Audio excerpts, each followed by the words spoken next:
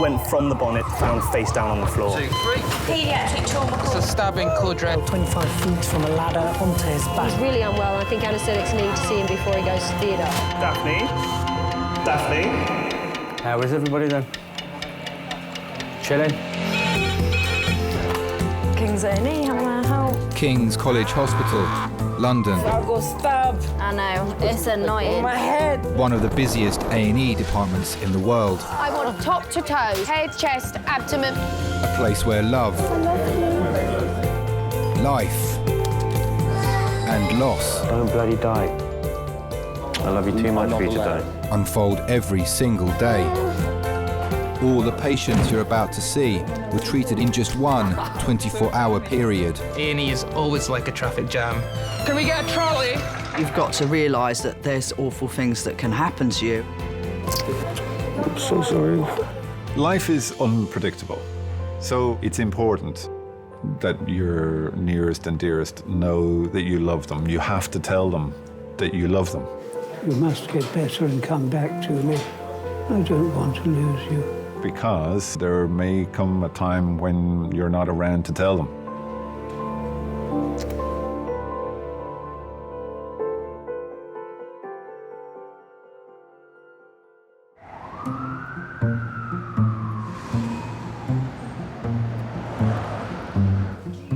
Have we got plans for everybody?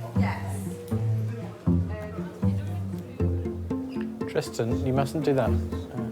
Just looking. Touch things, please.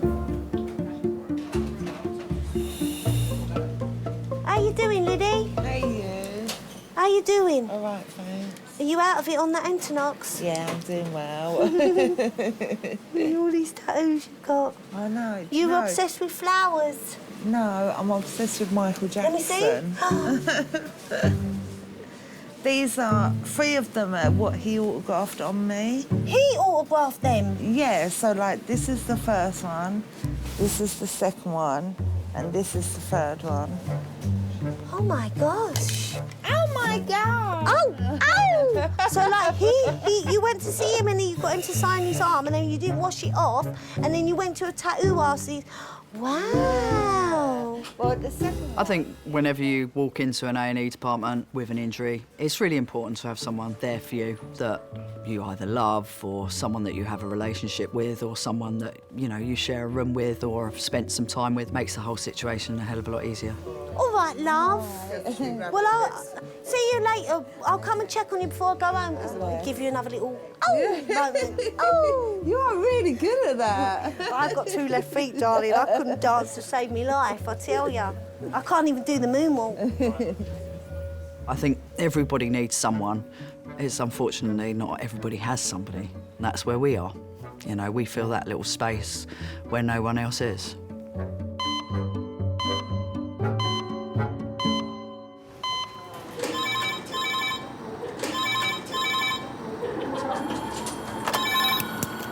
A&E Kings. 2. Right. Thanks. Bye. 2 adult trauma red phones, 10 minutes. 2 adult trauma red phones, 10 minutes. Could you just tidy 2 and 3? Yeah, we got red phone.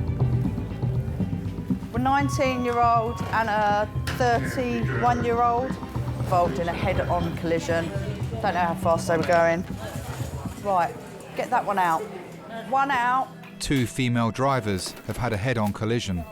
They're both brought to King's by the Helicopter Emergency Medical Service. The other one's there, Jen. 9, please. Jen, I'll take this one because this one's the worst. One of the women has a broken collarbone, but doctors are most concerned about 19-year-old university student Ashley, who was trapped in her car until the emergency services arrived. 2 secs. You do top end, you do primary survey, I'll lead, OK? Ashley, 19-year-old. About an hour and a half ago, she was involved in a high-speed head-on collision with significant intrusion into the driver's side with mechanical entrapment of her legs for about half an hour. Okay, so she's the driver. She was the driver. Yeah.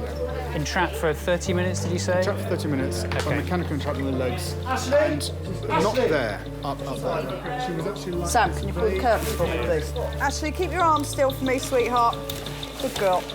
If we've got a road traffic collision, we're expecting lots of different injuries, some that you can't see and some could be to do with their bones, but if it's high speed, it can be devastating. Keep still for me. We're going to have to choose. So get ready. Ashley.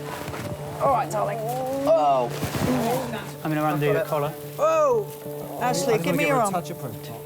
If someone's showing signs of agitation, it could definitely be to do with an injury to their head. A potential brain injury can change your personality immensely. Ashley, you're in the hospital, darling. We're going to make you feel better, all right? Sweetheart. Right.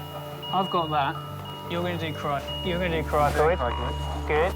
And you're immobilising. Yeah. Due to her agitated state, the medical team need to sedate Ashley so that she can be stabilised for scanning. That'll do. If not, there should be a... I'm going to give her a big slug of midazolam now, OK? So she has 5 of midazolam. Escorted by police, Ashley's parents are making the 60-minute journey from their home to King's. She was always my ray of sunshine. I was cooking roast chicken, carrot and swede to mash together, potatoes and sweet corn.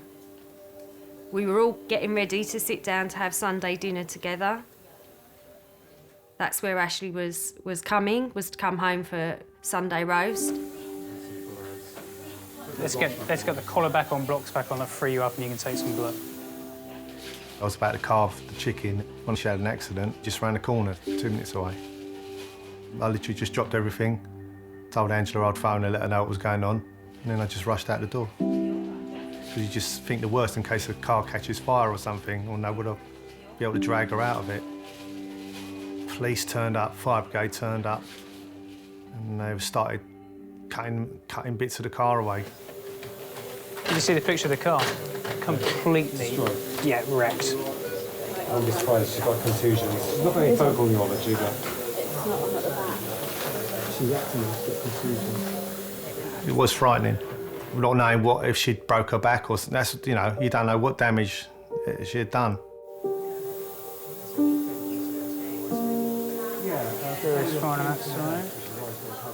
She was a fantastic child. She used to like astronomy. My dad actually bought her a telescope so that she could look at the night sky with him. As Ashley was growing up, I didn't have to persuade her to do her homework. She was very conscientious. She's always loved animals. She's been pulled towards being a vet.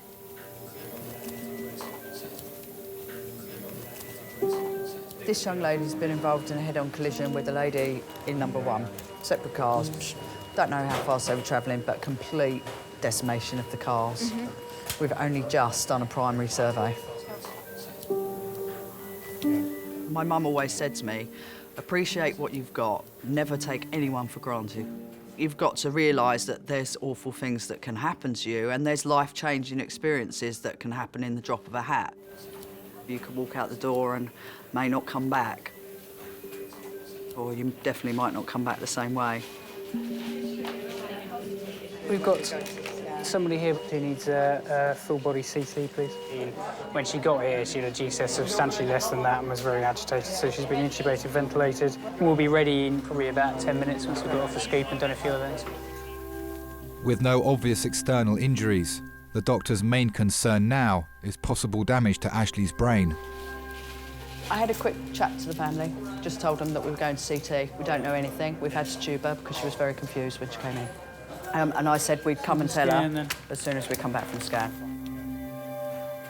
My biggest worry was that Ashley would lose her fantastic intelligence.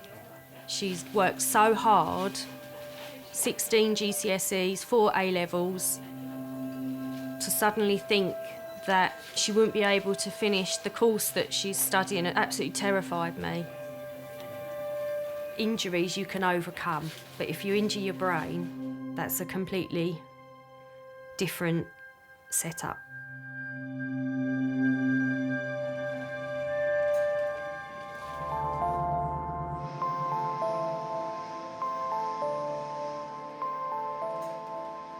Veterinary student Ashley is having a CT scan to find out if there's any life-changing injury to her brain after her head-on collision with another car 2 hours ago.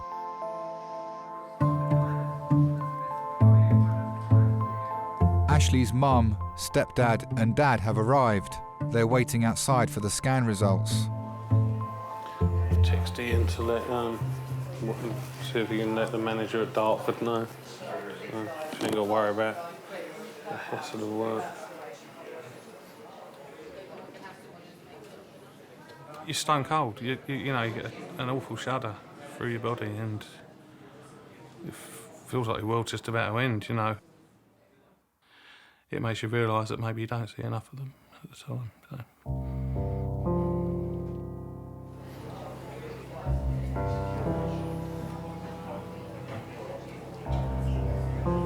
Ashley was 7 when we split. She was quite angry, I think, that her father and I couldn't work things out.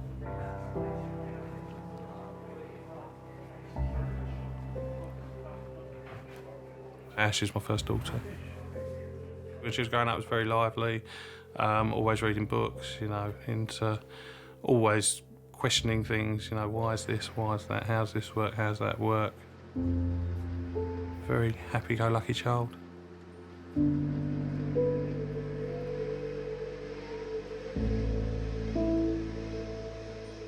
I still saw them quite a lot after we initially split up. But as our lives have gone separate ways, you know, the contact's obviously got less. It's hard. You're going to wake her up soon? I'm not going to wake her up in ED. No, wake her up in slow time, otherwise you'll just be in the same situation you were in before.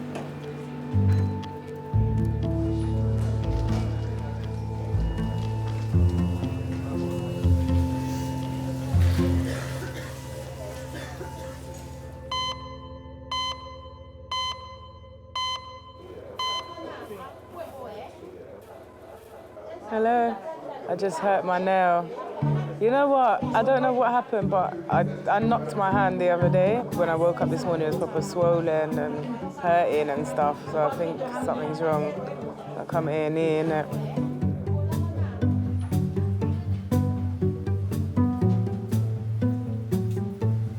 So you get bloody freezing laying here, bloody cold.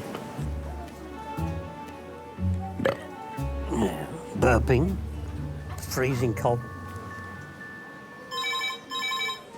Hello, King's A&E. Popped up for a minute. What's her name? She fell out of a tree. Fell out of a tree, yeah. Yeah, and we'll call Kate.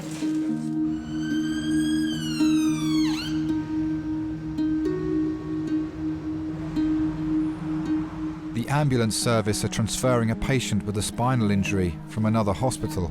Oh, hello. It's a trauma consultant.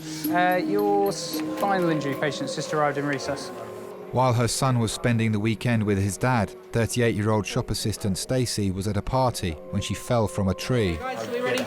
Yeah. This is 38-year-old Stacey, who at 8 o'clock this morning fell approximately 5 feet from a tree onto her head. She was taken by ambulance to the Prue, where it's discovered she had a C, 7, 8, 9 and 10 fracture. They've cleared her pelvis, but she has got a loss of sensation and movement to her lower limbs. Stacey, there's like a lollipop, so you wipe it around your mouth and have a bit of So stuff what on it, are we doing up a tree at 8 o'clock in the morning?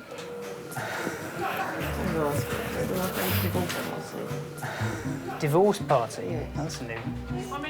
I've had a very quick look at the images, the pictures they've sent over from Bromley, and it does look like you've got some damage to your back there. We're going to re-CT the whole spine, chest, abdo, pelvis.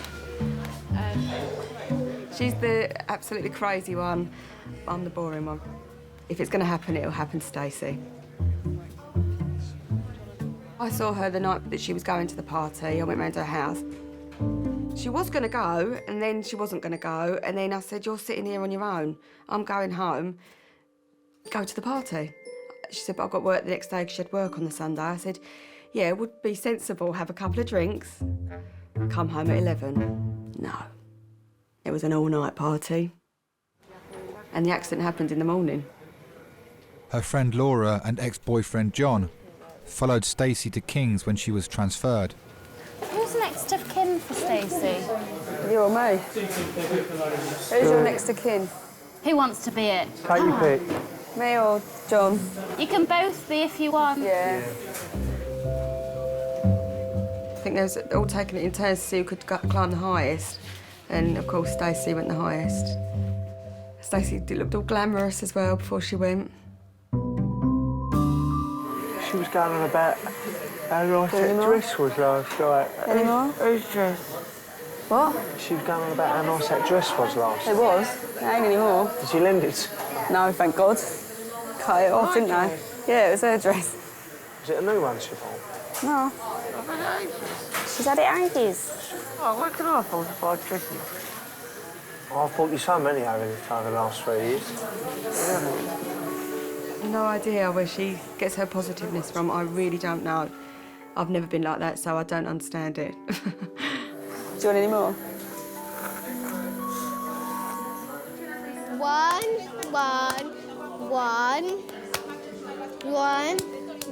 2. 2 times, and then next 3 times. Oh my gosh, I like it.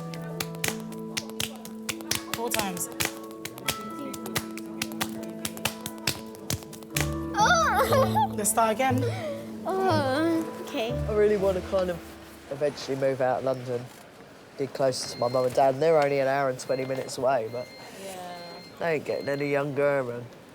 And especially when you have kids, you kind of realise how important it really is. Do you know what I mean? Hi. She's got Michael Jackson's signature tattooed on her, signed by the man himself. Look, look. Look. You mad? No, she loves him. And he loves me too. And he loves her. Looked into my eyes and said it on more than one occasion. Oh, do you know what? I have to say. Did he? Once. There was this time. Oh, wait, listen, you didn't go all the way, did you? He was a very sexy man. Well, I know, of course he was. Sexy. You do that too well. You've got to give people a lot of time and give them your attention and your love. Because even unconsciously, just to be touched or to be spoken to definitely settles them. I do believe that even if someone is unconscious, they have a tube down their throat, breathing for them, and a relative or a loved one comes in and holds their hand, their heart rate goes down. Even, you know, people that don't respond, they definitely respond well to touch. Mum and Dad, do you want to come through? Bless her. You can talk to her, I do. Can I touch her? Yeah, Is that all right? Yeah, Ashley. Although her CT scan shows no obvious internal injuries, Ashley is still under sedation, and doctors will wait until she is woken up in intensive care tomorrow before confirming the results. All sorts of thoughts go through your mind. You want to be able to take any pain away that they may be suffering. You love them so much that if you could swap places, you would. We've got some pyjamas for her.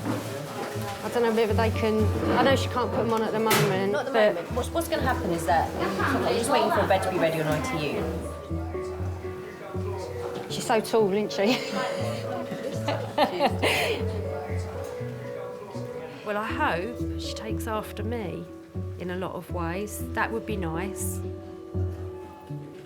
PlayStation, Xbox, computer games and things like that she definitely gets from me. The brains she definitely gets from my mum.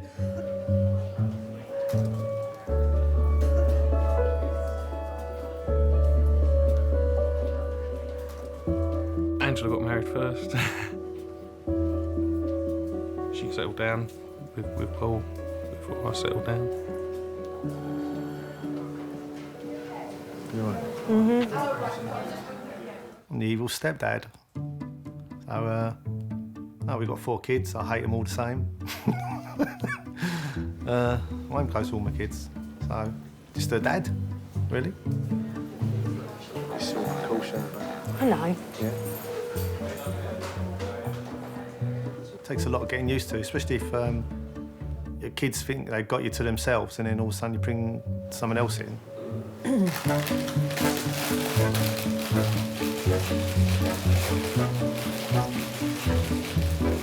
What's lunch?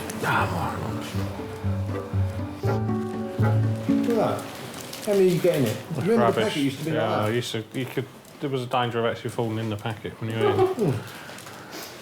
They were 7.5p as well, weren't they? They used to be like 3/4 of that, on the top.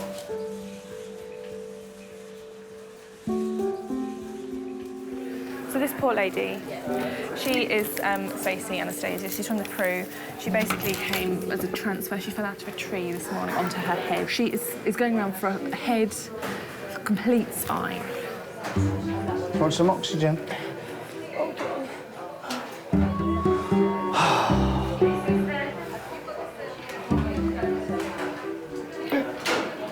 I don't know what to do. Hey? I don't know why she split up with John, really. It's a shame, because they are such a good couple. I think a lot of stress. Your oxygen's all right. It's going down a bit, John. What better do if you put it on?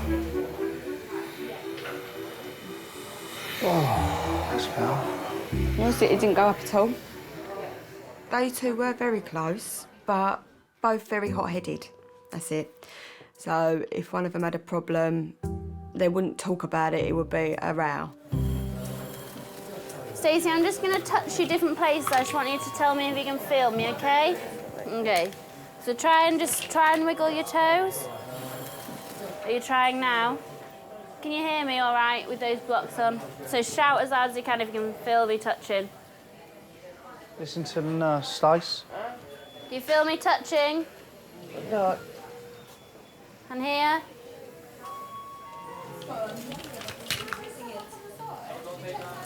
Okay. And it's about there, isn't it, where you start feeling it? So here. Okay. All right, perfect.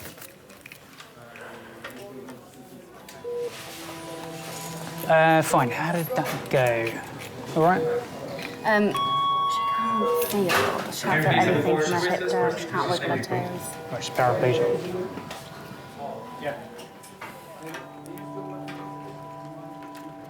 I think she just thought she was going to be OK. I don't think she realised the damage she'd done. All right, sweetheart. Let's get you round. No. We need to just go around the scan. She really didn't realise she'd broken her back.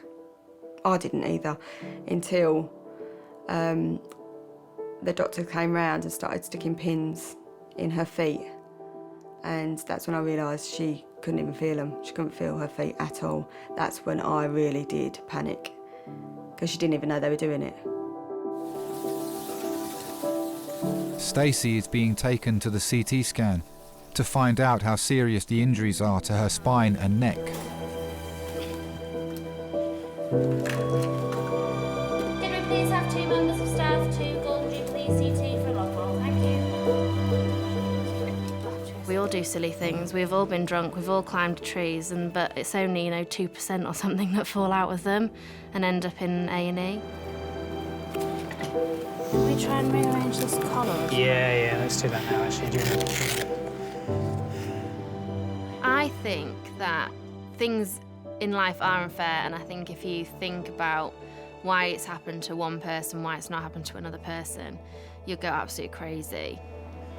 Sometimes rubbish just happens to certain people. You're right. Your back's hurting, is it?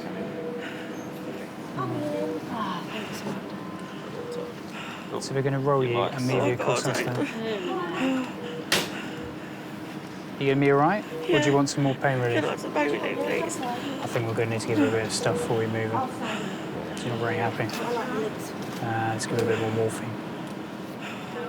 We'll give you a bit more stuff before we move you, okay?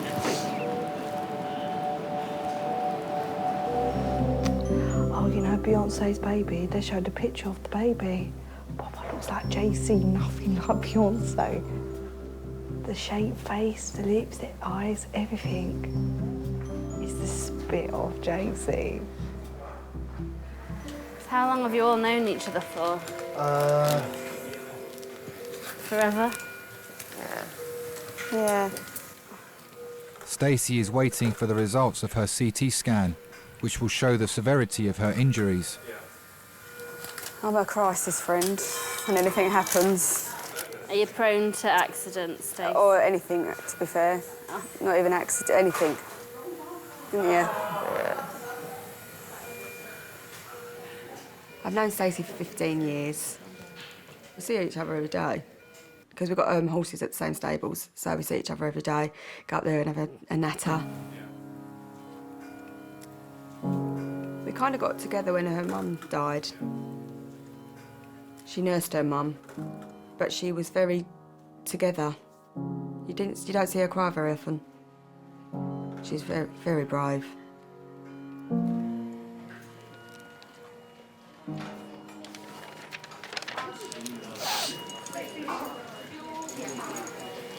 Hello. Hi there. You all right? I'm one of the trauma consultants working here. Stacey, you all right? Do you don't mind me just chatting to your friends? You fine? Okay. So I've just had a look at the scans of your back. So you've broken your back in 2 places. So that's the bones. The bones don't matter, really. What matters is the spinal cord that sits underneath the bones. And obviously, Stacey, we're obviously concerned, I'm sure you're concerned as well, that you've got no feeling in your legs at the moment. So what we're going to do is put you through another test called an MRI scan, okay, that lets us get a very clear idea whether there's been any injury to the spinal cord, and if that has, how bad that injury is, okay? And that'll decide whether we need to do anything urgently in terms of surgery to sort of stabilise your back and stop things getting worse, okay?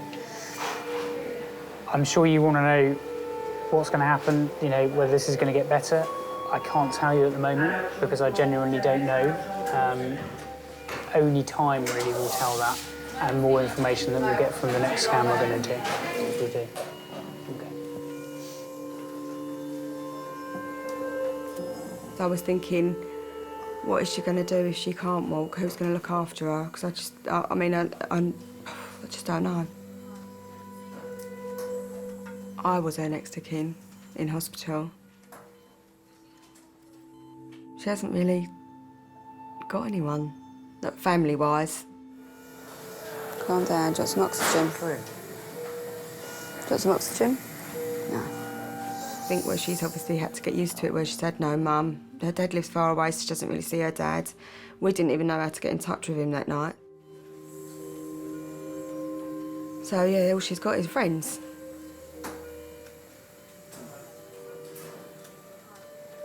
I knew that I was responsible. It was scary.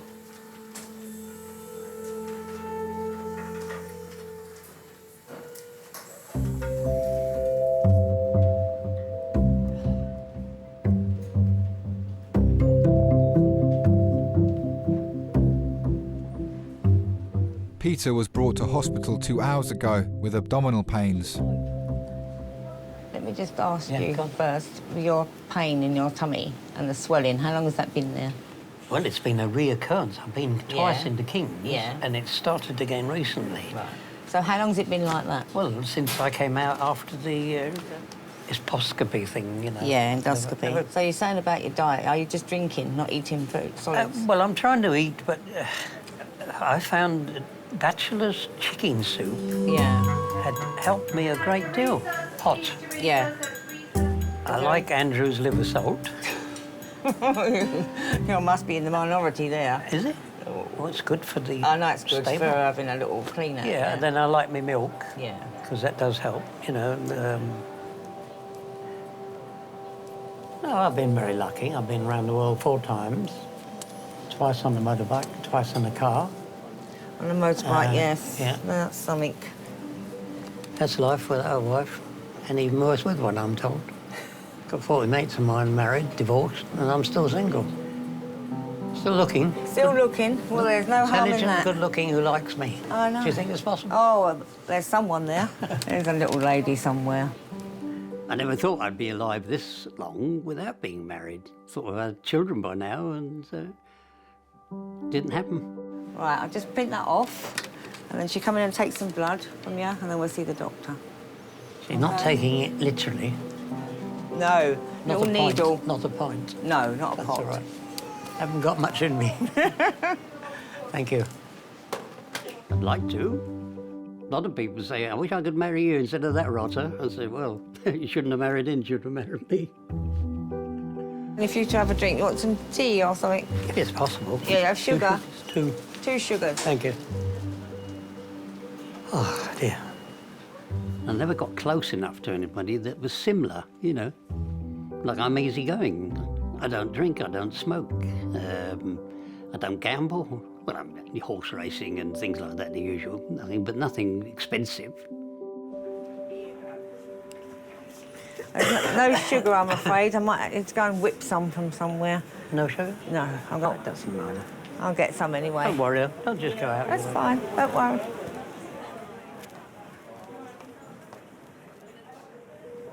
Is that what you call tea?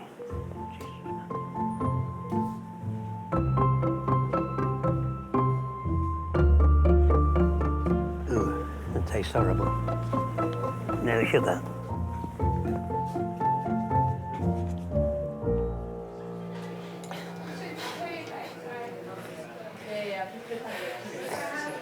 Stace, why are you so tense?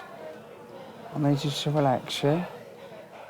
Stacey will shortly be going to the MRI scanner to find out if her paralysis is permanent. I'm really scared. Yeah, I know. Listen, everything's going to be fine. Stace, look at me. You're going to be all right. What's wrong? Yeah. Sweetheart. You won't, because you're going to sing to yourself in there. You'll sing. Eh? Yes, I know you are. Stace, come on, darling. We're here, aren't we? Stacey, look at me. Stace, look at me. Stace. Stacey, look at me. Don't cry, because you're losing even more fluid. Come on now. It's okay, Stacey. I need this hand to be still, otherwise you can't have the medication, sweetheart, okay? Nurse Emily is giving Stacey some medication to ease her panic attack. Are you starting to feel that a little bit? Yeah? You okay, Stacey? Wow, that's amazing. Just gonna give her a tiny bit of oxygen. Bless her. I can't believe this. Can't believe this. It's just one of those split-second decisions, isn't it? Worst nightmare.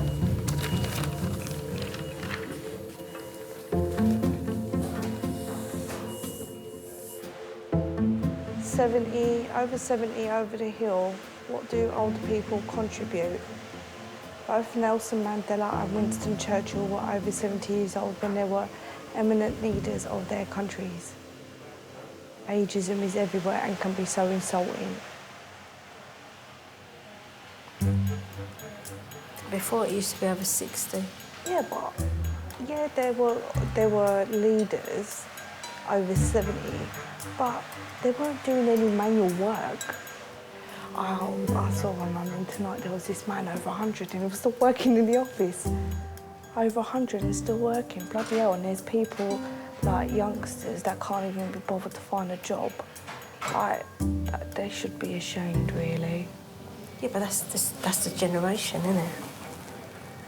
What is the new generation going to be like? It makes you think, innit? Hello. Hello. I'm Amanda, I'm one of the technicians. Just pop your arm straight so I can take the blood and pop in the tube, OK? Hello, Amanda. Hello. Am I going to be dead or alive when I finish? I was born in 35, right near the war. We lived in Austria. Mother was studying the doctor in Heidelberg, right? And I lived with her uncle and aunt. The Germans came in 39, as you know, and walked in. I mean, not necessarily declared war, but the Gestapo just came in, you know, and boom. And I think you and you, there, you and you, go, cattle trucks or whatever it was, and you disappeared. It seems so strange. All these things, I've never been ill in my life. As I said, I was in the concentration camp for 6 years and never was ill once. Did you? And I weighed 3 stone when the Russians released me. I had blonde hair, blue eyes, spoke German, Russian, Polish. Mother was Polish. Well, you've still got the blue eyes. Yeah, they're still there somewhere. A little bit lighter, shall we say. There aren't any next of kin.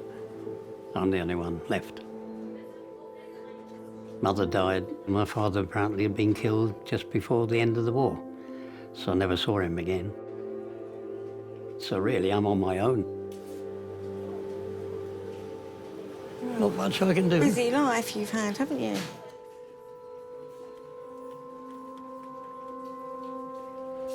I'll get sight. Do you want a pillow? We haven't got pillows, but I can do your blanket at the back of your head. No, it's all right. I'm you quite sure? comfortable. Yeah, thank you. Thanks for your help. All right.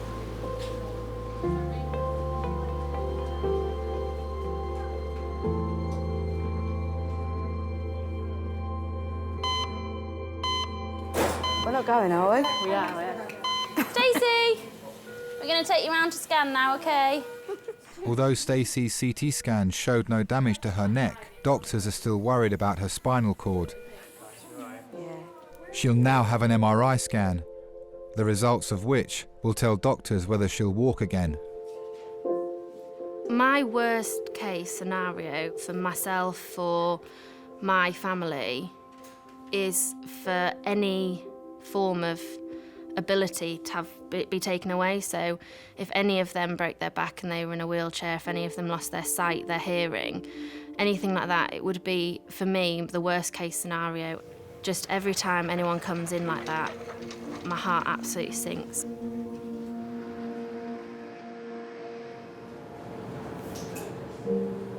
Responsive. Hello. Hi, my name's Michelle. I'm one of the radiographers. We have to do a quick MRI scan for you today. The MRI scanner is very noisy.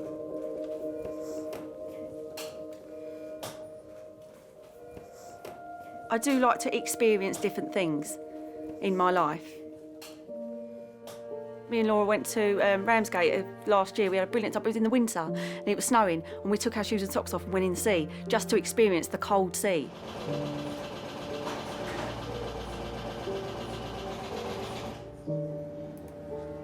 You have to have an exhilarating life, you know, and just go for everything. I mean, you know, because that is what makes your life.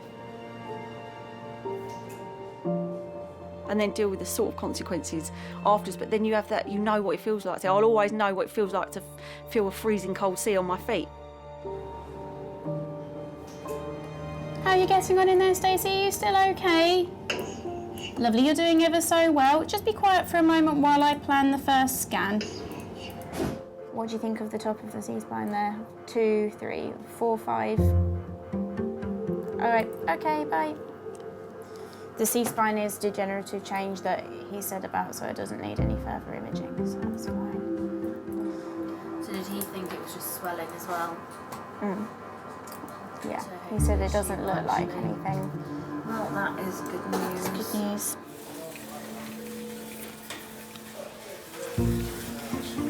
She had a nice little nap.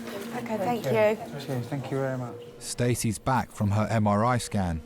Yes, so they're still waiting on the report, but on the scan it doesn't look like there's any major compression of there. Obviously, when there's any type of fracture, there's some swelling around the bone. They were saying that they think that it's going to get better and better with reduce of the swelling, and that obviously there isn't any massive spinal cord injury. So it's the best outcome, really.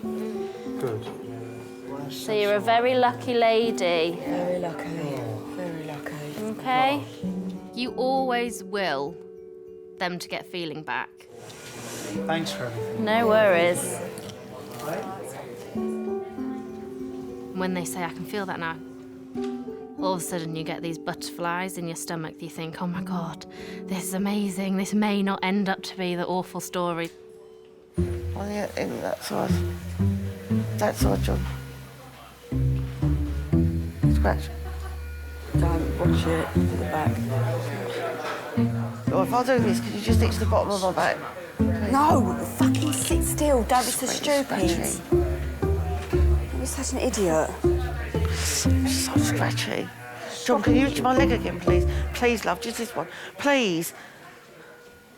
Why is everything so hard for you, just to scratch my leg? Because you want us to itch you constantly for an hour. I'm really itching. Just itch it. Yeah, there. Just scratch it really hard. Can you do 2 hands? No. Please, John. Please, I fucking can't do anything. It's a morphine making her itch. Yeah. Really, really scratchy. Driving us crazy. She's coming back to normal. I don't like normal, Stacey. Stacey, moving your back. Shut up. Oh, you shut up. No, I'll tell you what, you're fucking taking a piss. You are, you're being stupid. Taking a piss, I'm itching. Don't talk to me like that. I'm itching, I don't really understand. I miss them not being together.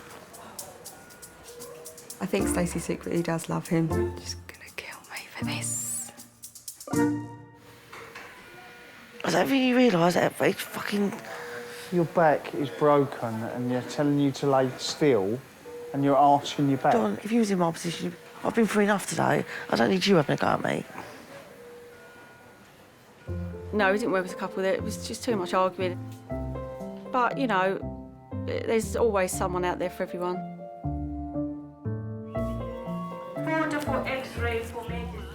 Okay, we're going to take you around on the trolley. And if you don't mind, they're going to transfer you onto their trolley when you get round there, okay? I have to be realistic. If somebody came along, I mean, I've had offers from younger people, right? But I don't think that would be sort of practical. I am getting on a bit. What about my stuff? Have you got anything valuable in there? Of course I have. Okay, take it all with you, okay? Okay, leave your jacket here, because your jacket will be fine. No, well, it's valuables in that. All right, okay. You never should part. How lucky was that? What? You. Thank God for that. No, I'm concentrating on getting better. Can you believe I broke your back? In 2 places. Mental, isn't it? Yeah. Thanks for coming down, Don. Well, you know I'll come down, eh? I'm gonna let you go through this on your own, am I?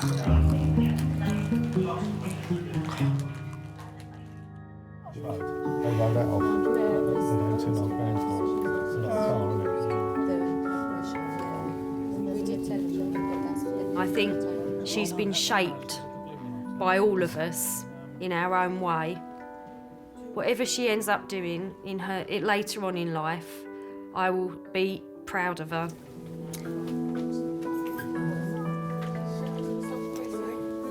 I see her not as much as I'd like to. I'd like to see her more. And I suppose that's down to me to make the time and the effort to make sure we see each other. I am very, very lucky. I mean, family's the world to me. There are lots of things that go on, good and bad, that they've helped me with. So, no, I am very fortunate to have them.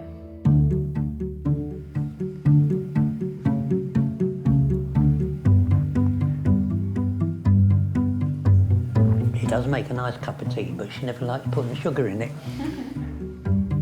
Never lonely. Got plenty of things to do. I'm an uncle to about 20 kids, unofficially. Friends of mine are married, and of course I'm Uncle Peter's going to be, part of the family, sort of thing. All I've got to do is learn to put this on myself and then I can start walking around. The sooner I start moving about... And what happens if you ever fall? Because I won't fall. I can't hear you. I'm not going to fall anywhere.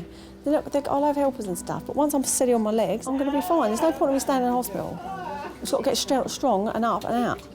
I think I'm lucky because my luckiness counteracts my unluckiness. So all the unlucky things that happen to me do seem to counteract themselves with a bit of luck. So I seem to manage to get out of them somehow. I think I can stand. Really? Oh. About that eye, I think.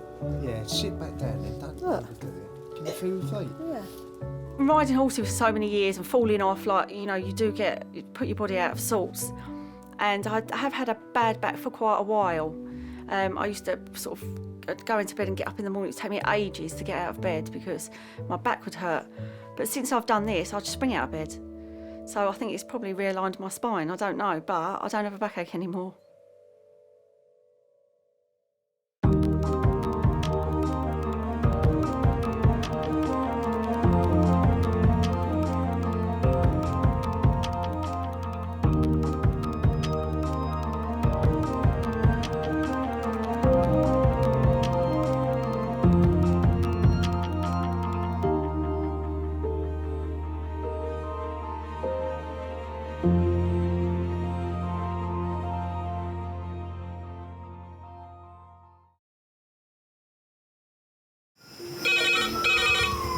Went from the bonnet, found face down on the floor. 2, 3. Paediatric trauma. It's a stabbing, Cordray. 25 feet from a ladder onto his back. He's really unwell. I think anaesthetics need to see him before he goes to theatre.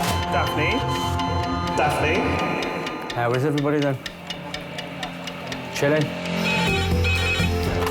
King's A&E, how may I help? King's College Hospital, London. I got stabbed. I know, it's annoying. On my head. One of the busiest A&E departments in the world. I want top to toe, head, chest, abdomen. A place where love, life, and loss. Don't bloody die.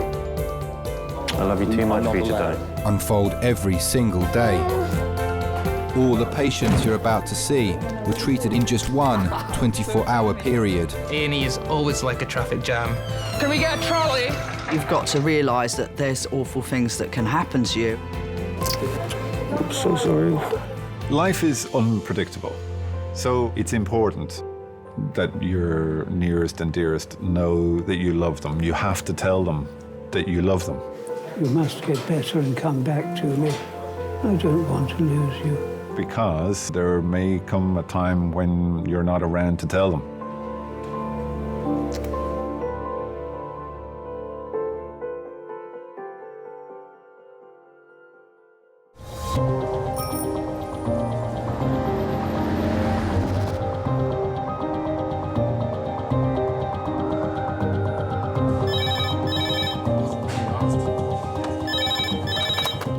Resource Kings.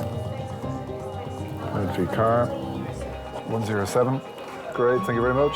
Paediatric trauma, 15 minutes. Paediatric trauma, 15 minutes. Thank you. Sometimes when the red phone goes off, I will get a churn in my tummy again without a doubt. And then, woohoo, you think, here goes, please God, be nice. A 12-year-old boy is on his way to King's after being hit by a car on his way home from school. I'm happy enough to take this one. Is that all right? OK, splendid. I'll enjoy it. It'll be like one of mine at home. Thank you. When I get that child in after a trauma, actually, the mother has long since left the room and it's the doctor in me that's taking over. A 12-year-old hit by car, loss of consciousness, I believe. I'm a better mum when I've been at work, and I'm a better doctor when I've been at home.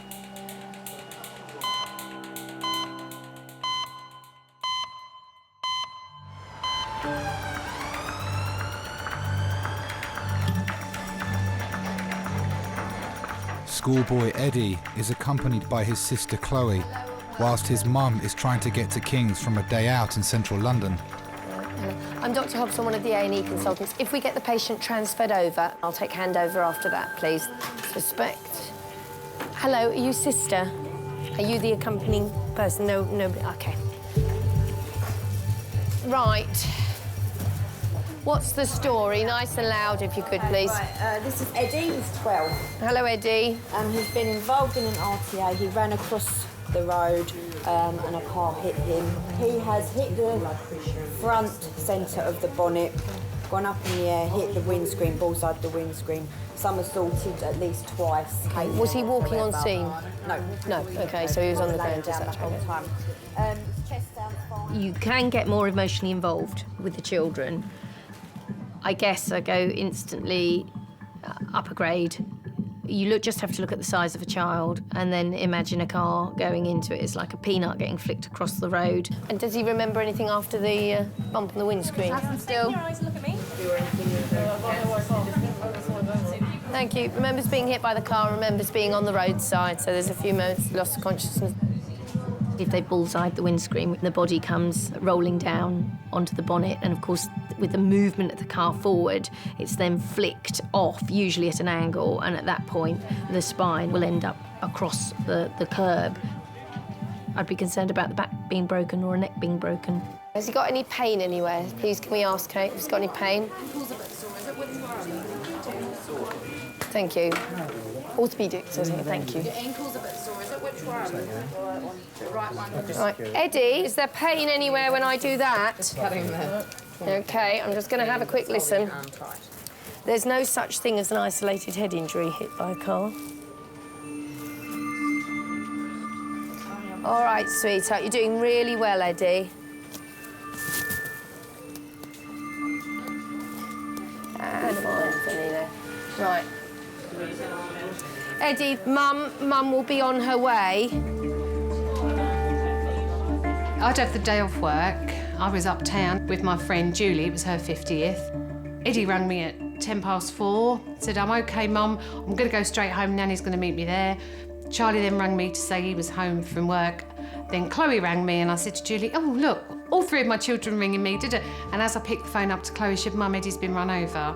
Is there anything there? Eddie, hold it together, sweetheart. You've been a superstar. I thought he was dead and then no one would tell me. I just wanted to get there because I just wasn't convinced he was OK. I didn't want it to be my Eddie, and that sounds really selfish.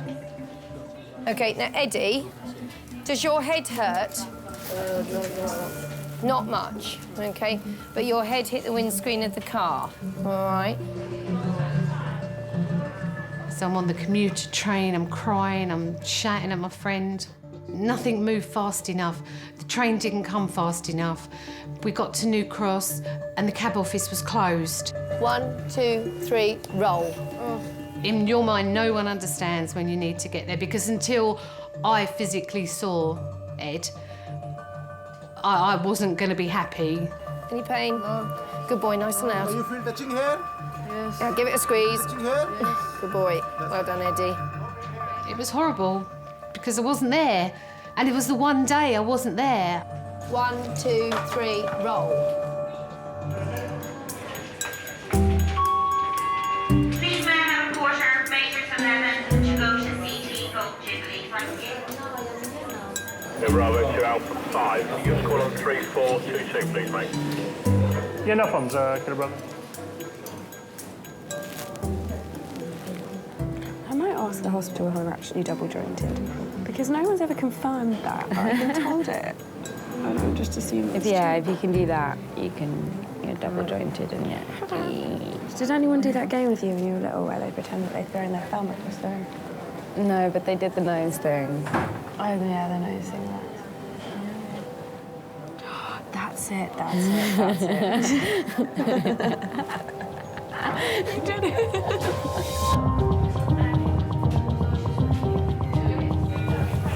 Anna, let's do the chest and the pelvis, then the CT head and neck, then you can go for the CT round to the for the ankle.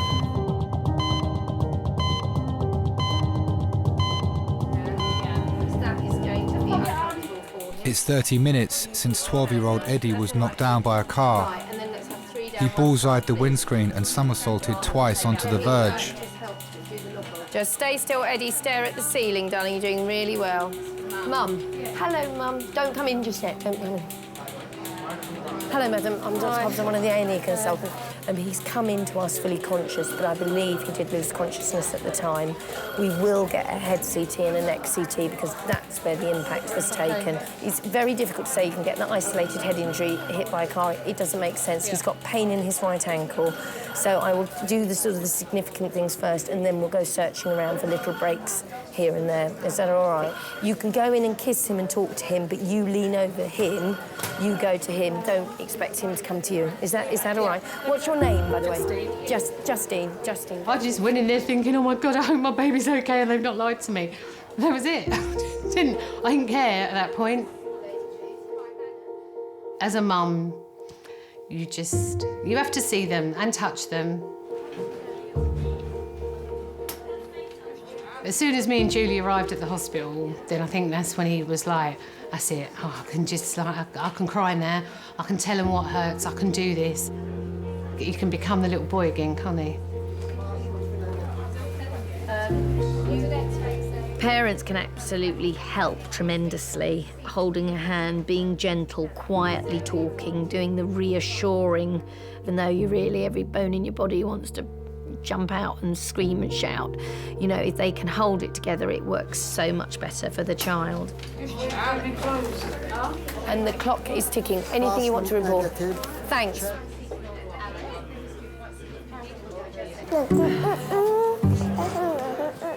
Hello. Ow. It doesn't really hurt, does it? Does this hurt? No. Does this hurt? No. Yeah? Does that hurt? Ow! Yeah. So just a quick one, sorry. Can you just secure your bag because someone could easily, while you're busy talking, especially around this area. Amy? Yeah, come with me, sweetheart. My friend's just gone out for a cigarette. Will she be able to find me? She'll have to ask. 20-year-old university student Amy has come to King's with her friend Helena after coughing up blood. She's also experiencing headaches and chest pain. Right, have you done a urine sample for us? No. No, OK. Let me go and get the urine pot for you, and then the doctor will come and see you. OK. OK, I'm Emma, by the way. Nice to meet you. Nice to meet you, Amy. Nursing is to nurture. So, I mean, that's where the description, that's where the job title comes from. And it is mothering. It's tenderness and compassion and gentleness and listening. And it's why I love being a nurse. Well, I thought that I was coughing up blood. And how much blood was there? Maybe like half a cup. What colour was it? Like bright red. Scarlet? Yeah. Okay. Ever happened before? A tiny bit before, like I cough up phlegm and there'd be like a tiny bit, but never anything like that. Been treated for a chest infection recently? No. Felt like you've had a chest infection? Yeah, I have asthma. Okay. I don't have any inhalers at the moment. Right. Alcohol? Have you been drinking alcohol? Yeah. How much alcohol do you drink? Not that much. I don't know. You smoke cigarettes as well? I did. I stopped like a week ago. So I think that might be why the lung stuff's happening now. How much will you smoke? I don't know. Okay, sweetheart. Right, you're ready to pee for me now. How do I remember which key? The nursing instinct, because it is an art and not a science, and sometimes you can just feel something's not right. If you haven't got the caring side of it, then you can do all the clinical excellence in the world, but you won't have done your job as a nurse properly. So do you live in a shared house or what? I have a roommate, but he never actually comes back. He only comes back really drunk once a week, so basically live alone, which is nice. Are you at school or college or uni? It's the first time away from home? Yeah. Did your mother used to pick up your inhalers for you? Yeah. Yes. And she used to get me my repeat prescriptions for everything. And used to nag you about it, and Yeah, I think I know what might be wrong with you. It's just mummy syndrome. I just need my mummy. That's what you need.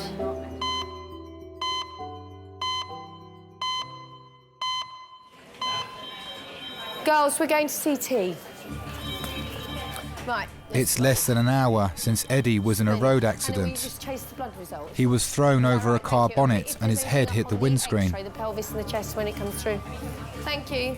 You know, the quicker and the safer I can get a patient into the CT scanner to see if there's a bleed there or not, then the quicker I can get them to the neurosurgeon in a better state for that patient to come out.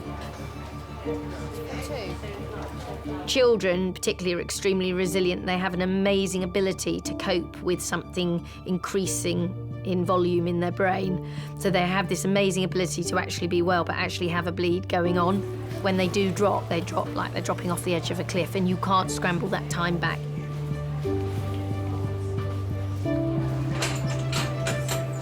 Eddie, we're going to slide you over. All right, darling, I need your nose looking at that ceiling, and I don't want your head wobbled from side to side.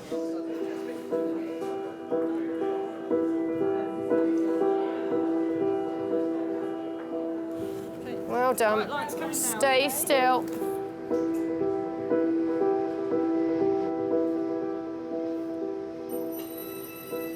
I had Eddie at home in the living room, on a stormy night. Came out with his arm wrapped round his neck, and I named him after my dad. So he's Edward, really, but he's always been Eddie. They don't know how lucky they are, do they, these children? What is it, occipital where he's... No, it's here, parietal. He is very accident-prone. He's cut his finger off when he was 22 months old and had to have plastic surgery. This was Eddie's 4th trip to A&E by a blue light. There's an awful big injury to be somersaulted twice at that size if it was really doing 20 miles an hour. But there's something not right about that.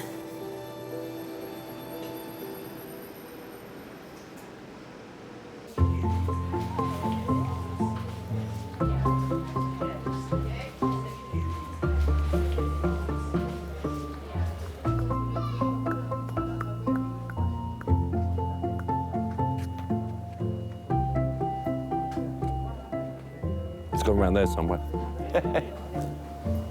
I think. Hi, David. It's Peter here.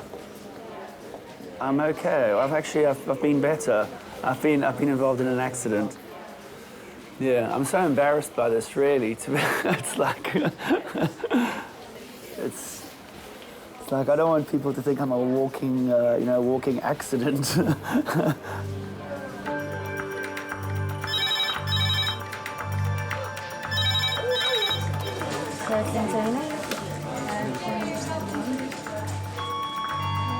Aldred for 2 minutes, that's Aldred for 2 minutes.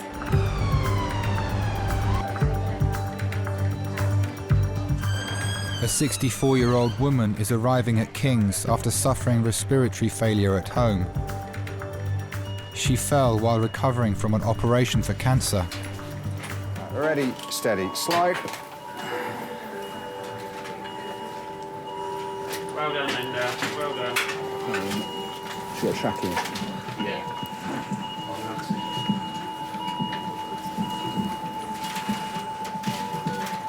So she trachea's out, that's why. Essentially, a tracheostomy is a hole that's made in your windpipe, your trachea. And it's made there to help allow you to breathe, really, and to ventilate. Sorry, Linda. Hold on a second. I just want to make the trachea back in the right position. Without immediate help with her breathing tube, Linda is in danger of suffocating. I'm sorry, Dan. That's all right, that's him. Yeah, and stented as well. Often the tracheostomy is part of an operation if someone's got cancer of the larynx, where the larynx, the upper part of the airway, has to be removed. Okay, we're just going to pop a bit of oxygen back on them. And obviously if they've had their larynx removed as well, their vocal cords are gone, they can't speak. Is that better, Linda? Yeah, sorry. That's all fine now, that's in the right place. I think just get a pillow. Yeah, just a pillow just to pop under her head as well. So tell me how you first got sick. I had trouble swallowing. I couldn't eat anything solid. Then I had trouble swallowing liquids. And the doctor took one look and said I had cancer of the throat. And it had wrapped around my voice box. and that it would all have to go. Now it's gone. How long have you had the trachea, Amber?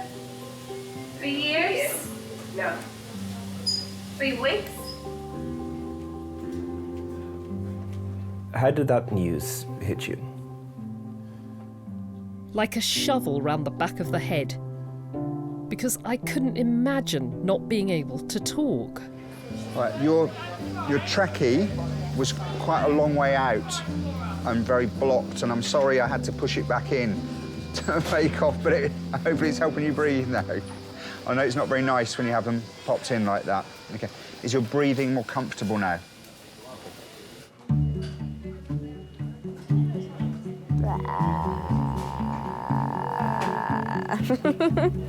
That is exactly how I feel right now. It expresses it so perfectly.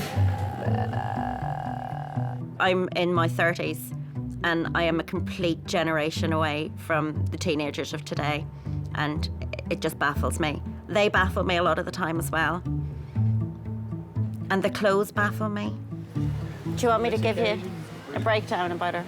Yeah. She's first year university away from home. She's an asthmatic. She's been smoking, increased alcohol intake. She's been coughing up a little bit of blood. Her mother doesn't pick up her prescriptions for inhalers anymore. That's it. She's probably got a little bit of a chest infection. Okay. Cool. Yeah, Thank you. she's nice. Stroke call, 10 minutes. Stroke call, 10 minutes. Strobe call. I heard stroke. You heard strobe.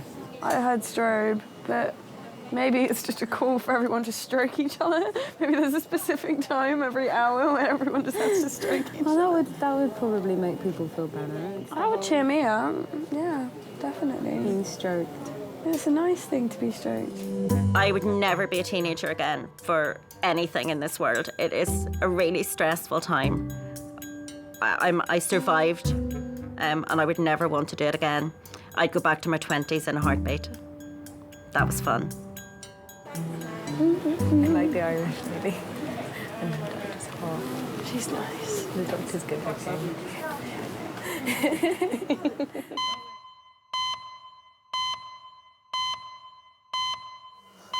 The cut is, oh look.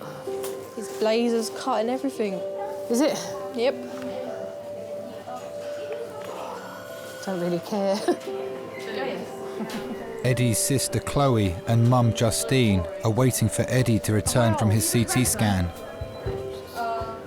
Doctors are concerned that he may have sustained a bleed on the brain after being hit by a car.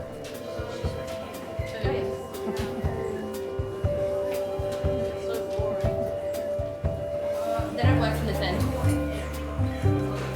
Apparently I was a gymnast today. Was ya? Did some cartwheels, front flips and Yes, everything. so you're a very, very lucky boy. Yeah. And the lights were working and they were green and you ran across them. Don't think I don't know. I had a good shot because I broke the windscreen. Yeah, it's not funny, is it? Hey. Chloe, it's a great shot. I saw the windscreen. Ching.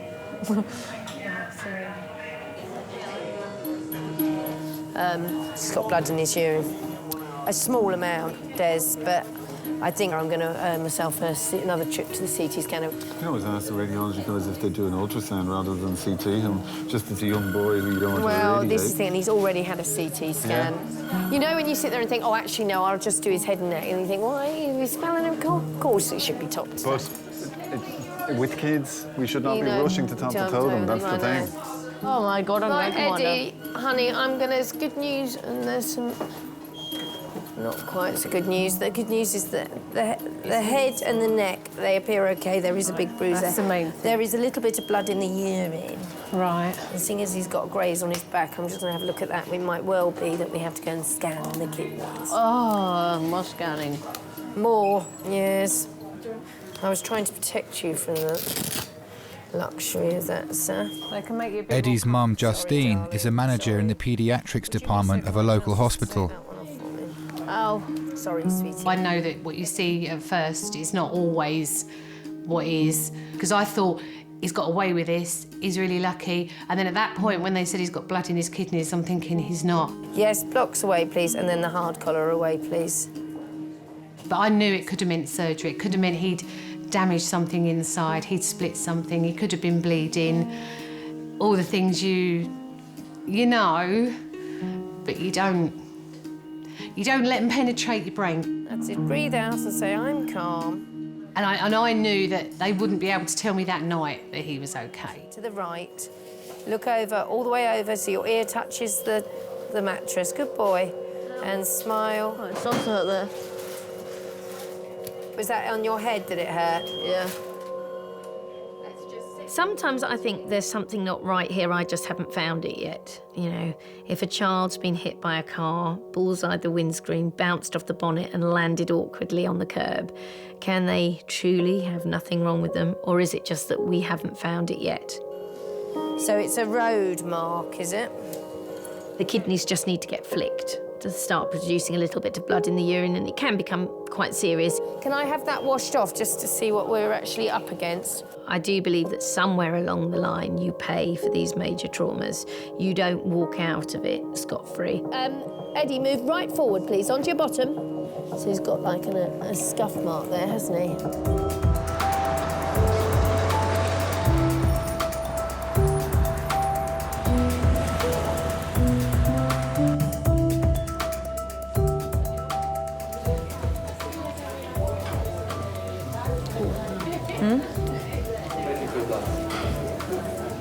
Stitches. I'm good and done.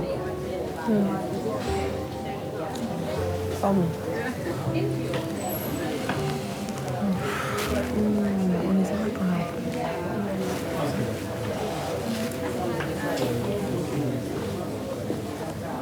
It's all bruised.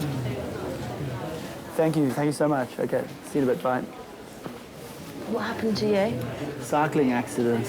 What, a car? Motorcycle hit me, On your bike? Yeah, I was on my bike, yeah. Did you have a helmet on? You know, I usually often do wear it, especially if I'm commuting to it, but I didn't have the helmet, unfortunately. And, so it might have made a bit of a difference. Swollen on your eyebrow. Yeah, I reckon it'll swell up quite a bit. Have headache But later. Yeah.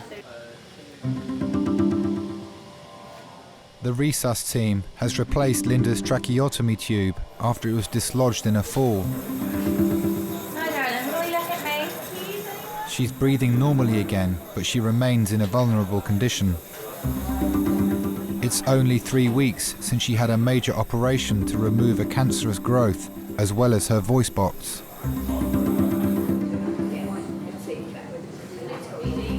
So, I mean, she's in the wrong place, isn't she? I mean, she's clearly had quite a big neck dissection as well. Well, the thing is, she's got chest infection or something like that.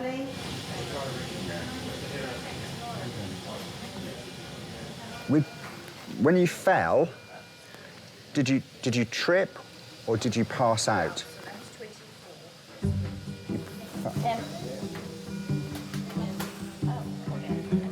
A lot of the nurses are used to people without voice boxes, so they're quite good at lip reading. The doctors are lousy at it.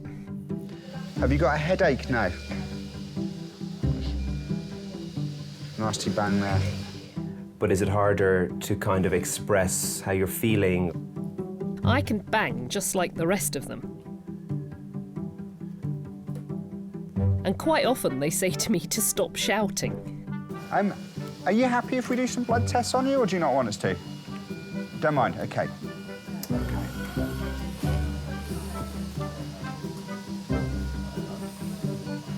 Do you knock on Tuesday?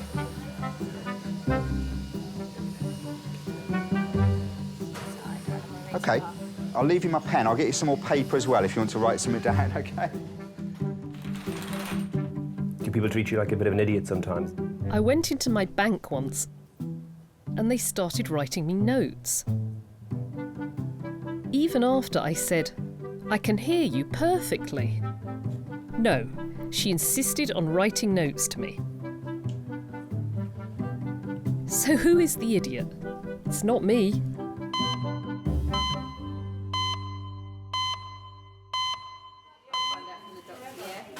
I haven't eaten since like 9 o'clock. Why did you not have lunch? He had a packet of crisps, as he said. Yes. No, they're terrible. They don't always. Blimey. It was a big one. They don't always. What, a big packet of crisps? I could not survive on a packet of crisps. What did you have for breakfast? Nothing. I would probably nothing. Probably ran out the door. Do you have a lot when you get home, though? Sort of. I've been on my own since I was 8 months pregnant because the kid's dad left at that point. So I've brought them up on my own. He sees them every other weekend. My dad died when I was 9 and I've got 2 brothers, so my mum brought us up on her own. Yeah, my mum's a really... I'm gonna cry. She's a really great mum. I probably don't tell her that often enough. I couldn't have brought the kids up without my mum, to be honest.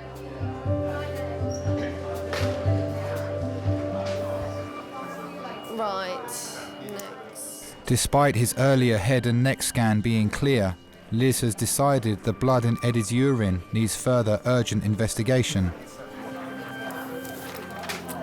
Justine. Yeah. He has got some surface marking on his back there from the road, and he's got a little bit of blood in his urine. Yeah. Now, we can sit and wait and watch and look at that, or I can offer him up to the CT scanner. We'll get him through the CT, just check out the outline of his kidney, check all's all right. In truth, that's where I think we should go with this. Yeah, just because he's had a very significant history of injury. He's got some road grazing there, and he's got a small amount of blood in his urine. But I don't want something coming and catching you 2 or 3 months down the line. Being a parent is simply the hardest job out there. The trouble with children is they don't learn by being taught or being told things, they learn by experience. And with that experience is the risk of injury, and so often awful things happen. They're children, and children will do what children do simply because they're children. Thanks, CT. I was trying to be cautious initially just because of the fact he's had them before and he's a child. Eddie is about to have his second CT scan in less than 2 hours.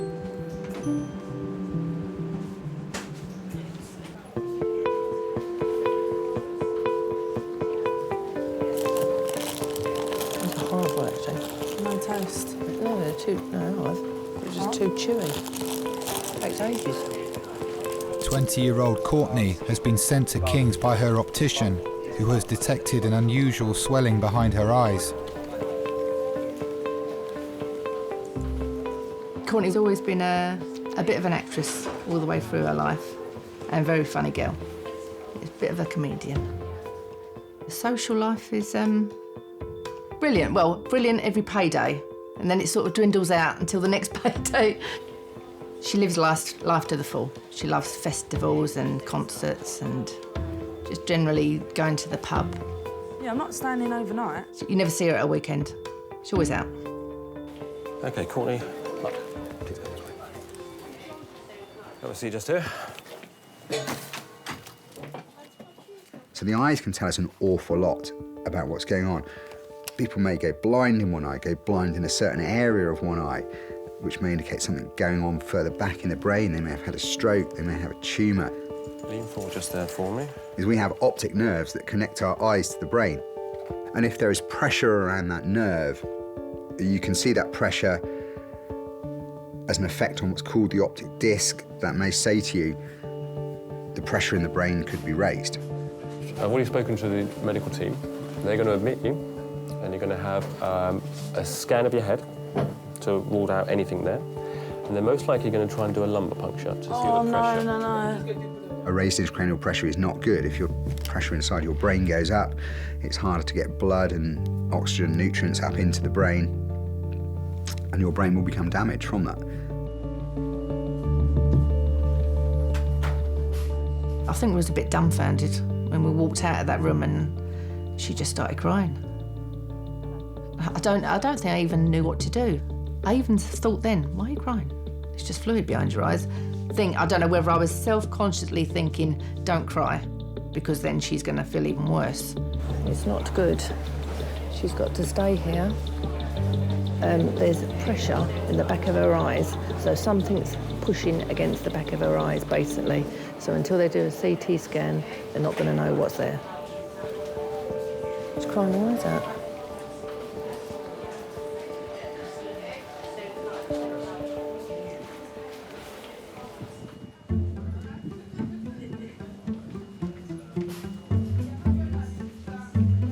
University student Amy is having tests after coughing up blood.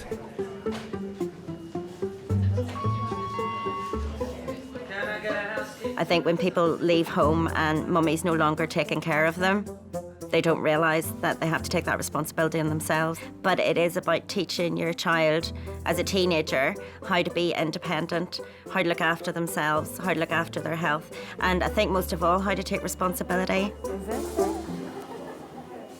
We've gone wrong, we've gone wrong. I have a very, very close relationship with my mummy. We speak several times a day, every single day. Yeah. You're in A&E? Yeah, I thought so. Yeah, but just which A&E were... Oh no, dude, we were here. Qualities of an Irish mummy are the kettle's always on, the fridge is always full, there's always something in the oven, your bed's always made, your bath's run, and she never gets annoyed for more than a couple of minutes. I found it. We're here. We're in the right place. I still get the look if I've been particularly naughty at this age. I'll still get the look off her. She doesn't have to say anything, she just looks at me, and that's enough. And can you do the look? Emma, really?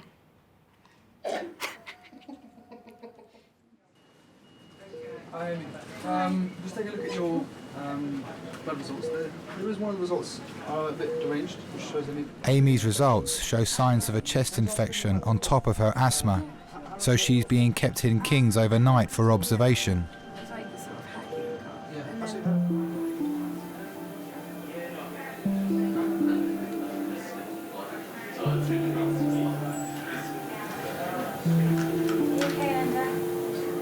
The medical team has come down to examine Linda's tracheotomy tube.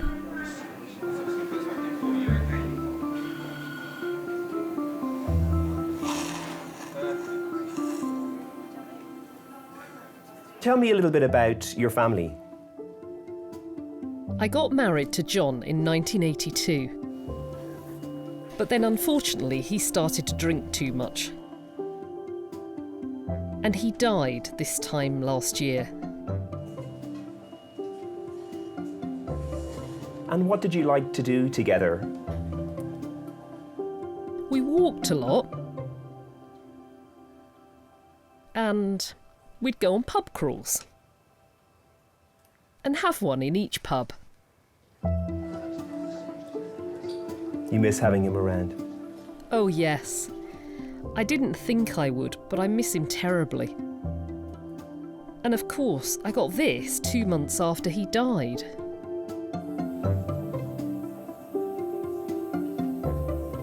Did you ever have kids? No, I never wanted any. I'd be a regimental sergeant major. They should be seen and not heard. Terrible mother.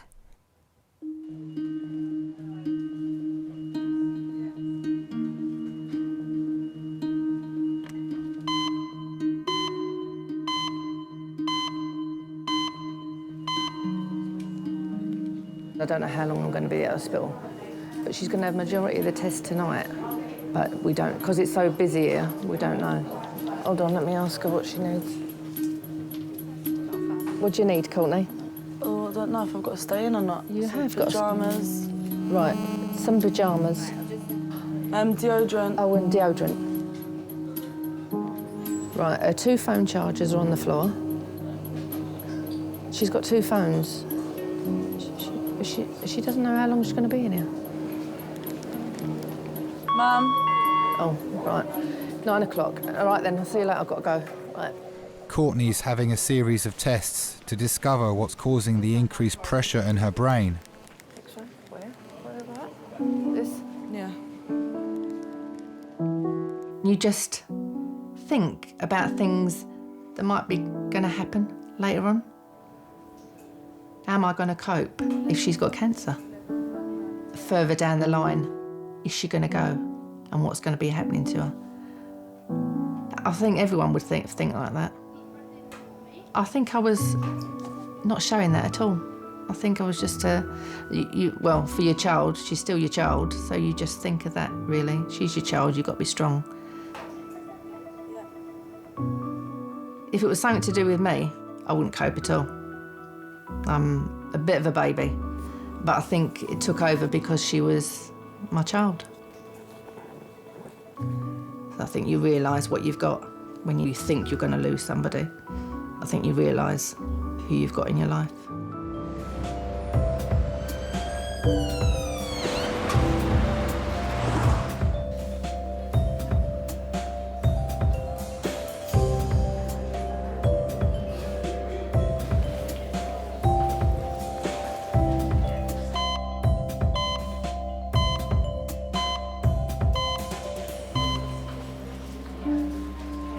It's 2.5 hours since Eddie was rushed to King's after being hit by a car on his way home from school. He's had a second CT scan after doctors became concerned when blood was found in his urine. Provisionally, that looks okay, Mum. I know the orthopaedic doctor's been thinking about worrying about the... She said, I can't pin anything on him at the moment, all right? You know, and it's a really remarkable story that he's had. Unbelievable, so I'm very isn't it? cautious, ladies, if we can say that. I think it's like anything. You don't think it's going to happen to you. Eddie would never have thought it would have happened to him. I'm a lucky lad. You are. Very lucky lad. You want to have learnt your lesson big time. Kids don't. You just don't. You just think, yeah, I'll make that. That's easy. So I want to put him overnight on the ward. It might be in the morning something will crystallise that we need to look at. But we know the main nuts and bullets of everything in there are good. OK? When you're older, you think of the damage it can do. You think of the impact, you think how much it hurt. But when you're a kid, you don't, because you just don't. You don't think it's going to happen, so you don't think of what could happen if it did happen. And that's the difference, isn't it? The difference between growing up and being young. Have you got any questions you want to ask me, Eddie? Can I have a wheelchair? He wants a wheelchair at home. Sweetheart, don't say I that. know, silly. Eddie, there are people out there, there are children like you get hit by cars who never get out of a wheelchair. You have your arms and your legs. You have your brain. You have your mum. You have everything to be thankful for. Don't ever ask for a wheelchair, sweetheart. Listen, I thought you were going to be a zoologist anyway. That's what you told me. Zoologist. All right, well, let's stick to the plan, shall we?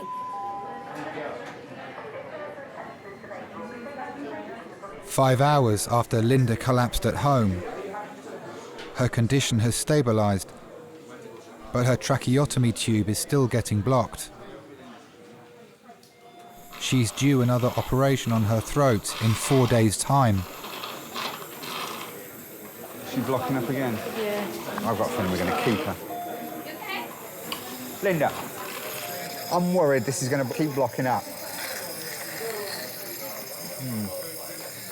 And I just wonder if it's sensible that we keep you in hospital. So I suppose the way I'm looking at it is, a couple of days well spent now may save you a lot of bother in terms of them missing the operation and what have you. I'd love to get you home, but I just don't think it's safe. Sorry. Okay.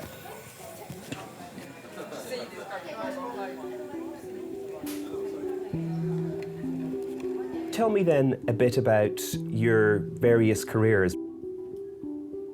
Lately, I've worked in the funeral trade, arranging funerals, dressing, laying out. I absolutely love it.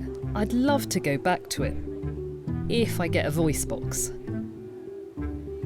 And having cancer, does doing your job make it more difficult in terms of thinking about death? I think you have more empathy with people, because you can't control cancer. I wish you well for Monday and Tuesday, OK? I'm sorry we've met in these circumstances. OK. You take care of that, OK? Always have my pen. Take care. She's got quite quite a cheeky sense of humour, quite an interesting outlook.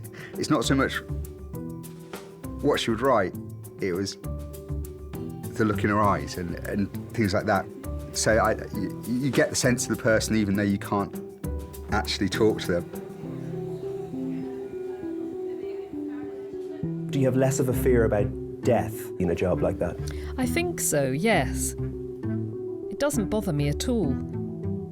I know it happens because it happens to us all. So embrace it.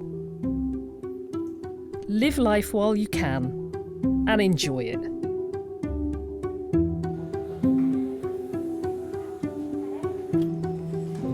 Linda is being transferred to Guy's Hospital, ready for her next operation.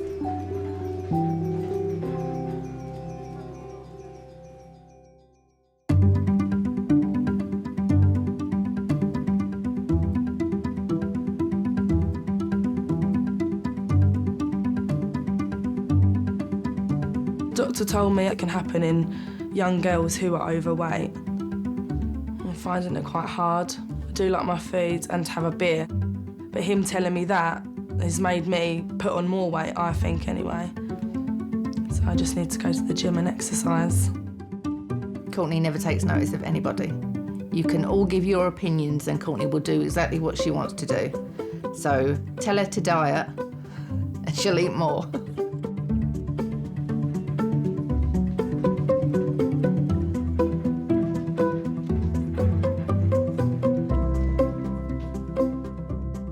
I was in a little bit of trouble with my mum because she didn't want me to get hit by a car. She didn't want anything else to happen to me after that, so she didn't let me out for quite a bit.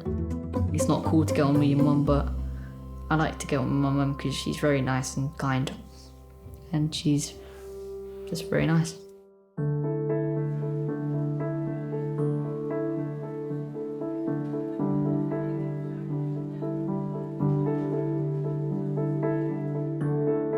I know you've had a few cheeky brandies through that tube.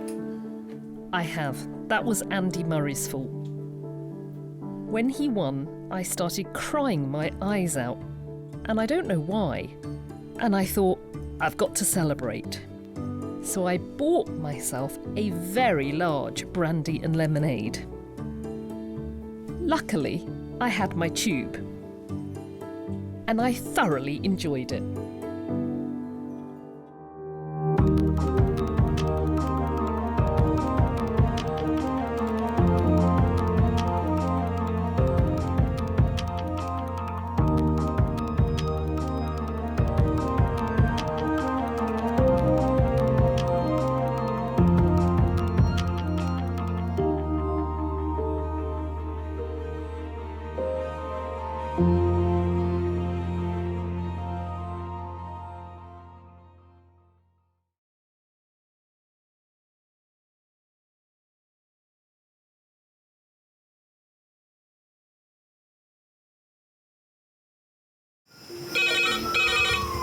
Went from the bonnet, found face down on the floor. 2, 3. Paediatric trauma. It's a stabbing quadrat. 25 feet from a ladder onto his back. He's really unwell. I think anaesthetics need to see him before he goes to theatre. Daphne? Daphne? How is everybody then? Chilling? King's A&E, how may I help? King's College Hospital, London. I got stabbed. I know, it's annoying. My head. One of the busiest A&E departments in the world. I want top to toe, head, chest, abdomen. A place where love, life, and loss Don't bloody die. I love you too much for you to die. unfold every single day. All the patients you're about to see were treated in just one 24-hour period. A&E is always like a traffic jam. Can we get a trolley? You've got to realise that there's awful things that can happen to you. I'm so sorry. Life is unpredictable, so it's important that your nearest and dearest know that you love them. You have to tell them that you love them. You must get better and come back to me. I don't want to lose you. Because there may come a time when you're not around to tell them.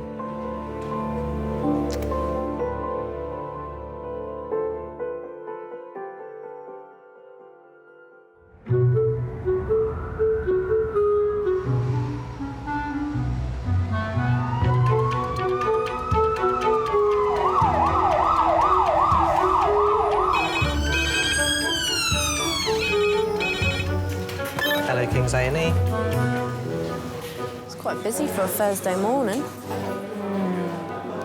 Adult red phone, 7 minutes. Adult red phone, 7 minutes. I am at the moment. Becky's just on her lunch. I'm on call from now. I've worked at King's now for 3 years. I've been working at Guy's and St Thomas's after I qualified. I'd been on a ward there, and I had the chance to go to Afghanistan with the TA. I spent 3 months in Afghanistan, and while I was there, I just realised I needed a little bit more excitement than what an NHS ward can give. So I ended up as an ED nurse. Turn this beer around, please, Yeah. Graham. And then is he on monitoring and had some recent obs done next door? Yeah. What makes King's unique is where it is in London. Monitoring obs and wristbands. I don't know if any other A&E has the same mix of people, and the mix of people you see changes what's expected of you. But at King's, you always have to be ready for anything. You can always assume that it's going to be a busy day. You can never predict what's going to happen, really. Also on shift is consultant Jackie, who'll be the major trauma lead today. I'm just going to nick to the loo really quickly. I don't think that's acceptable, Jackie. Well, it'll be less acceptable if I don't go. OK, you from prison. We go in number 1. He's such a fool. How awful this time of morning. So just fly back. We're just going to make sure you're OK. Just take this one off so I can do a few tests.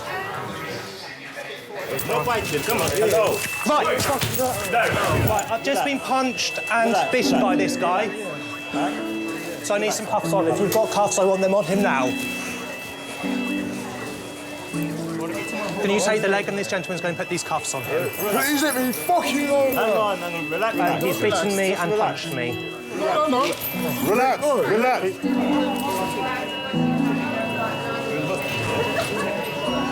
Just get his shoulder, he will try to bite you. I'm here to help you, yeah? Relax.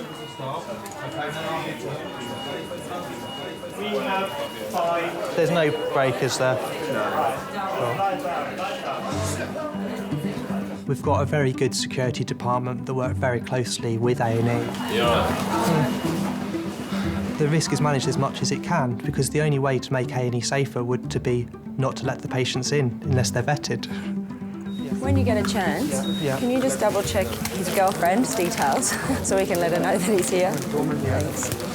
I think the ones who are resistant to us doing what we feel is in the best interest for them, that can be quite difficult. But actually, most people are nice. Most people are really interesting. My favourite patients are just, people who make you feel like you're doing something that's worthwhile, I suppose, because they feel like they appreciate the service that they're getting. So, nice people, my favourites.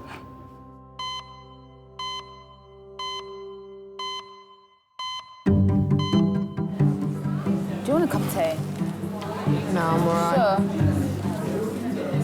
Might have coffee. I bet it tastes like shit, though. Yeah.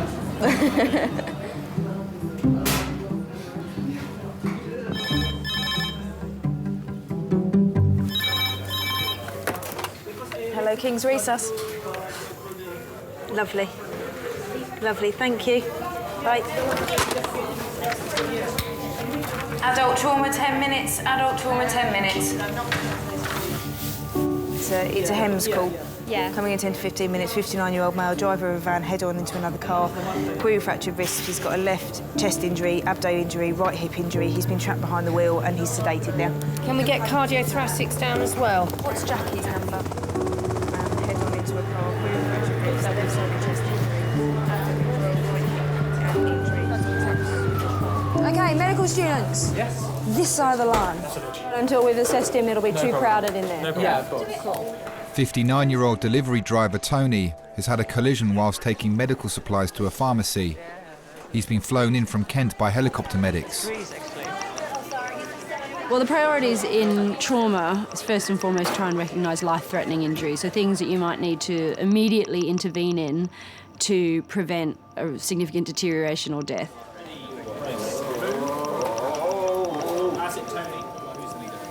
This is Tony Arch. He's a 59-year-old driver of a van who went head-on into a small hatchback.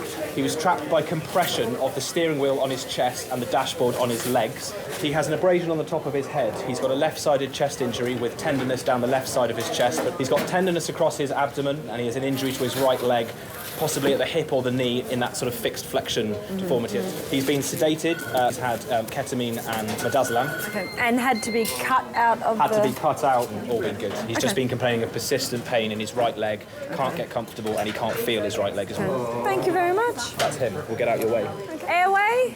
Airway's patent. He has left axilla tenderness. Oh, fucking hell. OK, Tony. Crash coming, Tony. People die in car accidents every day. It was high speed. It was a lot of damage to the car, you know, from head to toe. For someone who sits in a car and drives for a living, there's a chance that he may not recover. Where's all your pain? At the bottom. At the bottom? In your leg? Oh. Can you ask him just to wriggle his right toes if he can? Yeah. Tony, can you wiggle the toes on your right foot? This one. Your other right. Can you feel me touching on both sides? Can you feel us touching your feet, yeah? Wiggle your toes for me again. Wiggle your toes again for me. What about on the right side?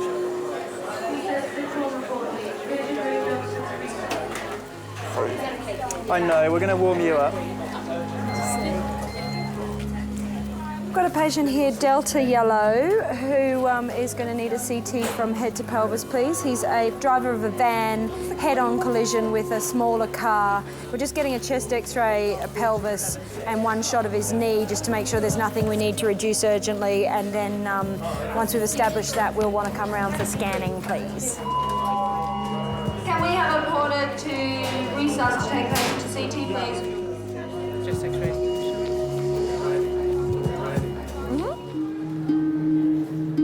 Delivery driver Tony was airlifted to King's 30 minutes ago. Doctors are worried that he could have internal injuries and may be paralysed. Driver of a van, head-on into a smaller car, trapped by steering wheel and dashboard. We'll go on slide. Ready, steady, slide. Oh. Well done, Tony. Well done. All right, listen. Okay, Tony. We're going to do this scan of your brain, all right? Yeah. And I need you to keep your head dead still, because we don't know you don't have a broken neck at this point, all right? Okay. It won't be long. Tony's wife Trudy, daughter Tracy and dad Jack have arrived and are waiting for news. We met when we were 17 and then we got married when we were 19. He goes at 4 o'clock in the morning to work, so we don't get time to have breakfast together or anything. But I always manage to shout down to him to be careful or to drive carefully. Not that that helped him. We was indoors. Trudy rang me. He says that Tony's been in an accident. He's all right, but he's been airlifted to King's College, and I thought myself, well, he ain't all right if they've airlifted him. But I don't say nothing. I keep my thoughts to myself, like, you know.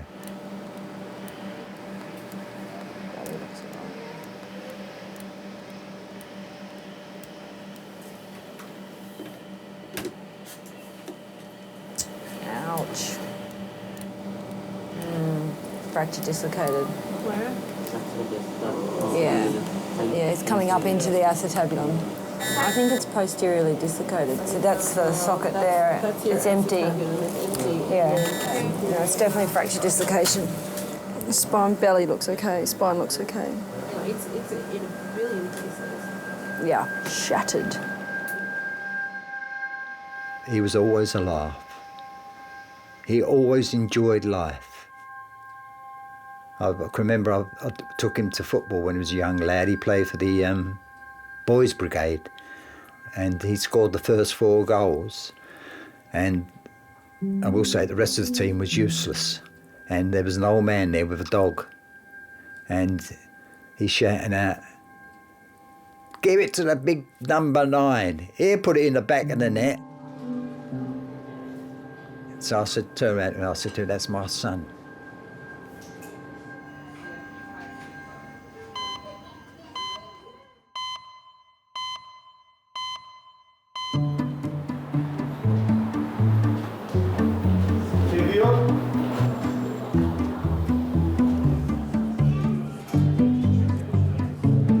So what do you want to talk about, sweetie pie? I don't want to talk about anything. I shan't talk about anything unless I'm asked a question. Okay, love. Going out with Karen tomorrow night. Where are you going? Status quo. I only know one song. Do you? I don't know any of them, I don't think.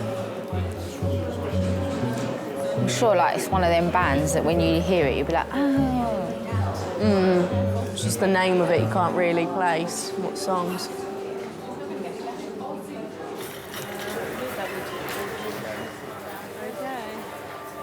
The CT has shown that Tony's right hip has been broken and dislocated and his knee joint shattered. Although his spine is not damaged, doctors are concerned that Tony is unable to move his right leg, so may have suffered major nerve damage. The sciatic nerve supplies basically the vast majority of muscles and things in the back of your leg.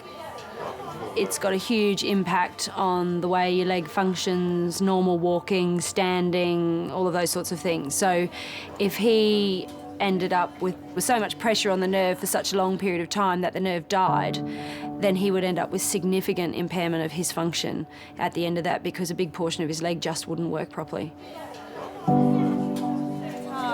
Are you? Oh, hi, I'm Jackie. I'm the trauma consultant. How are you? The orthopaedic team have been called to prepare him for an emergency operation to reduce the risk of permanent damage to his right leg. Have you seen the CT scanner? Yeah, we saw them as they came through, and it does look like the acetabulum's involved. Yeah, he's probably got some sciatic nerve neurology as well. You can't move. No. And then if I get his family in, is that all right? You finished talking to him? Do you want to come in?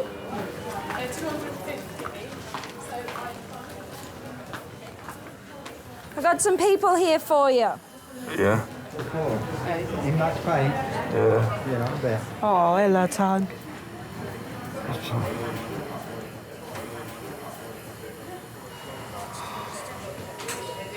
Wherever? King's College. Oh, bloody hell. Try to keep still, Tom. I know it's painful.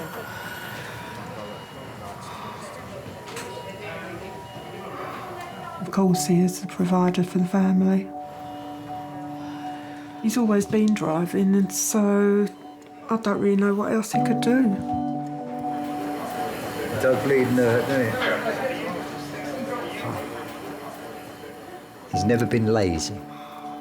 He's been a butcher, a postman, a milkman, and worked for the medical firm, delivering drugs and that to hospitals and pharmacies. He's like me, I've always worked. You've got to be busy. It's like when I retired, I thought to myself, you know, it's going to be lovely, but it's not. If you've worked all those years, it's hard to come out of that way of living, like, you know, getting up at a certain time and working to a certain time.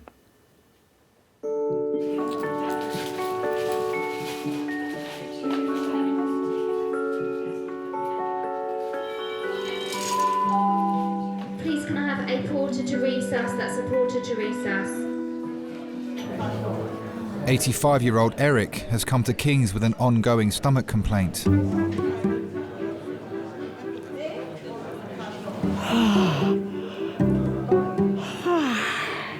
Lots of people here today, isn't it? Mister? Lots of people here today. Yes. Eric is my world. He is my ideal man. Okay. You don't want to sip? Well, I might take a sip, yes. Okay, just a minute. I waited for someone like him since the age of 26. Oh, it's all right. I didn't have to put my gloves on. Wouldn't have been much use. They have to be rubber.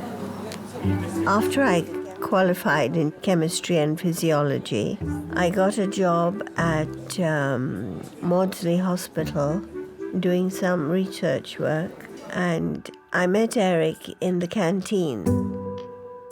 One gets talking to people from other departments. He was a nice chap. And one day in 1965, 66, somewhere around there, I met him on the road just outside Ruskin Park. And he said, Helen, would you like to go out with me? So I said, all right. So we went out with each other for a few times. We went to the pictures and for drives. He had a little car. I'll have to go and go to the loo. Okay. Give me your coat.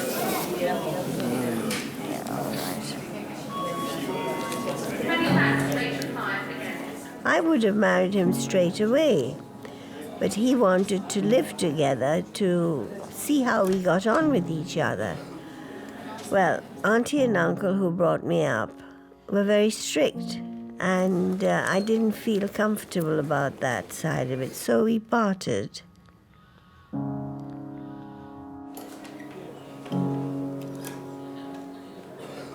We met again in 1993.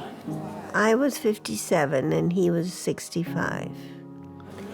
I went to see my doctor.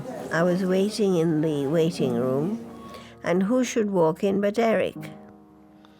He had the same doctor, it appeared. I didn't know he lived so near me either. And this time we took to each other, no, not like a house on fire, but you know what I mean. By the way, when you went just now, did you go number 2? No. Oh, you didn't? Okay. I did a really good horse part. What? I did a really good horse part.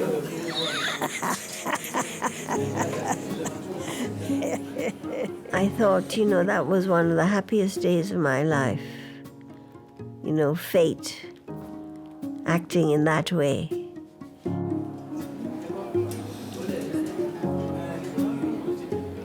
And we've been happy ever since.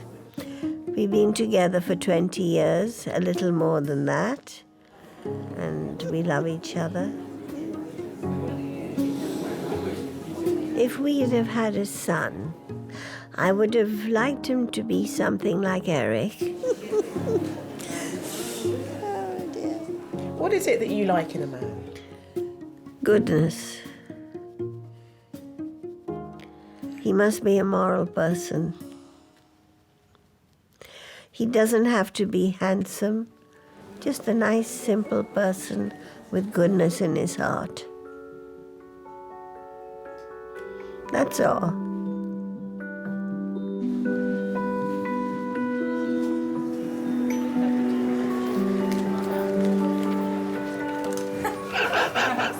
I'm Lucy. Hello, darling. I'm Jim. Hi, Jim. Nice to meet you. Nice. Anything you need, give me a shout. Okay. Help!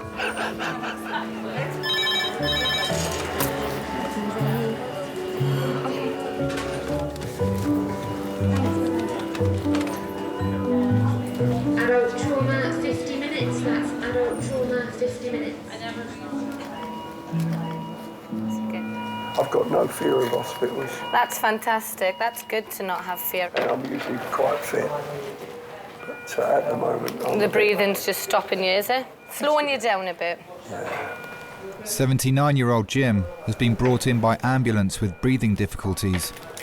Have you got what other medical problems do you have, Jim? Well, I had a sigmoid cancer when I was 71. I was upright and on my feet the second day. My surgeon reckoned I was Mr. Indestructible. Yeah. So I am a man that recovers quite quickly. Yeah. And I am reasonably strong for an old man. Done lots of jobs. Anything physical. If I did anything, if I was digging, I'd dig down until we got to Australia. Or if we were building anything, I'd build until the top's over. Anything. I think I'm as fit as I am now, simply because I've always looked after myself. Yeah. I still train with a spemmy bar, which is an 80-pound spring. And I still do a bit of training for the martial arts. I haven't retired in the sense of I'm still physically doing things. Gardening, cooking, shopping, making beds, all the general duties of an housewife. Because the housewife's work is never done, so I've been told. Well, all your observations are fine. Your blood pressure's not, your heart rate's a little bit raised. But if you've been struggling with the breathing, and I've just done a heart trace, and I'll just quickly whip off another one, actually. Okay. Lovely. I feel a bit of a fraud at the moment. Oh, don't be silly. You're not a fraud. What we'll probably do is get a chest X-ray. I can order that now, just to make sure that you haven't got any infection down there. I'll check your temperature as well. All right?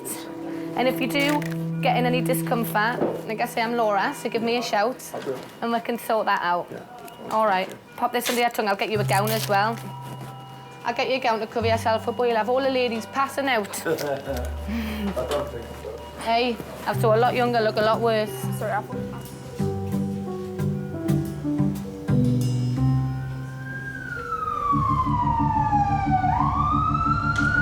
Ambulance services are bringing in a male patient under police escort. He's been arrested following a high-speed car chase. Driver, no seatbelt, ended up on the passenger's lap. Complaining of C-spine pain, lower lumbar pain, and he's got a laceration to the right side of his pelvis and recurred pelvic injury. He's got pelvic splint on. I like to think I approach patients in custody in the same way as I approach the same person who's not in custody. Just because you're under arrest doesn't mean you did it, for starters. And the reality is that it's actually not for me to judge what they may or may not have done. Our job is to look after the sort of physical and emotional well-being of the person that's in front of us. Oh, hi, is that the radiology registrar? I've just got another trauma patient here. He was the driver of a car being chased by police. He was unrestrained. He's got a wound across the right lower quadrant, complaining of some back and neck pain. Have we had a chance to get his girlfriend's details? They're on the phone, which is in his pocket, which is at scene, but we've got his mum's details and they're just letting her... You're sorting that out, brilliant. Because of the type of accident you've had, it's very important that we just treat it as though you could have an injury to your neck until we get the images. As soon as we know that there's no damage, we can get you sat up and a little bit more comfortable, OK? Yeah. It's King's College Hospital in London. Got a change? You want to change? Yeah, cheers, mate, yeah? Thanks a lot, yeah? Sweetie pie. No, the cold drinks ain't working. Oh, let's be hot drink then. I'll just get a packet of crisps or something. I don't really want to drink. You don't? No. Yeah, she can. Which one? This one? Oh.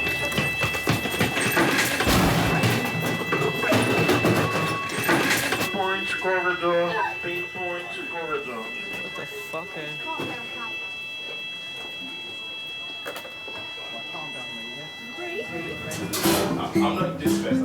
How are you? I am fine, young lady. I'm Thank you. one of the nurses, okay? And I am Jim. What happened today, Jim? You ladies have got me here and I want to go home. You're making me feel bad, Jim. I worry over my wife. She's on her own, or she would be.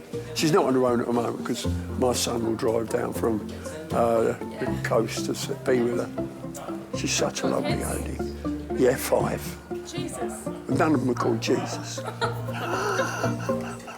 long are you married? 60 years next year. Oh, my God. So it's a little bit long. She was 14 when I first met her. She was beautiful. I can't believe you've been married nearly 60 years. Yeah. She's possibly worrying about me. So if you could bring her, I'd be well pleased. And you Just tell her I'm all right, thank you, honestly. And you've been well looked after? Yes. Tell her I'm chatting all the ladies. She knows that anyway. And tell her I'm raring to go. He says he's raring to go. She says you're to behave yourself. Yeah, she always does. I met her, she was 14, I was 15. When we were courting, I'd walk her home and pick flowers from her. And yes, I used to nick them out of gardens. But really, I didn't nick loads of flowers, a few daffodils when they were in season, roses. But I always pruned them. I never just pulled them out the ground. But years ago, I got pulled up. I was coming home from school, and my mum was quite poorly at the time, and I nicked a rose out of a garden near the school I was at, and I got down the road, the police pulled me and took me back to the house. And the bloke come out and he says, what's the rose for? So I said, well, because my mum's ill. So he walked over to the bush, he looked at the bush, he came back and he said, you like flowers and you've done the right thing. You've cut it, you've not done anything else. If you want flowers for your mum, knock on the door.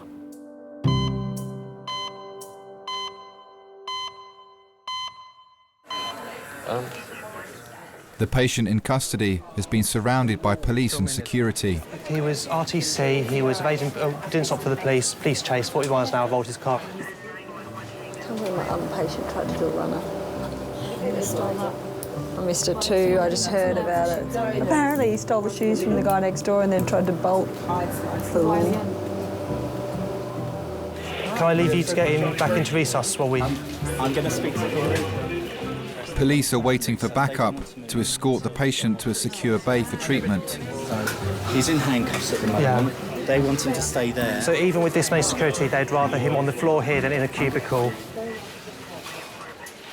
When we get a patient through who is either agitated, confused, aggressive towards staff, it's not unknown for us to have 5 security guards, a couple of nurses, a couple of doctors, all dealing with that situation. And while we're doing that, it leaves no staff to look after the other patients. Wandering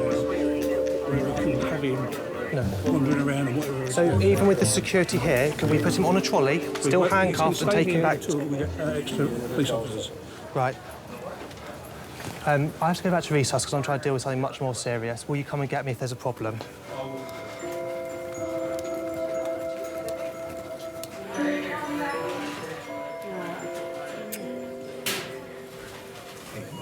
Don't keep moving about, Tone.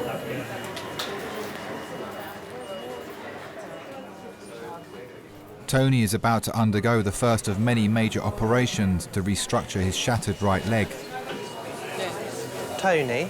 Oh, yeah. So I think what's going to happen, one of the doctors needs to do a bit more, do a little procedure down here. So what we can do, we can give you some more of the morphine for now to help with the discomfort you're in. It will also mean that when she comes to do the procedure, it's going to be less uncomfortable for you.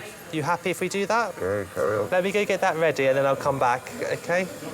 It'll be one moment. Just as well, Eileen never come down at the moment, see him like that. Yeah. That's right. It's horrible, isn't it? Seeing them like it. All right. They were little, all they want is their mum. I know, it's horrible seeing him like it. I bet all he wants is his mum, you know, you don't care how old you are. Ring Nan, shall I go out and ring Nan? I'll pop out there, yeah? All right, you come on this side. Well, my wife wouldn't want to go to King's because our youngest son died there. She didn't want to go there after Dean died. You know, too many memories. It upsets her to think of it. Because I don't think she's ever accepted Dean's death, you know, not like me. Hello, Nan, it's Tracy. Hello. Right, he's awake. He's in quite a lot of pain at the moment. Yeah. No, not yet, because he's going to need another operation after this. He's all wrapped up. I was saying it looks like he needs his mum. Yeah, I know.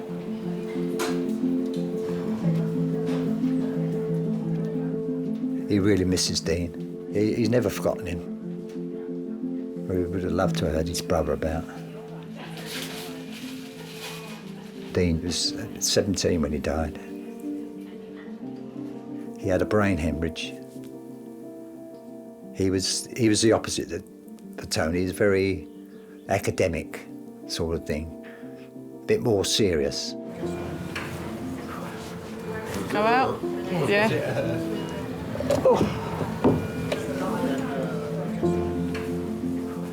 He hung on for about a week in intensive care. Then he died. Tony sat with me. We stayed there. We didn't come home at all. We stayed there all night long as well for about a week. So I don't think I could have got through it without my eldest son being with me. As I say, my wife couldn't be there, so I'd have been by myself. Can't explain to people how you feel. You know, you're not really on this planet. Because you don't ever expect for your children to go before you. So your mind's never sort of prepared for it, is it? Well, mine wasn't, and the wife wasn't.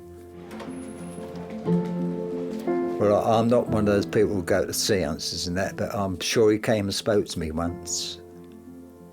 I can remember it vividly. I was in my bedroom. I'm sure I heard a voice say to me, "Dad," and I might have been dreaming it, "Don't worry, I'm all right." And since then, I'm not really worried about it. You know, I miss him, but I think it's just something that came. Sorry? It started out such a nice day. I know. You didn't quite expect that, did you?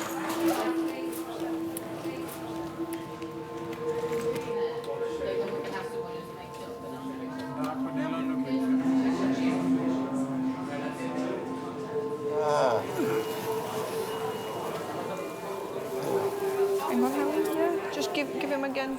To relieve the pressure on Tony's sciatic nerve, surgeons will first need to put his hip back in its socket. For the procedure, Tony has been heavily sedated. You're doing really well. They will then need to attach a weight that will hold Tony's hip in place by drilling a hole to insert a metal rod through his ankle. Tony, take a big breath for me. Tony, that's it. And another one. Can you put 100 over 50? Press mute or something.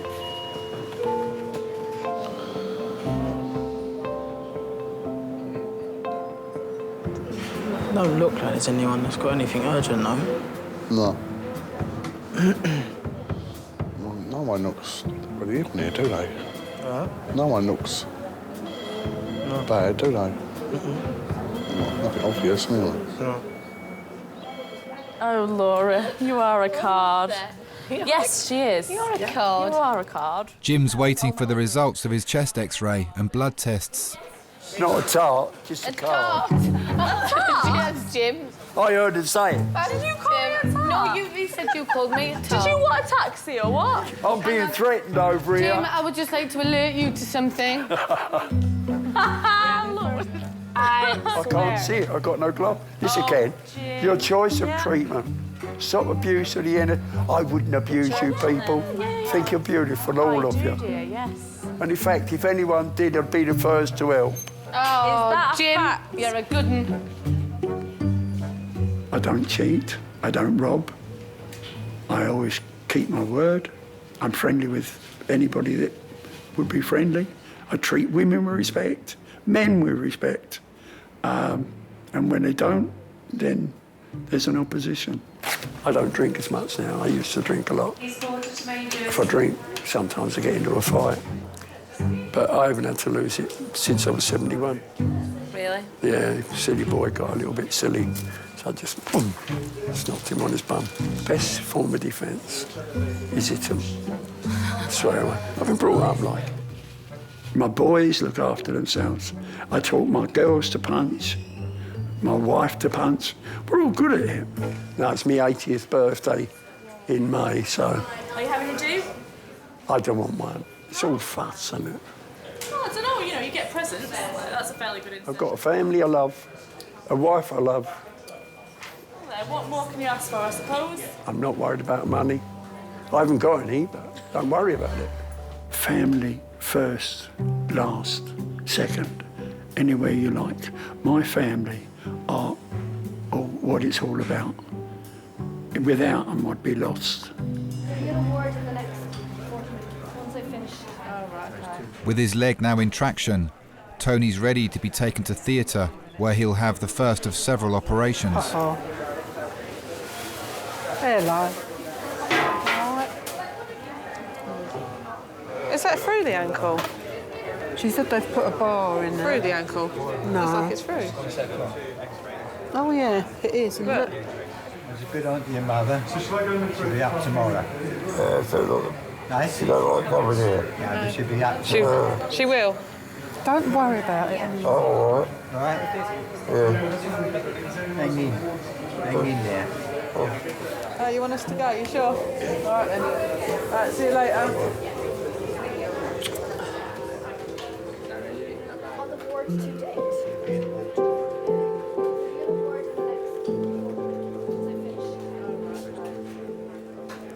When I saw him in intensive care, I was very worried.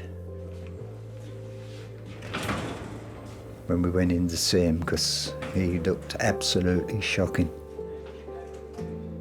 I mean, he had so many tubes coming out, it was unbelievable. Because he was dangerously ill, Tony. Very ill. They put a drain in his lung, and that's where the trouble started. Because once the drain came out, he started filling up with blood. And he got blood clots in there. I thought, let's not have another repeat. Let's hope he comes out of here.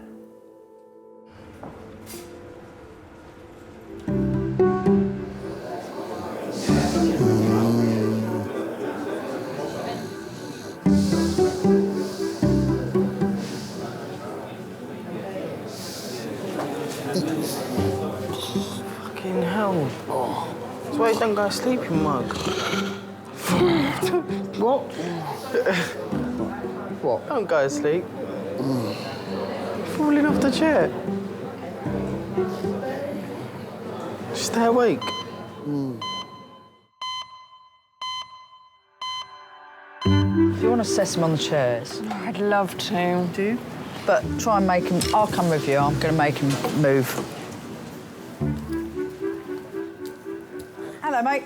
You all right? Now, listen, I hope you don't mind. Can you just move on to those seats? I don't mind you lying all over them, but I'd like to just keep a little eye on you. If you have a fit, I can't see you because you're behind a wall that is solid and I can't see through walls, and I'd much rather you sat over there. Come on. It's my chair. So, excuse me, it's not your chair, it's hospital property. I will get you a cubicle and then you will have to move. So please, in the interim, can you just move over there? Why? Because I've asked you to. Why can't I sit in this chair? Because I would rather keep an eye on you, sir. Come on, you can lie all over those chairs. Thank you. This one? I would like you to sit over there, please. No, give me that tone of voice. Well, then do as you're told, would you? Thank you. Don't be. Thank you very much. That's it, a minute. Wait and see. Just sit there. Don't like you. That's not very nice. You don't even know me. Doesn't like me. Never mind. Verbal aggression, we probably have every day, more than once in a shift. Physical, for myself, I've only ever been thumped once, and that was an 85-year-old lady who was a bit confused. I put her cardigan on and she went wallop and knocked me straight on my arse.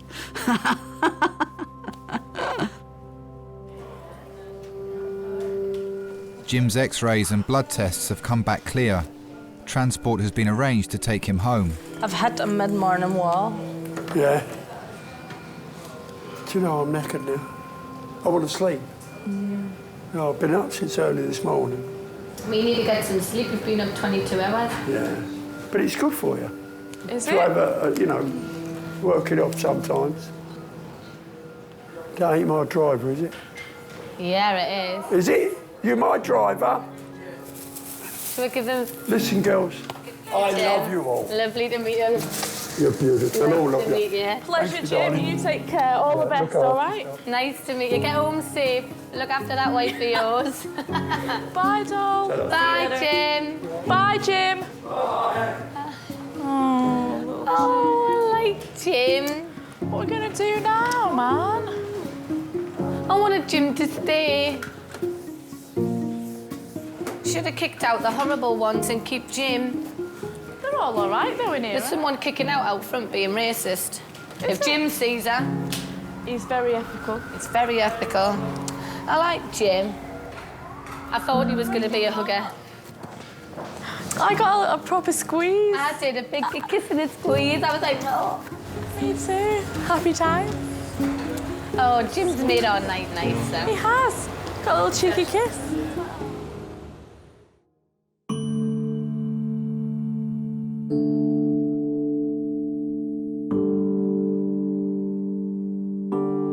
When I knew I was in King's, first thing that came into my head, Dean died here.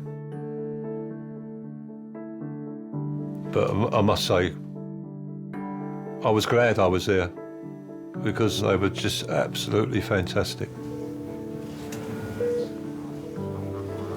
And what do you think's made Tony the man he is today? His upbringing, definitely. What he's learnt of his mother. She's kept him on the straight and narrow, all of them. They're not perfect, but they do me. I think they're lovely.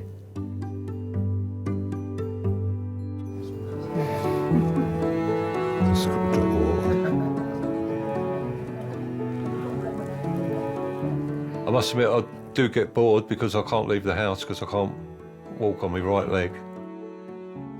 I just get so excited if I've got a visitor coming. If I know that I've got someone coming on a certain day, I sit there looking out the window until they turn up. And I'm not very happy if they don't turn up.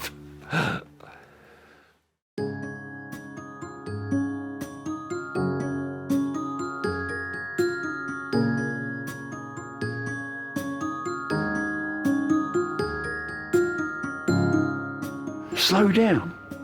I don't think that'll happen. When you see me walking, I walk like I did when I was 20, and that's the way I will go. So no walking sticks, and none of that. Ah. Yes. Give it to me, come on. Let go.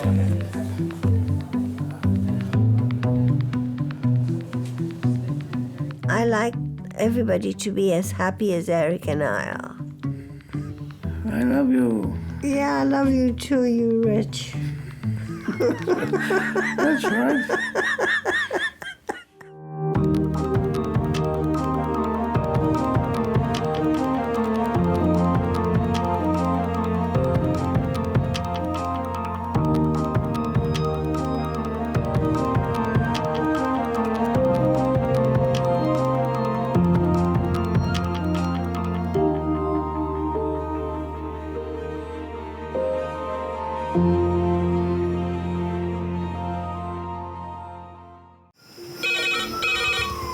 Went from the bonnet, found face down on the floor. Paediatric trauma. It's a stabbing quadrant. 25 feet from a ladder onto his back. He's really unwell. I think anaesthetics need to see him before he goes to theatre. Daphne? How is everybody then? Chilling? King's A&E, how can I help? King's College Hospital, London. I got stabbed. I know, it's annoying. My head. One of the busiest A&E departments in the world. I want top to toe, head, chest, abdomen. A place where love, life, and loss. Don't bloody die. I love you too much for you to die. Unfold every single day. All the patients you're about to see were treated in just one 24-hour period. A&E is always like a traffic jam. Can we get a trolley? You've got to realise that there's awful things that can happen to you. I'm so sorry. Life is unpredictable, so it's important that your nearest and dearest know that you love them. You have to tell them that you love them. You must get better and come back to me. I don't want to lose you. Because there may come a time when you're not around to tell them.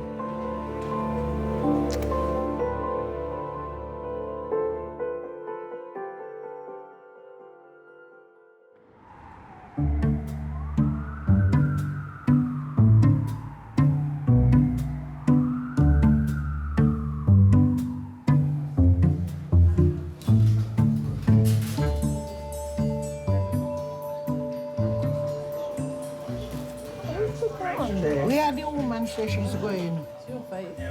Eh? Where she says she's going? She's going to see how long it will take you. So that's You fine. had your break yet, mate? I am. Okay, great. Thank you very much. Thank you, you're welcome, mate. You're a lovely man. Matt is one of the nurses working in Majors today. You need to have a slight screw loose, I think, to be a good A&E nurse. You've got to have a sense of humour. My name's Matthew, nice to meet you anyway. Pleased to meet you, my dear. I think if you were to take a lot of good A&E nurses and say, right, let's put a play on at National Theatre, I think it'd probably be quite good. Because you have to put a face on. And where are you from? Barbados? No, I'm from Dominica. Dominica? Yeah, next to Barbados. So do you speak French? Yes. Ah, Parlez-vous français? Oui, un peu. Bonjour. Oh, bonjour, monsieur. Alors, vous êtes très belle. Yeah. He said you're nice. Right. I'm just going to get you in somewhere. Okay. You need to make an effort. You're meeting people on often the worst day of their lives. Hello there, sir. So it's Mr. Arthur Morris. Is that correct? I'm Dr. Harrison. Nice to meet you. 79-year-old Arthur has been brought to resus after complaining of stomach pains. What's the problem then? Well, as you know, I'm on dialysis. Yes. And you see, when I come home, and I get a bit hungry and I start eating, I'll get this pain. It starts in the stomach, then I'll get it all here. All night, for days now, I've been getting it here.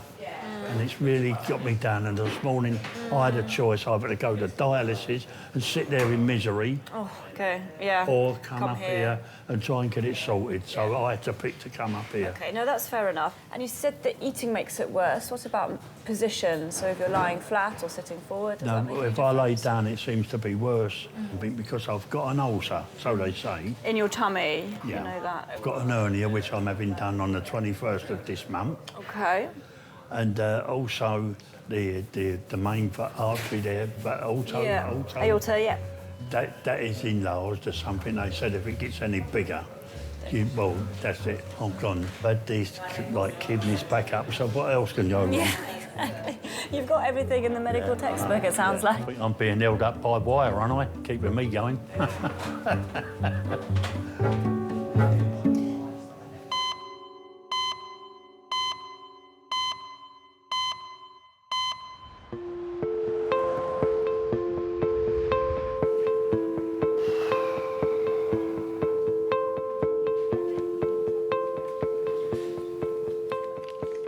Look, this is what I want in the back garden. Darling, you're not likely to get that in the back garden simply because there isn't enough light. There is. Of course there is. At the back, it's the lightest place. That kind of thing calls for a lot of open space and constant cultivation and attendance. Well, that's exactly what they don't need. They're wild. They don't need any cultivation. That's the whole point. You've misunderstood. Again. Oh, dear.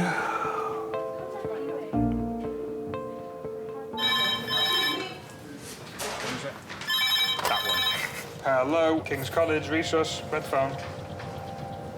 Yeah?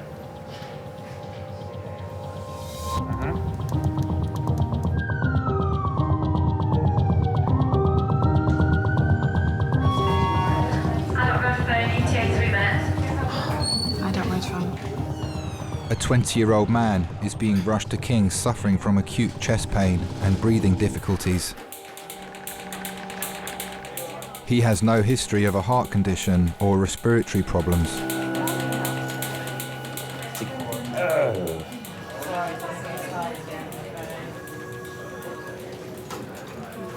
This is Tom. Tom is 20 years old, normally fit and well, doesn't smoke about 10 a day. Sat reading, had a sudden sharp onset of pain on his left side, so it feels like something's pushing in. Whoa. Giving him 10 milligrams of morphine, but that's normally fit and well.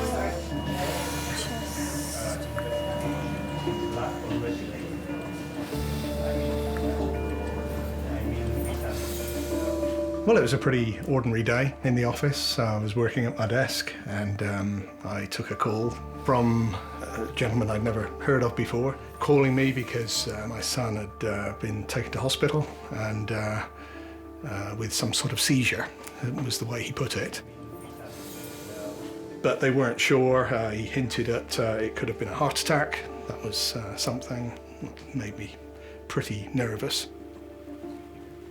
My wife, she lost a nephew in his mid-20s, very handsome lad, almost the same build as Tom, with an undiagnosed heart condition. And that was one of the first things that went through my mind, just thinking, gosh, is this a case of one of these? So what time did it happen? I don't know, roughly about half an hour ago. And what did you have? Just pain, was that? Yeah, it just sort of seeped in out of nowhere, and it just got worse and worse, so. And that's on that left side, is it? You freak out when that sort of happens. You think all sorts of dark thoughts. Obviously, the worst is that he might not make it. It could be something so horrible. And you said, what kind of pain is it? Like a sort of like a pushing pain. Pushing pain? Into my heart, like. Okay. Like something's forcing me. Okay. So I find it all right to breathe out. Yeah. Not in. Okay, it catches when you breathe in. Okay, fair enough. Okay. I thought, well, I might not get to him in time because I don't know what exactly it is. You just don't know.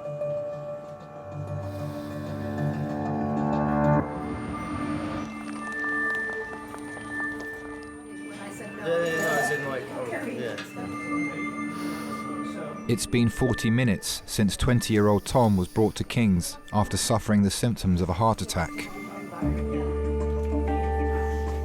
Doctors are still uncertain of the underlying cause. Tom Fry, is it? Okay. Has he ever been here before? He's a hospital number. Okay. So I'm just looking on this side first of all. So this is an ultrasound. Stay a bit still for me if you can. Just really had no idea what was going on. Sort of felt a sharp pain in my chest, like a bodybuilder was pushing with all his force against my chest, not letting any air get in.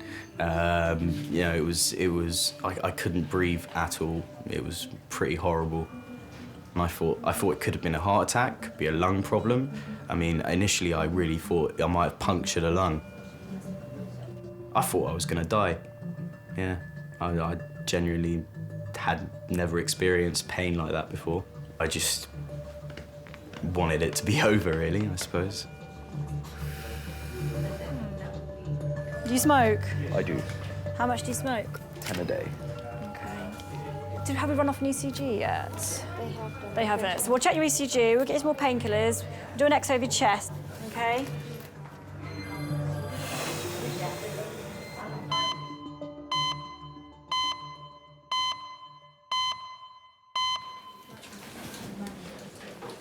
Anastasia, do you want to follow me?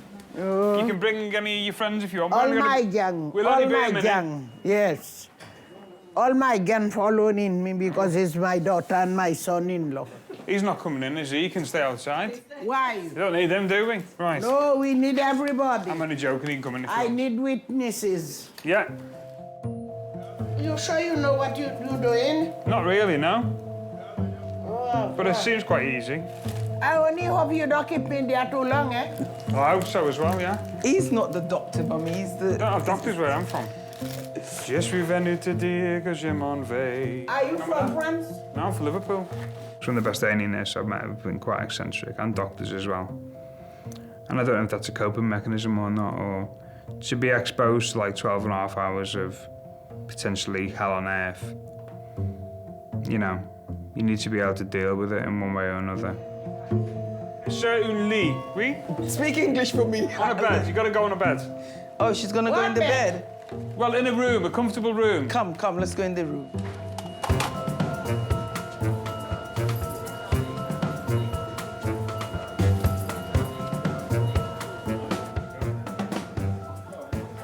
When are we going to be cold? Huh? When are we going to be cold? Whenever the X-rays are ready. They come instantly now. Get them on an iPad. I've seen it on Holby City. This is not Holby City, this is King's College London, baby. Do you want any painkillers, Arthur? I'm not too bad. If I can do without them, I do, you know what I mean? No point in taking them if I don't have to. 20 minutes after arriving at King's, doctors are trying to work out which of Arthur's underlying health conditions has caused his sudden stomach pain. Here we are, Arthur. Just pop the smear band on. I had one of them when they evacuated me during the war. Did you? Where did you go? Can't think of where was it? Lincoln. Lincoln? Yeah, but when we got there, they was bombing that place, something terrible. So my mum brought us back home. She said, if we're going to die, we might as well die in our own homes in London. Yeah. So that's what she done, she brought us back. During the war, they never had toys or anything like that. It was always, I used to have to make the most of whatever was there. He never ever had anything new. So anything he ever got clothes-wise, and that was handed down by his brothers. So when we used to get something, he used to say, you get it new, I never. I used to have to put cardboard in my shoes and wear belts around the trousers when they were too big. That's what I say, people today, these days, they think they've got it hard, but they ain't. No. They ain't got it hard. You know, see a row of houses one day and they were gone the next. Oh. People you knew, they was gone. Old families, you know, knew an old family and they was gone the next day. Yeah, well, that must have been pretty scary. Yeah, well, he got used to it after a while. Did you? That's part of my life. Yeah, when I was growing up, he felt safe knowing he was there. Tall, blonde hair, always had his Crombie coat on, or his suit. Always very particular in how he looked. He used to have American cars, he loved his American cars. So we'd all be going down the caravan with the tops down in the car and the country and western music playing loud while he was driving it. He took us to a safari park once and there was no animals there, so he got in the cage and put the banana in his mouth and tried, like, entertaining us the best way he could. He always tried to make the best of a bad situation. He always got you laughing about something and, like, so you weren't too disappointed. And sit forwards for me. Deep breaths. And out. And again. Growing up, when we were teenagers, we loved him with us. We loved him being part of us. I mean, he's even come to nightclubs before and sat at a disco, you know what I mean, talking to everyone, and he loved it. He had his own coaling business, and he used to dress me up in his donkey jacket, and I'd go on the lorries with him on a Friday night to collect his money. My brothers used to work on the lorries with him, like, as they grew older. But I was always on the lorries with him, I loved it. My elder sister didn't. She used to like going out of weekends with my mum and dad and getting all done up. I weren't like that. I liked donkey jacket and being on the lorries with him. Ling's just talking about the tests we need to look at running, and it's likely that we'll need to do a scan of the belly today to just make absolutely sure that it's nothing to do with your... Auto. With the aorta, correct. Yeah. And we'll have a word with the renal people. We've got a few tests to make sure the heart's all right as well. Yeah. We'll be really careful about all these possibilities. Yeah. All right? Yeah. Okay. Okay, no problem.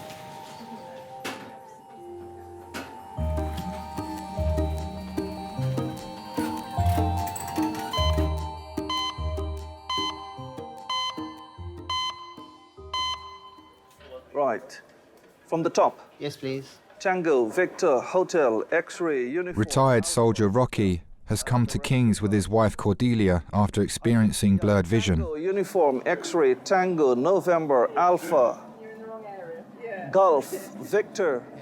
I think you're struggling with that one. Yeah. What is it? Y It's for a Y, Yankee? it's a Y. I'm worried that it could be a detached retina, which could lead to blindness. We are called the odd couple, and I can see why. If there were 100 people in the room and they saw me and Rocky, nobody would put the two of us together. We're like chalk and cheese. We're personality-wise, we're really different. Culture-wise, we're really different. Our outlook on life is really different. This could lead to blindness, couldn't it? Well, you've come very early. Yeah. So, the earlier it's picked up, the better. I think, to be honest with you, we need to talk to the eye doctor. Okay. And they probably need to see you in the clinic. Yes, of course.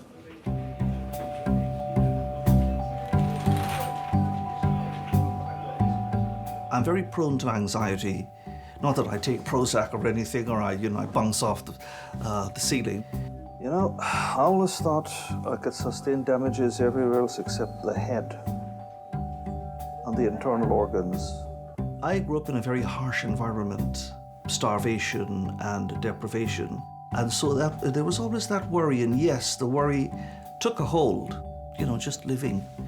It was really difficult. A lot of people, I wasn't the only one, a lot of people migrated out of Guyana.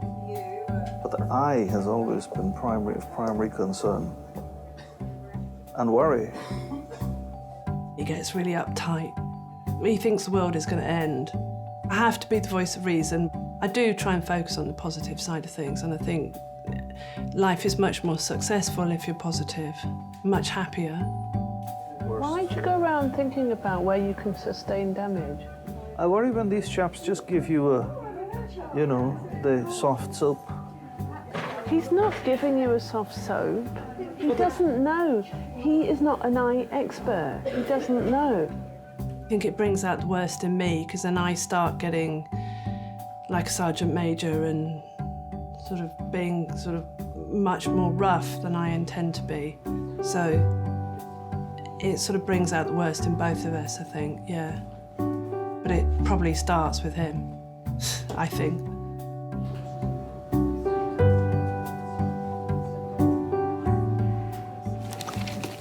Charlie and Chuck factories taken where Shrek is.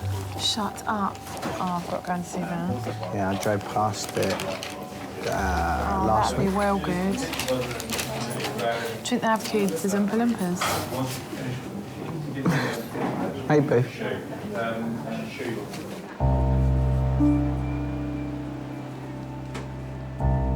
Doctors are concerned that the major artery in Arthur's heart may be in danger of rupturing. He is having a CT scan to assess the level of swelling. Is your dad the sort of man that copes well with pain? Yeah, he won't ask for help or nothing. He'll put up with things as best he can. He's not one to run to doctors or... growing up, I didn't even know him to go to a doctor. He used to eat a mouthful of Vic when his chest was bad, and that was it. Where he was a coalman, and he used to get a lot of clogging on his chest. He used to just eat Vic and steam his chest, and that was it. That was his medication.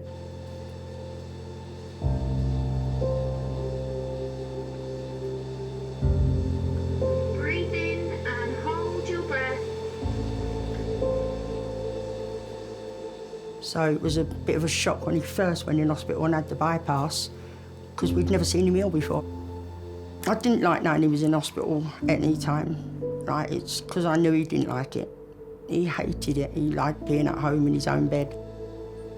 As far as I can remember, you never heard him moan, and even when we used to hurt ourselves, it was, put a cloth on it, or if we had a splinter, it'd be, make a bread poultice and get it out. You know what I mean? He was never one to fuss over pain. He always just got on with it, and he didn't believe in things like depression and that. He said that was an excuse. He didn't believe on tablets and things like that. Just used to get on with things. Weird, isn't it? He helped everyone out, but he wouldn't ask anyone for anything. Not help with anything, always got on with it on his own. Stood on his own feet, and very proud man, very proud man. How are you doing? All right, love, no Good problem. stuff, good stuff. We're just waiting for the report of the scan, and then the vascular doctors are going to come and have a chat with you as well. So tell you what's wrong. Yeah, Or what's whether anything's leaking. Your tummy, it's not hurting you anymore, did you say? No, she gave me about 4 little tablets. Yeah. Then, you know, so... That's improved your pain, has it? Yeah. I mean, it could all be just down to your ulcer, but we need to really rule out all the other things that are going on with you. That's the only one I worry First of about, all. is that one. Yeah, the big vessel. Because if that, Exactly. You know. And that's why we've done this test. I'll so be up there then, wouldn't I? you would. Yeah, I You know. probably wouldn't know too much about it then. No. So. Right, That's only so a week once they've ago. seen you and they're happy with you, then you'll be able to head home with some good tablets to help with the acid. Magic. We'll go from there. Oh, lovely. All right. I love that word. Good Home. stuff. Right, I'll come back in a second just to do your Okay, ultrasound. that's no problem.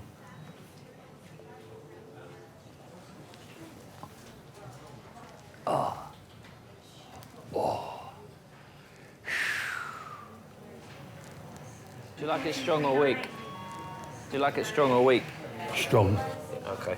I'll leave the tea bag in there a little bit longer.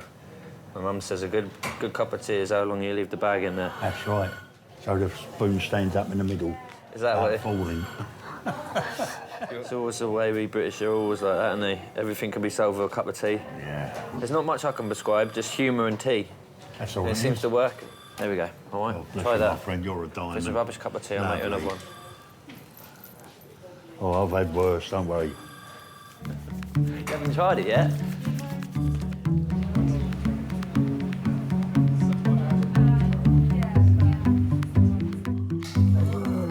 Sleep. I'll sing you to sleep. Go to sleep. Baby cakes.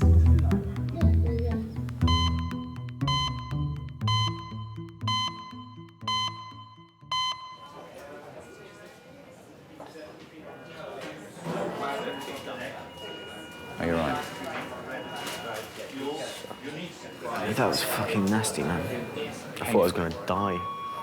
After collapsing at work, Tom's boss Matt has accompanied him to King's. I've never been in so much pain inside of me. Man, like, whoa, I was fucking scared, man. Yeah, I know you were. Just the waiting for info.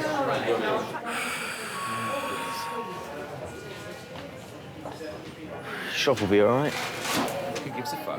It's not very important. I sort of do, man. I didn't want to go to university. My brother chose the academic route. I didn't. I wanted to work my way through life from the bottom.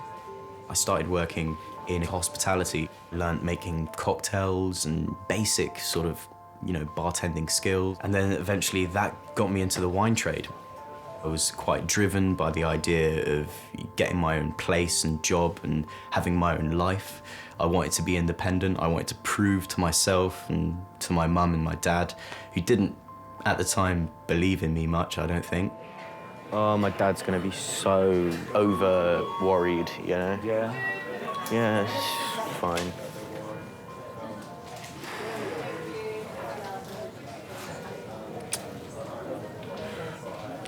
See, last time something like this happened, I didn't tell him anything because I was worried. While my son was living in London, he was diagnosed as having, as it turns out, a fairly mild form of cancer. He didn't tell us, of course, and we only found out by discovering letters pushed into drawers at home when we were clearing up. And of course, you freak out. I guess I better go. You can go, man. It's cool. No, I don't mind. We sort of confronted him with that. He announced that he'd been treated and it was done and it wasn't a problem and he doesn't want to talk about it, doesn't want to go back there. When they're over 18, you can't ring the doctor and say, I'm his parent, I can do this, I can do that. You can't do anything. I've always kept things that I felt my parents wouldn't like to hear hidden.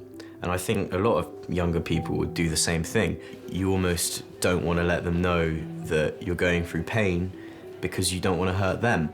He took all that on his own, dealt with it. He's very capable in that regard. We didn't even find out about it till a month or two afterwards. And then you look back on that period and think, my goodness, what was he thinking? See you later.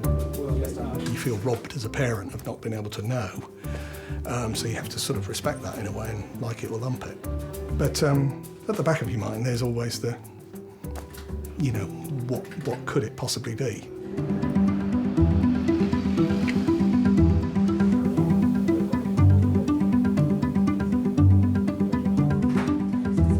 There hasn't been a month this year so far that we haven't been in a hospital of some shape or form. Me up January, Mum in here February, Dad in here March.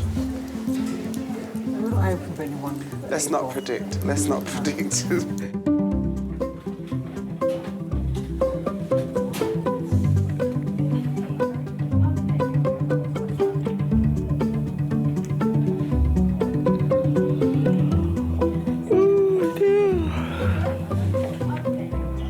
I'm still trying to get in touch with them, but these are just that's a letter and your copy of your notes that you'll need to take to them. I am worried about losing my eye. I understand that you're worried about that. They're very good. You're not just pacifying me there, Sam, are you? It is a very common problem, and the earlier they catch it, the better. Well, okay. Well, thanks a lot. Very reassuring. I'll come and talk to you in a little while. Please, thanks. Can you try not to stop fussing? Well, look, I'm right back where I started. He doesn't know what the procedure is, and most importantly, he doesn't know the rate of success, so... Yes, but he knows that they're very good. Yes, well, he'll say that, wouldn't It is he? a very common problem. You don't have to go to the worst-case scenario. So tell me how you and Rocky first met.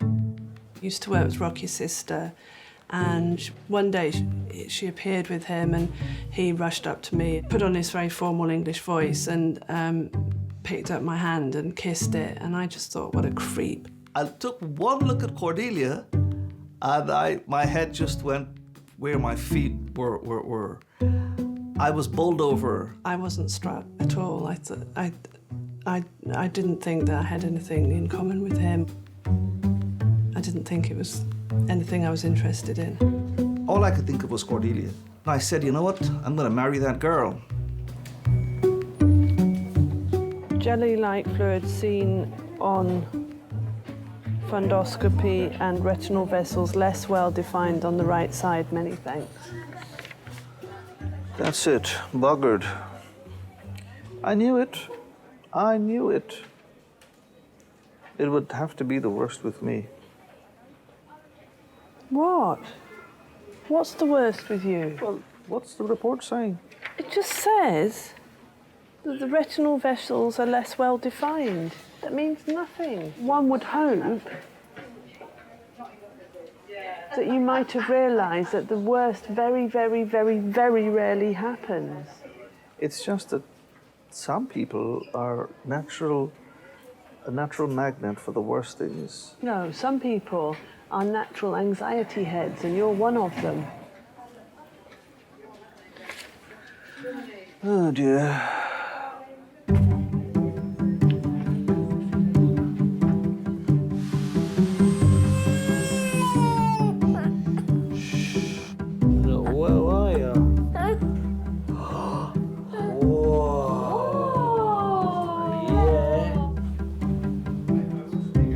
I'm so happy I can breathe. Tom's dad, Bob, has arrived in resus. They are awaiting a diagnosis of what caused his chest pain. Hi. So, I've been looking at some of your tests. Your heart tracing's normal. Your chest x-ray's normal as well, just to reassure you. And the jelly scan that we did of your chest was normal too. And the other really serious thing that I wanted to exclude was a blood clot in the lung. And the test for that has come back negative as well. Oh. Okay? So, all of those, very good news, right? Now, I've been doing some thinking, and I'm not going to bias you as to what I'm thinking, But just have a read of that and tell me if that accurately describes what you've been experiencing.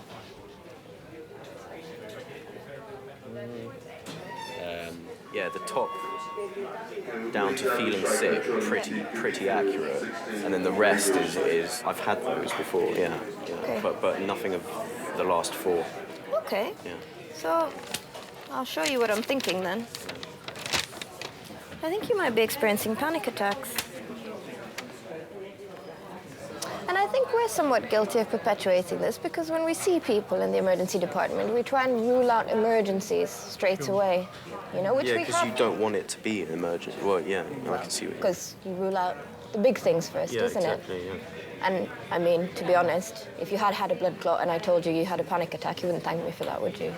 But what got me thinking about this is that you said you were afraid that something was wrong with your heart. And once you had that thought, you just felt a bit more short of breath. And it seemed that basically once we'd got you settled in a bit, your symptoms went away. And if we start getting it into our head that, oh my goodness, this could be a heart pain, obviously our inclination is to start getting stressed, right? And that's what triggers a panic attack. I see. I mean, yeah, this is entirely plausible. Quite stressed lately because you've had 2 flats fall through with his friend. They've been trying to move into a place because they both work here in London. We've sorted out You've had Albert's 2 flat. falling through. You've had all the thing about getting the guarantees in place, holidays moving, sorted, how we're going to make that. You know, you have been quite wound up sometimes. Up until that point, I don't think I realised how much stress I was under. I was moving place with my best friend, and that was getting a bit complicated. We'd been gazumped a couple of times. I was commuting to work 4 hours a day, and I think subconsciously, all these things in the back of my head were jumbled, and I was thinking too much about what was happening in my life at the time, and I just didn't really have time to relax. The doctor asked him, have you been stressed recently? And I'm sat there thinking, oh boy, I know you have. You know, I'd made it clear that I didn't want to be a guarantor of a rent deal again. And you think, well, have we, you know, you agonise over it as parents thinking, have you been too harsh? And, you know, you couldn't help feel a certain pang of guilt. So, is there anything, if that is the case, what would be the steps to sort of prevent it from happening again? What triggers a panic attack is the way we attribute symptoms in our body, right? So if you feel a tinge on your chest and you go, oh, that's annoying, I've got a bit of a, you know, muscle pain, then that will most likely not lead you to get stressed. It's how your brain... How you're perceiving it. Yes, it's how your brain interprets the signals of your body. I do think a lot sometimes over the top about what could be happening to me. So, yeah, that does make a lot of sense. In the world we live in, you know, it may seem as though, you know, I've got a good job, but I still get by the skin of my teeth, you know, and I think that everybody in my situation who's decided to try and get a career from quite a young age, the first 4 or 5 years of their lives are going to be tough. You got to work to survive, you got to earn money, so that would be what I worry about, I suppose. I think there's a lot of pressure to conform, that a young man should be like and stuff like that. I think that can be quite hard for them, you know. I was a bit of a difficult teenager. I liked the bevy and all that, you know, and I didn't really have much of a fantastic kind of work ethic, I suppose, you know what I mean? It wasn't until 24, really, that I got me act together, really. Okay, 12, it should be coming up on the computer now, anyway. At 24, I decided to stop drinking. I realised that, you know, drinking was costing me more than money. But being a young lad in the north or whatever, it was a very difficult thing to accept. Where I'm from, people drink. I was brought up not to trust people who didn't drink. It's quite funny when these people that you've grown up with and going to the football to watch Everton and all that, suddenly, rather than being in the round, you know what I mean? You're having a Coca-Cola. You know, I'm just some kid from Liverpool who doesn't drink anymore, and I believe that if I hadn't have stopped drinking, I wouldn't have been able to do nursing and all that, you know?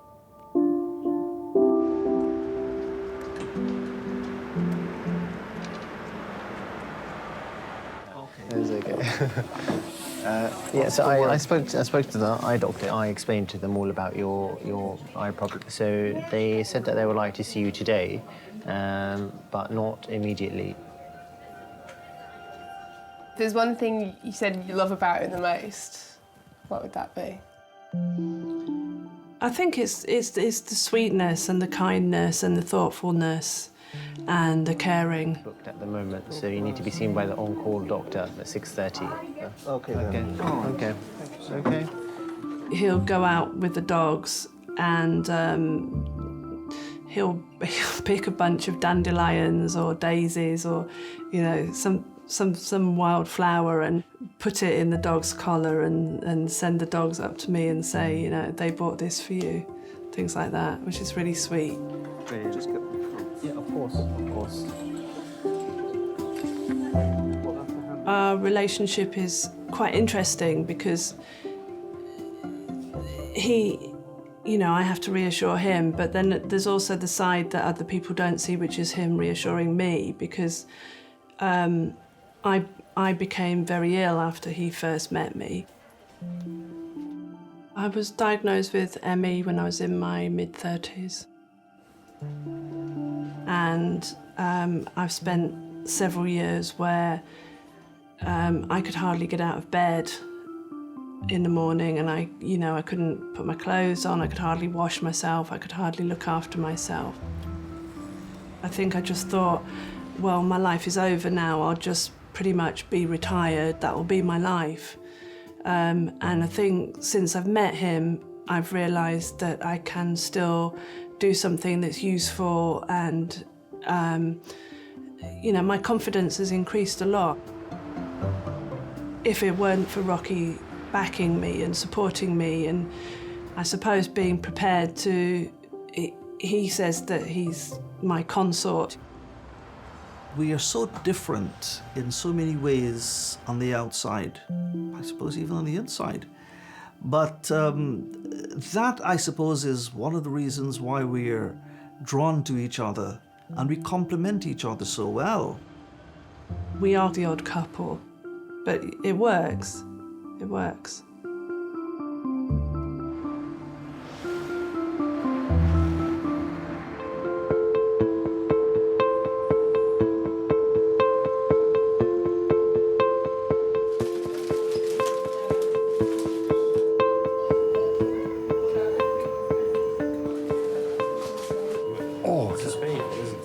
The only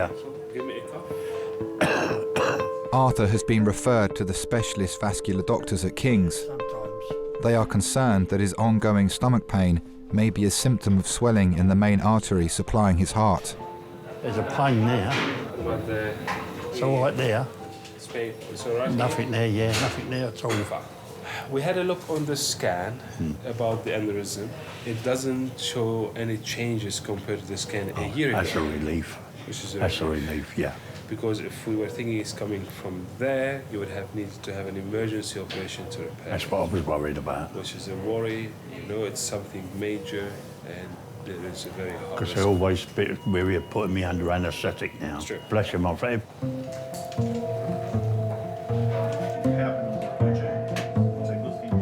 Doctors are satisfied that Tom's chest pain wasn't the result of a heart condition and that he's well enough to leave resus. He does get so involved in it, he throws himself into things. He doesn't like second best. He's already said when he was 17, I want to own my own restaurant at one point, my own nightclub, my own this. You can see he's got an idea and an aspiration about something he wants to run and manage, and he wants it to be really good. And he wanted to grab hold of life and sort of wring it by the neck, and make it his own, which is great. You know, that's something that I was really proud of him and still am. And I admire that in someone his age, because it's a tough place to be. So controlling the stress is quite an interesting thing, and I think it's something you'll just have to learn to deal with as he goes through life. But hopefully it'll keep him out of A&E in future with what he's been told.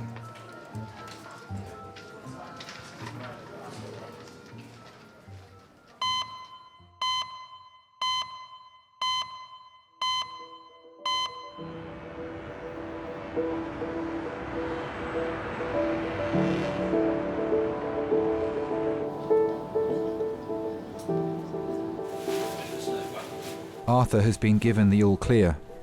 His enlarged aorta is not causing his discomforts, and with his abdominal pain responding well to medication, he's being allowed to go home. My dad is what you call a really old-fashioned gentleman. Even when he was in pain, it still wouldn't make him forget his manners or the way he spoke to people. He's an old-fashioned gentleman. November, looks like Kilo, Tango. After being seen by A&E staff earlier, Rocky has returned for his appointment with an eye specialist. Golf, Yankee, no, that's Tango, Lima.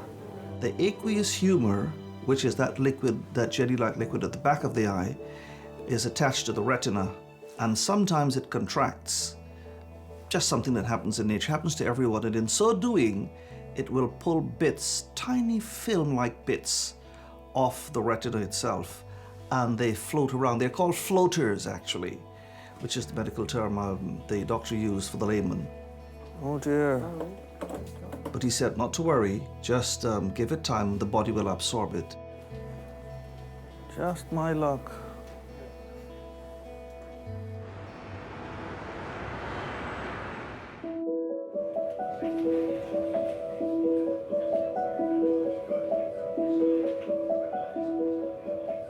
I'm impetuous, and you know, sometimes I can get a little caustic.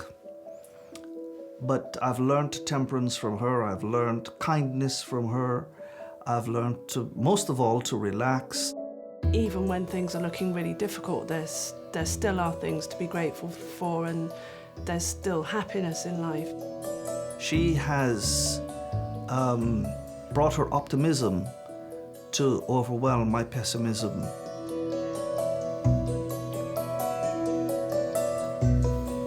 I look at the bigger picture and I think it's probably a good thing that this happened to me. It might have been a heart problem, it might have been a lung problem, and you know, you start thinking to yourself, you know, in the future it could be just that. So, you know, I started eating better. I now regularly play tennis. Yeah, I mean, things are put into perspective when you experience something like that.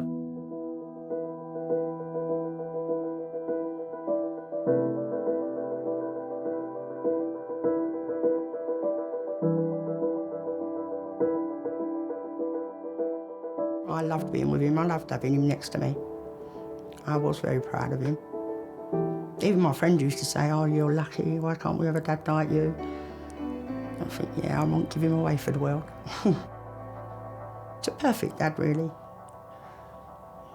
Perfect friend as well. Just one in a million. I don't think anyone could ever fill his shoes. I don't think anyone, you never get another one of him. I think they threw the model away when they made him. There's only one of him.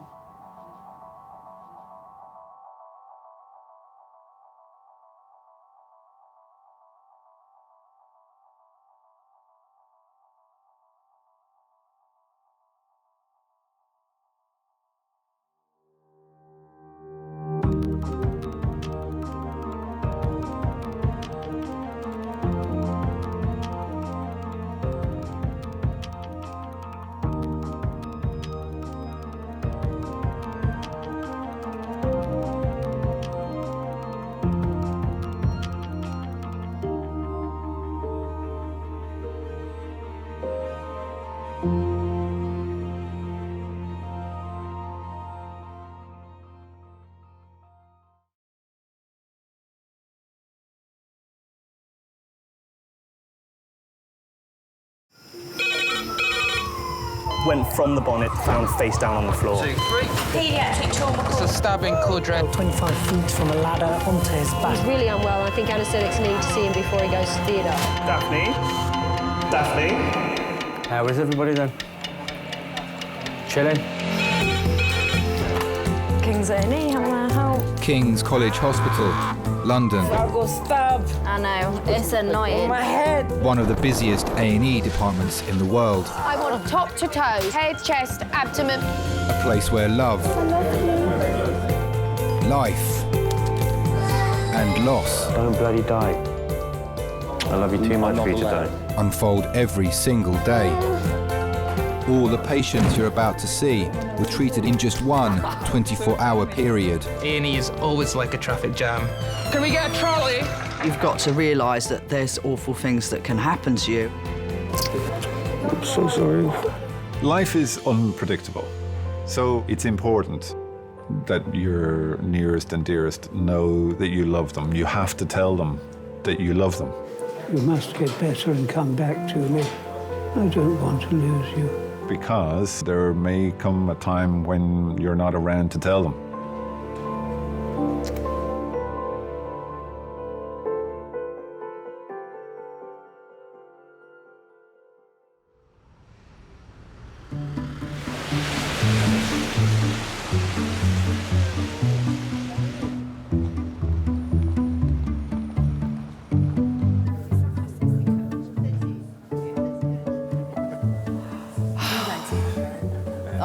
I have actually got a week off coming up. I can't tell you how excited I am. I'm going to be out here for a whole 10 days. Oh, my preference is always a night shift.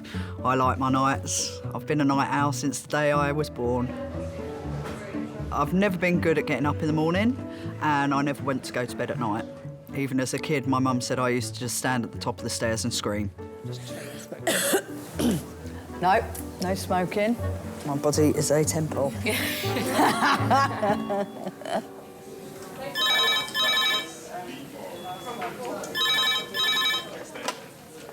King's A&E. Yep. Lovely. Thanks, bye. Adult red phone, 4 minutes. Adult red phone, 4 minutes. A young man has had a severe reaction to the recreational drug GBL. In 10, yeah, just need the notes made up. Paramedics, accompanied by police, are bringing him to King's. Hello. I want a mask for him to bung on his face, please, darling. 1, 2, 3. Oh, get him over.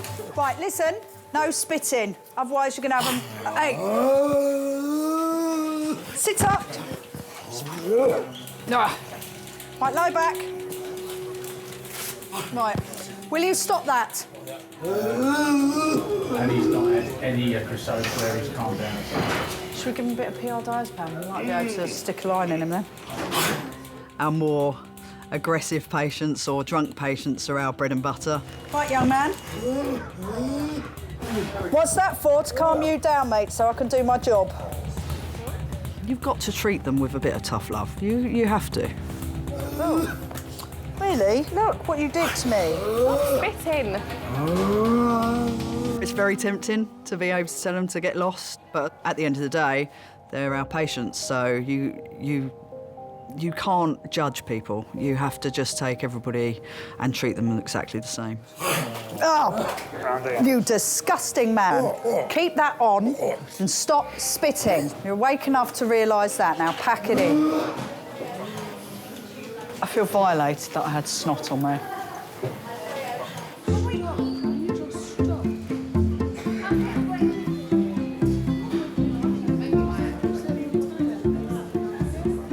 Yeah, I've got 6 people in front of me, man. Oh, Lord of mercy.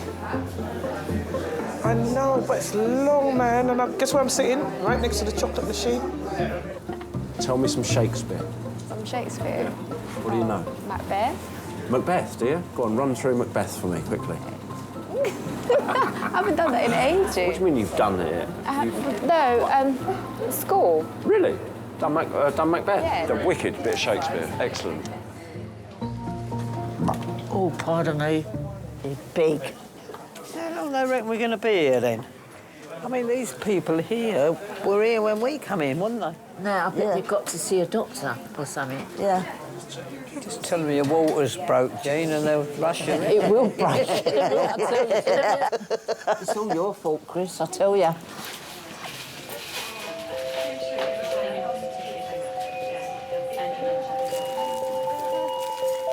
Give me one. All right. Secure this line before we lose it. Drugs have changed a lot. I mean, I used to work in nightclubs, so when I first started, it was ecstasy, cocaine, ketamine, and then it turned to GBL and GBH. It makes it very, very difficult for everybody because all inhibitions have gone. Right, straighten your arm out. We'll let go when you behave yourself. Right, let's leave him for a bit. Either way, whatever you put on it, he's going to take off anyway, but if he's on his own, he can spit it himself. Oh, that's a shame. There is only so much you can do for some people.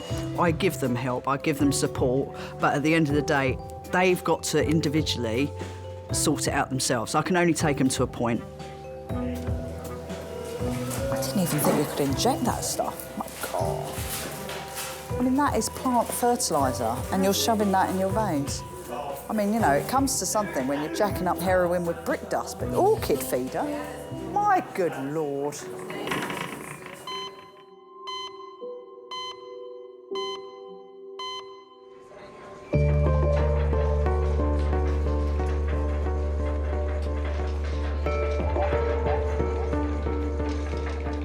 We've just had a gentleman brought back in on the ambulance and he's presented with progressive MS.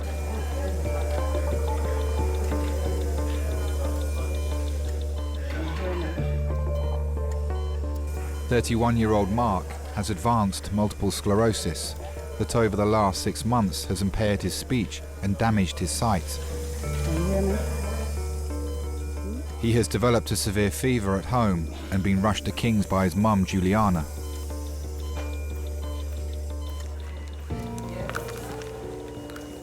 Hello, Mark. My name is Dr. Glinsk. I'm one of the A&E doctors. Just gonna check your temperature again, okay?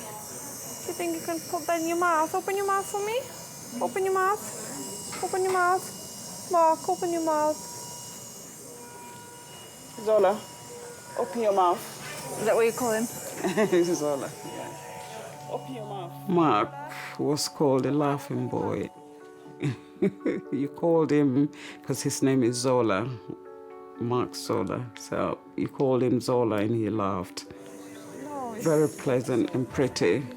I remember everyone used to say, your daughter, no, sorry, it's not a girl, it's a boy. Oh my gosh, when we were younger, no way. You couldn't put us in the same room together. We were enemies. He used to do things that used to annoy me, make faces at me that really used to get on my nerves, so he used to get the odd shoe thrown at him. Yeah, he was definitely a wind-up merchant for me.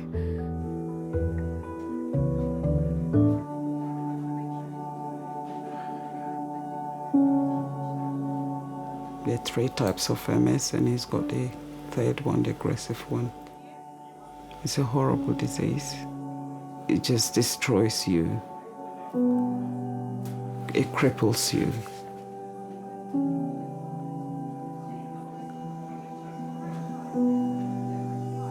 The last 6 months, all of a sudden, he wasn't speaking. It just went just like that. And now it's like every 2 weeks, something different.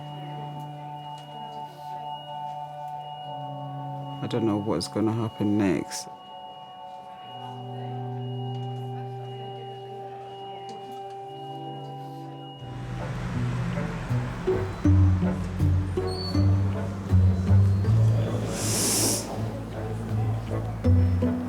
Well, this is a day you won't forget in a hurry, mate. I certainly won't till night now. Saturday night, it's terrible in here. Oh, I should imagine it's worse than this. Drunks and all that, fights, and I wouldn't say to them. 65-year-old Christine was playing bingo when she fell off her chair and hit her head. All right, yeah. Her 83-year-old friend Joan, with whom she lives in South London, has brought her to King's. Their close friend Jean is also there to support them. Walk slowly, take your time, no rush at all. I play bingo 1, 2, 3, 4, 5, 6, 7, 8. 8 times a week. Tuesday and Thursday downstairs, and then Monday and Friday. Oh, I love my bingo, yeah. Yeah, I'd go anywhere for bingo. And Wednesday, yeah, nearly every day. I'm a bingo addict. Careful, Mala. Yeah, you're very... Put your straight. I will sit you up. It's only a little club down there. On a Tuesday, where a lot of them's left or they've died, you get about 14 down there now. Gets them out that want to come out for an hour. Doctor will come and see you, my dear, okay? Not much else in life when you're getting old, so you're glad of the bingo, like, you know. It starts at 7 o'clock. Joan gives us a little sing-song and a few jokes, and we finish there about 8:45.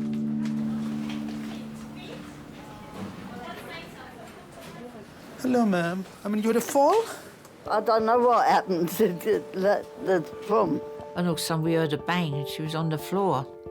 She goes out, she just passes out. She'll fall over her own feet sometimes, I think, you know. Or a thick carpet. I was over there talking to her and then someone went out and phoned the ambulance. Did you feel dizzy? Yeah. Did you feel dizzy? Yeah, it did. Way goes. So did you black out? I don't know. Do you remember what you were doing before having a fall? Yeah, I'm standing at the counter. Let me have a look at your previous notes and just come back to you. Okay.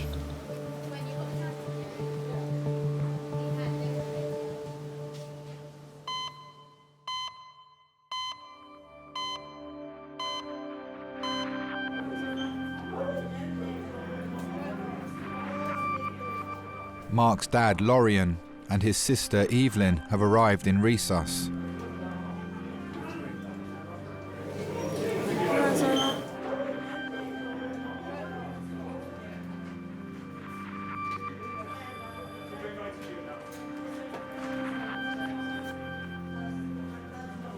Hi, Mark. I'm just going to put this temperature probe underneath your arm. The doctors are running tests to discover the cause of Mark's fever. With his body already weak from his advanced MS, any infection could prove very serious. How long has he had MS for? Oh, about 11 years. 11 years? Really? That's really young. So he's 20 when he was diagnosed. Someone hit him on the back of his head, and that's all. So it was trauma-related? Oh, my gosh. Did it get progressively worse, or was it... Yeah, progressive and got worse. Apparently, he was hit on the head, and he thought nothing of it. And then he said he started getting weakness in his leg. And then he just woke up one day, couldn't walk, couldn't see. We were in and out of hospital for about a year before they said to us it was MS.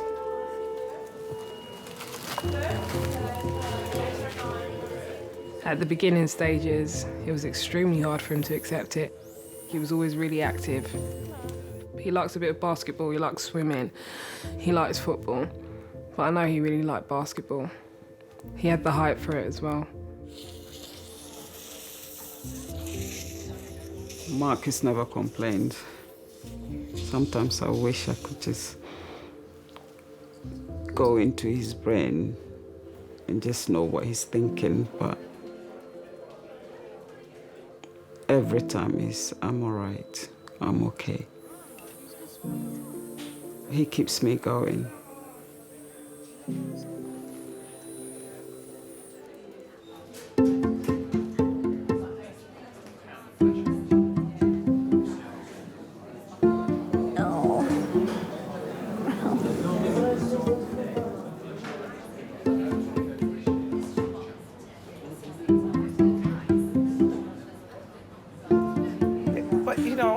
You should have emptied up the place when I turned up, you see. You should have... Yeah, please, just get rid of everybody, even the people in the wheelchair. The chicken tenders and some buttermilk biscuits. I want to eat, and I don't even think I'm that hungry. I am hungry. My stomach is rumbling.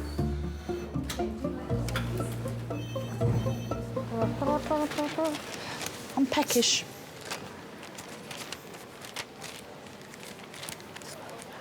Boom, boom, boom, boom, boom. Knock, knock. What are you coming in for, sweetheart? Because I had a bang on the head again. Did you? Yeah, she falls. That's it? Yeah. Get her a cup of tea, darling. How'd you take it? Strong, like your men? Strong, yeah. Sweet at all? I had brandy in my tea, please. What sandwiches have you got? We've got a sandwich. I'll see if there's any left. I was born in Deptford and then I moved to Abbeywood. I had a pub, the British Queen, and I moved round the corner. There you go, ladies. Share them between yourselves, Yeah, all right? we'll share them. We'll share them. Yeah. Do you want a chicken, big one? No, I don't know. Don't try that. Shut up. 17th was Sunday, 18th Monday, 19th. They're all right till tomorrow. I was born in Bermondsey, and then I met up with my fella. We got married in Bermondsey. Then we started to move down here, and I started having a family. I'm Camberwell, born and bred. I was born at the top of the road. And then when I was 23, I went on buses as a conductor. And I'd done 35 years on them. If you've got any trouble on your bus, you always had some of the boys help you. There was never any, you know, if you'd got a drunk on there, they'd say, "Do you want him off, lady?" "Yes, please." And they'd put him off. I do not know what I'm eating here. Rockefeller, that's what I'm eating. Well, what is it? No. And did you ever marry? No. Never wanted to marry? No.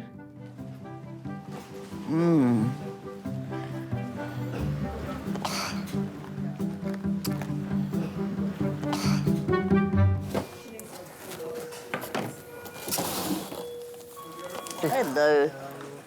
Oh, do you want us to go out? No, it's fine.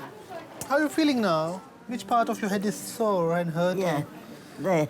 Okay. Oh. I had a stroke when I was 29. I couldn't walk, I couldn't talk. They couldn't do nothing for me. But now I've got better, and then I'm going gradually getting worse. Have you opened it Wait yet? a minute. Here. You rely on your friendship.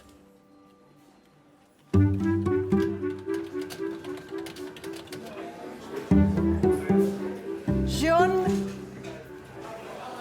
Hey, Jean. 20-year-old Jean was the victim of an assault 5 days ago. He's turned up at King's with all his belongings in a suitcase. So I briefly know you were assaulted on Wednesday. Yeah, Wednesday night. So just on the street, around an attack. Yeah, you didn't know them? I don't know them. It was around my area. I was being attacked, and before you know, the other one used a golf iron club and attacked my head, which was this, okay? And it was so big, I was bleeding. I'm a nurse, and you know, I wanted to look after people since I was as young as I can remember. Playing with my dolls, my tiny tears. I think I'm a good listener, so that helps. You have no family or friends? What about? I don't have any. You have no one? I'm just alone. What sort of help do you want? If you know, a place for me to spend the night, and if they could remove this thing, because the doctor says that after 5 days I should go. Take those out, that's no problem. Can you take your hat off and so I can see it properly? Okay, that's fine. You're an unhappy soul. Unhappy soul wanting help. I'm feeling pain, I don't know. No, I know, there's a big bruise there still, so you will feel... He did tell me that he'd fled from his life and he was very scared. He was homeless. And you have to believe what patients tell you.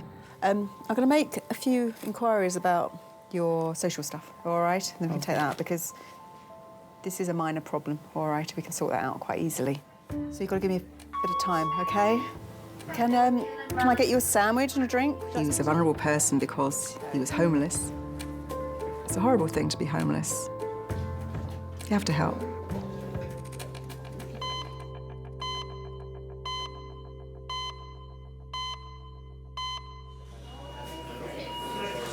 Are you in pain? Is it hurt? My mum, she's his full-time carer. There's been a few times when he sacked her. He sacked her and told her to go. But that's the type of arguments that we have. But yeah, she's been there all the time. She's there all the time, every day.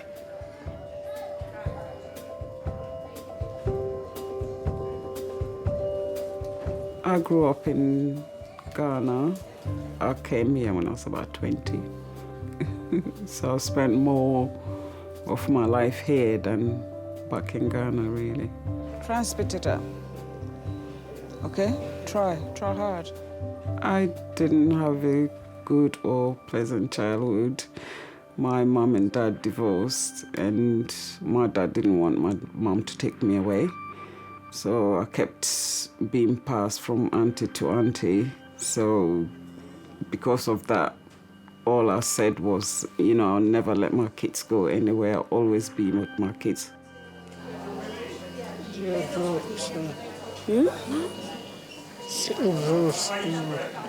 Say it again.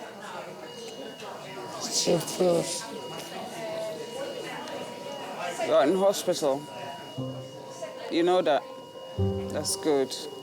At least you're trying to talk.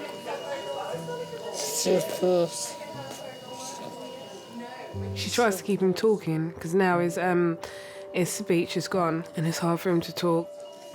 She knows his facial expressions, his reactions to stuff. She knows him through and through. That's her baby.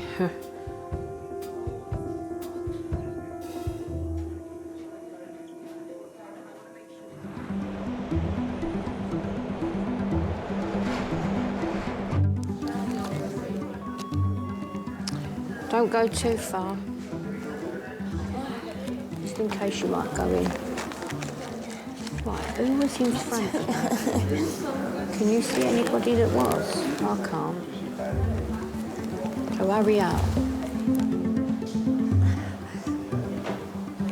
Oh, he's just driving me mad. That's why I'm getting up so late. Yeah, it's just toss and turn, arm in the air, just couldn't find a comfortable way of sleeping. And then he eats and sleeps all day. So it's like I got to feed him and then make him sleep. Yep, 1 minute. She's just here, I'll just get her. Sorry. Gemma? Gemma? Oh, killer. Sometimes I just want to give him one little kick. And then he said had big fluffy eyes and a big fur in his big head. Oh, Lord. I said, me not getting no more pets after this little ass. Not at all. Hello? Where the fuck are you? I'm in the toilet. Oh, right. Right, they're calling you. What have you been doing? You follow me, okay? Thank you. Oh, my God. I hope I'm going to get reception in here. Hi, I was wondering if this is a helpline you could at all help me with a homeless young person we have in the emergency department. I think I'm quite soft, yeah. I can be tough in the right situations, but no, I don't think I'm tough, no. I think I'm quite soft. I wouldn't like to say I'm a walkover, though.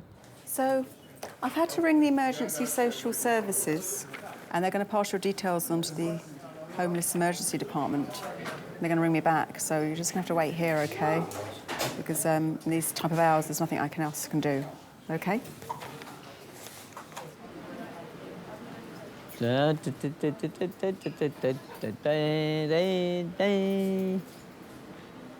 Want me to sing to you? No. Oh, that's all right then. Take that as a no.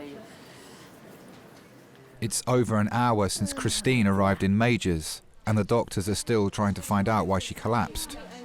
They've just requested a urine sample. What you got to do? Got to have a piddle? Yeah. Yeah, you better see to her and I'll go stand outside. How can I see to her? What's she Well, I got to don't do? know what you got to do. I can't touch her. That's new, isn't it? All this. Yeah. You haven't got to do it round her back. It's the front. They want a sample. Jones. Now what? Oh, crap. Oh, I've got a performance of her in there. You're right. She's trying to get a water specimen in it or something. That's what it's got to be put into, but you could go into that, hasn't it? How's it going in there, Chris? I can't do that. Yeah, she can't do it. Oh, God, dear.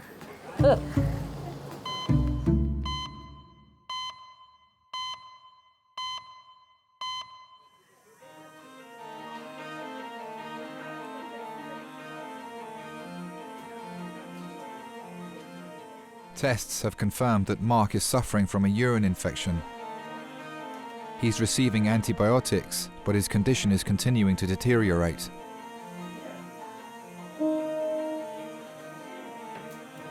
That poor lady. His mum. It's absolutely heartbreaking.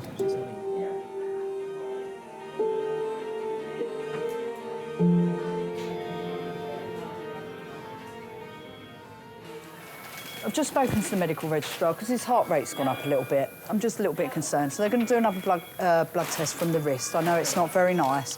I just want to make sure that he's oxygenating appropriately and make sure the fact that he is suffering with an infection, it's not making him worse. OK? I just want to make sure that we're giving him the right treatment. All right? Thanks. All right. When we went in, we just thought, OK, urine infection, he was going to be treated, antibiotics. That's fine. Even when they said his heart rate was high, I still didn't think it was that bad. I just thought, okay, it's probably working overtime to get him through this infection.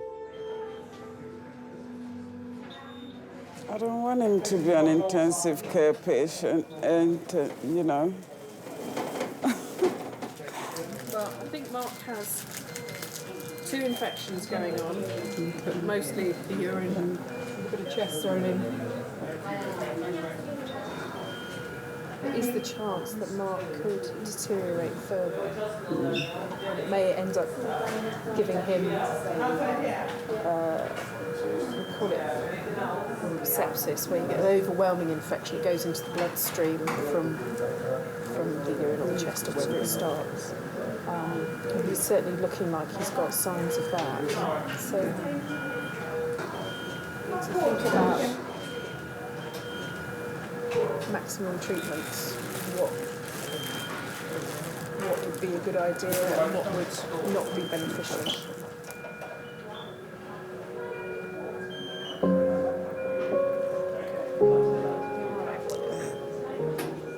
I always knew he was a strong boy and a fighter. He has fought it for, 11 years, but I didn't know it was that serious.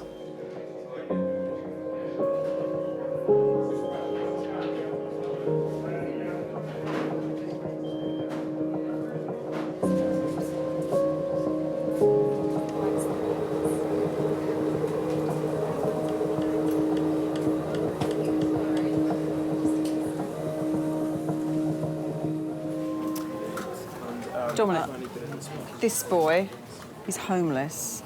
I've rang emergency homeless centre and they're going to ring me back, but who knows when that'll be. I haven't had someone at night for ages that's completely had no medical problems. We've got about 4 homeless people in our piles. It's awful, isn't it? It is. It's a horrible position to be in. I know. It's not nice at all. Sorry, sweetheart.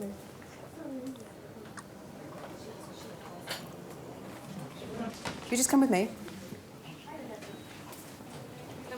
I'll just take these stitches out.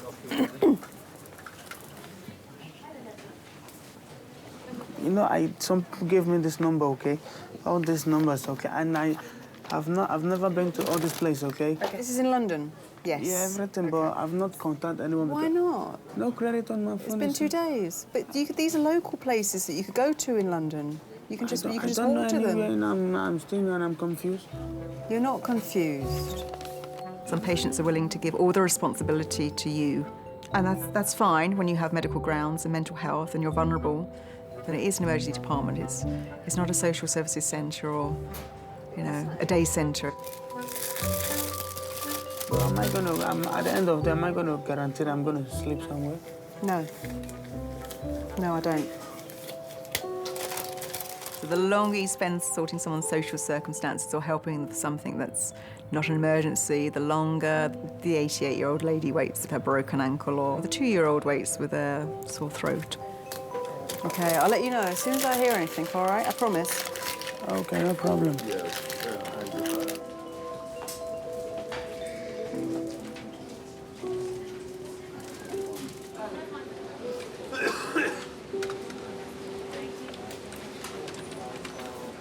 What did you fall on, Chris? What did you trip on?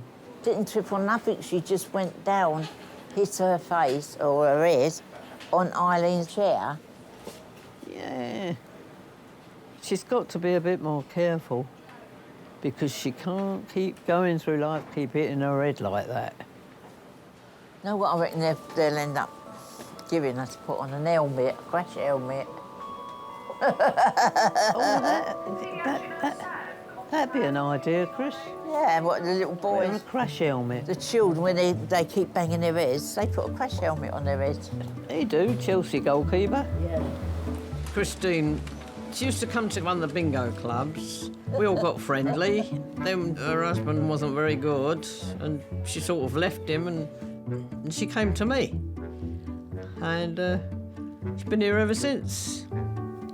I'm trying to get rid of her, but I can't. Oh, we have arguments, but we get over them. No. She's all right. We just jog along and do what we want to do. Oh, dear. When you yawn, what a big mouth you got. I can't help it. Joan was worried, yeah, they've been together for so many years. Don't know how long, but they look after one another. Don't breathe like that, because they'll keep you here. The results of Christine's tests have come back. Will she be able to come home tonight? I think she will be admitted here. Oh, no. What for? She had a very nasty infection of the urine. That's the reason she had a collapse. So we need to investigate it further and treat her with antibiotics. Otherwise, she will go home and will have another collapse. She's very lethargic because of it.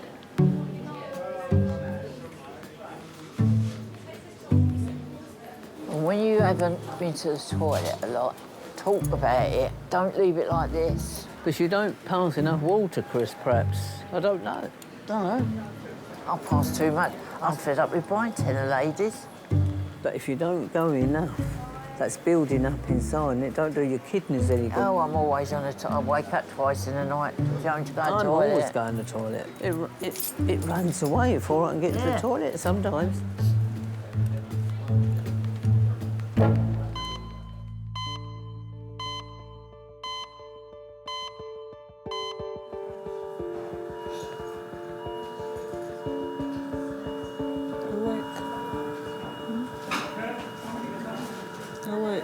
Wake up, Zola. Too much sleeping. Stay awake for a little. Mark is continuing to deteriorate and is at increasing risk of blood poisoning and organ failure. Given the seriousness of his condition, the medical staff must have some difficult conversations. If Mark's kidneys play up and stop working, then I don't think we should put him on a dialysis machine. It's very invasive. I'm hoping a bit of antibiotics antibiotic and a bit of fluid, it's going to work, but he seems quite weak. But you're on all the right stuff now.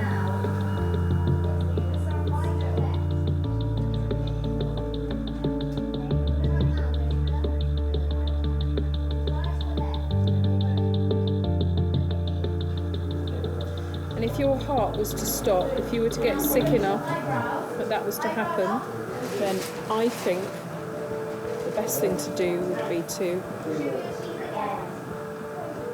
just let you go. Now, I'm not saying you anything close to that at the moment, because you've got a nice strong heart. But if that was to happen, I think things would have got really bad. So I don't think us doing chest compressions is going to help. Okay. I just fell into pieces. I was crying, but I don't know if I was crying for me or Mark, and I thought if he was hearing what was going on, how would he be feeling right now? You know, is he thinking that he's going to die? And it was frightening. It was frightening. Don't give up. You're going to come out of this, okay? It's all a urine infection. You hear me? You hear me? You hear me, Z? I'm not prepared to lose you. You fight this. You can hear me. As a mum, you never, ever consider outliving your offspring, ever. To then have a do not resuscitate form discussed with you and why it would be beneficial for your offspring not to be resuscitated is something that I can't comprehend. I don't know what I'd be able to do in that situation. Don't even think about it. Don't even think about giving up. You'll be all right, okay? Yes? Blink. Come on, it's just me and you here. Blink twice. You can hear me. Blink twice. Again, blink again. Blink again for me.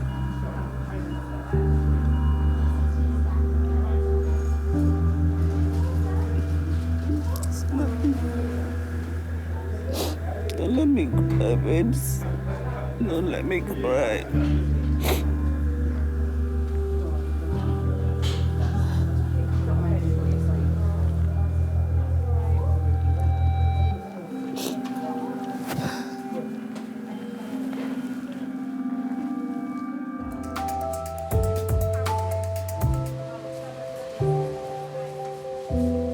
It's a lot of bleeding time wasted here, isn't it? Look, I've been here so long, my skin's all falling off my fingers. So, if you've got to come up here, fetch your bed. Yeah, I'll fetch your camp bed. Pack lunch. Change your clothes in. A primer stove. Make yourself a cup. Round table that you can sit on. Your own toilet roll. We'll always be friends. After my husband died, I wouldn't go over to bingo, and then they said to me once, come up and have a cup of tea, and they come down and have a cup of tea, and yeah, I've been friends with them ever since. So I'm never on my own. It's good. You got your phone? Where is it? Turn on then. Yeah. Oh, you got to... Yeah. Tell mate. See you later. See you tomorrow. Yeah. Friendship is very important to me. Ring me in the morning, all right? Without fail. Yeah. Yeah, it gets more important as you get older. All my family's gone anyway. I've only got one sister alive, and she's 90. Friends sometimes are better than family. Do you reckon we'll sleep tonight? Oh, I hope I will.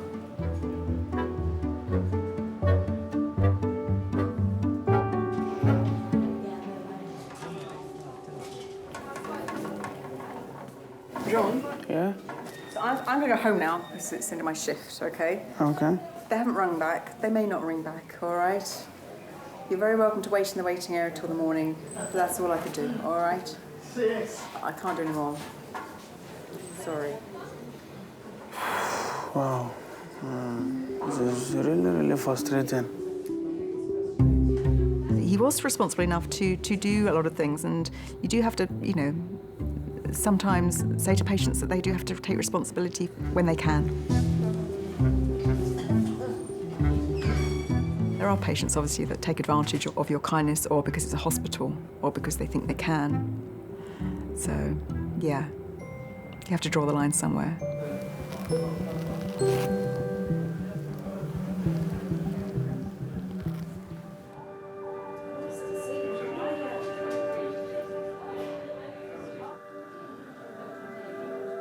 Mark is being moved to a high dependency bed where doctors can continue to monitor his condition. Is there anything I can get for you, my lovely? No? Is there any family going to come up and be with you? Yeah.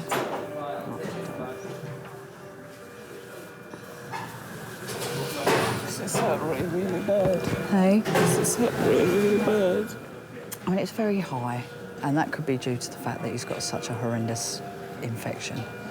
It's whether we can get on top of that, you know, and get him all comfortable and get rid of that infection, and then maybe his heart rate will come back down. Oh, sweetheart, I'm sorry.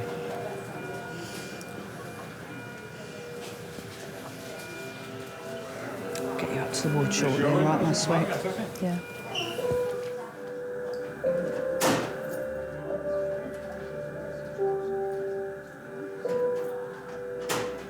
I'm here, Zola. Still here, I'm not going anywhere.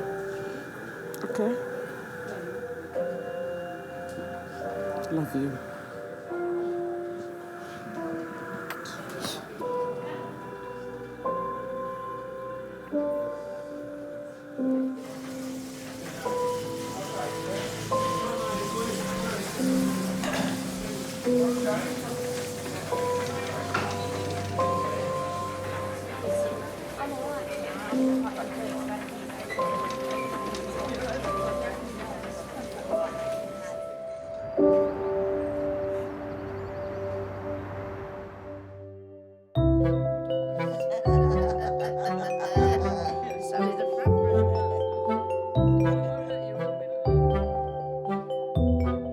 When I came out of hospital, the next day, I didn't go straight home. I went to bingo.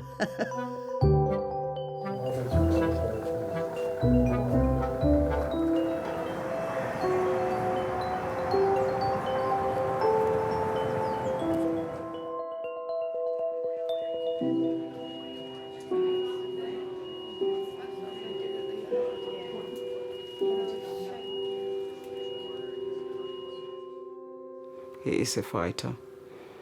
He proved that to me when he was in hospital.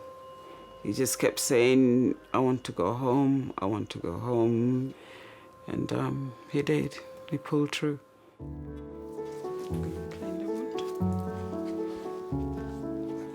What keeps me going every time is seeing Mark, you know, well and talking to me.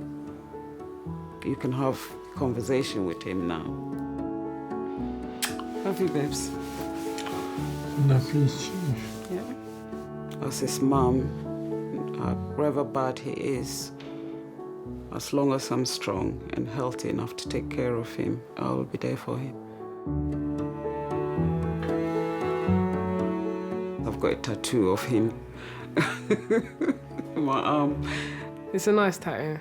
It's just his face, and it's meant to be God's hands holding him.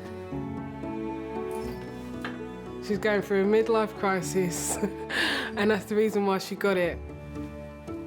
Anytime we go anywhere that he can't come with us, I know he's with us, he's with me.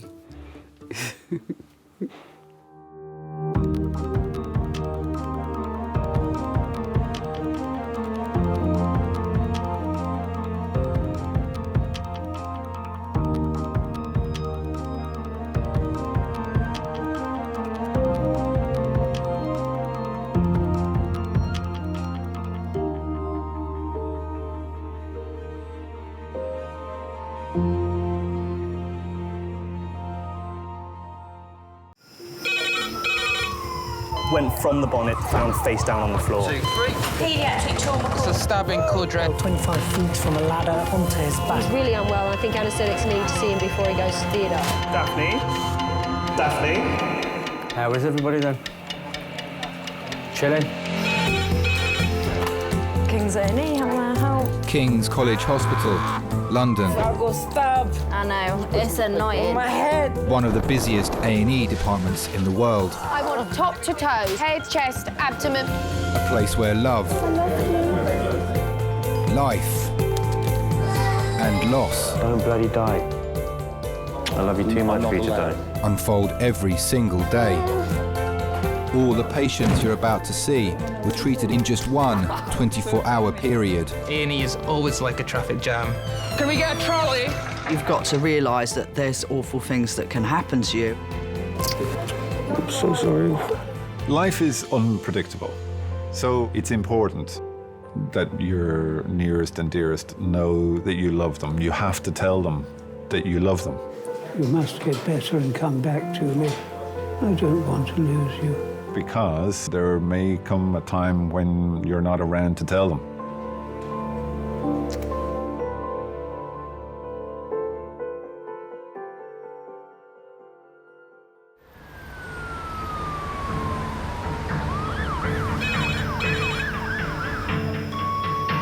Paediatric, Pens trauma in 10 minutes. That's paediatric, Pens trauma in 10 minutes. Left-sided chest drain in situ. Code red. Are we all right Has here? it got a line Managed in? to get bloods off? We've got SAPs of 9. Can I get someone for the paediatric trauma call? It's a stabbing code red pericardial tamponade. Any Kings, hello? Now, we've got access in the right arm, I think. If we can get a second one, that'd be fantastic. A&E is always like a traffic jam. Thanks. That's another one. He's unstable. So I would just get his bloods and run with him to CT. And it's always like a traffic jam on the M25 on a Friday afternoon. Firaz is a consultant in charge of resus. We still don't have cardiothoracic reg, do we? Ah, lovely. Today, his department will treat up to 20 patients with life-threatening injuries. Is he seeing anything? Got a kid just pulled out a big shot. Literally just arrived at the doors. Really? There's a kiddie being shot outside the door. Can we get a trolley? Trolley, please. I'm quite well known for scurrying around. I think it's the sight of my tiny legs going faster than my body will allow. I got keep coming back, keep coming back. Can you just get them to book in another male trauma as the next one after? No, it's fine. We'll do it as a trauma code. I couldn't imagine being a GP. That's just not me. I need the little adrenaline buzz. I need to be running at 70 miles an hour. Otherwise, I will collapse and die and fall asleep. Fine. So do you want the bloods? Hello, it's Firas, trauma consultant. I've properly had enough now.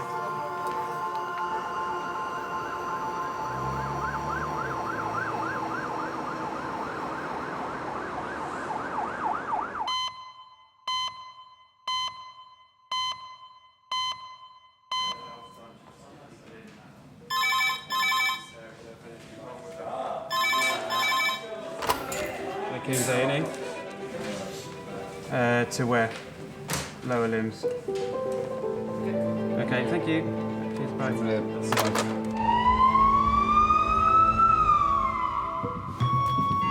Adult Hems call, 10 minutes. Adult Hems call, 10 minutes.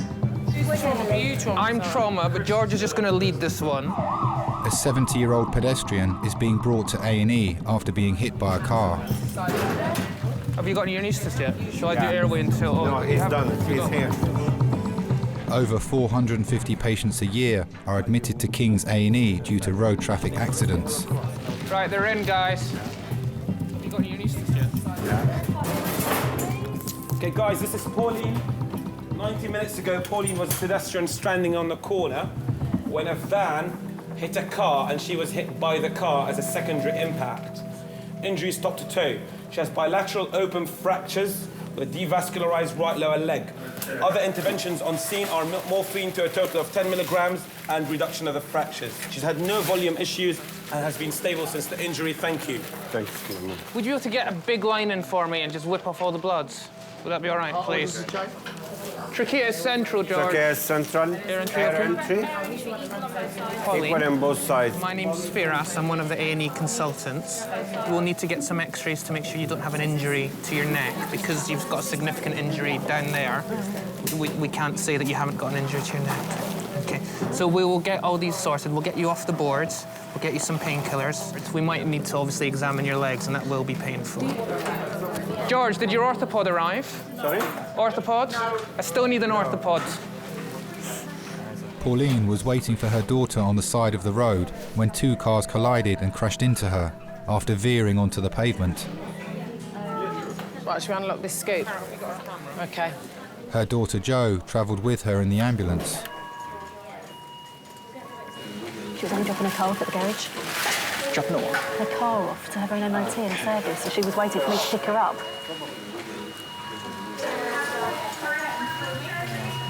She just couldn't get out of the way. I drove around the corner and I could see something had happened in the road. There was a white van and a car, all the airbags out. Mum was laying on the floor alongside the car, awake, and she just said to me, "He's broken both my legs." And I just went into panic mode, I think. It was terrifying. She doesn't seem to be rolling around much. No. She's not got any sort of... I just wonder what sort of neuro there is.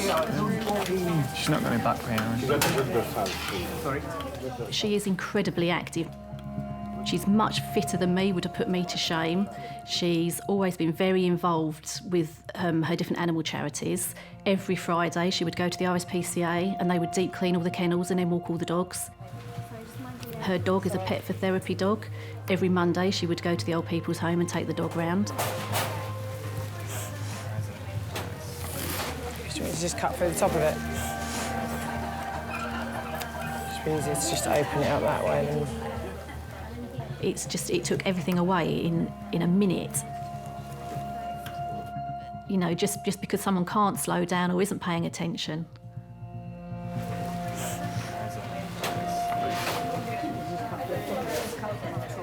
That's what we were like to hear. Ouch. I think we should let the dog say that. We just need to do some sort of sensory assessment of her. Can you feel my touch? Yeah? On the sole? Can you feel that as well? Is it a normal feeling, Pauline, or does it feel different to normal? It feels normal. Well done, She's not feeling that. No. She should be out feeling that. That's what I was saying when she first came in. She's not got enough pain. She should have more pain. We want to go higher up. I just want to make sure she doesn't have a spinal injury as well.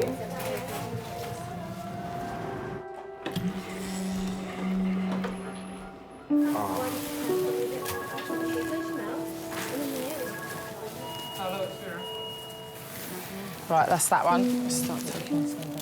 It's been an hour and a half since Pauline was hit by a car that swerved off the road. She has severe injuries to her legs.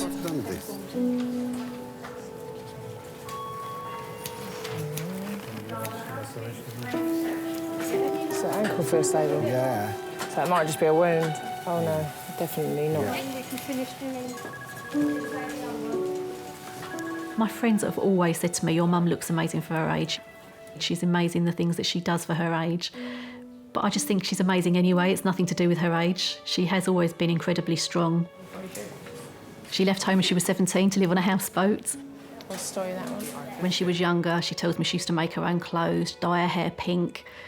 She's always been happy to be different to the crowd. And when my son was young, she started to foster, so she's been probably fostering for 20 years now.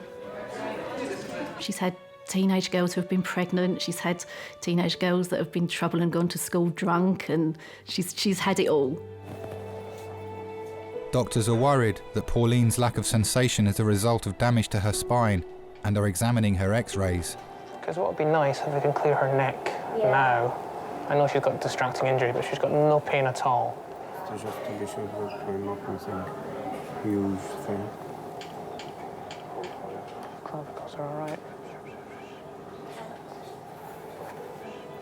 Yeah. Perfect, thank you very much. Just do one peg, yeah? Fantastic. We can clear it. See you later. I can't believe it, Mum. No, neither can I, Joe. We're just so fed up. I can imagine. It's going to take months, isn't it? You're just going to be so bored. Not being able to do anything. It's a good time with the children. Oh, Mum, we'll work it out. We'll cope. We'll always cope. She's just that person that everybody goes to. I do. If I have a problem, I sort of think, oh, I need to tell my mum. My mum will sort it out for me. My mum will help me. And she's always been my role model. If somebody said to me, who is your role model? It is my mum.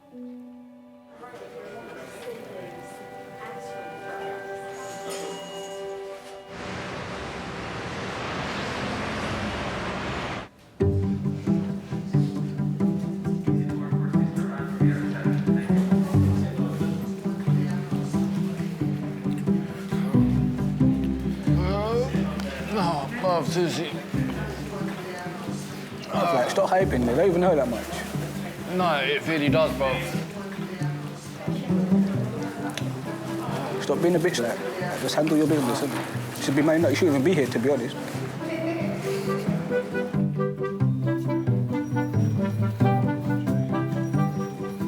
Yeah. Normally we get to chill out, but it's not been a chill out day. It's not been a chill out day. It's not been a chill out day.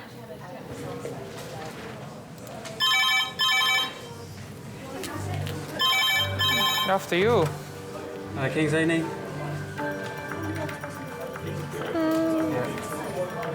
Pediatric trauma. 11-year-old. Thank you. 3 minutes. Pediatric trauma, 3 minutes. Pediatric trauma, What's her 3 first minutes. name? Did you get her first name? An 11-year-old girl has been hit by a car travelling 30 miles an hour at a zebra crossing. Let's have a look at the screen. Left side of the head, you sit. Matt, are you able to be my bee doctor? Yeah, I'm coming right now. It feels different when children come in. Undoubtedly, ever since I had my own children, it's more emotional than it used to be. I almost straight away am thinking to myself, well, what if that was my child? What would I be doing? What would I be thinking? Because the worst thing for me is identifying life-threatening injuries and having to deal with those and tell the parents at the same time, because that's just not a conversation you want to have. You're on the front side of the bed.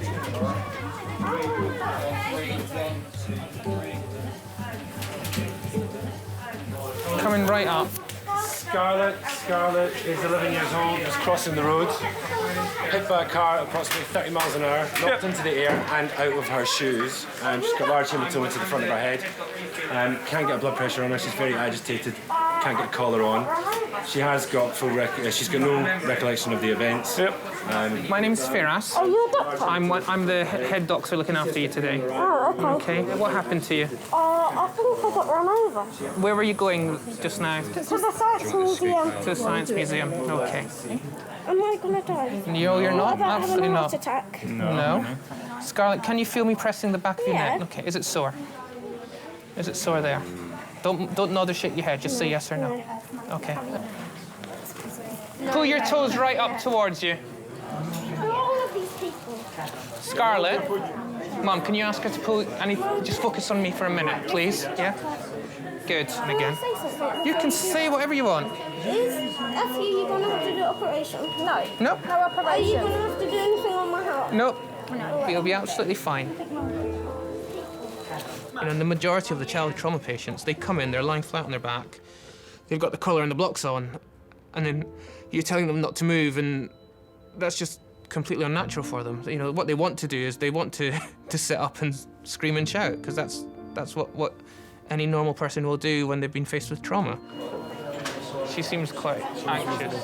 Yeah, she is. She's very, very, very shaky. But you've got to put these anxieties into context. Was she anxious because she'd had a bang to her head and was a little bit confused and didn't really have control of what she was saying or doing? Everything's gonna be okay, isn't it? It is, Scarlett. You're going to be fine. It's fine. We're just taking a picture of your chest, that's all. It did make you think, has she sustained an injury to her head? So after this X-ray, we're going to get around for a scan of the head. So we actually want to visualise the brain, make sure there's no skull fractures, there's no bleeding to the brain itself. Okay. Is this her normal personality? She doesn't want to talk that much. She's really, really panicky. Okay.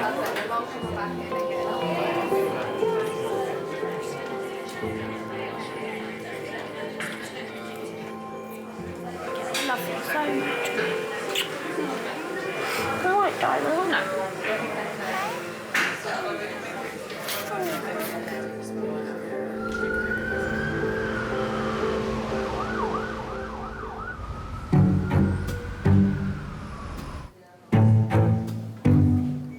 Fabian!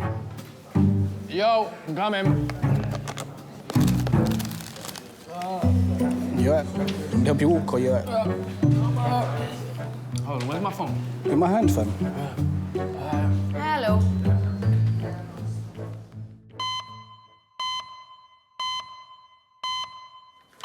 My colleague informs me that you were involved in a low-speed motor vehicle collision. Were you driving or...? Yeah, I was riding on a scooter moped. A moped, OK.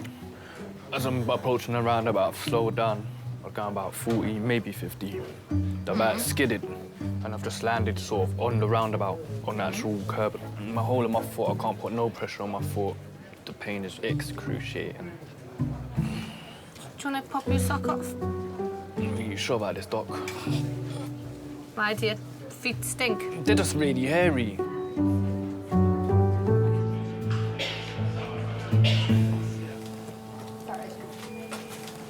I can't, no.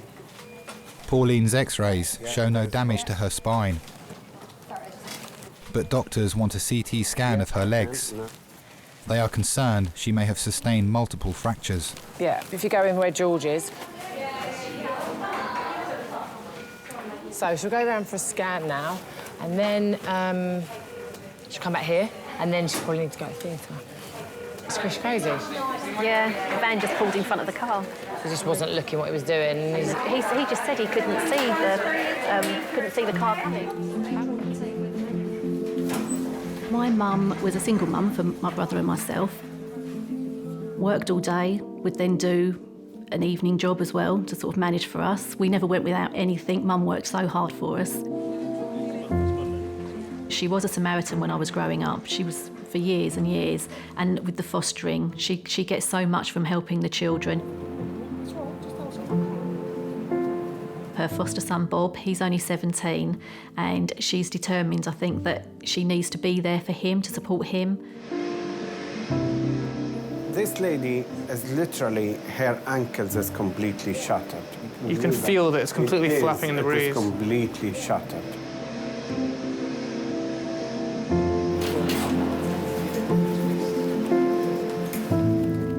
My husband's always saying to me, you know, why does your mum do all these things for everybody else? I don't think he really understands it, but she really enjoys it. She gets an immense amount of pleasure out of it.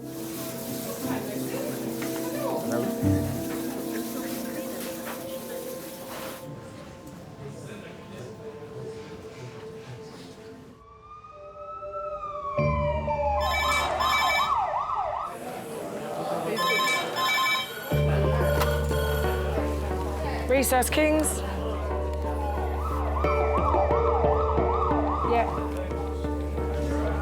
Yep. OK, brilliant, thank you.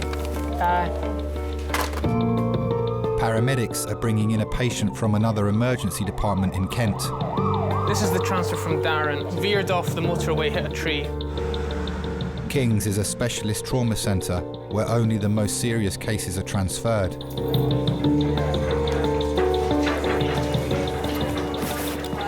It's not on a scope, no? Not on a scope. You might want to roll. Is the C-spine cleared? C-spine. OK. 1, 2, 3, go.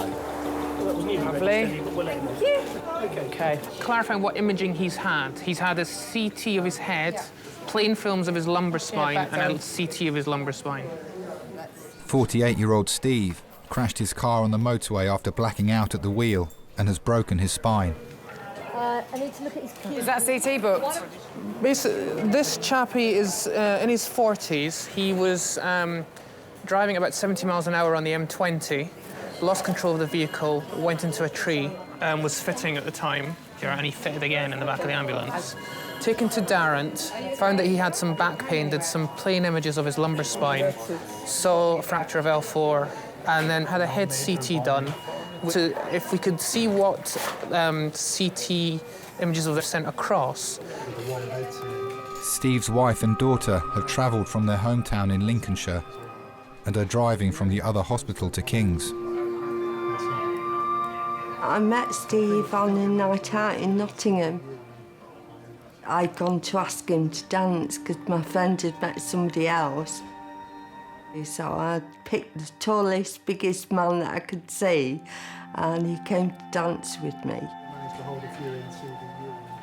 And he was just so handsome and kind and generous all the time.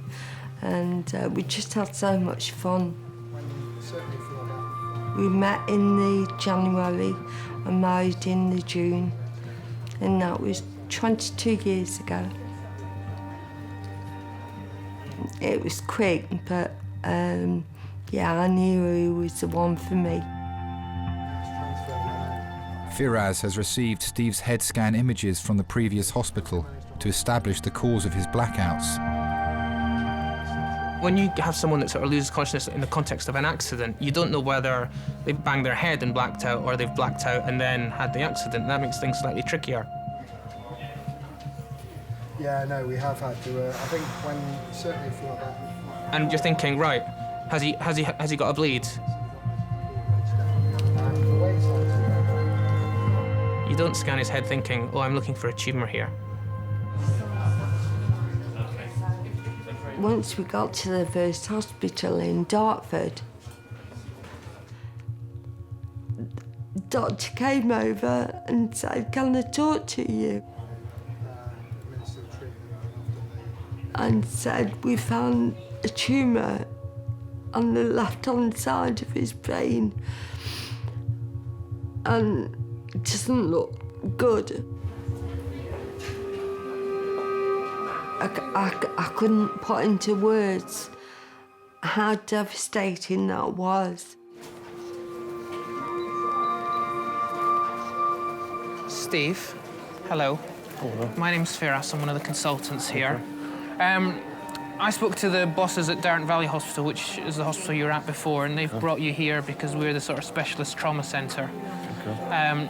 From what they've said, you've got a couple of fractures to your lower back. Yeah. You've had a couple of fits, haven't you? Yeah. Have they told you why you had those fits? Because I was tumour in the brain. Yeah, okay. Steve's initial scans revealed a previously undiagnosed brain tumour had caused his blackouts. Firaz will need to carry out more scans to identify whether it's cancerous or benign. Okay. And you've never had any fits before? No. You've been suffering from headaches recently, nothing like that? No. Have you got relatives that know that you're here, or do you need us to tell anyone? My wife and daughter's just got to Darwin, sort of 10 minutes before the ambulance will be over now. Right. No, the family's all been told. Okay.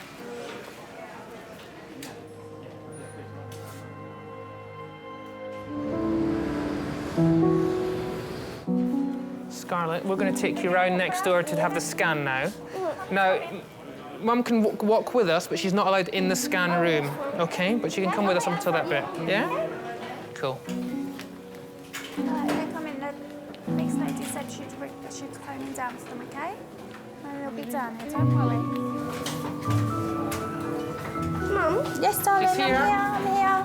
Not going brave. Sorry? You're very brave. You're very brave. Very brave. You don't even need to ask that question.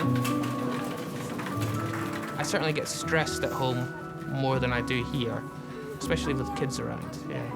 I'm sure my wife will tell you that I don't rush around at all, and she's always rushing around after me and tidying up after me. Slide. Whoa. Yep. And now we'll take that on board. See, this is more exciting than the Science Museum, isn't it? You see, this is science all the way. I can imagine that I'm going to be hyper-protective, especially of the two girls. My wife's the opposite. She's very much like, you know, we'll let them jump and do things, and if they fall and hurt themselves, then that's what I did, that's how you learn. So I don't want to mollycoddle them too much, which I suspect will be my nature. See you in a second.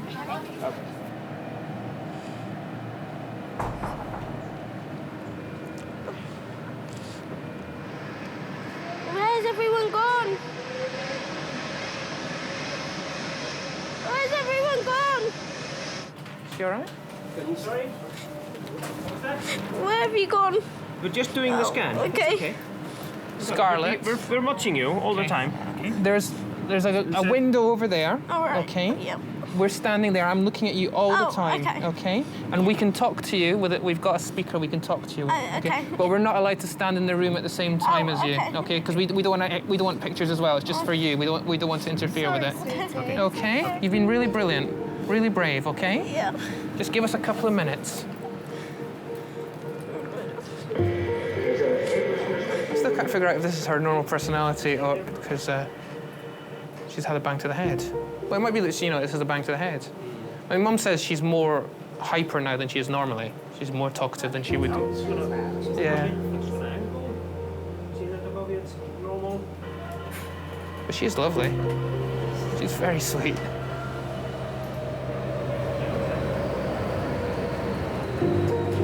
Well done, sweetie. Okay. All right, baby. We're just going to move you back onto the other bed, okay? Yeah. Right, would you like a drink of water when we get back? Yeah, yes, please. If you're good to me, then I'll let you have one. How many have you got now? I've got 3 kids now. So that's a handful. So when you talk about multitasking, I've had to learn that at home as well, and certainly I'm not so good at that. Give me a resource full of trauma patients over 3 kids at home anytime.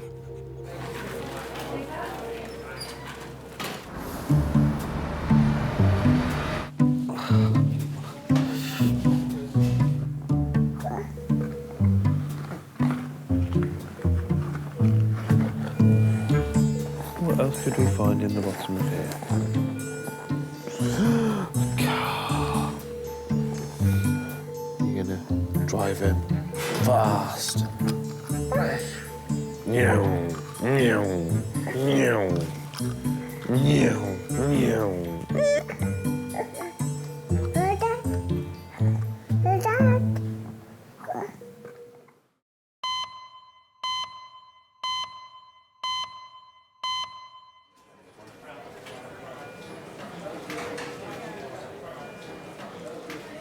Steve crashed his car on the motorway, going 70 miles an hour. He was transferred to King's from another hospital after they discovered a tumour on his brain.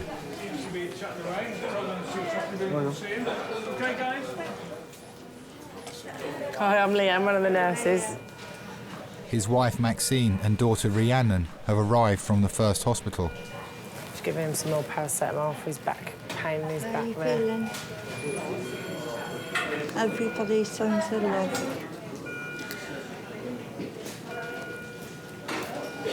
If I don't know if I have a tumour, I thought I broke my fucking back. Don't do things by yourself, see you, babes. Huh?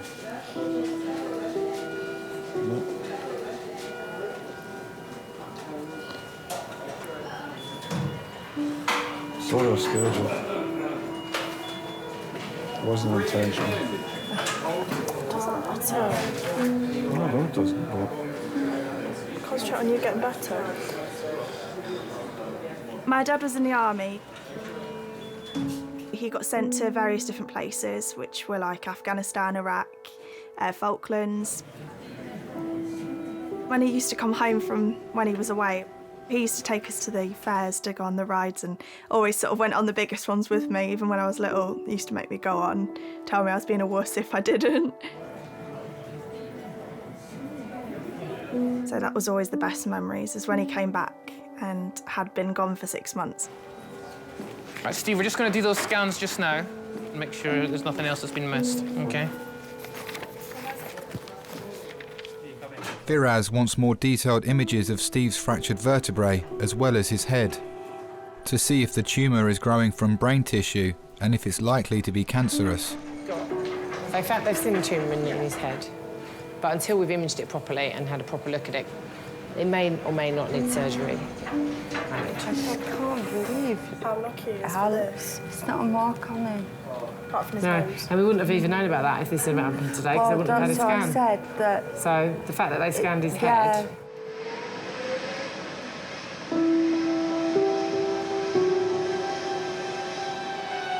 It's made us all stronger, the fact he was in the army. I mean, it's made us all really close, able to pull through anything. And you've always got to sort of have to expect the worst. So when the worst happens, you can deal with it. You're able to deal with it. So I say it all points to be positive, because if he'd not had the accident, Rhiannon, then they wouldn't have found his tumour. It's not just that. It could have grown too big for them to operate. Worst case scenario is it's cancer. And if it's cancer, look how many people survive cancer now.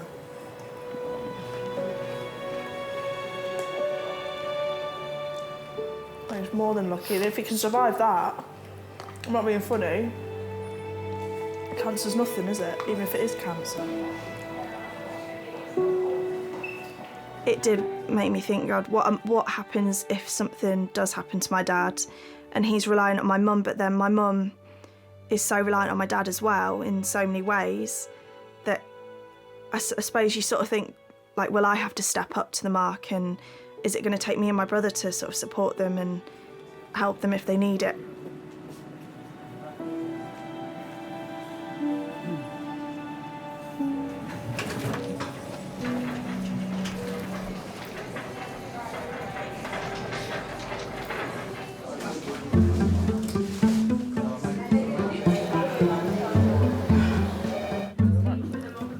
How come you're down here? Just because you're down here. You're such a smoothie. Well, no, why are you really down here? Why are you really here?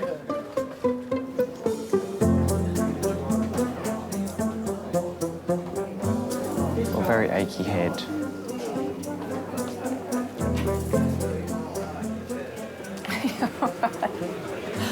Sorry, I keep laughing. It's really unfair. It does really hurt.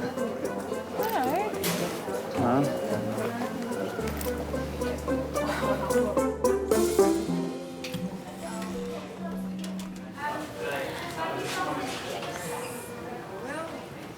Pauline's legs are fractured in several places.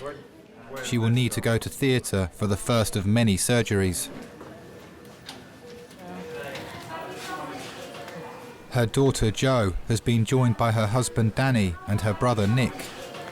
I mean, they reckon she won't be out of hospital for 2 weeks because what they're saying is she's got to have pins and stuff, and then skin grafts on the top, because apparently one of them is quite bad, like wound as well. But I feel better now you two are here. It's awful. So awful. It's going to drive her mad. Yeah, but the thing is, Joe, it is going to heal up. That's the thing. It's going to heal, won't it? I hope it heals up to be how she's used to it being. It's better than the alternative, isn't it? Oh, God, yeah. Yeah, of course. She is going to get better from it. She's going to have to stop doing things for everybody, though, and that's going to be what she struggles with. You know what she's like. She likes doing it all. It's a feeling of being generally quite useless. I suppose we all see ourselves as that person, and I'm not that person anymore. You're right. Nick's here now. Oh, is he? Yeah. Hello, love. You do feel tension, don't you? Wrong place, wrong time. Yeah. Stupid. I was just so cross that two people in cars had literally messed me up. And a big part of me is actually quite still angry about that. I'm just so glad you didn't fall and whack your head on that brick that was behind you. I'm so lucky it was not my internal organs, because it would have killed me. If it had been any heart, you know. Why don't people just slow down a bit? I think everybody's in a hurry to get places, and I know this is going to sound awful, but I actually had to go on a speed awareness course a couple of years ago. And since then, I have been driving very responsibly. Thank you very much for all coming up. Well, what doesn't get done? I've got this horrible thing that I've got an awful lot of ironing. I'll get it all dealt with, Mum, don't worry. That's brilliant. Because I've got a huge amount of ironing. It's fine, we'll get it all dealt with. Yeah. You ring, didn't you? Yeah. Right, we're going to get off. See you later. Bye-bye, darling. All right, see you soon. So we'll phone tonight and we'll come up in the morning. Lovely. Okay. Yeah. If you want us anything, Bye-bye, lovely. or you remember anything. See you later. Yeah, drive carefully, all of you, please. Yes. No. Okay. See you later. All right then. Bye-bye. Bye, Mum. Bye. I'd like to think that this has made me take more time out to actually not be doing quite so much, because I've spent my life really sort of doing, but perhaps taking more time out to relax and value what I've got more. I think more than anything else. I'm just really lucky.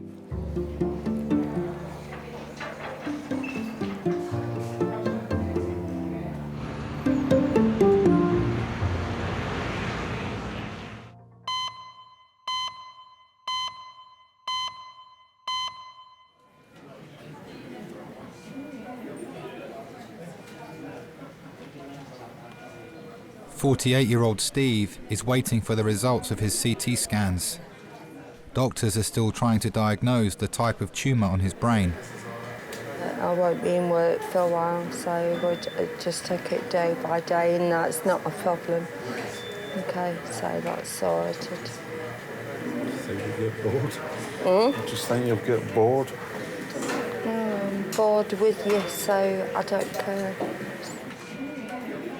He's been away a lot in the army. He loved going around the world. You know, he's seen so many things and so many places, and he loved that. But I always knew that he'd come back to me. I knew he would. And so you deal with it. All these things are going through my mind.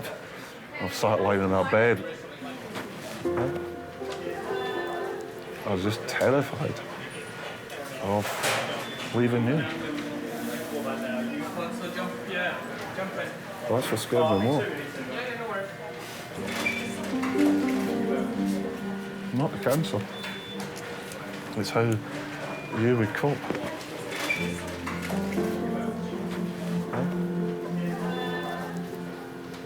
His first words when he told me he got a tumour is, "How are you going to carry on without me?" And not for him, how was I going to carry on? Because he's always been my carer. He's always been there for me. I've got a condition called cerebellar ataxia. And I had what they thought was an attack of it, which was very much like a stroke. I was paralysed down my left side for a year. He was there for me every step of the way. And if it wasn't for Steve, I would have just given up, but he wouldn't let me. Nothing's impossible for Steve. Hiya. We're at King's now. He's broken his back. But if it's splinters of it have come off, then they're going to operate. And the same as the tumour. I know. I can't lose him now. Yeah. Okay. Bye.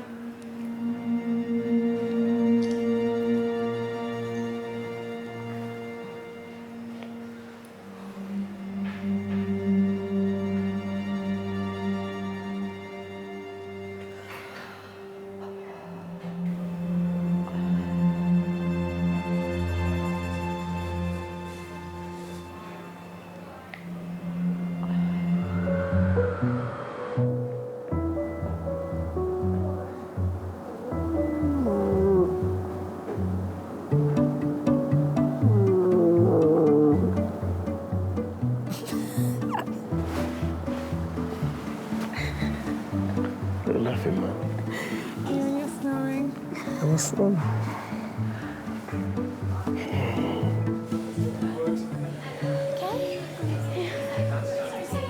is school holidays this week, isn't it? Yeah. This is the first day of school holidays. You haven't timed it very well. When Monday, oh, I wish I could go to a science museum. Don't be able to tell you that. When will I be able to go out? To go out? As in... To go home? You've only just arrived. Don't you like being here? Not really. OK. Looking at your scans very quickly, there doesn't seem to be any obvious bleeding there or anything that you need an operation for. Yes. Or anything serious. Does that mean heart? No, we're talking about your brain. I was worried about your brain because obviously you've got a big bruise there. Okay. So that's what was worrying us. Brain, could there be, like, I don't know what's wrong with my brain. There is nothing wrong with your brain. You obviously had a big knock to your head because you have that bruise and you can't really remember what happened. No. So that's why we did the pictures of your head. I'm not scared anymore. Good. I'm very pleased. So that's very good news that that scan is normal. Okay, but you won't have to do an operation. You do not need an operation. You promise? I promise you will not need an operation. Okay. I think lots of people travel through life too quickly and miss out on the really important things. You start, it's Monday morning, you think, oh, I can't wait for the weekend. You suddenly, that whole week's wished away and whistled by. How was it? Looks all right. Nothing that needs surgery. Lucky girl. I think it takes a very special person to live through life appreciating every minute and savouring every minute. And unfortunately, I'm not one of them.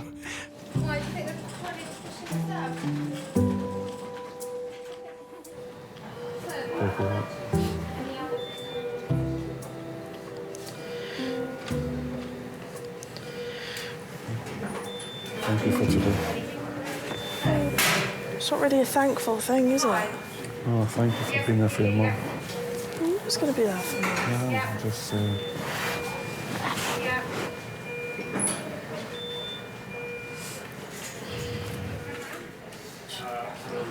well.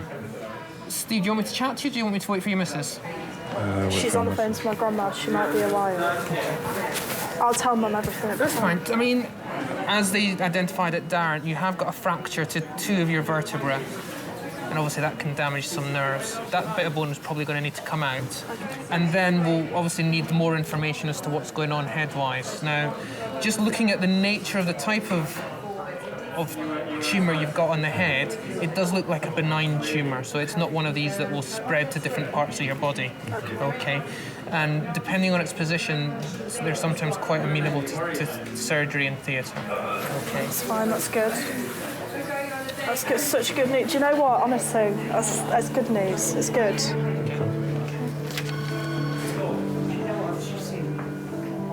I think it's made him think about his whole life and things that are important to him.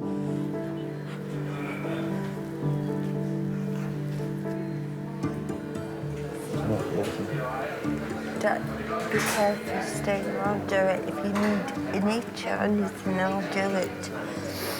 I'll nag you like you used to nag me. Yeah, well, that was our job. See, this is my job. So do as you're told. I've got the upper hand now, mate. He always said you've got to lie down at some point. I think that's the hardest thing that Steve's got to cope with is he does have limitations.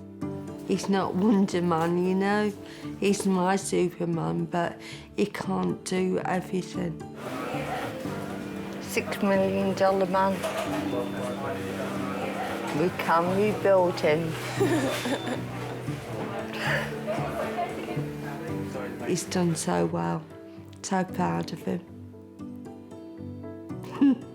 Sorry.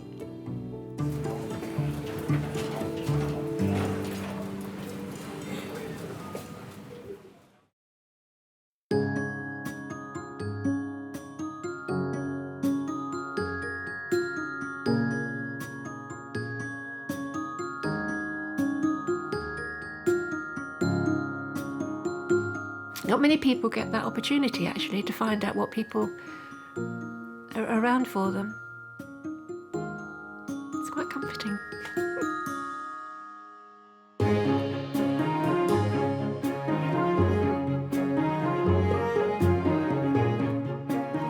Balloons? Already?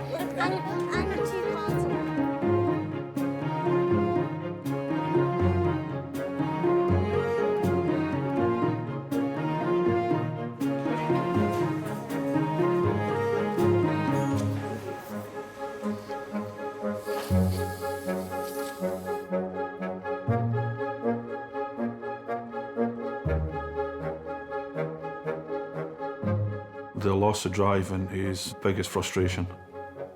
I was that used to driving everywhere and having my wife and my daughter drive me places. I'm like, no, it's a man thing, it really is.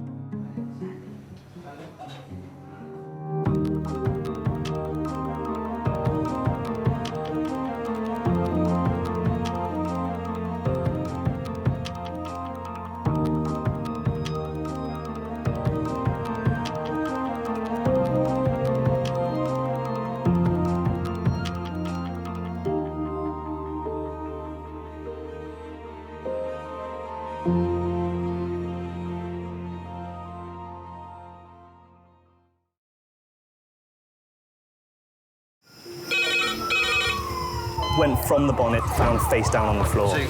Paediatric trauma. It's a stabbing quadrant. 25 feet from a ladder onto his back. He's really unwell. I think anaesthetics need to see him before he goes to theatre. Daphne? Daphne? How is everybody then? Chilling? King's A&E, how may I help? King's College Hospital, London. I got stabbed. I know, it's annoying. My head. One of the busiest A&E departments in the world. I want top to toe, head, chest, abdomen. A place where love, life, and loss. Don't bloody die. I love you too much for you to die. Unfold every single day. All the patients you're about to see were treated in just one 24-hour period. A&E is always like a traffic jam. Can we get a trolley? You've got to realise that there's awful things that can happen to you. I'm so sorry. Life is unpredictable, so it's important that your nearest and dearest know that you love them. You have to tell them that you love them. You must get better and come back to me. I don't want to lose you. Because there may come a time when you're not around to tell them.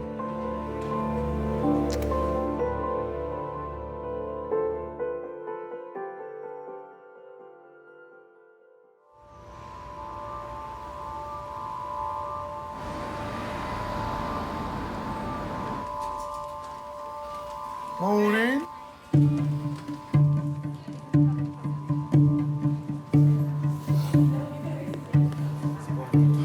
Thank God you weren't seriously hurt. Well, to think of it, if I was moving forward, that would have been the side of the van. If I'd actually pulled out straight away after that van had come round, that would have seriously hurt.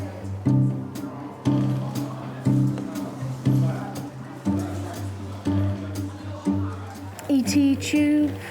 Oh, what's interesting as well about the nasopharyngeal is the right nostril is slightly easier anatomically. Really?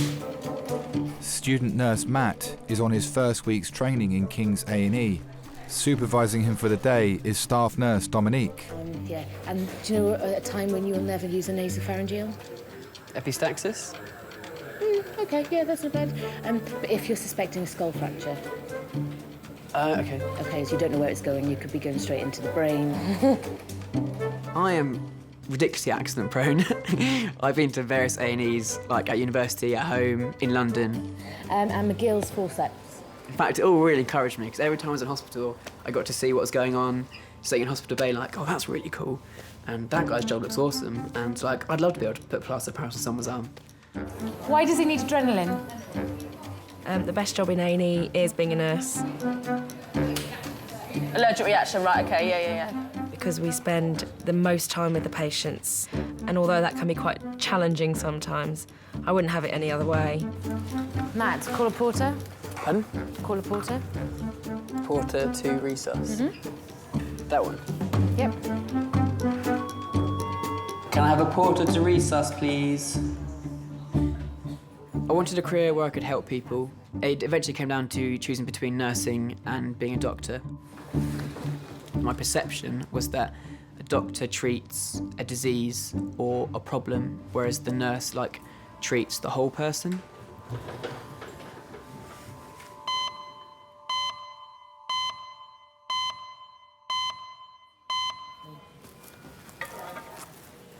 Okay.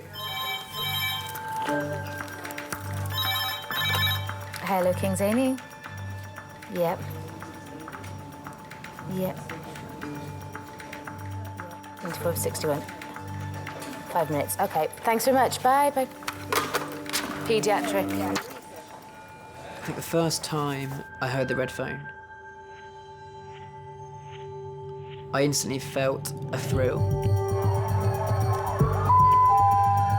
Paediatric red phone, 5 minutes. Paediatric red phone, 5 minutes.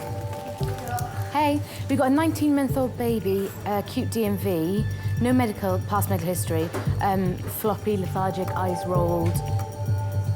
It really hammered home how real it was that I was in an A&E department, and that in an ambulance coming, screaming to Kings now, as someone that needs the team's care, otherwise they might die, and that I'm now part of this team.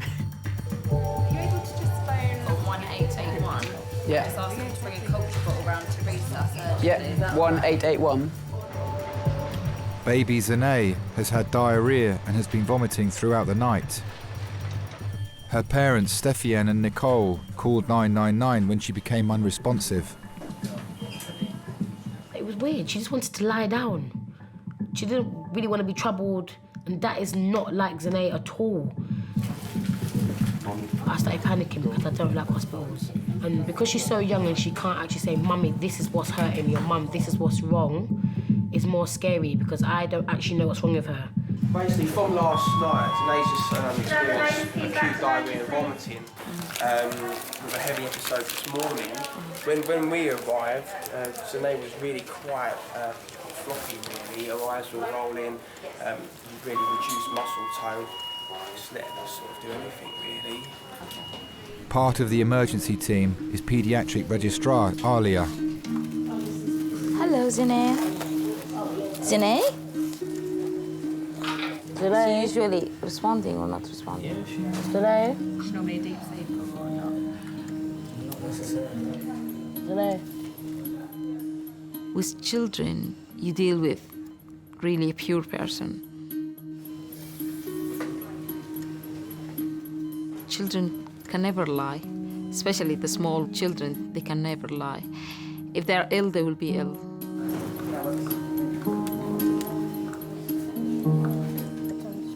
For her to be 1.5 years and being quiet will make us very tense that this child is not okay. I don't understand. I'm trying to think. It's weird. She hasn't eaten anything. Just don't stress. Doctors are hoping a strong mixture of antibiotics and antiviral drugs will stabilise Zanae. Because she's 0.65. Is it worth putting another cannula in so she can have fluids as well as... Yeah. Does she need another one? Because she's not responding well to us now. And we are in this situation, we will be afraid that there is infection around the brain and in her spine. This is my only child. I don't want to lose my only child so early. That's what I was thinking. If there was another word created better than love, then yeah. Love doesn't cut it. It's above that. So yeah, that's my soulmate right there. Now, maybe possibly tomorrow or something they'll be. So does that mean she's going to be staying here then? She's staying here. She's definitely staying here. Okay? Sorry for that, but we need to make the things. What's happening? Her Glasgow coma scale is dropping on and off, and she's becoming stiff on and off. Okay. I'm worried that she has encephalitis. Okay. When you have encephalitis is inflammation of the brain. So your breathing can be affected, your sight, your memory, every area in your body can be affected. It can be fatal. I need you here to the resus room, please, because I do have a 19-month-old. We found that there is a fluctuation of consciousness, and she's stiff on and off. We are planning to... Alia's worried Zane might stop breathing and calls colleagues in intensive care. Okay, thanks. She's in the resus room, A&E. Okay, thank you. Now she's becoming again more chronic. Maybe I'll give her a diazepam. Can I go to her, please, now? Okay, thanks, bye. If you didn't put the right action or you didn't do the right action in the right time, then you'll feel guilty the whole of your life.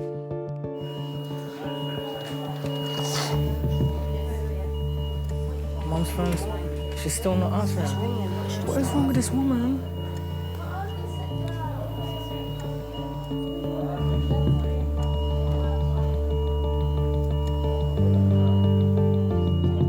Needles, wires, tubes. Just this little girl in a big bed. It's all random, isn't it? I just don't understand, like, where this come from.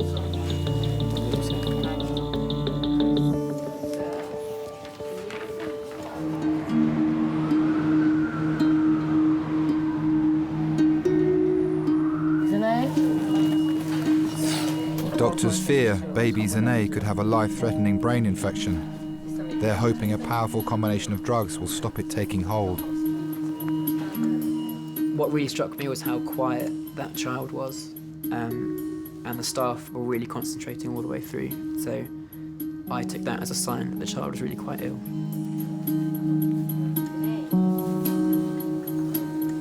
What are you drawing? Also at the hospital is Zane's 4-year-old stepbrother, Kamari. What are you drawing?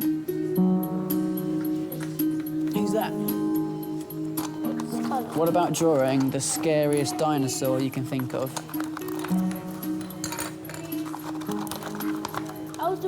Oh, yes. I was a single mum up until Kamari was 1. And then obviously I met Stefan. He lives by himself. So it's either I'll go and stay at his house for a little while, a couple of days. He'll come here and stay for a couple of days. I know you don't expect things like this to happen, but things happen, innit? Some days we can love each other. Some days we just hate each other. But I know that when we need to come together, we do come together, especially when it's regarding the children. We do come together.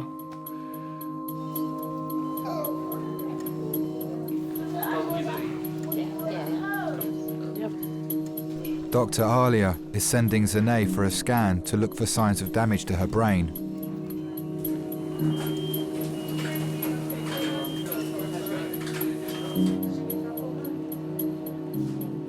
When you're a young parent, to hear that, oh, your child might have an infection in your brain is the scariest thing ever.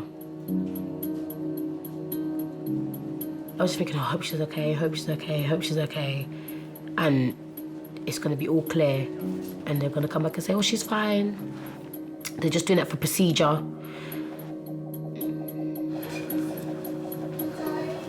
We have kids. The love is unconditional. Yeah? Oh? It was funny, actually. It's like when I turned up there, she was like, oh, I've done you a cup of tea already. I was like, blind, though. She went, there's a pork chop there as well. I went, pork chop? Pork chop with 2 roast potatoes and a bit of bread. I was like, Nan, you are a diamond. And then I went, oh, one sec. I ran into the van, and what it was, Rachel had cooked like a curry like the night before. She used whole grain rice. All right. Yeah, it's probably good for you. Who? No, not us. You know what? It's everyone getting seen but us.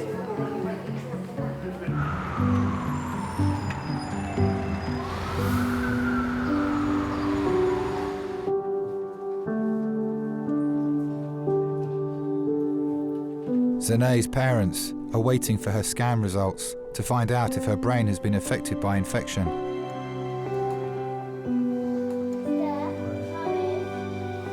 It's probably one of them, you know, like the infection that just spread, that people just catch or something. You alright? What's Mum saying? Panicking, innit? What's she saying? Yeah, I know,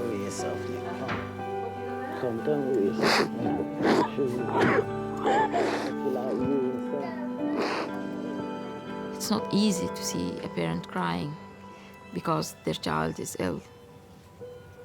You are dealing with people who are worried, who are afraid, and they don't know what to do. Right. Okay. It's not an easy thing. No. Especially when they will ask you, so what is the chance for my child to live? No.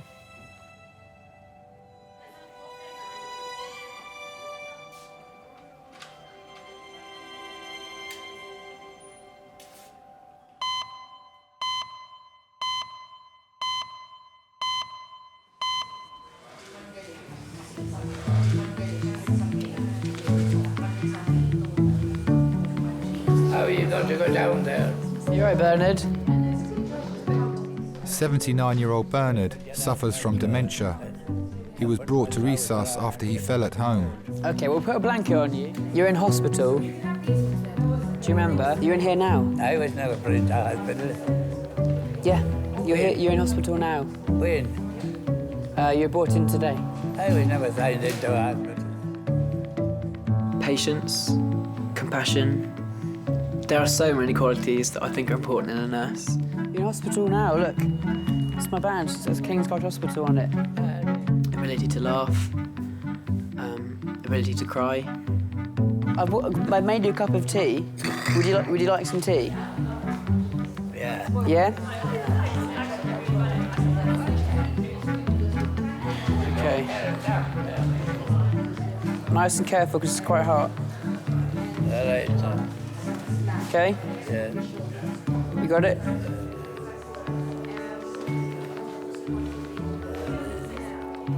Was any other people taken down to the hospital?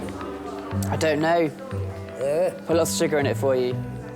Oh, don't squeeze it. Don't squeeze it. Just relax your hands. There you go. It's quite a weak cup. You've got quite strong hands.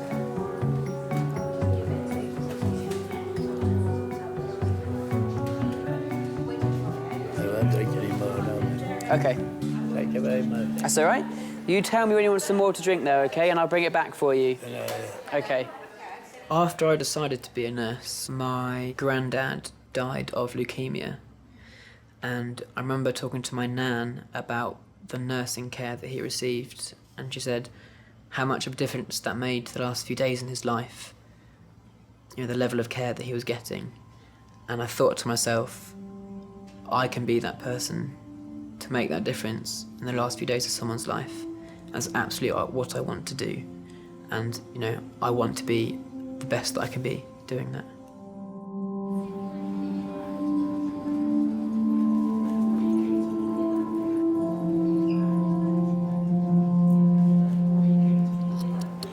You all right?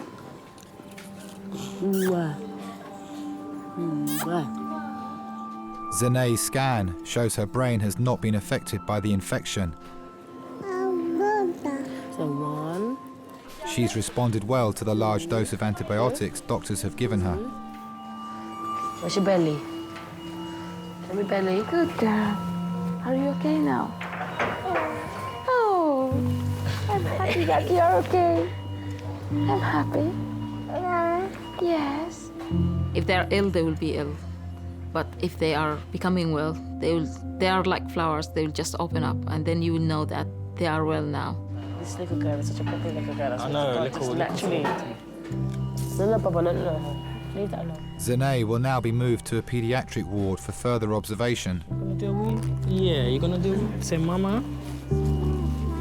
Say tata. Tata.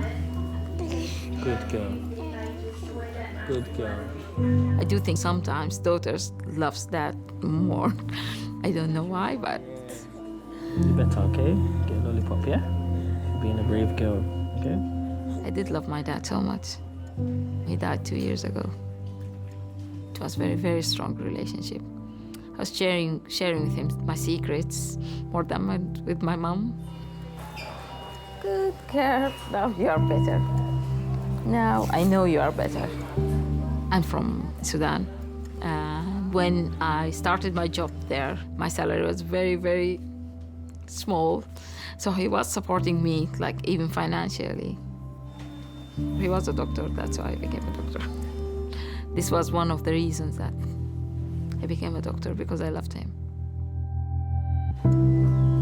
You okay, Baba? Yeah. The dedication of spending time with children alone can contribute towards their life changes, you know. You don't want them to grow up to remember certain things and realize, you know, you wasn't there for this, because it can affect them. I wouldn't want Sinead to keep stuff from me. I know it's going to be hard, because I know I'm going to be protective with her. I'll do my best. That's all I can do, really. Yeah.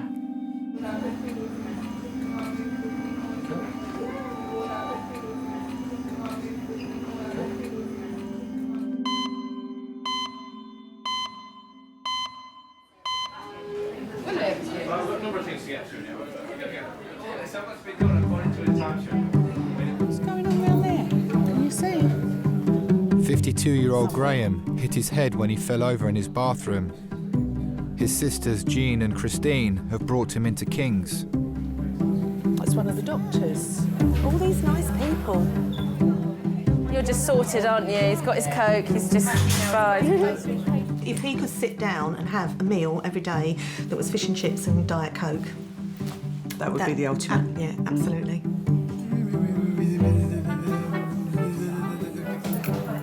Coke. Oh, that's your favourite, isn't it? You'll end up doing a big burp. I'm the eldest, and Jean, middle one, and Graham came along when we were 8 and 6. Mum had worked out for herself that there was something not quite right. When she told us, we were sat down, I could still see her sat around her legs and Graham, his little cot by the side, and she said, God's given us Graham because he's special and he wants us as a special family to care for him. Oh, at least you brightened up. Do you feel a bit more bright now? Yes. Yeah, that's the thing. He was gorgeous. He was a giggler. He used to giggle huge amounts. Oh, wow. Music was always his great love. Huge Shakin' Stevens fan, Cilla Black, you name it. There's O'Connor. Sweetheart. Oh, it's blowing up, is it? Is it blowing up? Oh, pardon, so weird. That'll make it go down, won't it? Or let all the air out. We grew up with quite a bit of fightiness to make sure that nothing was going to harm Graham. Oh, it's going to be cold. Unfortunately, in those days, grown-ups and children alike could be very cruel, and we spent a lot of time protecting him because of that. You warm enough?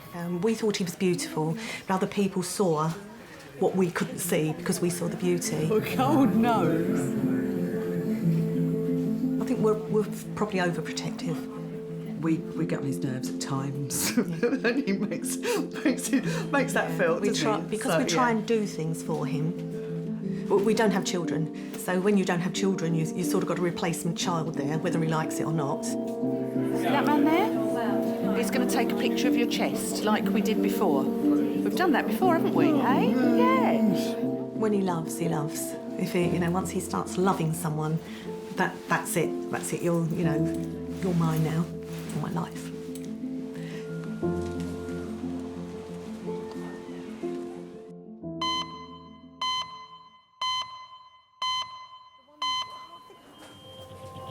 Swollen, a little bit. He's maintaining his airway, but he is swollen. Hello, King's A&E. Don't like the sound of that. Yep, all right. Head injury. 20. Lovely, thank you. Bye. 20 minutes? Yeah. Trauma red phone, 20 minutes. Trauma red phone, 20 minutes. Christine and her husband Dave were down from Yorkshire when Christine collapsed unconscious at her sister's house. Everything was fine. We'd been having a laugh and joke. We'd had a really good night. Christine just says, I'm just going to the toilet. All of a sudden, we heard such a bang from the bathroom. And of course, you're a bang, so Me and my brother-in-law both jumped up. Got in, Christine's laid on the bathroom floor. Sparkle. They never stopped working on her all the way. I said, this is not good, this, because, you know, her eyes were closed and doing nothing.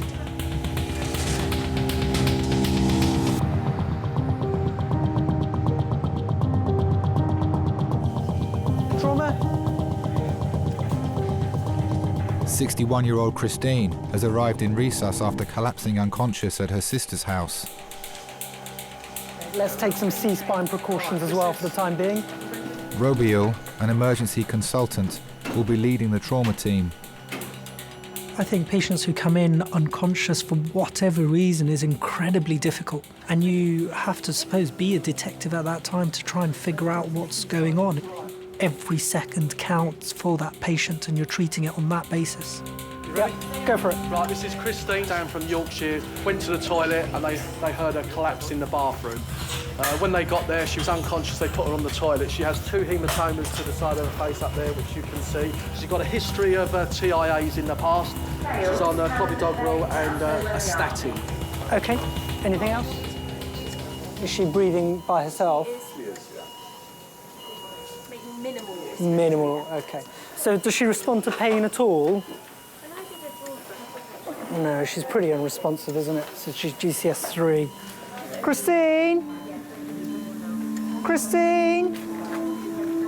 Doctors have been made aware that Christine had a stroke 10 years ago. This patient had previous lots of strokes, then that would be, you know, high on our suspicious lists of what may have happened. We can take them to the CT scan and looking specifically for a stroke. And you have to use all of your hospital resources as to figure out as to why they're unconscious.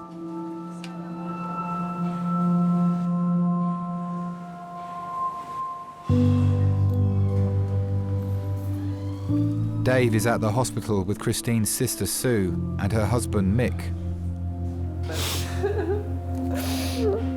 We've been married for 42 years, yeah. Christina always loved kids, and our son was born 9 months to the day.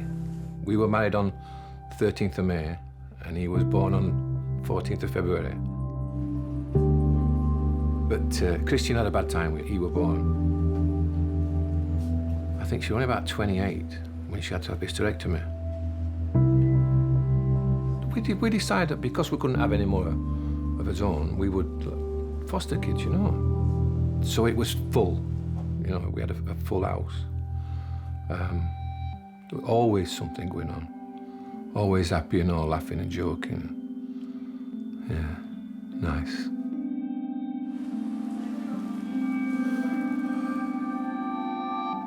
Yeah, but you know, none of us know what happened tonight. We just don't know. You know, she just, you know, whatever. I don't know. She just passed out or whatever. I never pray. I never, you know. But when she was like that, I did pray to God, you know, for her to get better, you know.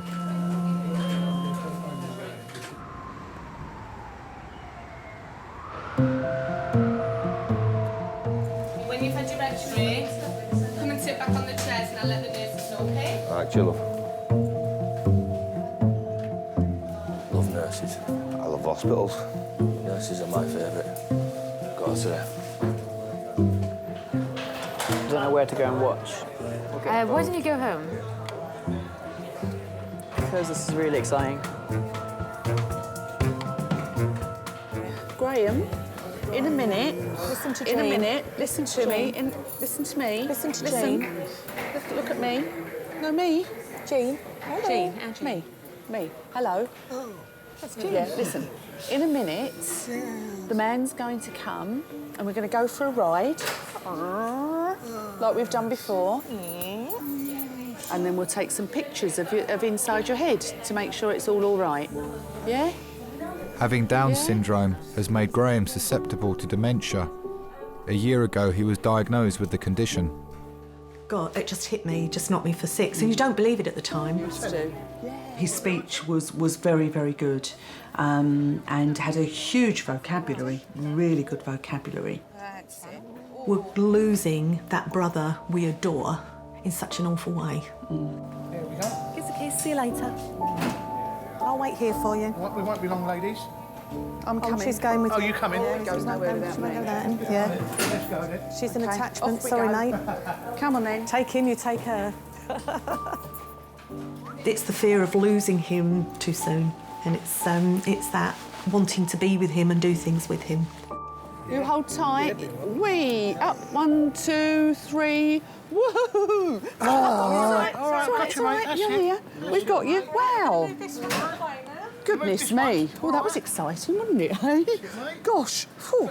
Can you lie down for me now? Yeah, can you lay down, darling? Gently. I've got my hand behind you. It's all right. That's it. There we go. It's all right. No, it's all right. We're here. Okay. Oh. I think you have to be understanding of Graham's dementia. If you're not understanding, then you lose the patience, which we do at times anyway. It's something that when you're really tired, it happens. I know. I'm here, darling. I'm here. I know. And holding back the tears is quite often difficult, because I'm sure you do, although we don't talk about it. There are a lot of tears. It's just the whole frustration at not being able to do anything about his current situation. We are at a point where his condition will only deteriorate. When you love somebody, it's not necessarily the happiest of experiences, because it is the worry that comes with that, because you've got a concern about that person all the time. Now, Chris is going to clean your head. Oh, look. Oh, it's like being in the barber's. Graham's scan is clear, but his wound needs dressing before he can go home. Chris is just going to put some glue on your head to stop it from hurting. He's just going to give it a clean, wish-wash, wish-wash. Going to give it a clean. And a lot of people say, oh, you're so good to him. But why wouldn't you be? All right, darling, nearly done. Nearly finished. Nearly finished. Come on. Squeeze my hand. Squeeze my hand. Just snuggle up to me like this, so That's Chris it, and can squeeze my hand. Hold very still. Squeeze very, very still. All we're doing is what comes natural to anybody who loves someone. You do it with your partner, you do it with your child. Is it done? It's finished. Yeah, done. Finished now. Yeah, you say thank you. Thank you. Thank you. Thank you very much. I get far more back from him than I give. Haven't the ladies been lovely? And the chaps? The chaps have been good as well. Even Chris. Even Chris. Is it stiff? Yeah. It will be a bit stiff, darling. What's stiff? The glue. Oh, yeah. The glue, it tightens up, doesn't it? Is your head feeling better?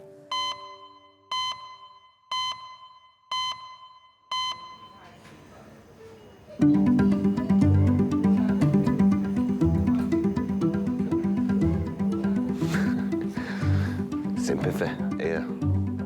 Sympathy. I'll have to go out this weekend. What have you been doing? Oh, well. I had to save this animal, but I did sacrifice a finger. Yeah. Glad I didn't cry.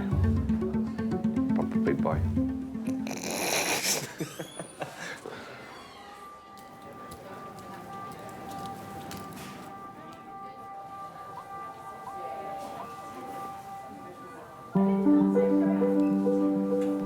Christine collapsed unconscious earlier this evening.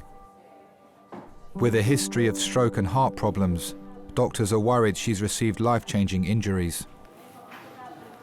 Do you know? Known her since 1970. And I can remember like that the first night I met her. Come here. The first thing I remember about Christine, I have never seen a girl wear a skirt so short in all my life. And I thought, wow, look at this coming up here. When she come walking down the street and she looked at my bike and she says, I'm not going on that. And I can remember it like that. I remember it as plain as day. I thought she's never going to go with me because I just thought she was too good looking to go with me. And I think I loved her from that very first moment. You know.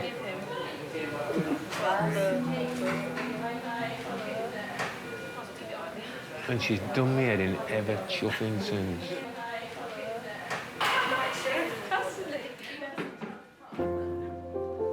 We don't always get on. You know, we have some real proper rows, you know. Oh man, she punched me in the face. You know, people look at me and they think, she's a right hard bastard, him. But I'm not. I'm not. And she hurts me. She does hurt me, you know. She's very fiery. I've got a bad temper, but I'm on a slow burn. But Christine is very quick-tempered. She does not suffer fools gladly at all. And then she says she's sorry and she thinks that's it. She thinks that's everything. It's not. I'm sorry, Dave, but it's not. You know, it still hurts in here. Oh, of course it does. Oh, yeah, I've gone through years of it. Yeah. Yeah. Talks to me like I'm shit. Yeah. But she loves you to bits. She... Don't know. I don't know. To be quite honest with you, I don't know. She does. I don't know. She's dumped me no ends of times. Loads of times. Loads of times. She just get up one morning and think, oh, I don't want him anymore. And that was it, off. But I just kept going back for more and more and more. I must have been stupid. No, then. You know, remember on Christmas Day when Dated In were telling Angie that they were leaving on EastEnders? She was telling me at exactly the same time. No, then. Every 5 years it would, that's it, I've had enough, I'm off. Every 5 years. You just don't know. You don't know what she's put me through. No, that's right. You don't know. No.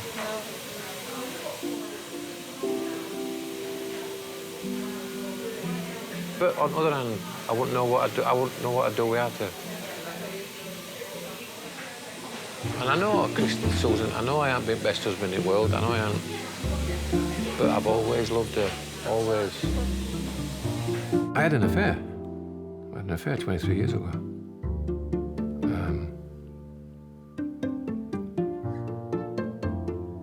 But I realised that I didn't want to go that way. And luckily, Christine took me back. She didn't have to. She didn't have to, but luckily she did. That's when she punched me in the face. You can't blame her, can you? You know. Can't blame her for that. If it were easy, everybody could do it. There would be no divorces. No, it's nice hard work. Anybody will tell you that.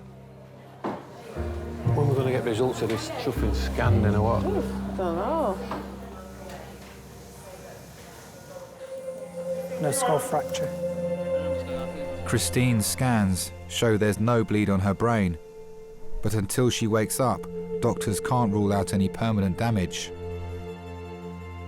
There are times when we don't know what's going on with the patient at all, and this is why they need to come in for further observation and investigation.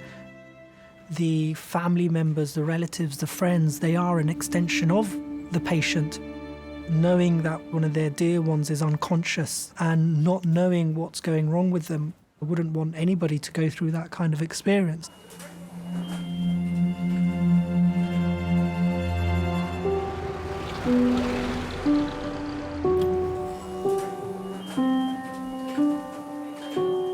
It's been 4 hours since Christine collapsed unconscious in her sister's bathroom. Doctors are still waiting for her to wake up to see if she's suffered any life-changing injury to her brain.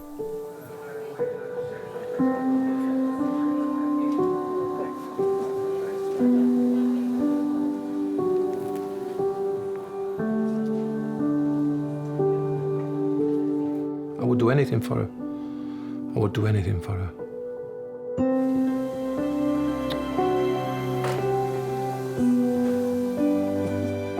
So would any man, any man who's got any, I don't know, any strength about him. If he could take the pain himself, he would do. And if he wouldn't, then he's just not a man.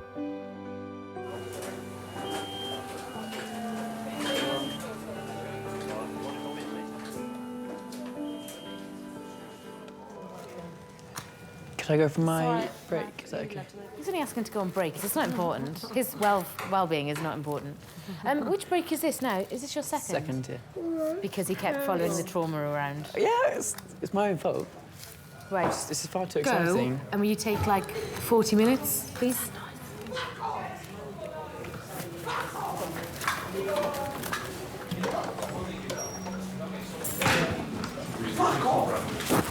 off! Fuck off! Fuck off, stupid people! Let me get home! Do you want to have a seat on here? It's a bit more comfortable. Yeah. Have a seat there for me, lovely. Stop kidnapping me! We're not. We just want to make sure you're all right, lovely. Have a seat down. On a daily basis, everything shocked me. Relax. When something surprises you, you have to rationalise it, think, why has that surprised me? What is it about this that I can learn that next time it's not going to surprise me? I mean, the best thing about my job is the people.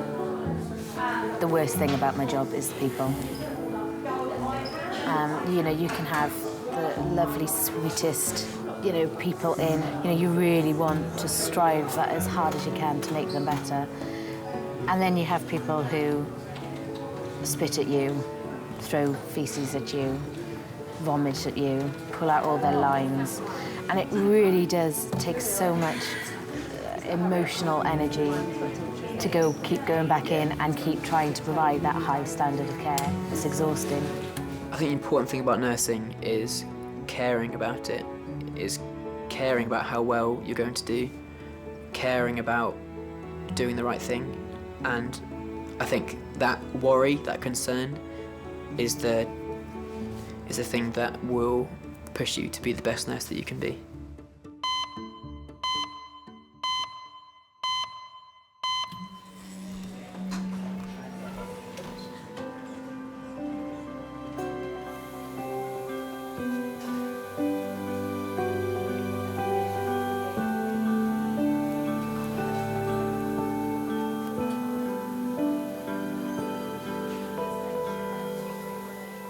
Hello, sweetheart. Hello. Hello, my darling. Hello. What are you doing here? Hello.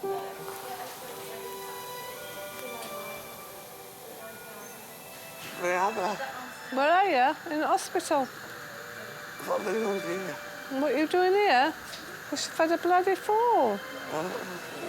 What happened then? I don't know. Did you just black out? Did you faint? I don't know. Coming back from best, I don't know.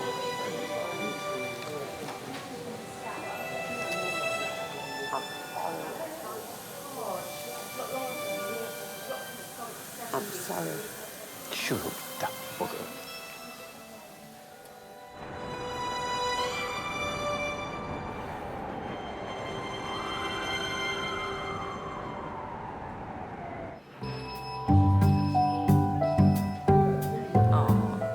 So pleased she's okay, though.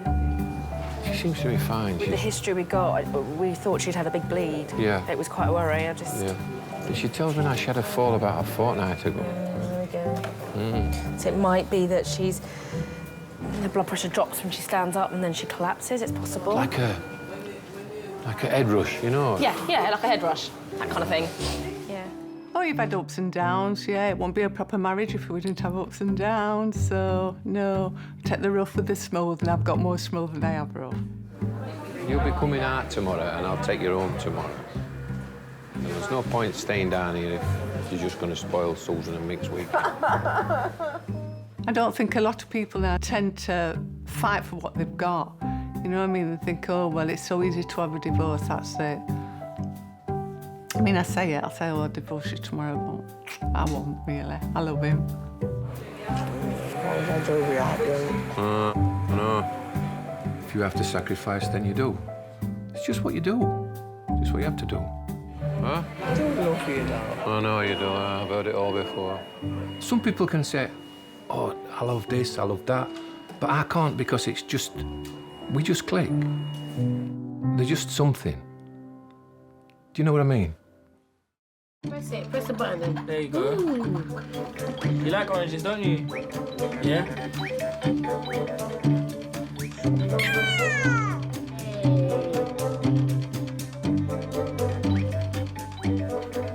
Yeah, nursing, pediatric nursing, definitely. And I believe I would be a great staff member, to be honest. Yay!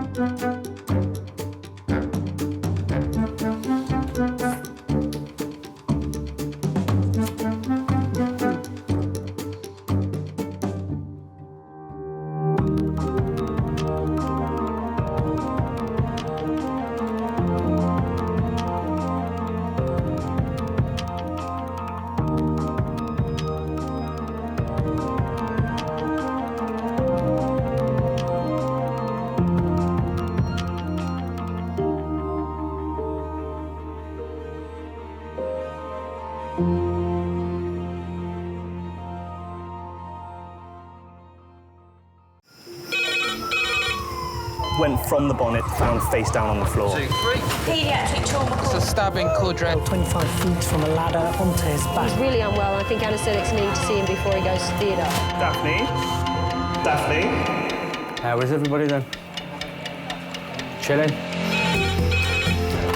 King's A&E, how can I help? King's College Hospital, London. I'll go stab. I know, it's annoying. My head. One of the busiest A&E departments in the world. I want top to toe, head, chest, abdomen. A place where love, life, and loss Don't bloody die. I love you too much for you to die. unfold every single day. All the patients you're about to see were treated in just one 24-hour period. A&E is always like a traffic jam. Can we get a trolley? You've got to realise that there's awful things that can happen to you. I'm so sorry. Life is unpredictable, so it's important that your nearest and dearest know that you love them. You have to tell them that you love them. You must get better and come back to me. I don't want to lose you. Because there may come a time when you're not around to tell them.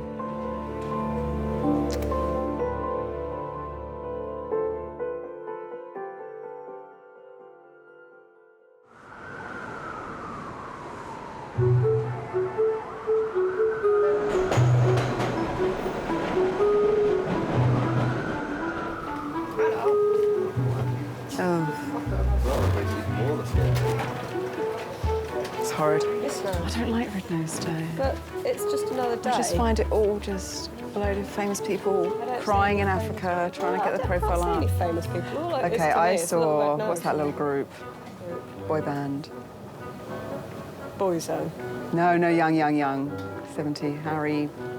Gosh, East my age. 17. You're, no. You're going back about 30 years, darling.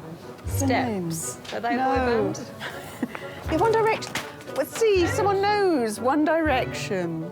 They were in Africa crying. They were One Direction. And if you go into Sainsbury's, they're now on a birthday cake. I've heard of Westlife. You raise me up. Anyway, them. There you go.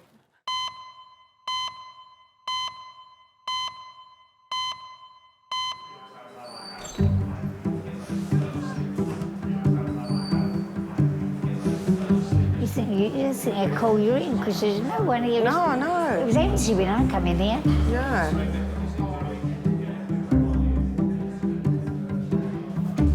So nice and straight. Legs 11. It's not that short, your skirt now, don't worry. I don't know, Nan. As far as I can feel, I mean, she's asleep, but I still don't think the nappy she's got on now is wet. 2-year-old Sydney hasn't passed urine for 2 days. Parents Keely and Michael have brought her to King's. That's still not right. As an adult, I can't hold my toilet for that long, and my bladder's trained. All right? All right then, Nan. All right, bye. I was worried just that if she's not going away, why is she not going away? It's not normal.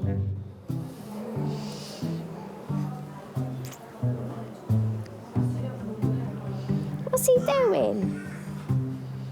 What's he doing to you? When I first met Michael, I was about 13 and a half, maybe 14.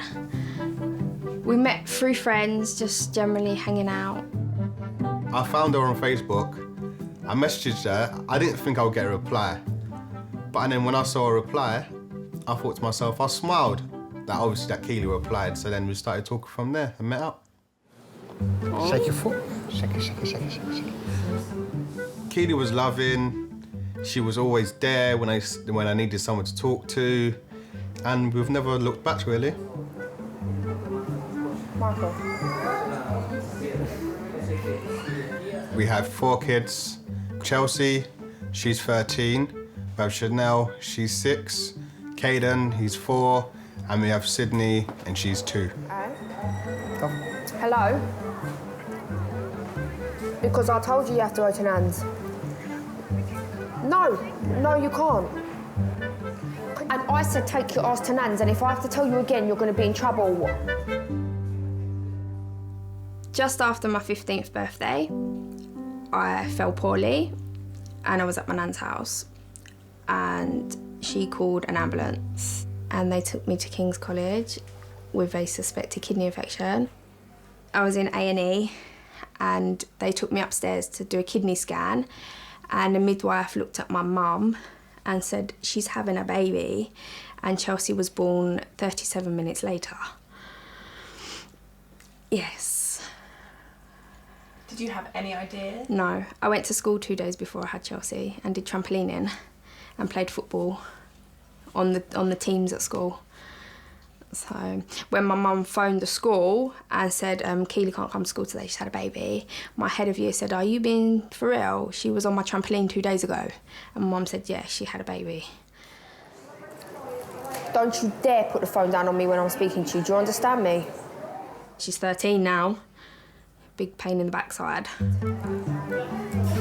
No, don't okay me like you're not listening. Do you understand me? Right, hurry up, she's waiting for you. Stop saying bye. It's not your place to say bye.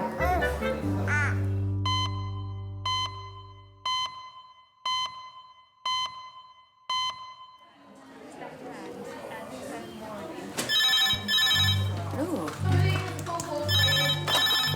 Hello, King's A&E. Yep. Do we know how far? Okay. Yep. 8 minutes. And they want this as the major trauma? Yep, okay. All right, thanks. Bye. Bye. How long? 8 minutes? Should I say 5? Yeah. Adult trauma call, A&E resus, ETA 5 minutes. That's adult trauma call, A&E resus, ETA 5 minutes. A 33-year-old man is being rushed to King's with knife wounds. 2 stabs. Father of one, Dilson, was stabbed in the head and neck as he was leaving a nightclub in the early hours of the morning. Mr. Dilson normally fit him well, involved in an altercation today, this morning, 2 isolated injuries to the head. Let us hand over, To the sweetheart. back of the head with apparently a butcher knife. The large of the injuries to the back Sweetheart, of the just let us hand over. Obs-wise, he's been stable, slightly tacky, 110. Okay. The wound to the back of his head is about 3 centimetres long. It's quite deep. It's into the body of the trapezius. As a trauma centre, King's gets quite a number of stabbings. The ambulance service will prioritise bringing stabbings here over somewhere else if they think it's serious enough, because the whole idea of being a trauma centre here at King's is that we have the specialties here in one place to deal with those types of injuries. That's it. So another one there? Yeah, please. Back that up. Yeah, I think he's had another one there, isn't there? Got another small one there, probably, yeah. And then just have a look at this. I think one of the things about stab wounds is until you've assessed them, you don't know how deep the stab wounds are. Until you've looked them completely over, you don't know if there are any other stab wounds that the ambulance crew might not have seen. It's a stabbing, but that's just the doctor's hand, okay? I don't even know what happened to me because what I tried to do, I tried to stop the fight. Then what I did, I was bleeding just coming out my head. I didn't know what happened. Less than 1 centimetre right triceps. Well, you're in the right place now, yeah? Don't worry, my love, it's okay. Come on, take some nice deep breaths. If you sit back, like there. Sometimes stabbings and gunshots are the most difficult to deal with because they're so pent up when they come in. I don't need that, man. We're going to get you... Give me that, because I don't need it, man. Their mind is still back where they were assaulted. Then they have one person putting a cannula in, one person assessing them, one person touching their tummy, one person putting a monitor on. And it just puts people into a spin. I don't know who the guy is, because what I was trying to do, I was trying to stop the fight, because... Sweetheart, it's okay. At the end of the day, because I'm a Christian guy. Lift your hand up. Put some pressure on here to stop the bleeding. Some stab wounds can be fatal, particularly if you imagine around the neck. If you manage to stab through one of the blood vessels in your neck and it stops you getting oxygen to your brain, then that can have fairly serious consequences. You can puncture a lung. That can be potentially life-threatening as well. I've got a young 33-year-old chap. He's got a nasty, deeper wound into the belly of his right trapezius on the posteriorly on his neck, which we can't see how deep it is. Well, he's a little bit hysterical, but we're thinking he'll lie still for a scan. But he wants a CT head and neck. Cheers, mate. Thank you very much, mate. God. I think that's what he had before, is that came off. No, some gang with nothing, man. I just did the... No one said you were, sweetheart. Oh, hey? You've had a few drinkies, haven't you? I didn't have... Don't say that. I stopped saying that. Okay. I have a few drinks, fair enough, yeah, but I know what I'm doing. Okay. What I did, I've been stopped, and you don't thinking like I'm some... Sesame. There is a border of people being hysterical, and then there's a border of people being hysterical with the possibility of becoming violent. I'm not shouting. I'm not shouting. I'm not shouting. We just need... You do need... I'm not... This is how you shout. You just need to calm it down, though, sweetheart. There's always a very thin line to tread, and you don't know if a fight has been caused by them for being aggressive. So it's very difficult to kind of put your boundaries there and say, this is who we are, this is what we're trying to do, we're trying to make you safe, you just need to trust us. Do something for me, because I've got a daughter that's 12 years old. Do you know what I mean? I need to look after my daughter. What's going to happen if I die?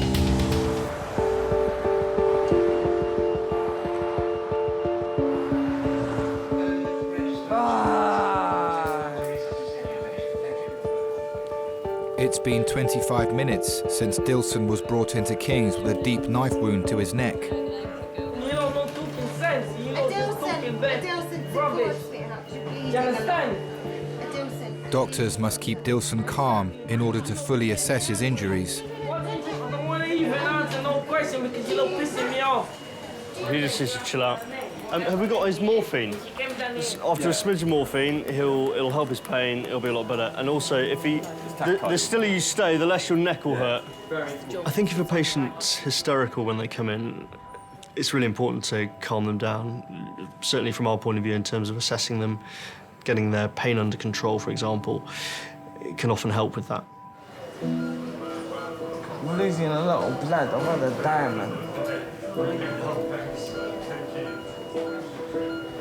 You know what it is, yeah? My head is hurting me, and my eyes is hurting me. I can't function. I was really scared, to be honest. Really scared. It was in a bad state of mind. I was really worried as well. All right, love. Thank you. I'm gonna get you some painkillers, okay, sweetheart? I'm really sorry about whatever happened, so I want to calm down. It's not your fault, is it? Yeah? It's not your fault, hey? You know when you're trying to save somebody's life? A lot of emotional stuff was getting to my head. Do you know what I mean? Because when you're in that situation, you start thinking a lot of things. Because you've never been to that stabbing experience. Do you know what I mean? Because I can't believe this happened to me because I'm not ready to come on. Don't worry, sweetheart. look at me. Here, close your eyes. Let me get that too. I grew up in London. I was a quiet kid till about I was 21.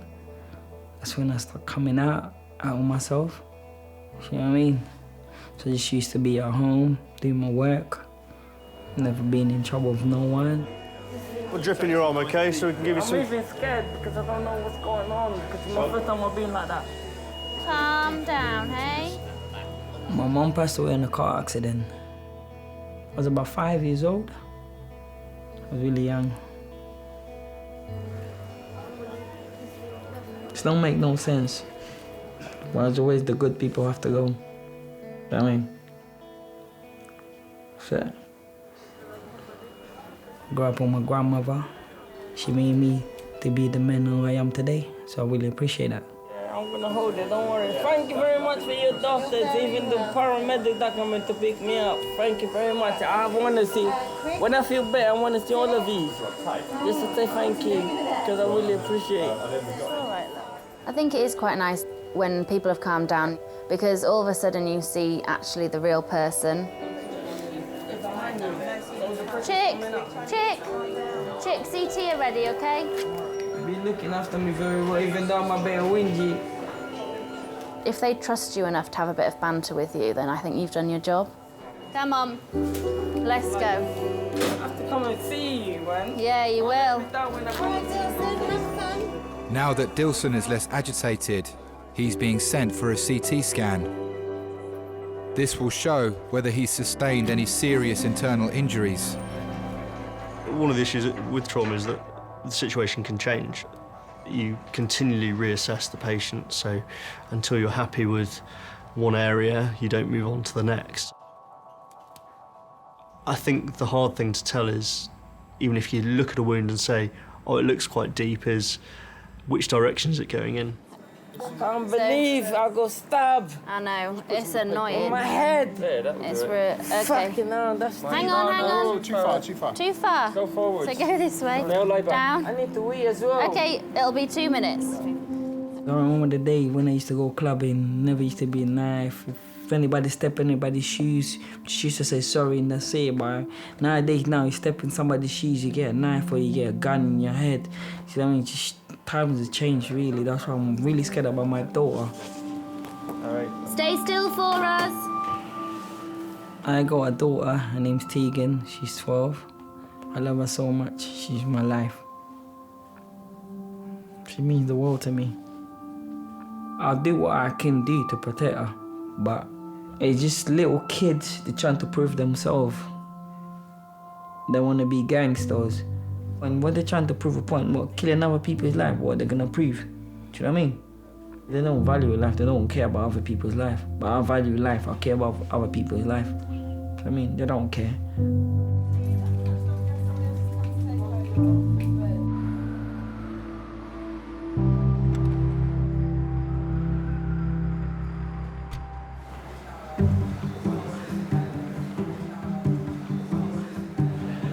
Do you think we might have broken your bum falling on it?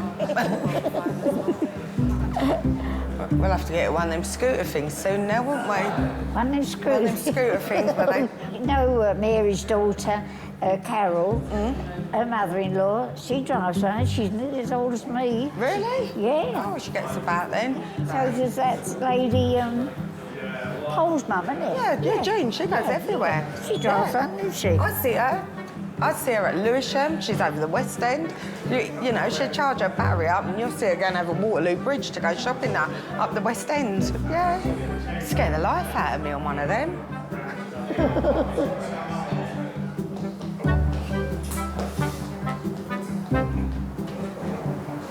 What's the matter? You look really flustered. I was 13 when I became a dad, and I was really shocked. One day, obviously, my mum went out. Me and my brother was watching TV. You saw the dramas, having sex, and we started laughing about it. Ain't that funny that two people having sex, kissing? So I thought, okay, let me try it and see what happens. And then we did. I was scared So it was like I closed my eyes and I kissed her and she said to me, you know. But after that, we started kissing all the time.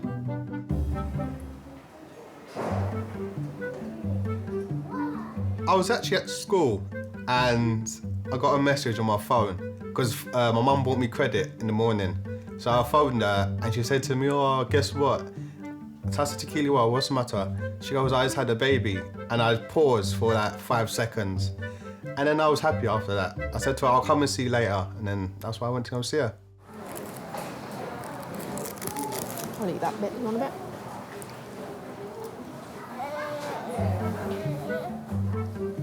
Everybody thought Michael would be gone after 6 weeks or a few months, but he's still here, still going strong. Any regrets? No, I'll never regret it. I'll do anything for my children. I'll love them even more every day. The more children we had, is the more love we had.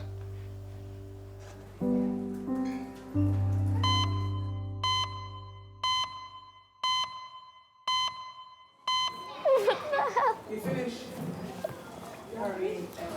39-year-old woman with a red nose on. Going, I missed it at school today. Oh, it's a rabbit. Oh, I want to play with the rabbit. Come on, let's put it on the arm. Why would you put it on my arm? That's exactly a happy arm.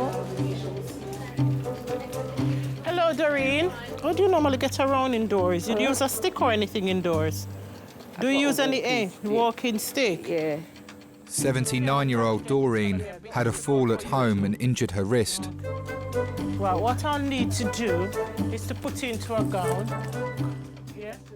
It didn't hurt at first, but afterwards I came sat here and I thought, I went to lift myself. That's when I phoned my friend up, you know, a neighbour, and he came down and he phoned the ambulance for me. You're going to go for an X-ray.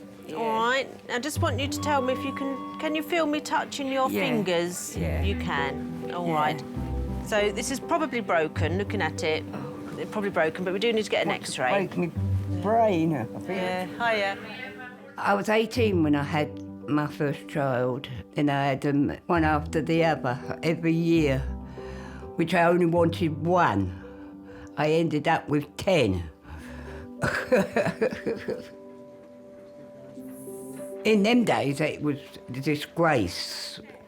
Because I was pregnant, I was 5 months pregnant when I got married. In them days, you're classed as a dirt. You know, 2 kids at her age, look.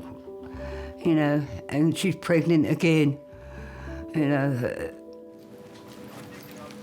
OK, so I'll just come round the other side and we'll do the plaster. Doreen's X-ray confirms her wrist is fractured and will need to be plastered. Well done. Sometimes it's very hard, especially having all little ones round you, you know. I suppose if you loved someone, like I really did love my husband, you do anything for the one you love. But love turned to hate, didn't it? Oh, that's nice and warm. Yeah, that'll feel better once that's on. Well done. I can't sort of go into detail what was happening, you know what I mean. But I just couldn't cope anymore. So, like the 4 of my children, they went into care in Dr. Bernardo's home. OK, now this one's a temporary one, and that's to allow for the swelling to come and go. Oh, it was terrible. They was looking up at me and saying, Mummy, why are they taking us away? And I couldn't sort of explain to them why. I do regret it from now, you know. I used to think, why did I let them go? Why? And then I said I couldn't cope at all. Do you receive any help from social services at all? No. I think you might have to accept some help for a little while. No, I don't want to. But what about getting yourself dressed and washed and everything? Because you're only going to have the one arm. My daughter will come up. Does she know you're here now? Do you want us to call her? Yeah. Yeah? Got it Okay. somewhere. What's her name? Helen. Helen. Okay, I'll give her a call and let her know you're here. Got a phone call from the hospital to say that she's been in there, can I come up? Thinking, oh no, not again, what's she done this time? And she's forever tripping, nearly falling over. Hello, Helen. Playing football again earlier. My earliest memory, I was 3 years old. I was taken into Dr. Bernardo's. I remember my mum and dad walking away from me. And I remember it's me and my older sister, Diane. I remember we was hugging up so tight and crying because they was leaving us. I remember calling her and they didn't even turn round. They just carried on walking. And that was my first memory. I can remember that like it was yesterday.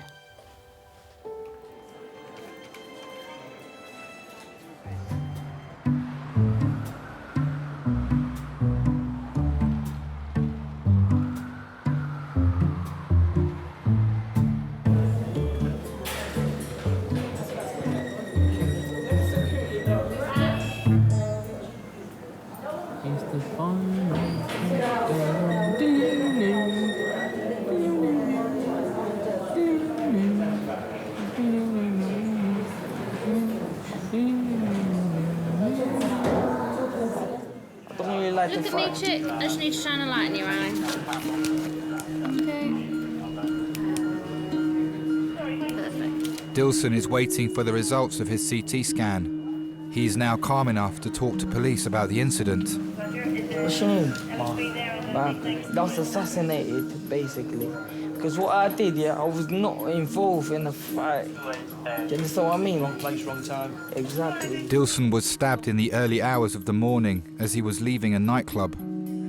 Guy just came in with a knife, stabbed him behind.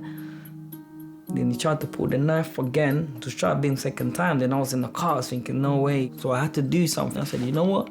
If I don't do nothing, he's gonna die there in the front of me. Then it's gonna be something that I will never forget in my life. They know I'm gonna leave my friend just fighting in his own, because we came together, so we're gonna have to go down together. That's how it is. While I was trying to stop the fight, all I see, some guy came and hit me on my head. And I was thinking, oh, what the fuck? He's trying to stab me in my arm, stab me in my head.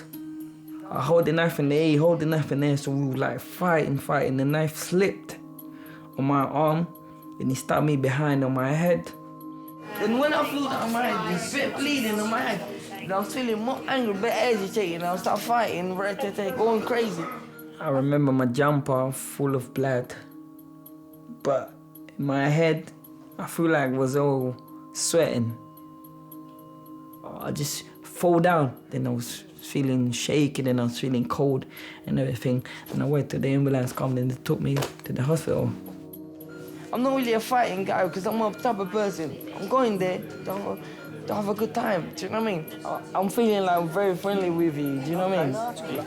I don't like police, Well, that's fair enough. But obviously you got a good sense of humor because every human being got this. Not him, he's had like a security guard. But I like you because you're different. Thanks. Do you know what I mean? At the end of the day, it's only a job, isn't it? Exactly. I like you though. I need to look after you.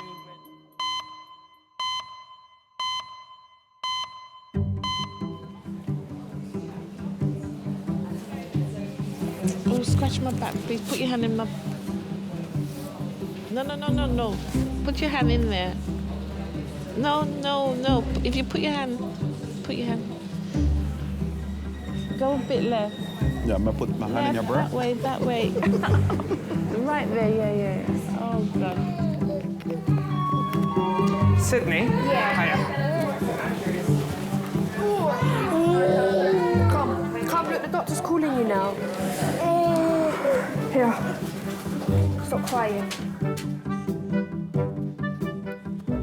My name's Firas. I'm one of the paediatric A&E consultants. How can I help today? Sydney hasn't been a wee for 2 days. Okay. No wee-wees? No. Has she ever done this before? No. None of mine have done this before. And how many have you 4. got? Wow. People's attitudes to teen mums are, we're young and stupid. We're not young and stupid. Some of us cope better than adults. When me and Keely used to walk down the road with a pram, you know, older people used to look, and I say to Keely, oh look, they're looking. And Keely always said to me, don't worry, we're good parents, you know, we smile at them, this is our child, just take it one day at a time, and always made the most of it. What are you listening to? Give me my TikTok. What's that? When I was younger, when I was at 13, I was most worried about not being a good dad. Because a lot of my friends, they ended up in prison, or they've ended up, you know, doing bad things in their life. But it actually got me to the path where I always thought about, I've got a child. So it always kept me in the right path. Oh, she's very well hydrated, aren't you? That's what my GP said. Yeah. When you're examining any patient, not just a child, what you do, and what I tell the medical students and the junior doctors, is just stand at the end of the bed and have a look.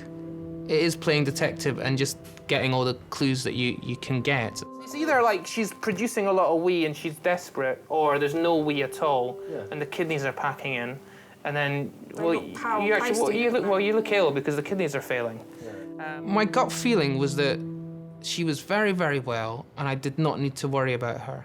But then I had this little niggle in the back of my head that, well, the mum's told me she's not peed for 36 hours. Parents know when their child is acting different to usual. Ooh, what's that? They certainly know when their child is distressed, and you've got to respect that. What's that? It probably is smaller than usual, so I think I would be more comfortable, and I'm sure you'd be more comfortable if we just did some blood tests, make sure the kidney function's normal. Please. Yeah. Have that, hold your chocolate, because that man's going to stab you now. Right. How about we watch some TV? What's that? That's a phone. I think probably one of the biggest changes that I've noticed in myself as a doctor since becoming a dad is the way that I probably deal with parents. Who's that? Very good. Finish, brother. You can understand the pain and the hurt that they're going through, because actually seeing your child ill is the worst thing ever. It's not nice. All done. It's all done. You gonna eat your chocolate now that's melted? I don't think you ever stop worrying about your kids. I'm sure my mum still worries about me. I'm sure my nan still worries about my mum. Right, it takes about an hour and a half to get these back. Is that all right? Yes. Cool. My mother still worries about me. She's like, you haven't phoned me today, why not? Is everything okay? Yeah, I'm fine, Mum.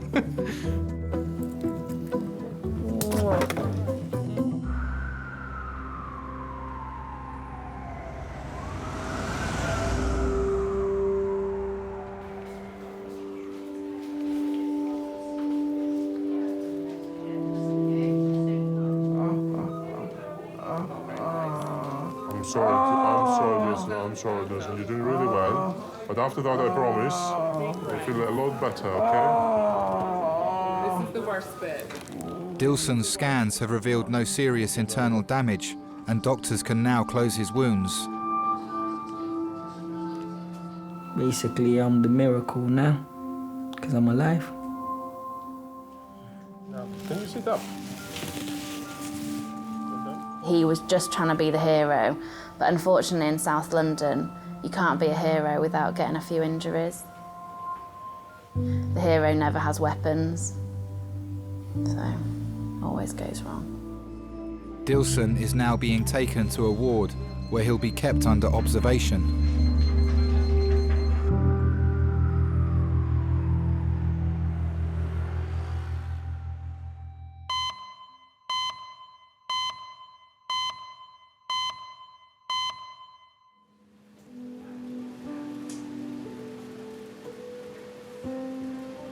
Let me take it out. God, it's all lettuce, isn't it? 79-year-old Doreen fell at home and fractured her wrist.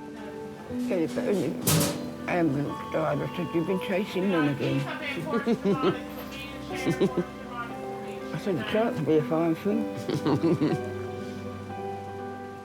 I went into care when I was 3, come out when I was 11. I remember saying, the girl said, oh, she's going home to her mum. So I said, well, we're going home next week, although we wasn't. Deep down, I was wishing it, but when the time actually came, I didn't like it. We passed each other and they didn't even know us, and we didn't know them. Yeah. What is this, chicken? It tastes like chicken. Yeah? I took the lettuce out of the other one. There's only one thing I don't really understand. Why take us out knowing that 6 months later you're going to disappear? And that was my mum. She disappeared after 6 months. I left my husband. I just had to get away. Had to get out. Because I think, because if I hadn't, I would have done myself in, you know what I mean? But it's that, it was very, very hard. She's now, that's the one that phoned you up. Did I cry? Did I get upset? No. Not when she left the second time. I thought, well, I've been through this before.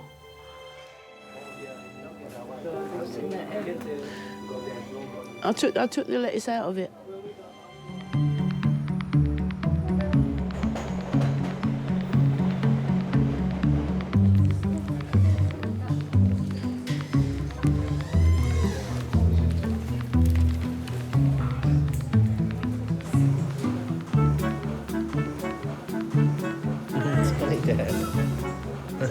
Now turn it down. It's got amazing.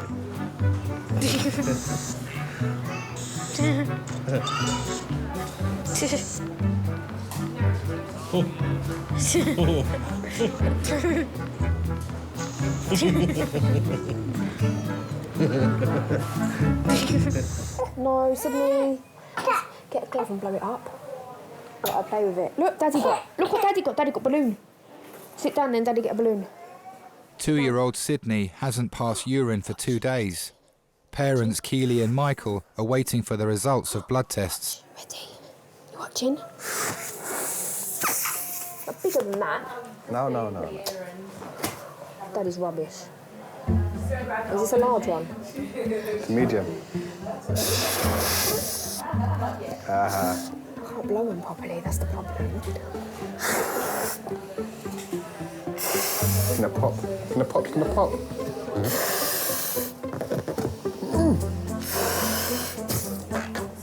Oh, wait, man, before I need emergency help.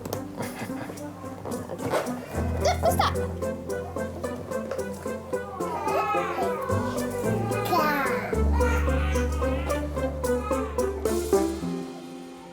What do you love most about being a dad? That I can be a kid again. Like when I was riding bicycles, play with toys. Me and the children, we always go on little adventures. Hide stuff around the house, play kiss chase with the children, which was pretty fun.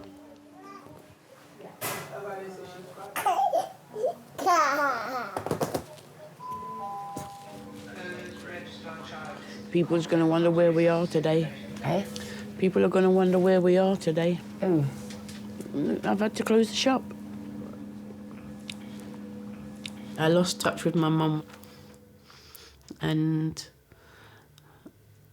it wasn't until I was about 25 that I found out, it's just through somebody, I think, I found out where she was working. I was intrigued, what's she doing, what she looked like. So I just turned up there. I was scared. It took me an hour to go in. You know, I remember waiting outside. I thought, well, no, go on, you've got to do it. And I pushed myself in there. And when I saw her, I thought, oh, she looks miserable. My purse, not my purse, I didn't brought my keys and my passports in that pocket. Your passport? Where you going, on holiday? I didn't recognise her at first, you know. And I said, what do you want, love? So she said that I'm your daughter. And then she asked me, which one are you? Yeah. I said, I'm Helen. I can't sit in this chair, I just sit. I couldn't get over it at first. I kept having to go out and look at her and see if it was her, you know, because I said I had to get back to work, you know, behind the counter. It was only Helen that got in touch, like, found out where I was in Brixton, and she was the only one that used to come to see me. Oh, that's better. Lean up against the back. We've been back together, we've been close for at least 25 to 30 years, that me and Mum was really, like, connected. And I've loved every minute of it, because I could say, oh, this is Mum, which I've never had to say Mum before. I think I was even scared to call her Mum when I come out of the children's home, so now I can call her Mum. Oh, that's better. No, Mum, move over a bit, you're hanging off the end. Oh. Oh.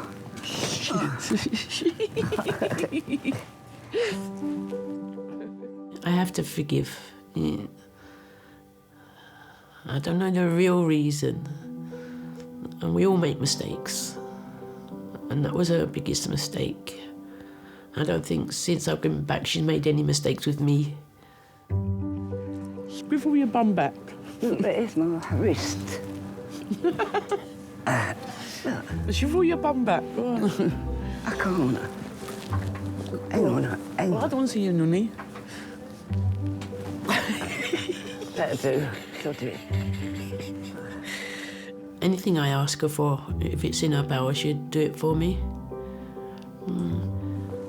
Oh. That's even worse. Even if I need to talk, if I'm upset, I just call her.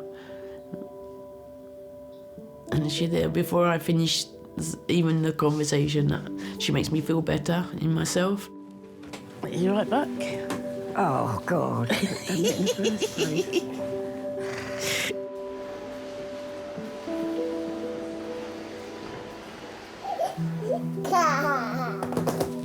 Just to say the blood test I've just run is normal, so that's very, very encouraging. So kids that are ill, that blood test's abnormal, so it's not. So it's looking good already. Okay. That's All right, thank you very much. I don't think you can generalise about when is the right time to have a baby. I mean, I think ideally you would like to not have a baby when you're, you know, a teenager, because I think you need a bit of life experience. But having said that, I've seen some parents come through the door at 16, 17 who are obviously loving, fantastic parents. So you can't generalise it. You just chill, yeah? You just chill. You're causing all these problems. You're quite happy laying there. For me, it was a natural process that at some point in my life, it would be lovely to have kids. You know, if only so that when I'm old and decrepit, they can look after me.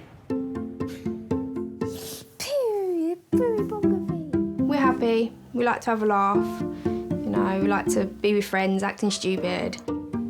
What's this? Yeah.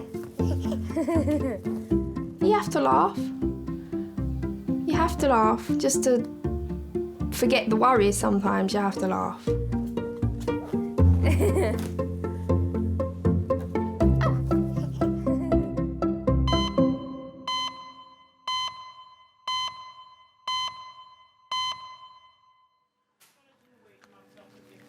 Okay, so that's her appointment for tomorrow morning, 9 o'clock, in the fracture clinic, which is in the Golden Jubilee wing, and that's just a copy of her notes that need to come with her. Okay. All right. The transport's picking me up, innit? Booked transport. Get decent before they come. As they've been saying, I'm chasing them in again. All right. You take care now. Do you think Helen knows how much you do care about her? I don't think so. She's really gorgeous. I had my keys in my pocket, Ellen. We have our quarrels, admitted. We have our quarrels sometimes. But she's my life. My Helen is my life. I really love my Helen. she was there for me. And she really, you know... Sorry.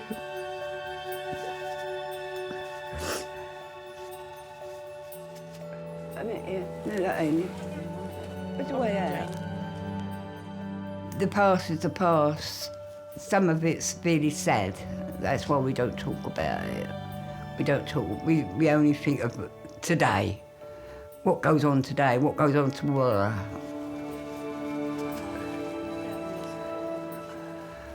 Look forward to the future.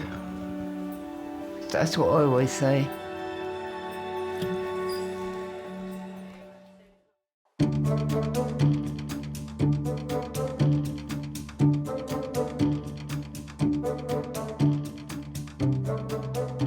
We are definitely not having any more children.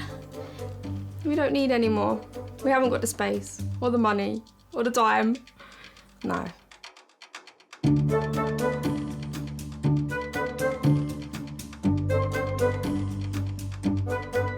I think if Chelsea was to have a baby, I would go mad. It's not what I want for her. So she says she hates kids anyway. So maybe she won't bother.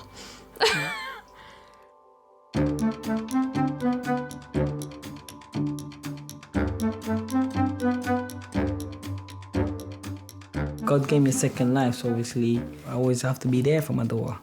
I want my daughter to be proud of me. I got a good dad.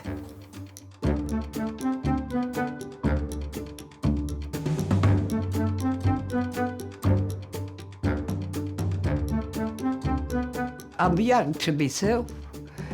I don't feel 79. You know, I can go out there, I play with the children out there, because people say to Helen, ain't your mum energetic for her age? I say, well, no use sitting moping about, just get on with it, and I do. That's it. I go down doing a bit of raving if I was to go up there. Like We're going to shake a leg.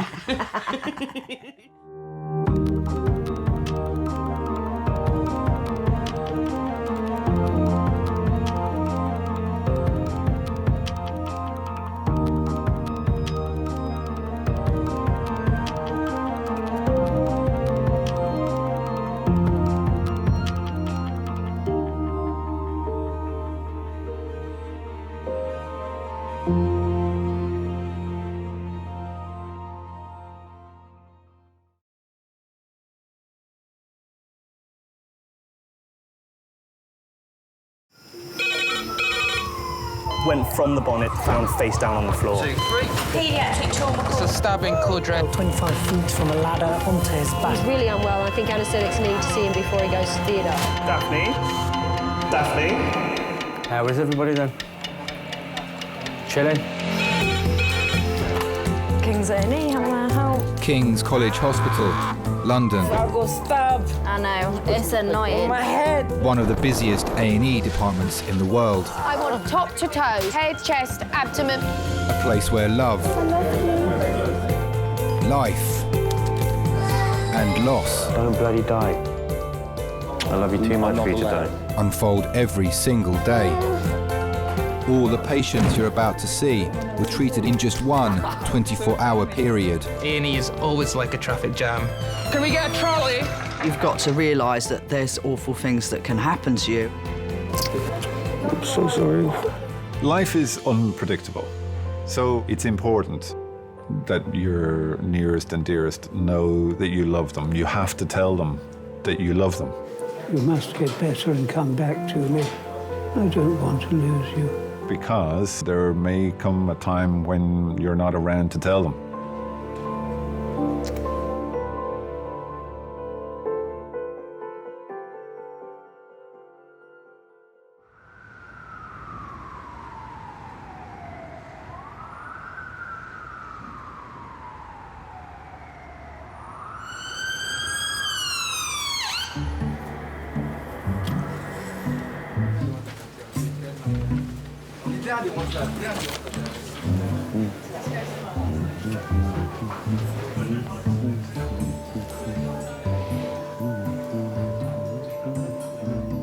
He is he's having IV fluids for sobering up.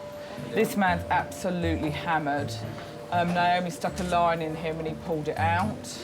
And he then threw himself on the floor in the cubicle. Lopez.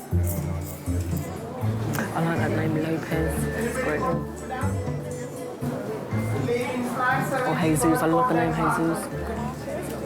Yeah, Jesus, that's a great name, because it's spelled Jesus, but it's pronounced Jesus. A is still having his fluids and waiting on sobering up. He'll be here till this time tomorrow. The new man gone into 15 who's drunk, who's fallen over and hit his head. It's Saturday night, darling, and I'm afraid the drunk head injuries come in on a Saturday night.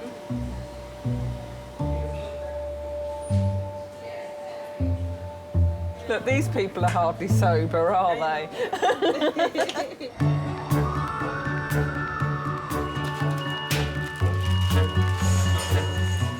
2 minutes. Head injury, 27-year-old head injury. We know nothing more. Dr. Fleur is the lead consultant on duty, responsible for every trauma case that comes through the doors. Quite combative and aggressive with alcohol, so I called security. OK, great, OK. It's her first week in the role. Do you want to just try and keep quiet? Go across the lounge to that side. Lovely, OK. OK, sir. Thank you. So we don't seem to have an immediate airway problem. However, we might have a assessment, sedation, need to scan problem. He's got an obvious head injury. Yeah. Yeah. Matt, do you want to just take the role of just trying to calm him down? If you'd asked me a couple of years ago if I wanted a consultant job at King's, I probably would have been too daunted to think that that was an option. Have you been drinking? Yeah. What have you been drinking? Jack Daniels. How much? A lot. What, since this morning or all night? All night long. Oh, OK. All night. Welcome to the world of trauma. Yep. Yeah. That's all you have. I've never been really searching for that trauma, adrenaline kind of medicine, but I've been totally surprised how much I've really loved it since I've been here. OK. All right, sweetheart. OK. We've got a trachea deviated to the left-hand side, a right-sided chest wound. I don't think I'd use the word exciting. Exciting kind of implies that it's something that you're looking forward to. I wouldn't describe it like that. His friend looked a bit... Bit what? Youth.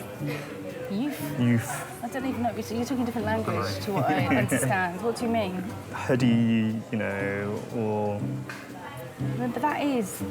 they are our people. They are our people. They are our people, aren't they?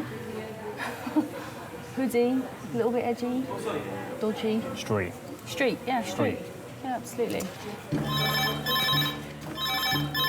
It's not for me, I'm not here.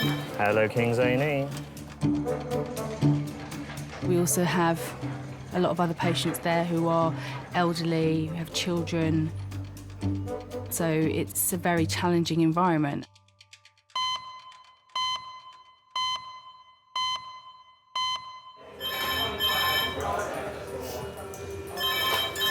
Hello, Kings. Paediatric trauma call, A&E recess, 5 minutes.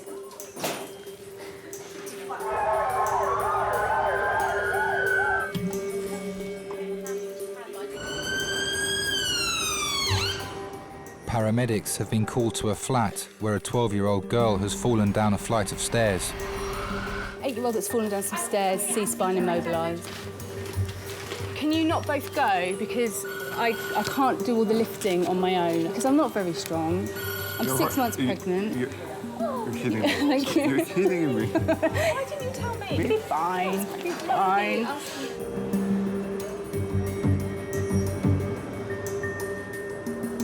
When they walk through the emergency department door, they're often at their most vulnerable and most scared.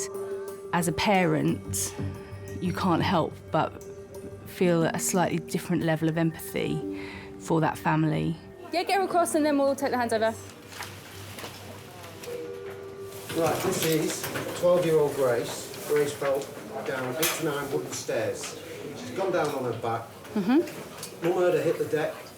She was grey and sweaty and hyperventilating. So when we got there, she crouched over, complaining of back pain all the way down and C-spine tenderness all the way down. Okay. Okay, Grace, we're just going to check you out first, okay? We've got a pulse of 94. We're just waiting for a blood pressure.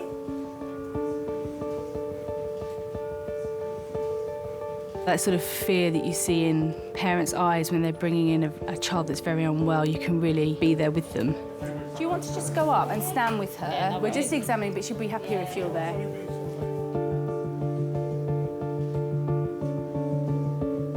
The way she fell and, you know, and how she did look, her face was grey and I've never seen her look like that.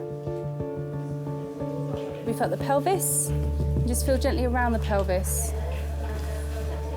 You're doing well, Grace. Does this hurt? Yeah. Where I'm pressing hurts? Okay. That hurts? Okay. It's that bond you have with a child, with your own child. You know, it's you don't have to think about it.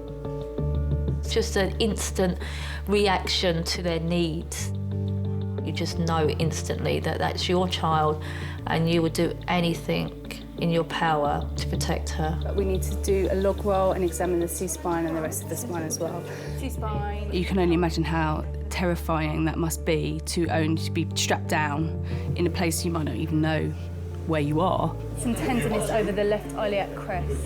And all that they can hear is the voices of many, many people. Grace, my name's Fleur. I'm one of the consultants.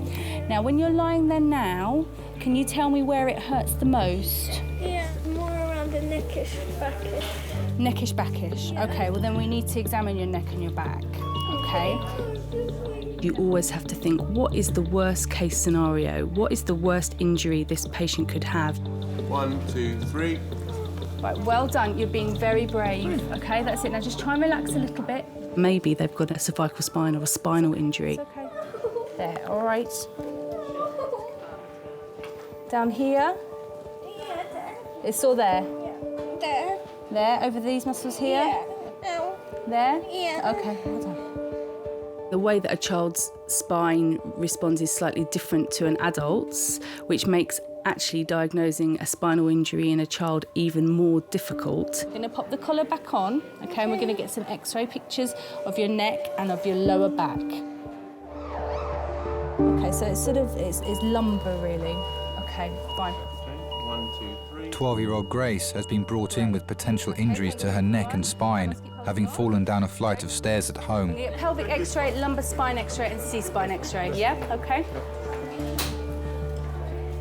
We've just had a paediatric trauma call, a 12-year-old that has fallen down 8 wooden stairs. So I'm going to request C-spine, lumbar spine and pelvic plain films. Following the X-rays, doctors will also scan Grace to reveal how badly she's been injured by the fall. She has fallen down 6 to 8 wooden stairs, bless her, on her back. Mum found her grey, clammy, hyperventilating, complaining of pain. She was really, really in a lot of pain. Ambulance come, immobilised her.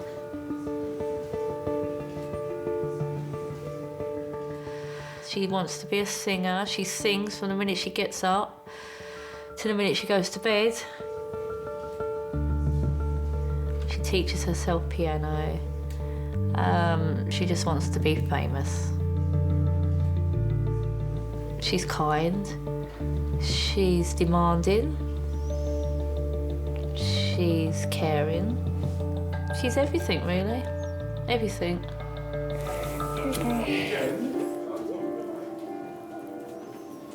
I would jump in front of a train for Grace if it meant that it would stop her getting hurt. Stop her getting hurt. I would take any pain whatsoever.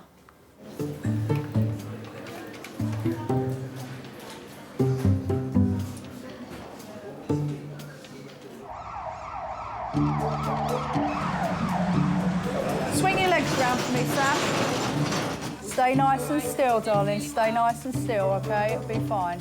All right, it's just going to sting for a minute. Crazy night in A&E starts with seeing ambulances parked all down the ambulance bay, walking into the waiting area and seeing it absolutely rammed. You just know that that's the start and it's not going to stop. Hey, police, why you here? Why you here? I'm gonna... This is my business. You know, you have people coming over that are very unwell, you have people that are drunk, on drugs, and then people that are upset or extremely worried about their loved one. Yeah, all that can lead to some strange and sometimes quite aggressive situations.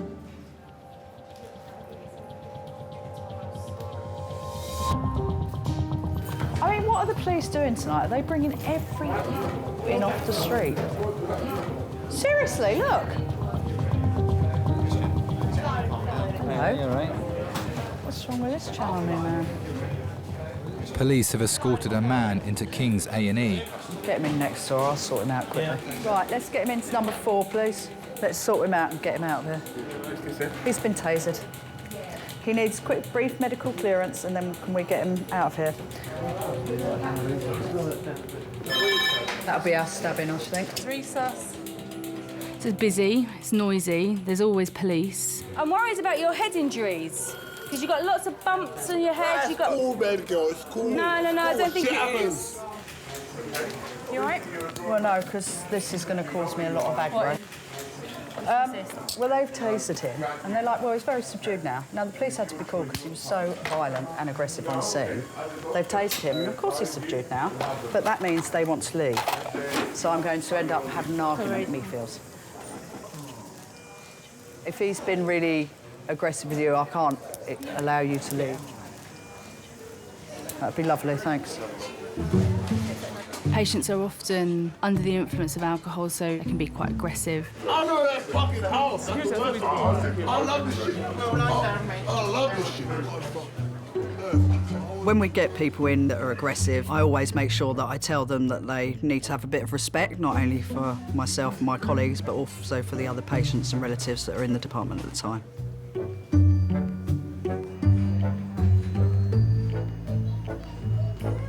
Dexter.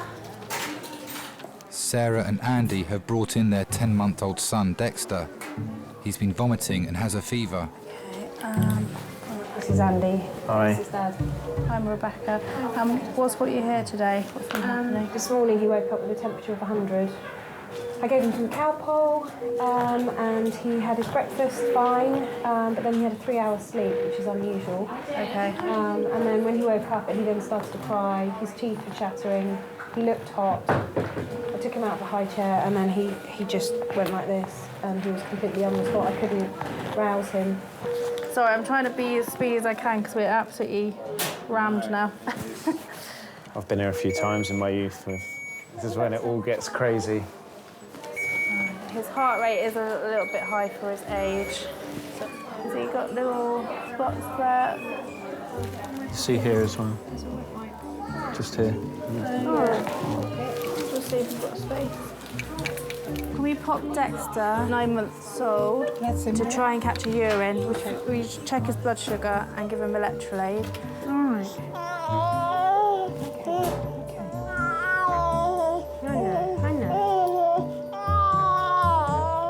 A&E is probably a very daunting environment for parents to bring their children to, particularly on a Saturday night where it's very busy. There's a lot going on that you may not want your child to be exposed to, and therefore, if you're bringing your child into that environment, you must be really worried. Can I have a porter to resuscitate patient to theatre? Thank you. I'm catheter. No, to resuscitate a patient in theatre. So it died. Somebody who stopped breathing. You need to get someone in, get them breathing again. Yep. Can I cancel the porter to resuscitate you? It's either few or he's dead. 5 a day? It's one or the other, isn't it? Look.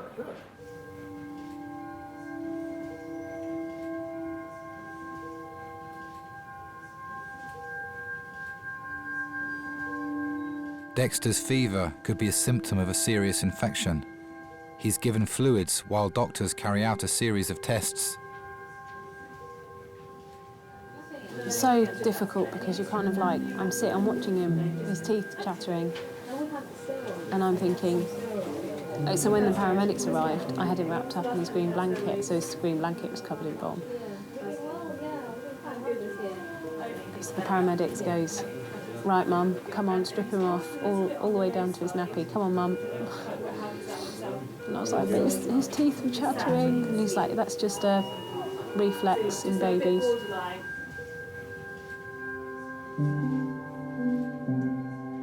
That's why I blanked my mind out to it.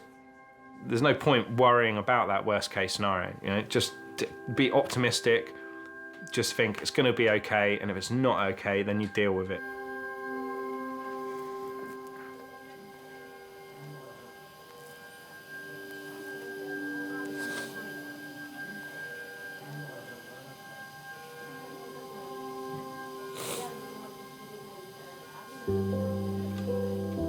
You've been a perfect mummy today. You've done everything right, everything. I always draw on the situation when my mum was unwell and you know, she was in intensive care and my dad was doing a speech at a family gathering, you know, and he's just so calm and collected, and his whole outlook on life, you know, is you have to be positive about every situation. You can't live your life in fear of those situations.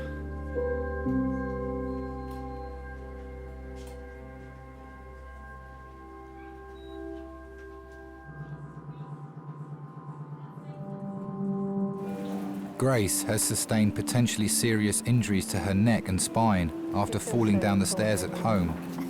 Doctors are taking her for a CT scan to assess the extent of the damage. 1, 2, 3, move. Where's your mum go? She might send mum out. Just through that door. Yeah, go through that door. Just while we do the... Yeah. OK.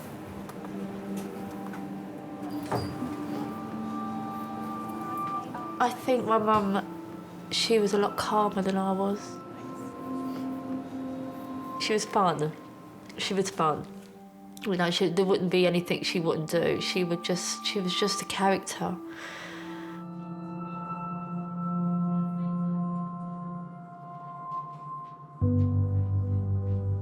Her funeral, the whole of Bermondsey came out for her, which was amazing to see all the young kids. You know, it was just amazing to see that they all came out, you know, to pay their respects. Well, for a little old Irish woman.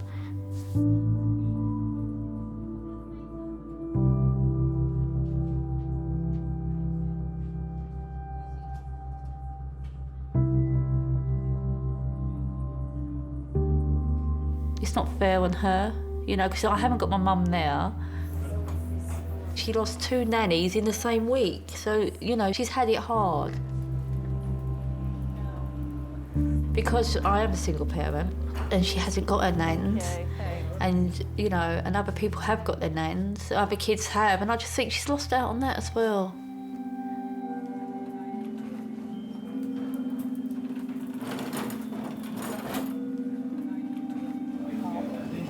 How are you feeling? I'm all right. I just want it to be the morning time. Yeah, it'd be nice. I'm not really enjoying tonight. Hello, King's Resource. Yeah. 4 from 3 floors, 10 minutes. We're going to have to take... 5, right? No, there's someone in 5. 6, sorry. 4. I wager he'll need a bed one way or another. But what bed, I don't know. Has that gentleman over there got a bed in ASU? Do you know? On shift to oversee the hospital tonight is Gordon, King's clinical site manager. A lot of people, you know, they say, oh, who are you? We tell them, oh, I'm the clinical site manager, and say, what do you do? And I basically say, I do all the jobs nobody else wants to do. Oh, yes, you've got a bed for Oh, that's yes. all right then. You might be coming in, it might be a nice day, nice be calm. There's actually beds in the trust to put patients in. That is the perfect scenario. But then you come in first thing in the morning, there's still 12 patients to be placed from ED, another 12 in AAU, And you're starting from minus 24 beds, so you know you've got a hell of a day coming ahead of you. But you get on. Gives you a buzz. I enjoy coming to work. Yes, I'm older now and I'm a little bit slower maybe, but I think because of my experience, I don't have to run around so much.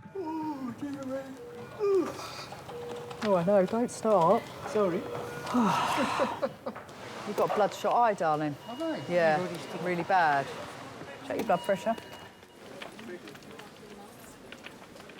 Look at my eye. Somebody says I've got bloodshot eye. I need to get my blood pressure checked. You want me to check it? Yeah, can you? Just to see. I've known Gordon since I've been here, which is about over 11 years.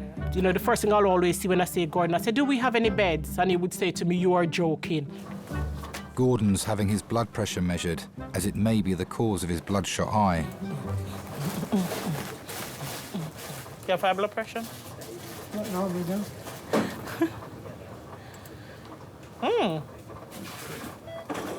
Wow, Gordon. No way. That's a little bit worrying, isn't it? Show me. That is high. You think of sustained high blood pressure, all the damage it can cause the various organs within your system. So it's quite worrying because he has other things. Not feeling well, headaches, you're wondering what's happening here. That's high, Gordon. I don't know what I would do. I'm 6 months pregnant, and I stupidly thought, I'll get a little bit of sleep. On Saturday night? Be fine. I get a little bit of sleep.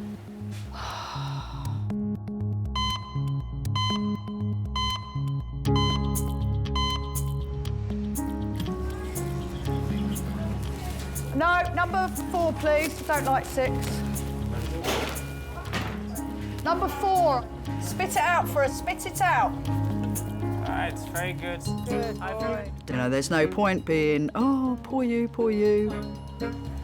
Wake up for us. He's had so much diazepam, he'd be sleeping till next Christmas. At the end of the day, you need to either change your life or stop climbing up ladders with flip-flops on. You've got to be firm and fair. The patient doesn't want to stand up, well, we're not going to cure that. And she needs to go home.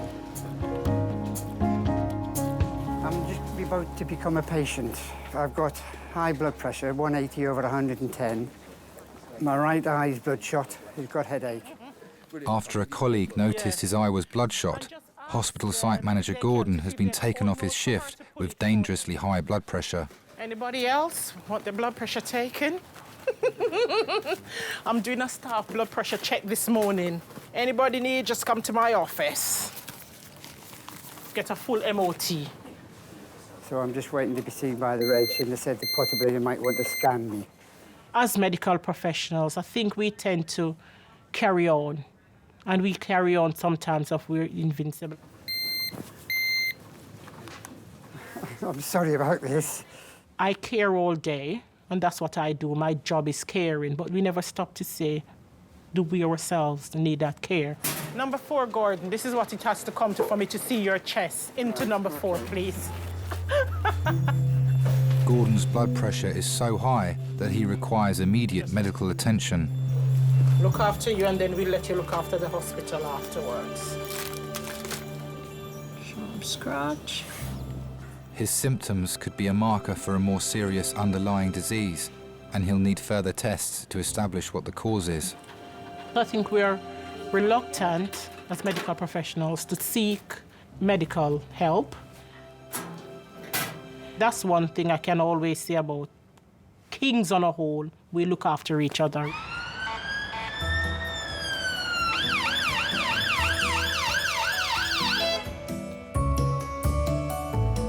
He had 15 milligrams of IV diazepam, 5 milligrams of PR.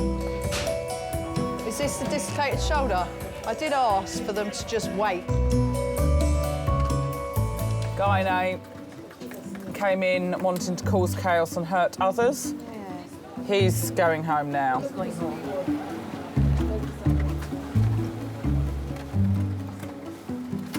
I was in so much pain, I didn't know what to do, Stuart. I thought, oh, am I going to have a major heart attack? Heart attack. 88-year-old Irene has been brought in by ambulance suffering with severe chest pains. I thought, oh, it must be bad, because you never pulled the alarm, even when you fell over last time. No. Thrown everything in the car and rushed up from Margate.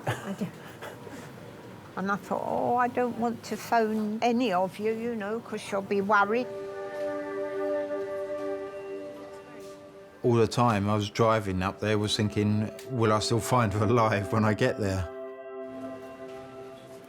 2 hours is quite a long time if you've actually have had a heart attack or something. A horrible thought going through your mind, really. You got a headache? Headache, bum-ache, bellyache. Everything. Oh. Hello there, is it Hello. Yes. Hi, how are you? I'm all Could be better. Silly question when I'm in hospital. What happened?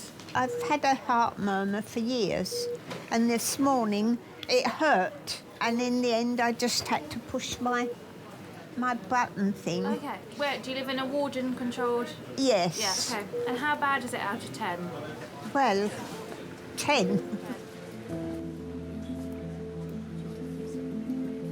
I love elderly patients. I just think the stories they can tell, and they've got so much balls, and, you know, they've got a bit more backbone. And what medical problems do you have? None really. I'm quite a healthy person. I've got a cyst in my stomach. Okay. 2 hip replacements, a knee replacement, this shoulder, and I should have this shoulder and this knee done, but it's not the operation, because it's that wretched anaesthetic. It makes you so daft. Yeah. My son says, you're dafter than usual, Mother. My mother's always the last one, really, to say that she's ill. She'll always say she's okay, even when she's not. What, are you taking any regular medications? It's in there, my Dorset box. Is it this? Yeah, that's what I take. And when we think she's unwell, when we ask that, we call the doctor, really, because she won't call the doctor to come and visit, so we call the doctor. But even when he comes in and asks, you know, how are you, she's like, oh, I'm fine. So you never quite get to the bottom of it. So I think we need to do some blood tests as well. Yes. Just to have a look that there's nothing else going on. Yeah. And also do an x-ray of your chest. Can I go to Teresa's, please? Unsupported Teresa's. You know, I always say that we think we plan our lives, but we don't really. They're all planned out for us from the day we're born. Describe Les. Well, he was just a very nice, caring man. I hardly saw him. We got engaged and off he went to Canada to learn to be a flyer. I was 15 and he was 19. So I didn't see him practically for the whole of the war. It wasn't until he came back and was demobbed. And then we got married, and he was married in his uniform because he hadn't got another suit that fitted him. He'd grown while he was away. Sorry, my name is Sylvester. I'm one of the porters. I want to be a bit comfortable. Oh, you're right. Right. Yeah. Did you say Sylvester? Yes, oh. Sylvester. Like the cat. And I get that every time. I'll say you're fed up with hearing that. I'm not bothered anymore. I mean, you've got to remember what they've seen, what they've gone through. We have got no idea that we're born now, you know, and I do. I just think the older generation are absolutely incredible. Have to pretend your name is something else. The war, the bombs, they're very different. Frightening times. I remember one night when I was lying in bed, and I woke up one night and I could see these boots marching past the window, and I was terrified.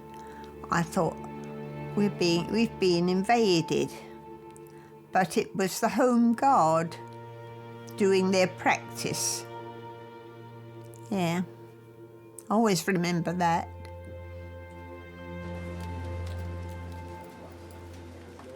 He's got stable pelvis, but he needs skin traction, he needs to be consented, but he needs to stay here until he's awake, you know, and I need to assess Resus keys. There's some in the cupboard. No, I haven't got them at the moment. Who's got the keys? Anna, keys. That's it for that, really. Can I please have a porter with a wheelchair to Major's Cubicle 8? Thank you. Grace was brought into King's earlier in the evening with suspected spinal injuries, having fallen down a flight of stairs at home. I feel really sick. You've got to remember, yeah, you came down and you've knocked yourself, yeah? So...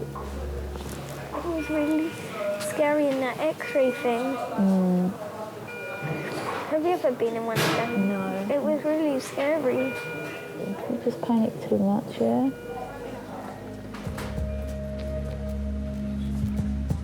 Doctors are waiting for the results of Grace's scan to see if the fall has caused any serious damage to her neck and spine. Have you got any funny feelings in your arms? Do they feel weak or pins and needles or anything like that at all? No? Okay, let me just have a look at them. Like this. Keep them up even when I press on it. Keep it up, keep it up, keep it up.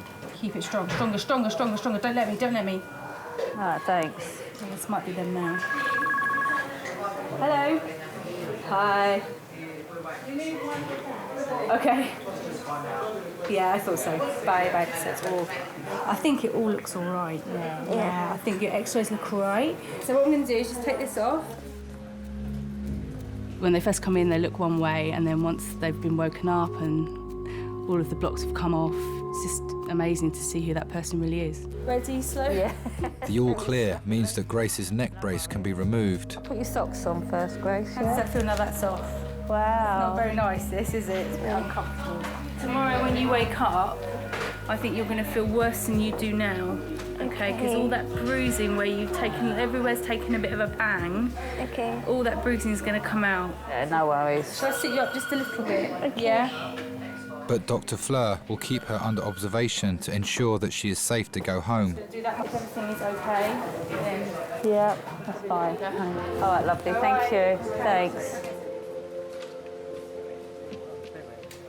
I never really had that chance to experience or show my mum the woman I am really now, and also the mum that I am. I never got that chance. I think that she would be extremely proud. I think that she would be... I think she was always worried about me. Take it slowly, because you haven't been standing up for a long while. All right. Thank you. Yeah, I think she'd be proud.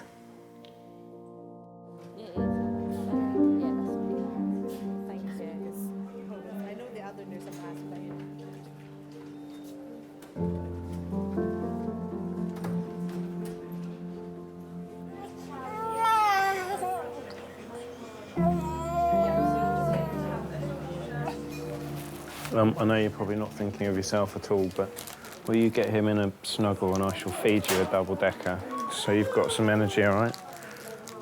10-month-old Dexter is under observation, having been brought to A&E with a high temperature by his parents. No, you can't have any double-decker.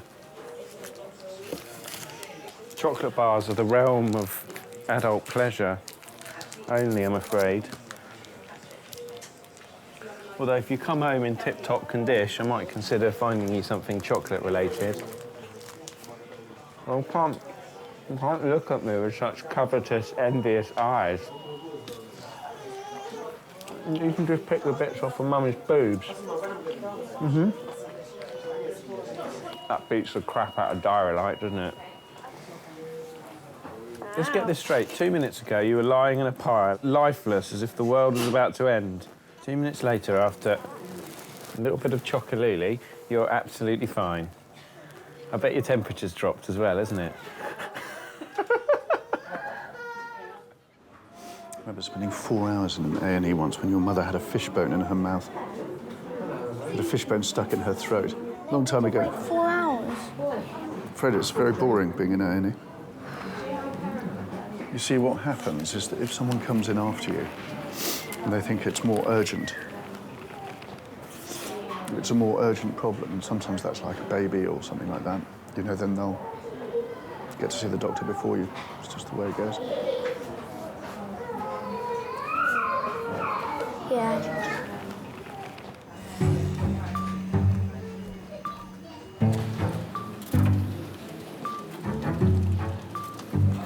Haribos. Haribos? Yeah. Haribos? Hands on the other.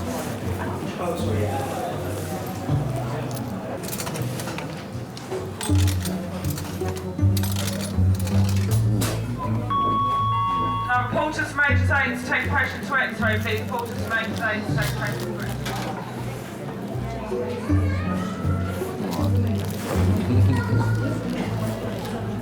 What, entertain yourself? Can I have a housekeeper to resuscitate to top up? You're off, boy. Yes. Look at him. Oh, wow. You're smiling as well. He had a 40-degree fever, and he had a bit of double-decker, and then he livened up a bit, and then another bit, and then another bit, and then suddenly said you need to get a stack of double-deckers in here, and then your waiting list would be down in no time at all. Oh, wow. Chocolate is the universal medicine. I think that's just where my father lives strong inside me. It's that until the worst case scenario comes to fruition, don't waste your time worrying about it. Love you.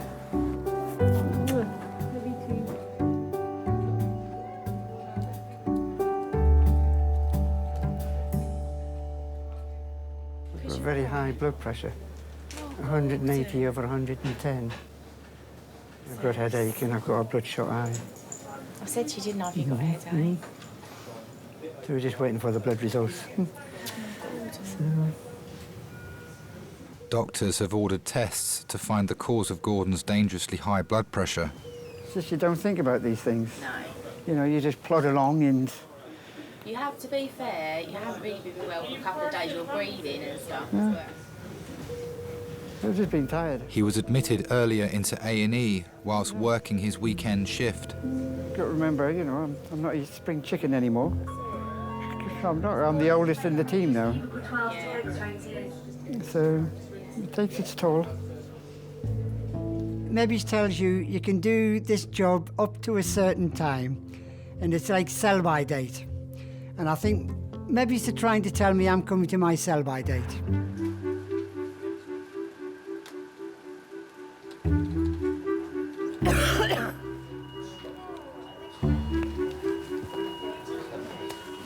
Welcome to World War III.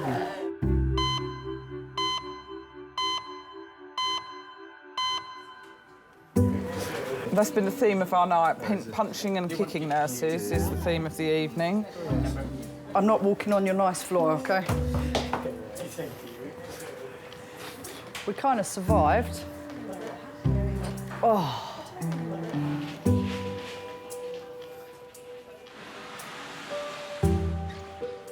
88-year-old Irene has been brought into King's by ambulance. She is suffering with severe chest pains. One of the carers said to me, "Who's that photo of that little boy?" I said, "What, me holding him when he..." "No, the little boy when he's got his fingers in his mouth." Oh, I said, "That's my Adam." That's Adam, yeah. She said, I used to do that. She said, and I still do it. Ah. Oh, dear. I don't think he does it anymore. No. Not like you when you were a baby. Yeah, thank you. Don't want to Your go green rabbit that Auntie May made you. Yeah. You'd had one ear up your nose. You don't ever stop being a mum. You always worry if something has happened to them. Not much to do. Yeah. Yeah, big babies. Because they are big men. I think they've all got a 46-inch chest. Yeah. Okay, your heart tracing is actually fairly normal. Like that. No, that's... Which is good. Okay? Yeah. So we'll probably move you into one of our areas a bit more comfortable than being on here, All okay? right. While we wait for those test results to come back. Okay. And if they're all normal, I think you can go home. Oh, good. Okay. Makes you realise that, you know, your parents are getting older and they actually need a bit more care and attention now than they did. You always get used to them just being there and being sort of someone you can call on and ask to do something, and all of a sudden that's not possible anymore. And it happens to us all in the end. It's just, you know, you see it, you know, I suppose you get a view of mortality, don't you, really?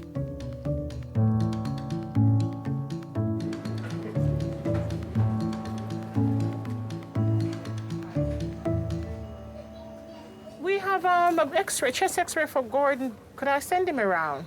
Thank you. I think a lot of times nurses and even doctors, they don't think about their own health. And that was true with me. I never thought about my health. I thought, no, I never get ill. You have the pleasure of taking Gordon to X-ray, please. Right. I had a chest X-ray, and it came back, and there was something showing on my left lung, which they didn't know what it was, but it shouldn't have been there. So they referred me to the King's Chest Clinic.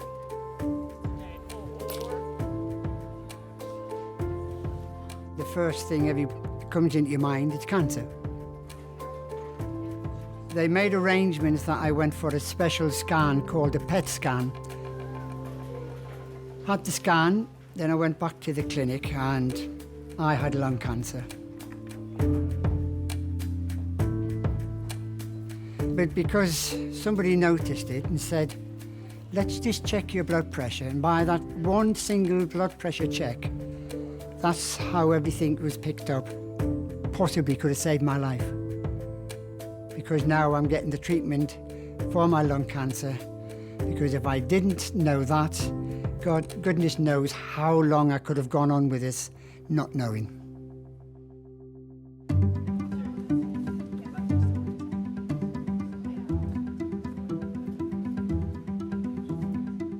Never give life up until there's no other answer. So I will be fighting this all the way, and I know at the end of the day I'll come out triumphant. I've got 4 beautiful grandchildren. I want to see at least one of them get married, so that's at least another 10, 15 years down the line, so that's my first goal. And the rest, well, it'll be a bonus.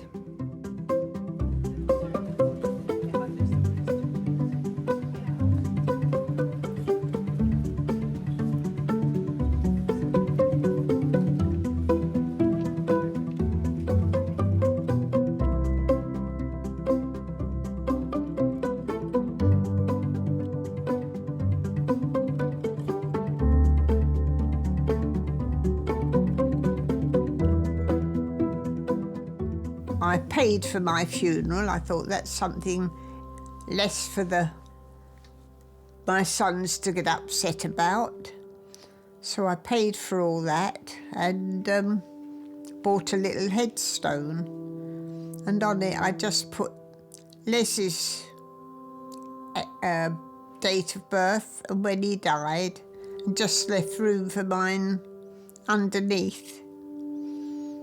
So that was all sorted. What a subject to get on to.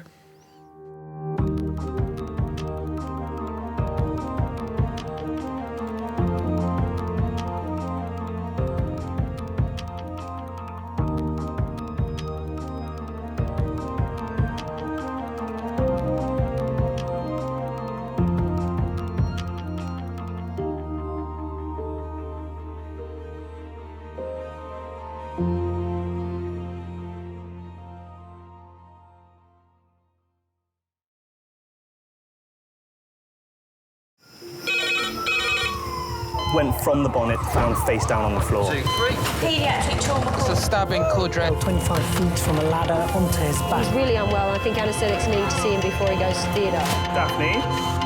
Daphne? How is everybody then? Chilling? King's A&E, how may I help? King's College Hospital, London. I got stabbed. I know, it's annoying. My head. One of the busiest A&E departments in the world. I want top to toes, head, chest, abdomen. A place where love, life, and loss. Don't bloody die. I love you too much for you today. unfold every single day. All the patients you're about to see were treated in just one 24-hour period. A&E is always like a traffic jam. Can we get a trolley? You've got to realise that there's awful things that can happen to you. I'm so sorry. Life is unpredictable, so it's important that your nearest and dearest know that you love them. You have to tell them that you love them. You must get better and come back to me. I don't want to lose you. Because there may come a time when you're not around to tell them.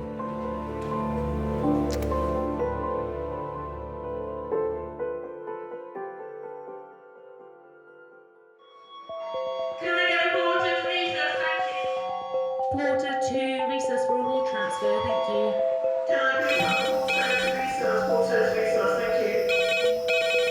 Hello, King's A&E. Right, let's keep going. All we need to do is get to theatre. That's what we need to do. How much acid has she had? It's in orange. Bad, yeah. Really bad. Did you see it? There's a big hole in my hand, mate. I know, the thing is, though, right, Jamie, I'm not just saying this, mate, but I've got a sixth sense. As soon as I walked in that job, for some reason, as soon as I got in that van, I started feeling really weird. No, I don't want to be. I'm not going back there. I'm never going back there. Never, ever going back there. For what the job was worth, it really weren't worth doing. You know what I mean? Anyway, well, it was. The job was worth 700 quid, but what I'm saying is, it was a bit more involved than what I thought. I mean, that was a lot of lino having to come up.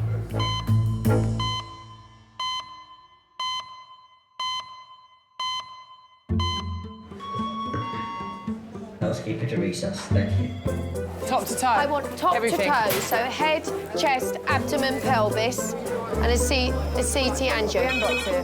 Today, King's A&E will treat 406 patients. Oh gosh, we've had 5 new patients in the last half an hour. Leading the trauma team is consultant Liz. As an individual, when you look at an emergency department that is cram-packed full, hot, busy, noisy, it's overwhelming. Pedestrian versus van, she's got upper and lower limb injuries. She said, I do not want any blood. So there's no point getting the blood because she doesn't want it. It's almost, I guess, like an overview of a battle scene. Oh, hello, this way, sir. But we do have to slow down at times.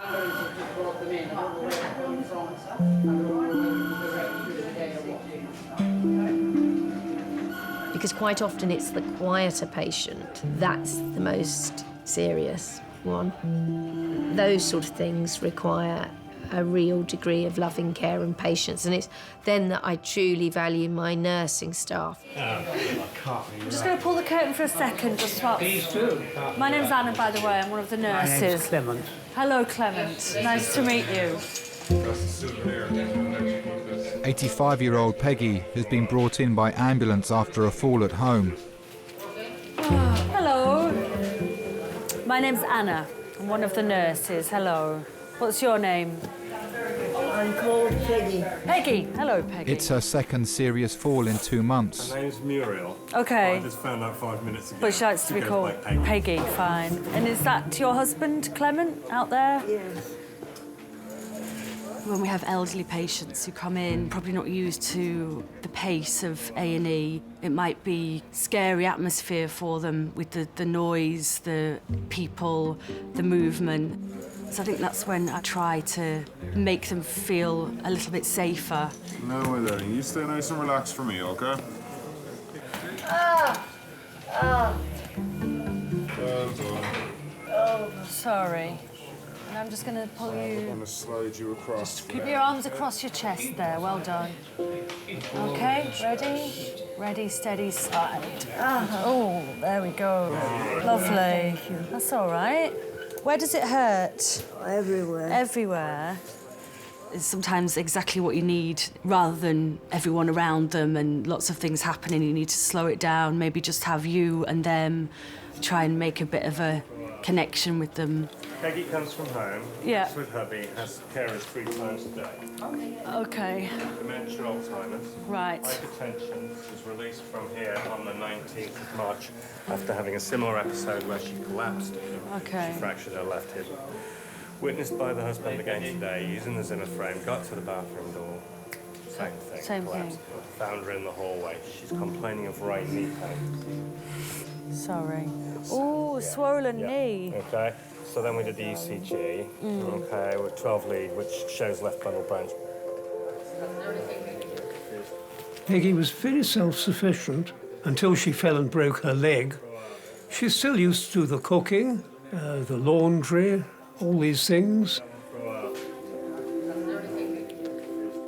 Obviously, I was concerned, but not unduly worried because, okay, you know, in 6 weeks she'd be okay again. Peggy, the doctor will come and have a chat with you, and you'll probably go for an X-ray, or they'll do an X-ray of your knee here. So we need to see what's happening with your knee. All right. Thanks. Thanks so much. Thank you. When she came home, she didn't seem to enjoy any food and drink. It wasn't like her. About 5 days later, she fell over again, so they took her straight away down to King's.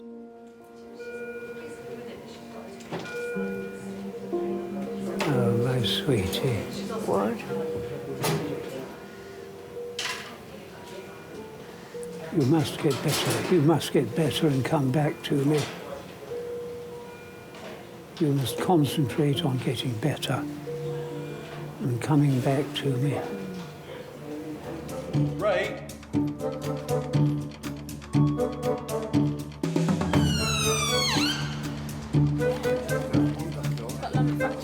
Yeah, exactly, and she's just gone over a trolley.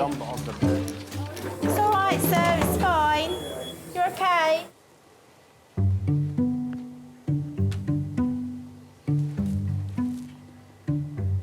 Shouldn't feel this. Oh, OK, you did. A little bit, yeah. Could Dr. Matthew Edwards please contact minors? I can't, because I'm in here. I thought that was you. Yeah. Right then? Do you enjoy your job then? Yeah, I do. That's good, isn't it? I like it. It's, sometimes it's quite difficult. Agree with that. OK. So you see there, that's held it together. You can't actually see where the cut is. That's really good, really neat. It's actually, you've done a good job of that. I was a bit worried when I come here. I'll come in a minute and get that. Thank you very much. On your way. Cheers, Matthew. Thank you. OK, bye.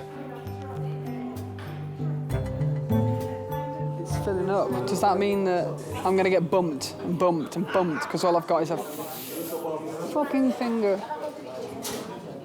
What alliteration.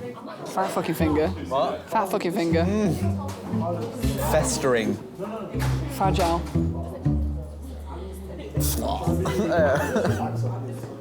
Trying to think of more. It's your turn. I'm trying to think. Your shit. I thought of festering. Festering's You're probably the supposed to be best a one in thespian. there. You can't even think of 4 words beginning with F to describe my finger. We'll look at it.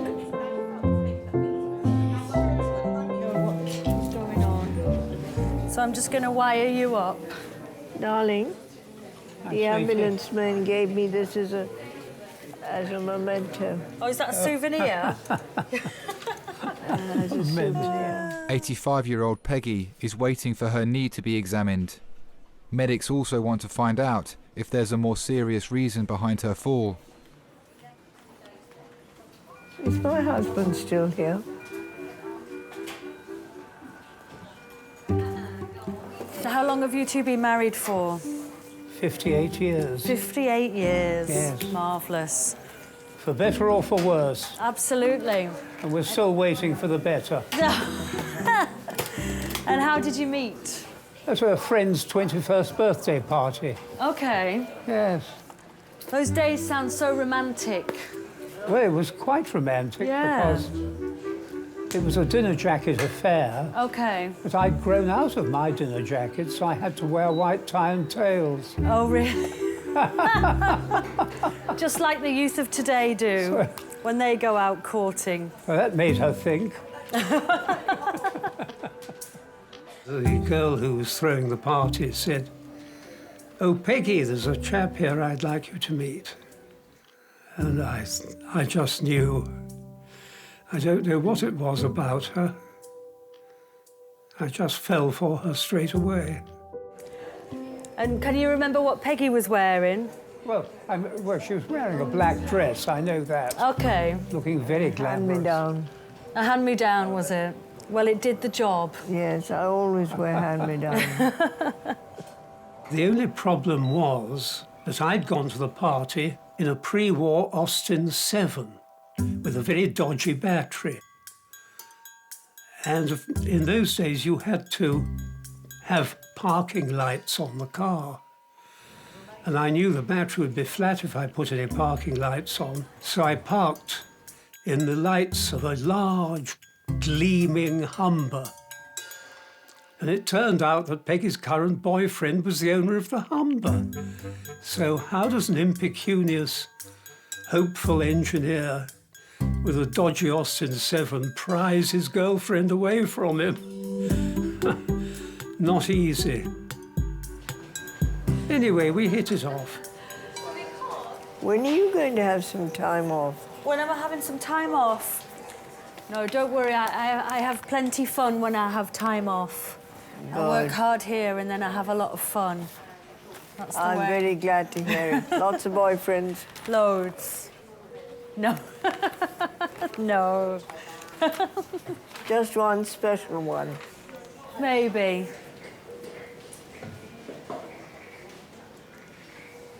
I'll sit down just here. Can you remember how you proposed to Peggy? Yes, it was something of an accident. My mother's parents were staying with my parents. They all knew her. And the conversation somehow got round to rings. My mother's engagement ring originally belonged to my father's mother. It was one of a set of 4. It was a set of diamonds, rubies, emeralds and sapphires. So I said to Peggy, well, what sort of ring do you like? And Mother leapt to her feet and said, oh, Clement, I'm so glad. And my father said, I'll open the last bottle of 1927 port. And I thought, what are they talking about? You see, have they gone raving mad? And of course, then the penny dropped. And I saw Peggy smiling away and I said, ah, ha, ha, you know. Yes, that's it. And somehow that is how we got engaged.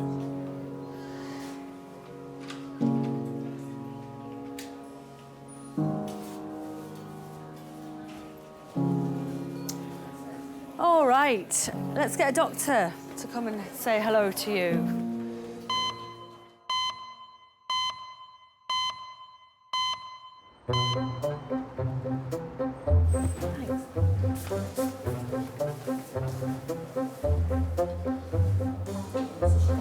One man. Go on, sorry. Don't know what I was going to say. One man, two... Probably one man, two governors. Yeah, but about I don't know what I was going to say, but it was good. 25-year-old Ben has come to King's with a swollen finger. He's here with his younger brother James, who's come down to London for a drama school audition. No, me and James are chalk and cheese, really. We get on brilliantly, but we are quite different. I'm into sport, and he's not.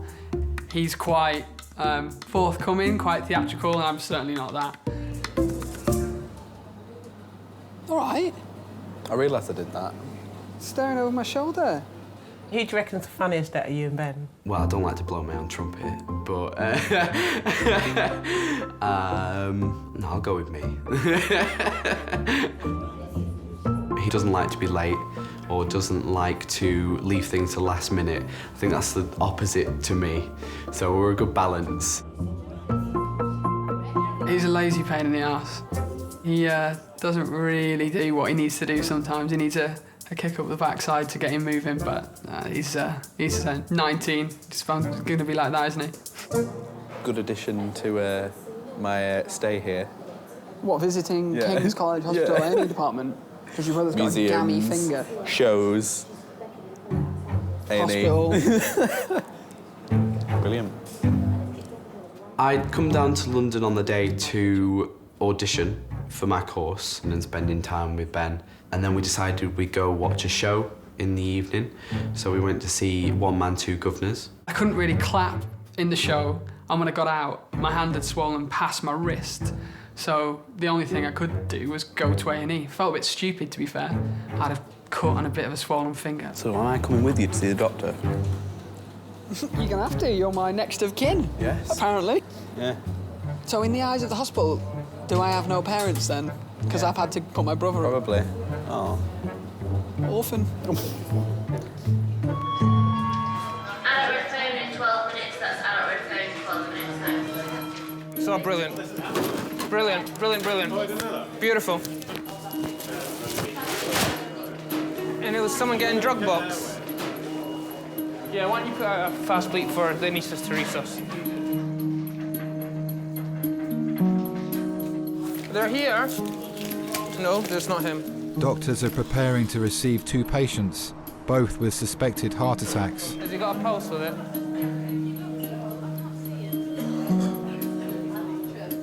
75-year-old Bob has a history of heart disease and has already had a triple bypass.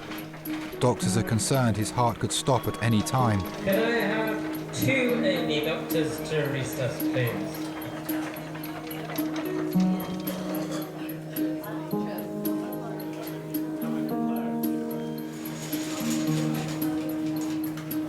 So basically, we're going to give you something just in case you had a heart attack. So if one of your blood vessels or your grafts got blocked, yes. So we'll give you some aspirin, some clopidogrel. For now, there's a risk to your heart. Yeah, so we need to give fine. you all this, okay? And in the meantime, we're waiting for the blood tests.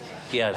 To find out whether you had a heart attack or not. Okay. Right, as a cardiology doctor should be coming shortly. Thanks.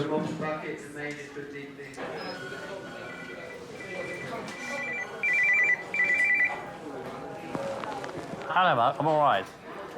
What I've got is tachycardia. The heart is beating irregularly, and they want to make sure it doesn't stop beating.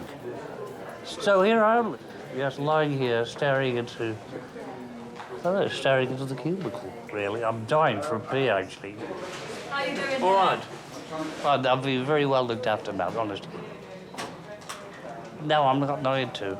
The nurses have insisted that I don't die. Right. Well, okay. I was about 19 when I met my first partner. We had 3 children. Life went on. When I met my second partner, I was 50. I have 1 son, Matthew, and a stepdaughter, Olivia. I promise, all right? See you in a minute. All right. Bye. Love you too. Bye. Oh, is that your son? Yeah. Is he worrying? He's gonna fucking die on me. Did you say? But he's only 25. Really? He's only a young boy. Oh, so you had My him quite youngest late in life? Yes, I was 50. It was very interesting at that age to start a new family. Thoroughly enjoyable to once again be able to push a pushchair around the park and do things with a young child that you hadn't done for a long number of years. But as time went on, you realise that you haven't got the same physical strength that younger parents have got. And so, like, playing 1.5 hours of football in the park was a bit past me. Yeah. What about food? Well, I can get you a sandwich. Meat, cheese, egg. What do you prefer? Egg's nice. Egg? Yeah? Thank you. Okay. Do I need to give you some money for it? No. Don't, oh. It's the NHS.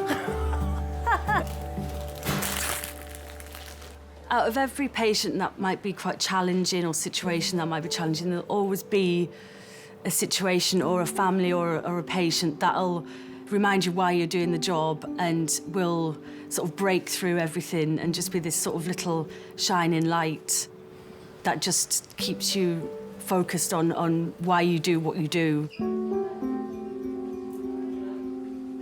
Hiya. Hello. I'm one of the A&E doctors. What I need to do is I'm going to bring this down a bit and I'm going to just examine you, OK? Okay. Are you from India? No, from Birmingham. From where? Birmingham. Yes. My mum's from Kenya and my dad's from India. No, I she just know was India. born in Darjeeling. That's why she asked. The good tea. Very That's good. where the tea comes from. I prefer Earl Grey myself. What? I prefer Earl Grey. Or Assam. Your temperature's quite high, so I think you've probably got a little bit of an infection going on. And maybe that's the reason why you had a bit of a fall. Have you got any children? Yes, I've got a daughter and a son. My daughter lives in Chelsea and my son lives in America. I hope I'm not hurting you. No. You girls are very good. I'm glad you didn't call me a lady, because I can't be called one of those. Well, you are a lady. I don't feel like a lady. You don't feel like a I lady? don't feel like a lady. She has a lovely personality. She's always been very artistic. She's done sketches, mostly portraits. She prefers doing portraits of people rather than landscapes or anything like that. I'm afraid I'm not artistic, purely and simply an engineer. You know, it's rather unexciting. What you're going to get is a chest X-ray. We'll probably need to get another urine off you, and most likely you'll need to stay in. But I need to examine you as well. But let me just send these bloods off first, okay? And then I'll be back. What happened? I don't know, you just suddenly let go of the Zimmer frame and fell over. I don't know why. I don't know why. Well, her memory, unfortunately, has been affected by her Alzheimer's. What was it I didn't want to do? What? What was it that I didn't want to do and you said, no, you've got to do it? You didn't want to go for a whittle. And that's when I fell over. You were almost there when you fell over. Her memory is erratic. She will ask me what day it is, and I'll say, oh, it's Tuesday, you see, and then half an hour later she'll say again, what day is it? And she might ask the same question 4 or 5 times. On the other hand, more distant memory is rather more reliable, you see. There's no need for you to stay now. Well, you know where I am.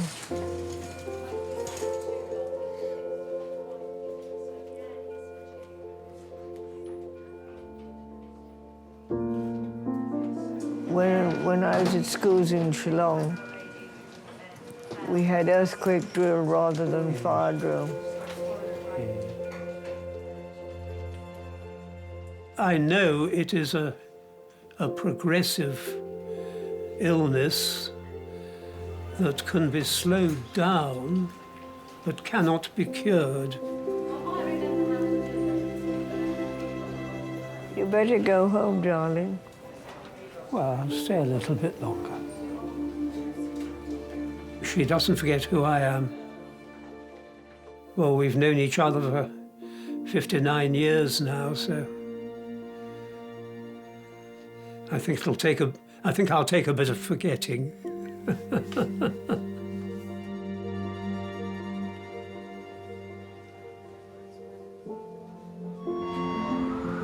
we hope Porter to read us to take a patient around to view a CT?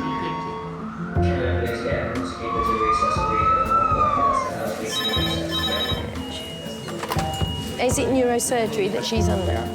So there's VBGs here. Now to recess for a ward transfer, thank you. How is everybody then? Chilling? Chilling? Happy and laughing. Ben? Ben. I'm coming with you, aren't I? Okay. Hello. Please come through. My name is Dr. Kuzmin. I'm one of the doctors here. Please come through.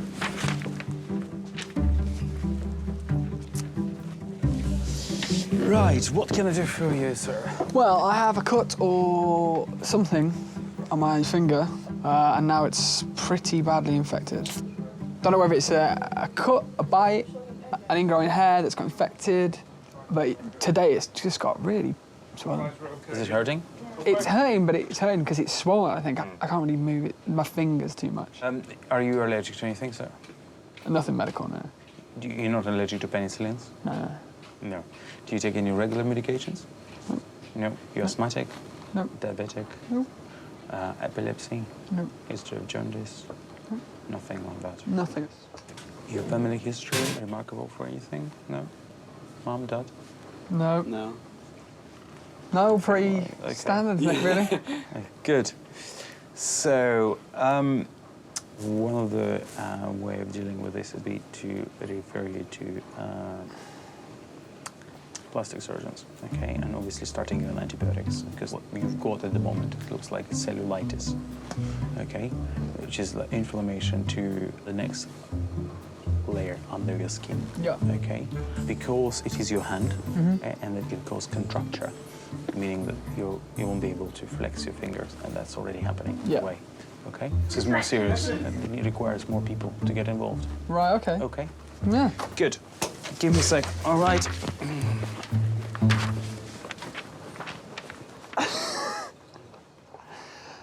Well, I'm glad we came.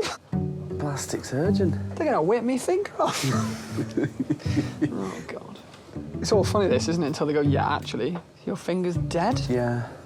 Sozza. I wonder how that's happened, though, so quickly. I can't put a finger on it. Oh.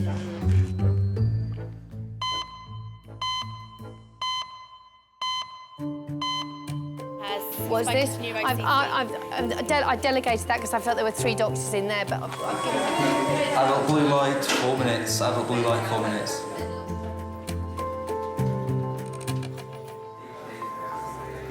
I've got a free-range egg and salad. Oh, that's wonderful. That's great. Thank you very much. 75-year-old Bob has a history of heart problems.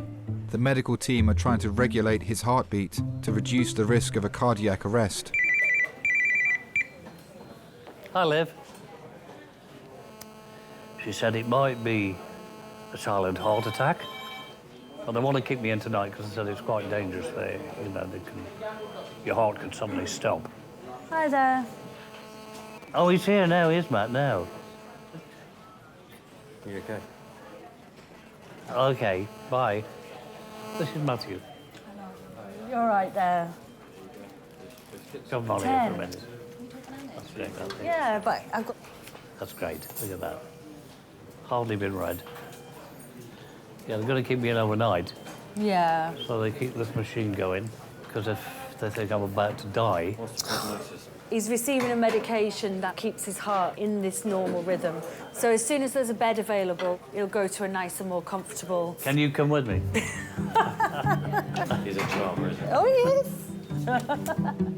My relationship with my dad is very good. It's very close. I still live with him now. Well, do you want me to take some of this stuff off? You look No, like keep you've it got a here, whole load because of it's the stuff. hands. Or should I put it in your bag? Because they'll bring it up anyway. Because otherwise you just got loads of stuff lying all over you. OK. It's usually him telling me that I need to do stuff and me not doing what I'm supposed to, but we get there in the end.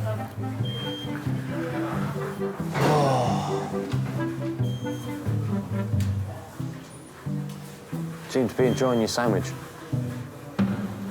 But obviously I did the right thing going to the doctor. Yeah, of course you did, completely. I've been worried about you. You're in good hands. I've always been well looked after here. Yeah, but of course, Dad, I'm going to worry about you, aren't you? You're my dad. Of course you are. Why is your thing beeping? Somebody will come.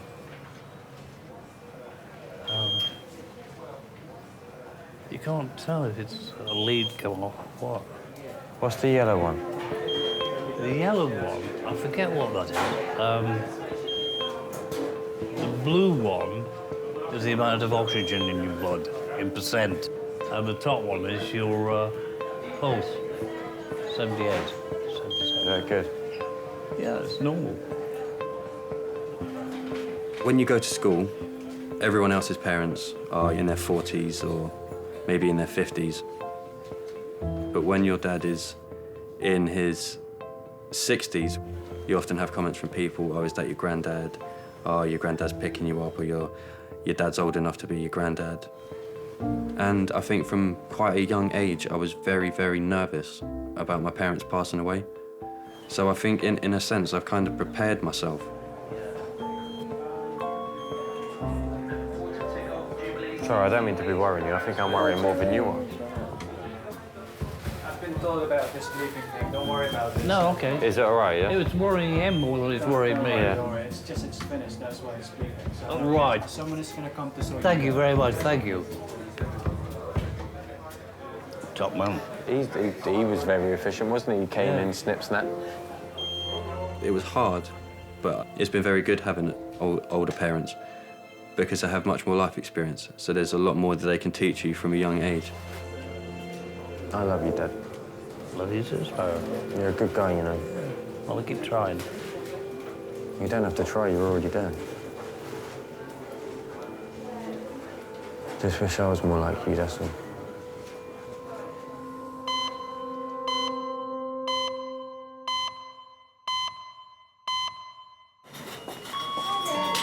If anybody knows where the weighing scales are, can they call Majors 2410? Thanks.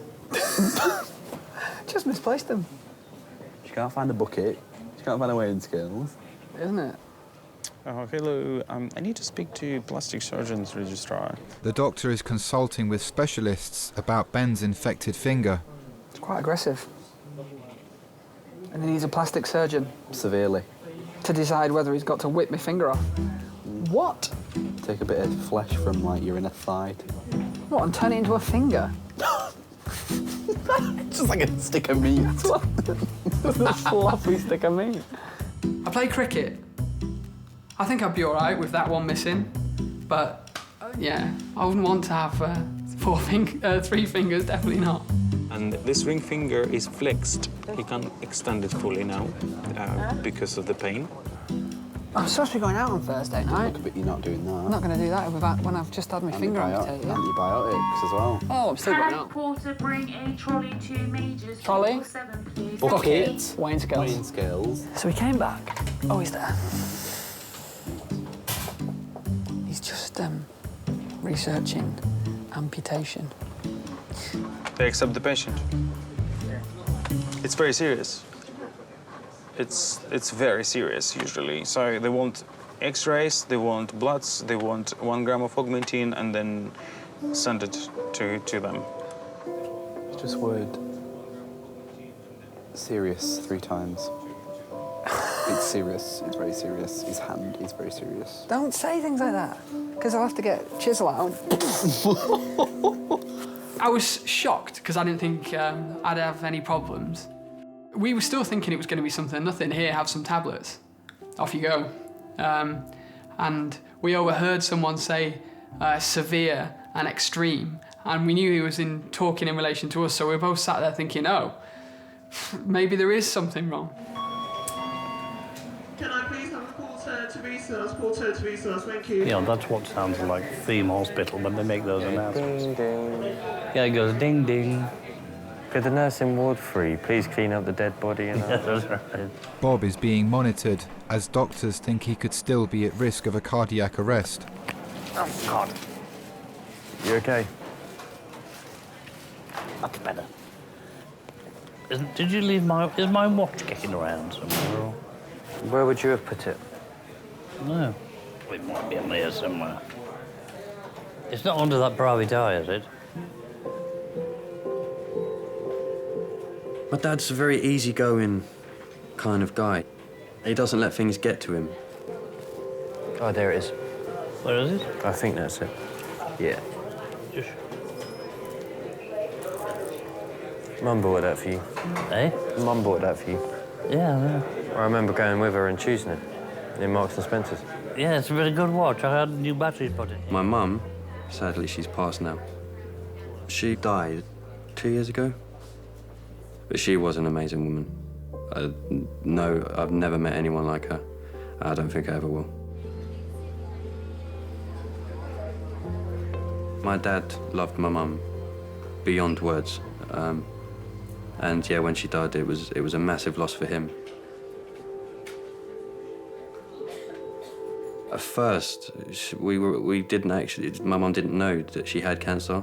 and she started to have pains in her leg, and she always thought it was sciatica. But the pain just got worse and worse, and stretching wouldn't do anything. And when we went to the hospital, they took a long time to get the test results back. And she came back and she said, I've got some news and it's not very good. And she told us she had cancer. And I remember saying to her, but you're going to be all right, aren't you? And she just looked at me and she just shook her head. And I said, what do you mean you're not going to be all right? She said, but they gave me 6 months. I just can't describe that feeling. It was surreal, really. Because you know that it's real, but part of you doesn't want to accept it. But it was difficult because the cancer kind of, you could see it slowly just taking its toll. You could see her trying to fight against it, but it just wasn't working. It was very, very difficult to see someone that you love have slowly kind of, in a sense, fade away. Yes. But I'm worried about her because she's not doing any exercise. And you know, the muscles very quickly waste away. They do get weak. Peggy's been given antibiotics and painkillers. She's waiting for an X-ray to see if her knee is broken. You look very tired, Peggy. You look fed up, as you say. She sleeps most of the time. Right. Okay. I am fed up with life. She gave me 2 wonderful children, 1 boy, 1 girl. My work sent me on a couple of tours to India when they were both very young. And Peggy coped with them wonderfully while I was away. She just coped with everything. Yes, she's in a very depressed mood. When your mobility and everything changes and what you normally do changes, I can understand why. Normally, she always makes an effort at things, but she doesn't want to do anything except lie in bed and sleep. Yeah. I don't know how to motivate her. I wish I did.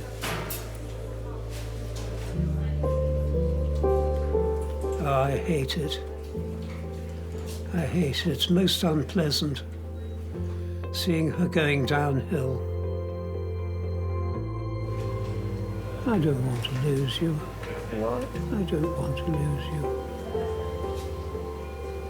You're my sweetie. In through my nose and out through my mouth. Helps the pain. Good. To breathe in through your nose and out through your mouth.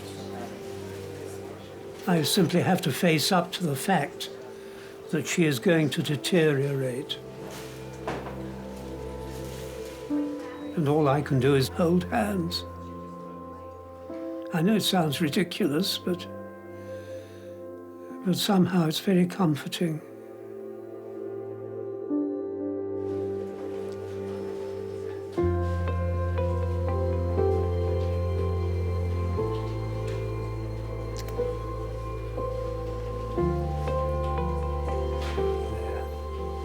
A kiss always helps. What? A kiss always helps.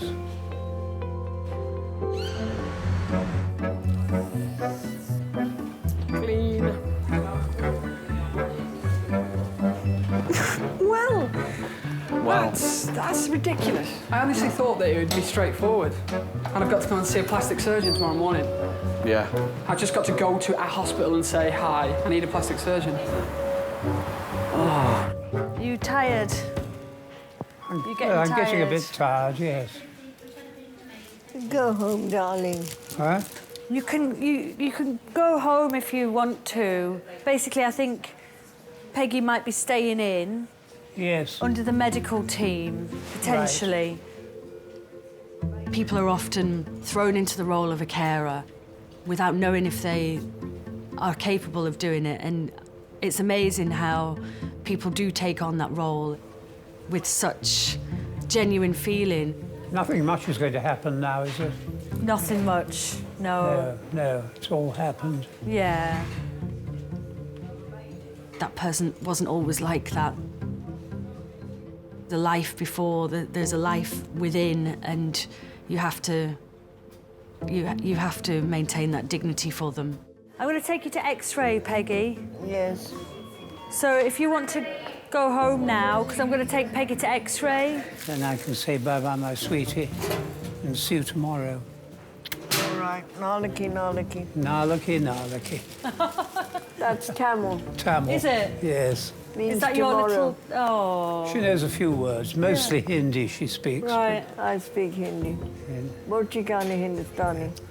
Tikai. Tikai. Tikai. Lovely to meet you. Yes, and you, yes. Okay. And thank you for all you're doing for her. It's a pleasure. Marvellous. Safe, safe journey home. Thank you. Yeah.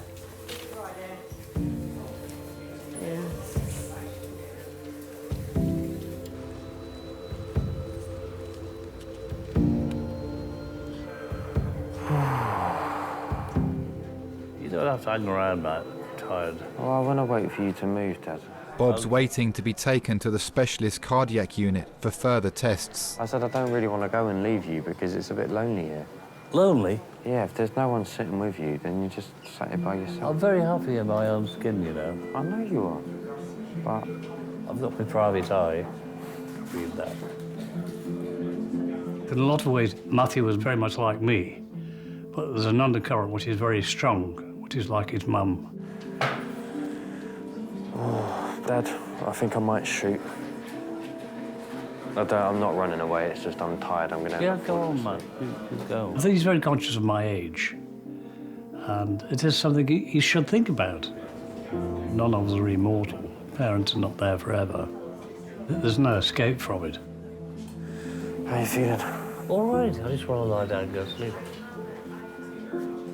I do think about what would happen to him when I go, and it's not really a mission, but I'd feel very happy if I could get him to be really independent and on his feet, and conscious of the fact that, you know, I won't be kicking around forever, and feel that he could cope with that and not fall apart. Listen, please ring me. It doesn't matter how small it is. Yeah, I will. If you just want some company or you Yeah, just want someone to sure, come and I will, see you, Matt. ring me. I will, I'll keep I my will phone by my definitely, bed. honestly, I promise. That's all right. I know you hate fusses. See you later. Go on, have a good night's sleep. Enjoy that cottage pie. Remember what I said on the phone? What's that? Don't bloody die. No, I know. I'll send that to the nurse. I love you too much, I'm not Peter. allowed. You're not allowed.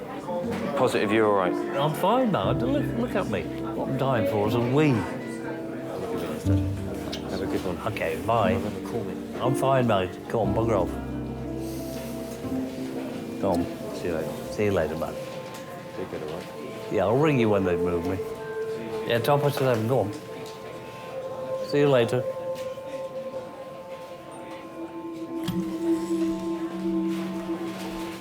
See you later.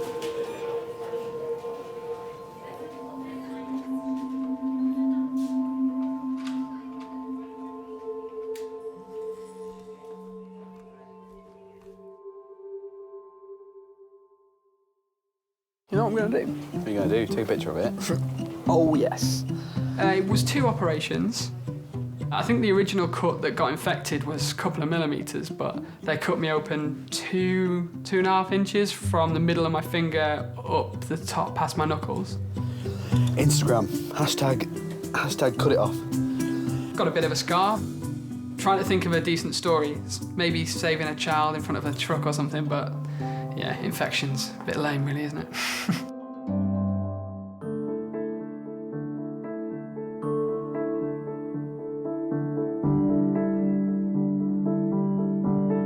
Should I get an attack of arrhythmia and worse still, a cardiac arrest, it gives you a shock of 800 volts across the heart. Fortunately, so far, it hasn't kicked off. I know that because the surgeon said, if it does kick off, you'll know it. It's like being kicked in the chest by a horse.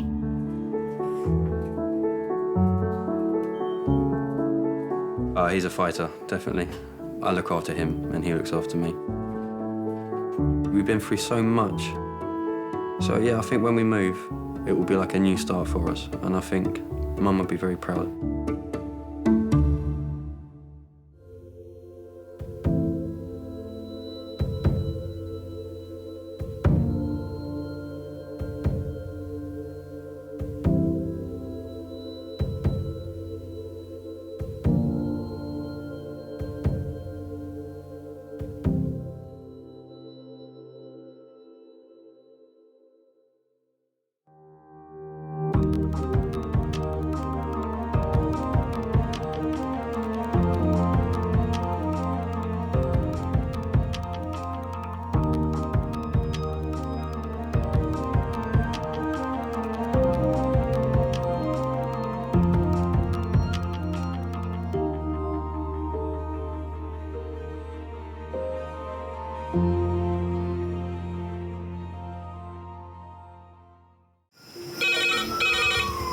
went from the bonnet, found face down on the floor. 2, 3. Paediatric trauma. It's a stabbing quadrille. 25 feet from a ladder onto his back. He's really unwell. I think anaesthetics need to see him before he goes to theatre. Daphne? Daphne? How is everybody then? Chilling? King's A&E, how may I help? King's College Hospital, London. I got stabbed. I know, it's annoying. My head. One of the busiest A&E departments in the world. I want top to toe, head, chest, abdomen. A place where love, life, and loss. Don't bloody die. I love you too much for you to die. Unfold every single day. All the patients you're about to see were treated in just one 24-hour period. A&E is always like a traffic jam. Can we get a trolley? You've got to realise that there's awful things that can happen to you. I'm so sorry. Life is unpredictable, so it's important that your nearest and dearest know that you love them. You have to tell them that you love them. You must get better and come back to me. I don't want to lose you. Because there may come a time when you're not around to tell them.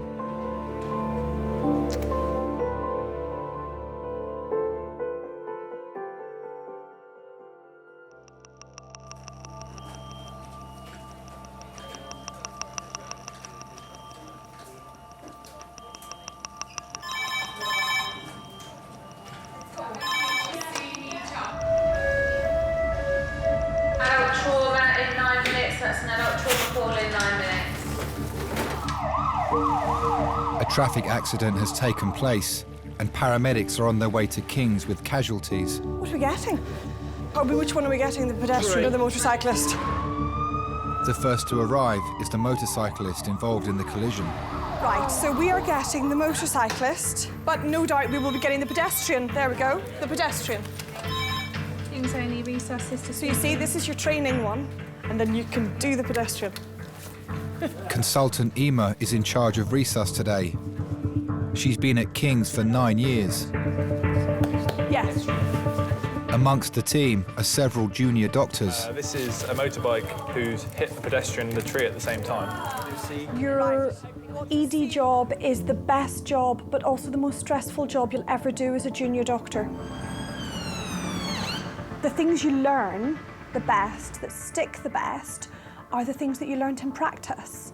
And the books are fine, but it's not until you actually physically do it, the physical memory of doing it, the visual memory of doing it, that's what really makes it stick. It's the first of the 2 traumas. Let's get this one sorted then. Morning. Hang on, guys, our hands across. 1, 2, 3. Because the patients don't have a label attached to them as they come in the door, we're starting with a blank canvas. Okay. Right, tell us the story. He's hit a pedestrian and then hit a tree. You start with a patient and a story and your stethoscope in your hands, and you try to work out what's happening. So James, talk to me. Do you see anything abnormal? So there's equal chest expansion, but it's slightly reduced. The trachea is central. There's good air entry all over. Are there any grazes, marks, bruises, anything on his chest wall? Not that I can see, no. And there's a good resonant percussion note throughout as well. Meng, will you request plain film of the pelvis, CT chest? James, you're going to cross-batch him for 4. Claire, you're going to ultrasound him. Yes. Thank you. Having 2 seriously ill or injured patients come through at the same time is demanding, because you want to be able to focus all your energy and all your attention onto the one, but you don't have the luxury of that. So you really have to trust your team.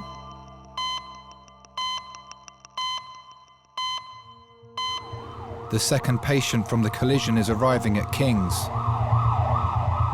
He's the pedestrian who was hit by the motorcyclist. This is the pedestrian, so this guy's going to get the full works as well.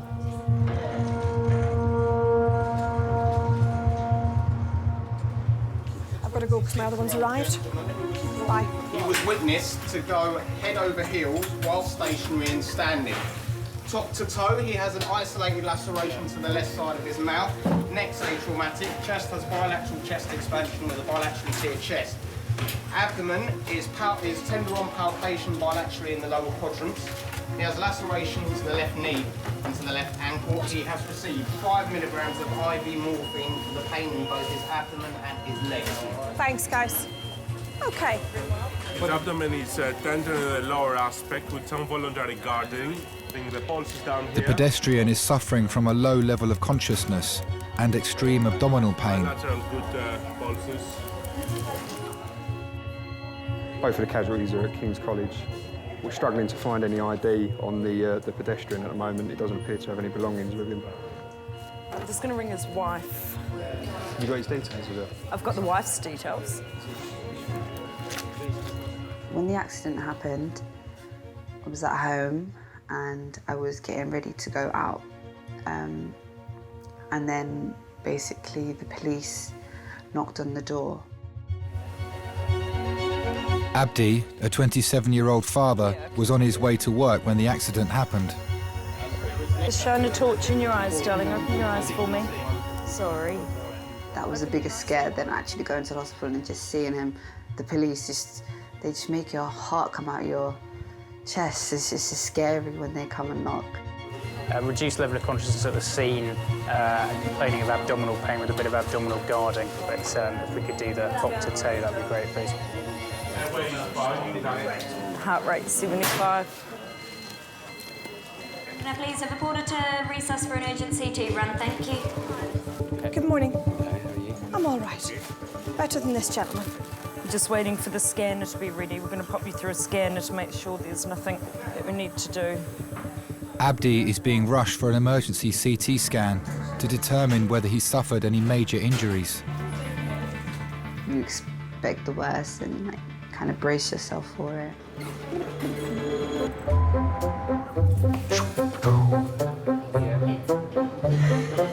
Why is this shut?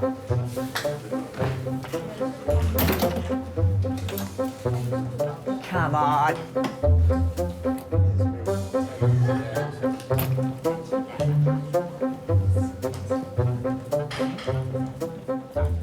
$22. Now, where was that?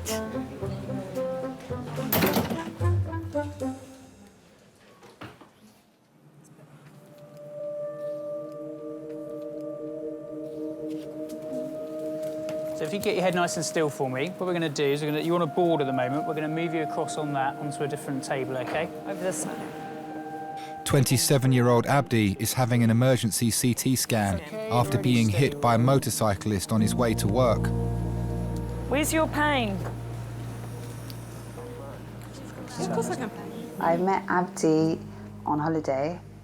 I met him on my last 2 days of my holiday. My first impressions of Abdi, they were good. He was a shy person, very quiet. After a while, he was lovely. He was really nice. I thought, I found a good guy. When Abdi found out I was pregnant, he was so happy. He was really, really, really happy. When the accident happened, Jabril was 2.5 months. He was really small, 2.5 months. So we was married for a bit.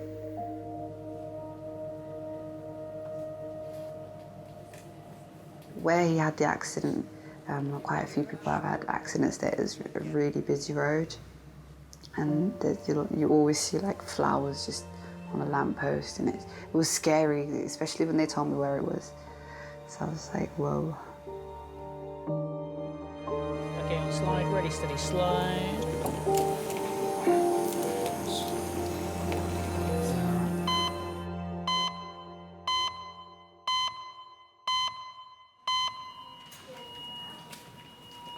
You all right?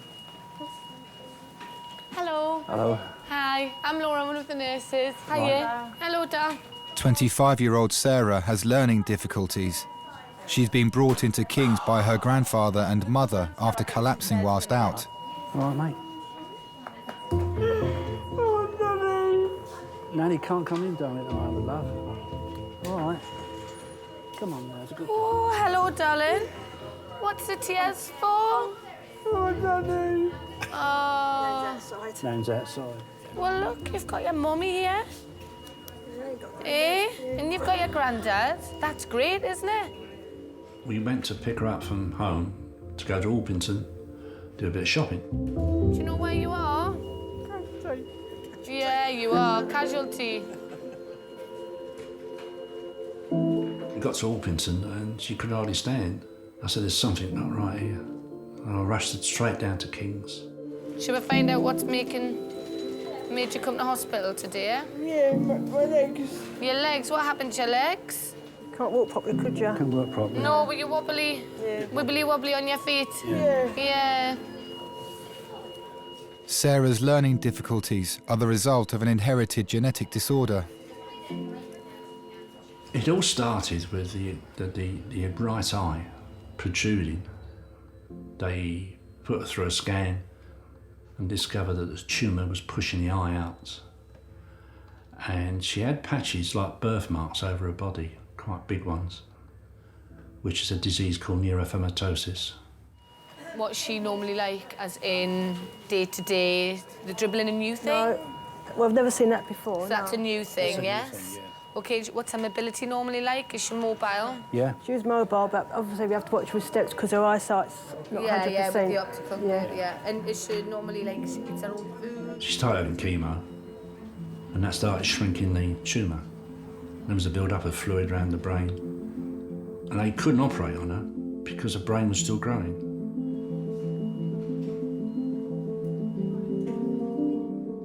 She was only 3 years old.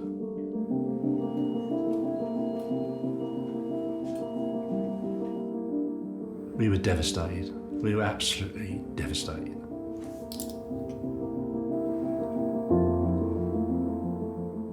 Right, I'm going to have a chat with the doctors and see if we can find out what made your legs go wobbly this morning. This is another girl called Laura. Hello. Hello. So she's another one of the nurses like me. So if you need someone, just shout Laura and you'll get one of her. OK? All right. All right. Number 5, trolley.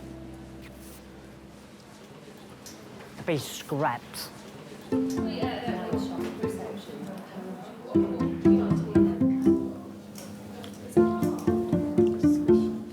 Number 5 trolley, the base. Coming away. Yes, where it's got a strap Yeah, like that. yeah. And the trolley's, it can't get apart. Too old.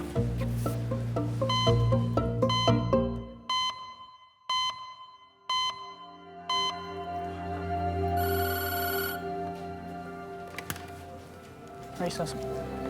Yes, you can speak to me. I'm the major trauma consultant. Hello. Abdi is on his way back to resus after having a scan. Yep. Doctors are reviewing his results to determine the extent of any internal injuries. Yep. I just need to get some details from you. You're not in any trouble or anything. But what do you remember? I do remember seeing the green. That's what. So then you've done that, and then do you remember, did it all go black, or do you remember anything after that? Every day in the ED is different. We get 400 patients a day. I think you have to be conscious that you're probably part of the most stressful day of that person's life. It's just a normal day at work for us, but that is almost certainly one of the worst days of their life. And you have to respect that, and you have to allow them to feel that you really care, because you do. So it doesn't look like there's anything serious going on, OK? Chest is fine, tummy looks fine, everything, all the important stuff looks fine, OK? You're nice and still.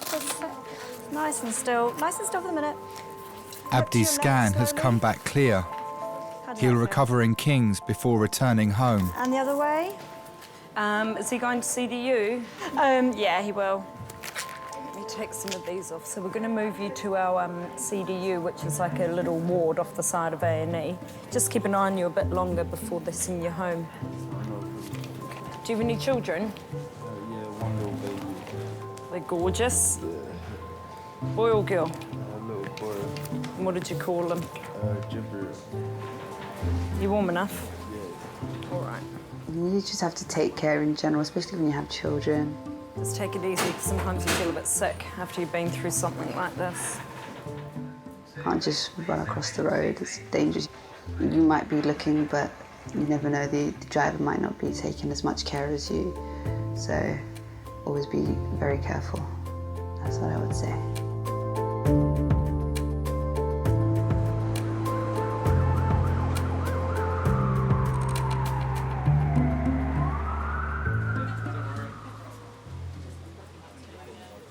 45-year-old Andy has come in with stomach cramps. He had a liver transplant 10 years ago. You're up.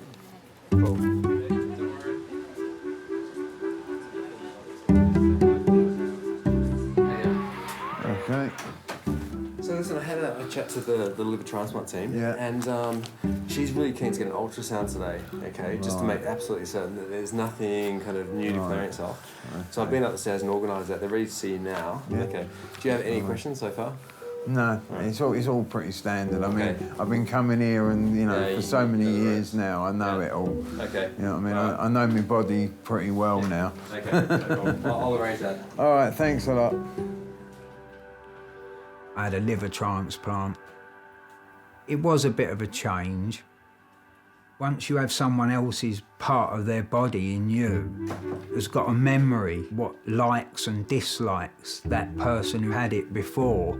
You might hate chocolate, for argument's sake, and then the person who you got the liver off is a chocoholic, and suddenly you find yourself eating bars of chocolate without knowing why. Hello, sir. All right, mate. We're taking you up for your scan in a moment, sir. Yeah, don't have to call me sir. Sorry, false I have it. What's your name, mate? Andy. Andy. In my case, it was more, I don't like hot food. I don't like very, very spicy food. Because the person that I got the liver off obviously did like lots of very spicy food, I found myself like going to we'd go to a Chinese restaurant and I'd order like this really mad spicy stuff. And then I'd end up not eating half of it because I didn't like it. But it was like I didn't know why I was ordering it. So that's quite strange about having a transplant. You usually have a bit of a wait up there, Andy, so Yeah, maybe up there a little while. I've been quite a few times. You know the score, mate, I was brought up in the East End, sort of Dagenham area. My mum didn't have any money, so, you know, we were quite poor, I'd say. Due to his liver transplant, Andy's stomach pains have to be closely monitored. He's being taken for an ultrasound. Quite a strange childhood I had, I'd say. I mean, I met my dad for the first time when I was 30, which is quite, you know, quite late to meet your dad.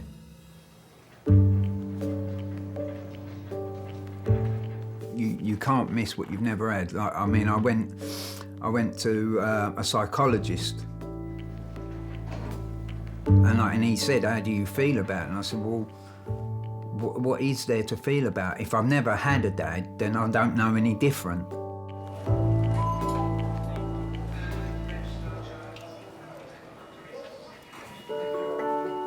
Sarah's genetic condition requires a permanent tube in her head, which drains excess fluid from her brain. I like taking her over the park. She likes going out. I think when I used to take her to football, we used to have dinner out. She used to like that. That is a special light for when we need to look closely at things and it turns on. Shall I show you? Yeah. Yeah, wow. Hey, see, look. Whoa. Wow. It's like a spaceship, isn't it? She likes the football, the first half. Then she wants to go home. But I try to tell her, no, there's the second half. And in the second half, every 10 minutes, is it nearly finished? Is it nearly finished? Oh, dear.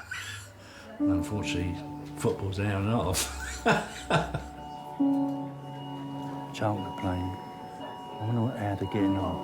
Hey? I wonder how they're getting on. Do you think they're going to win? Yeah. How many goals? 4-4-4. 4-4-4. She's got a sense of humour. She's got personality, and that goes a long way.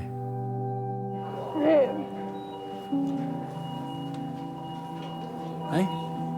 Okay. You okay? Doctors are concerned that Sarah's collapse has been caused by a blockage in the tube in her brain. Yes. You sure you're all right? Yes.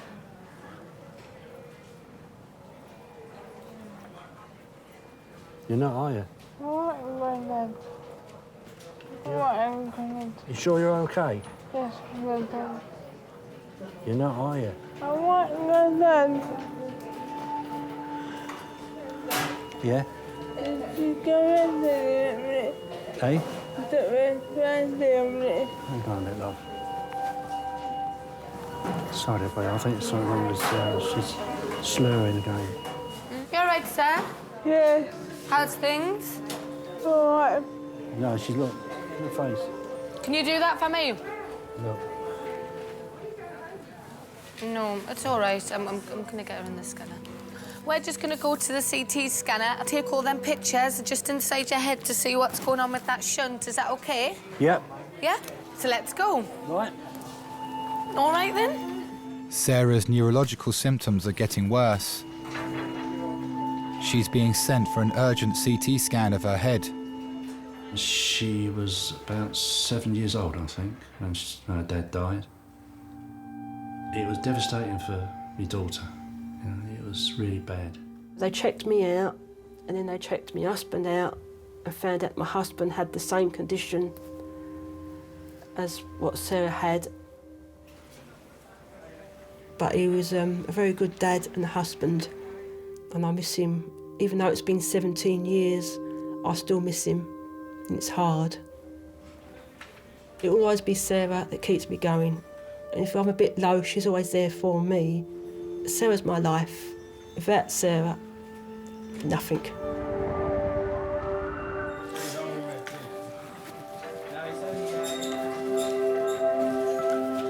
Back we go. Back to see Grandma and Mam. Is it Nan or Grandma? Granddad. Well, I know he's Granddad. I didn't think he was My Grandma. granddad. My granddad. Sarah's being returned to resus after her scan. Results show there's no blockage in the tube removing fluid from her brain. Doctors are now concerned that she's suffered a stroke. They've scanned her head. They've also x-rayed her chest and x-rayed her stomach. So that gives the whole of where the shunt goes down. I live day by day because we don't know what the future brings. So I just live from day to day. If we get through one day, it's a bonus. Mum, come on, dinner. I don't know, Sarah, what's happening yet, do we? I've got you some crisps. No, Mum. I can't have now because we don't know what's happening, do we? As soon as we know what's happening, then we know. All right? Yes, Mum. So you can't be down for long when Sarah's around because she's got a nice personality. She makes you laugh. She comes out with some funny things. She gives you cuddles. She's always saying she loves me. So it's Sarah that keeps me going. Sarah needs further observation. She'll be admitted to the neurological ward to be closely monitored. Yeah, but everything's fine, so the neurosurgical doctor will just get back to me.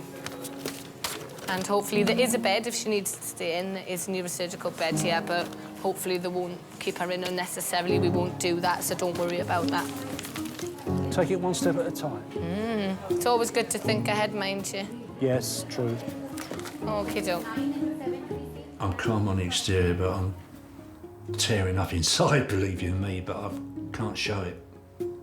Sarah looked at support all the time, you know, you've got to try and convince her that, you know, everything's going fine, and, which it was, you know.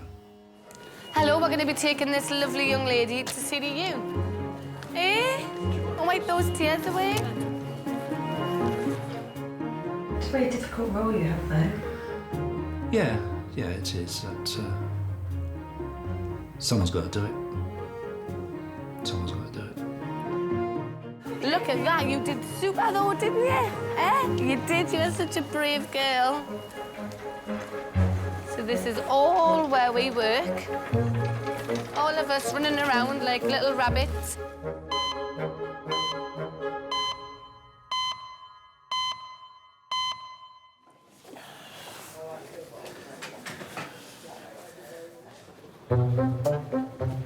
Okay. Yeah, he seems to know where he's going. Andy is back from his ultrasound.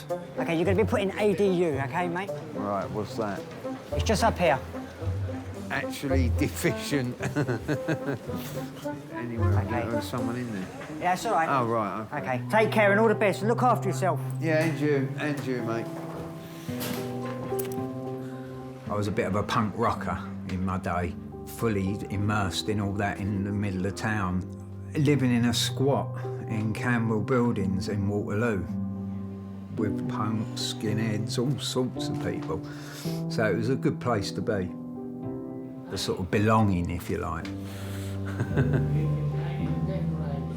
Oh, no. I'm a Navy man. I was in the Navy. But then I did something really stupid and went and joined the Navy. I've been to Cyprus a couple of times, been to Panama. I used to be on the Illustrious, HMS Illustrious. I just sort of went, oh yeah, I'll do it, that'll be a laugh. You know what I mean? 5 years later, it wasn't such a laugh. Oh dear. It was fun, but not something I would sort of recommend if you've just got out of school or something, and then you go and put another 5 years of someone telling you what to do. The Navy uniform used to attract the women better than the soldiers' uniform, that's for sure. You know what I mean? Unless, of course, you're an officer, and they like the officers. I remember we used to have to do diving in, go in over the side, and then they'd lower, you know, the old rigging ropes. You'd have to climb all the way up the side of the ship to get back in. Oh, sod that. That was cold. It taught me how to be a man, I'll give it that. You know what I mean?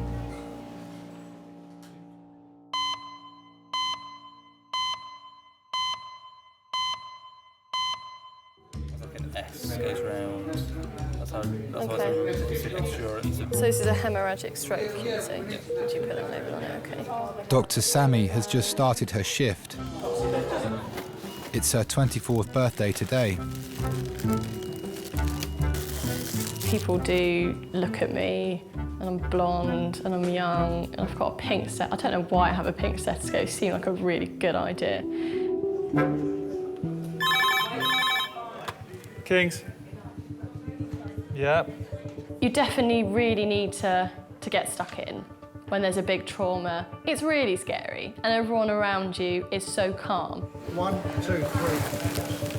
Lovely. Okay, thanks very much. Okay, nice and quiet for handover, please. He's been sedated with a total of 200 mics of fentanyl, 7 milligrams of midazolam, and has been stable throughout transfer until 5 minutes ago when he blew a pupil on the right-hand side, but it's blown again. Any questions? That's good, thank you very much. As Sammy is a junior doctor, when a trauma comes in, she's mentored by her seniors. You can't be shy. You can't be, because these are A&E doctors. You need to become one of them, and sometimes it is a case of just getting in there. Okay, from the top, please, guys. Okay, trachea central. And the more you do that, the more respect the consultants have for you, and the more you learn, the better you become. Happy, Sammy? Not happy? Not sure. Okay, Sammy, right wrist is free if that's blown. You can come back to the right wrist. Yeah. Would you be happy to put anything through that line? We'll see. No. Okay, well, it looks a bit blown. I think people think I'm a bit strange for loving trauma because it can be very gory.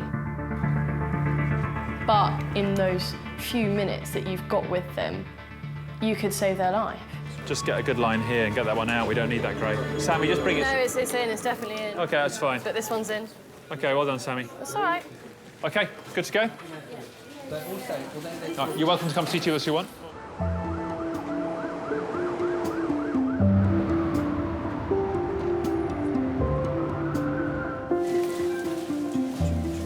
Yeah, we're good, thanks. I can't find that bit with the puzzles. Do you know where it is normally? I can't. Because you could sit and have a look at the rest of it, and I can do that then, you see. Bill has been brought to King's by his stepdaughter, Jo. Right, there you go.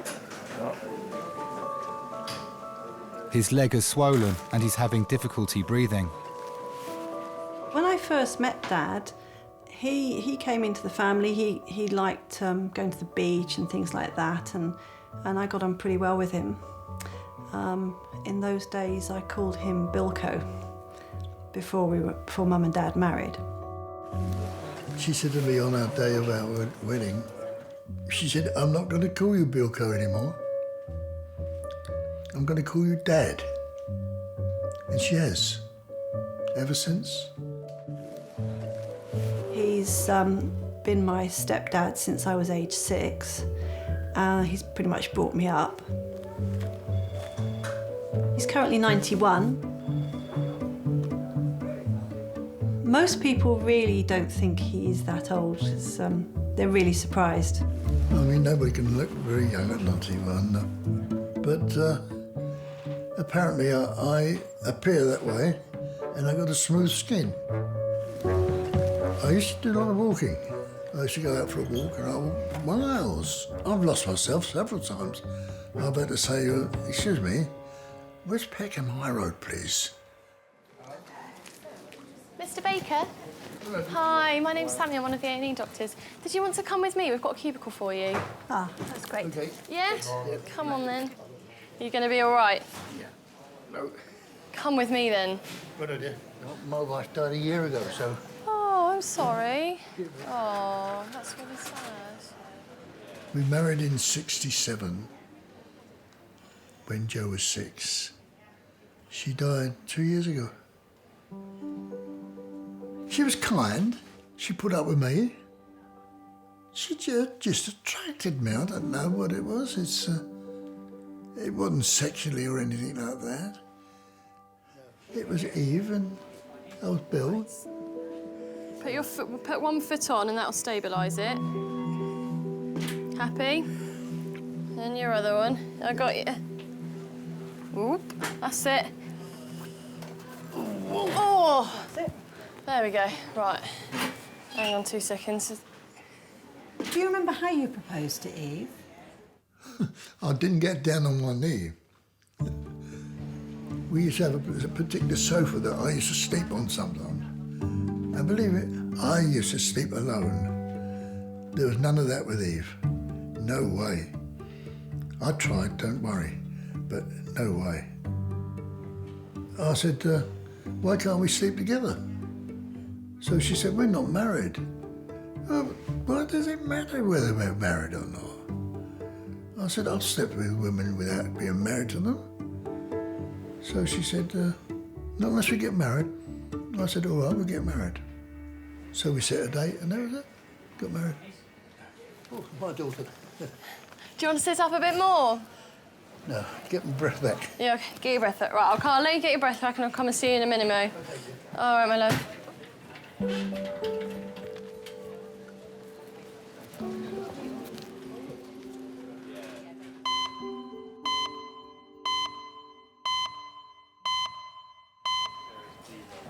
Tim? Yeah. I've got curry. I've got chicken curry and chips for you. Chicken curry and rice for me. So if you want some of mine, use that mat. Right. Oh, it's well nice. Want some of this rice? No, I'm all right, baby, thank you. Hope you don't stink this room out with our curry. Here's a no-carb diet out the window.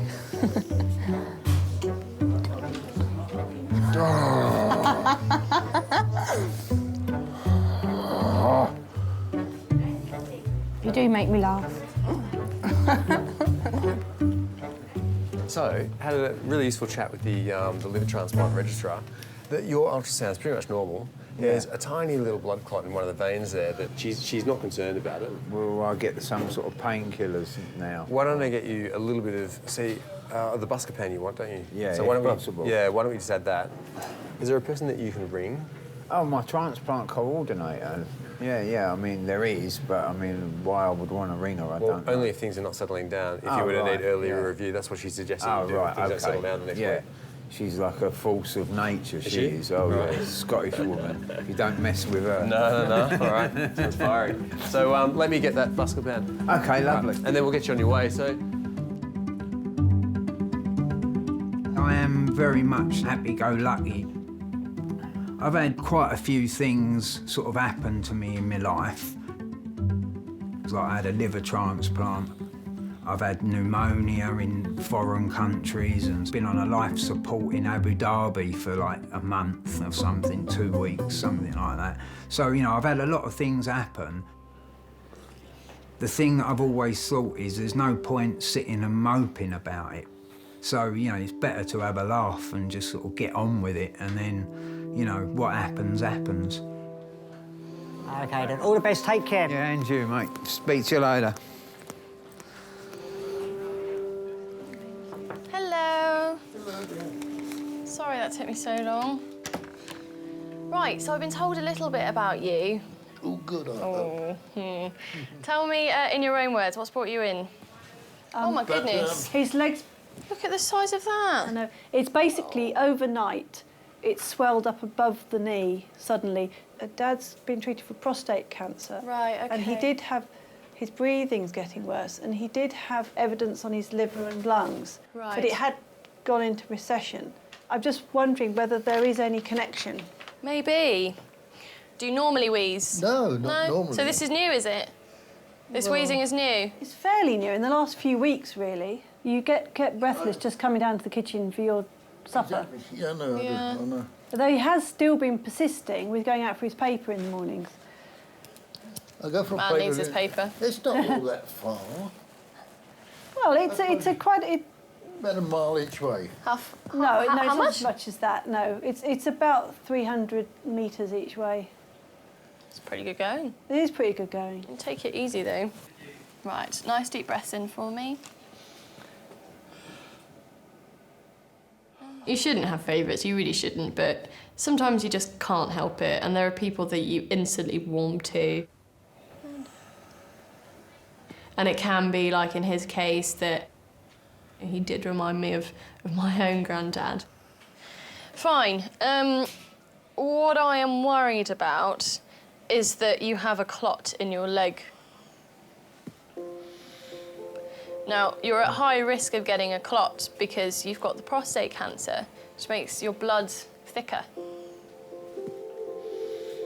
Now, the problem is when you get a clot in the leg is that it can travel up to the lung, and then you can get very breathless. So when your daughter says it might all be related, it could well be. So that's my sort of clinical feeling on it, that there might be a clot in the leg. So we'll send you off for a scan, I think, have a look at that leg. I'm going to x-ray your chest as well, see if we can see any reason for your wheezing and give you something for your tummy. It does happen quite a lot. Someone's come in with a pain or a random symptom and we've done a scan and found something that we were never expecting to find. And I don't think anyone will believe how common it is. It happens all of the time.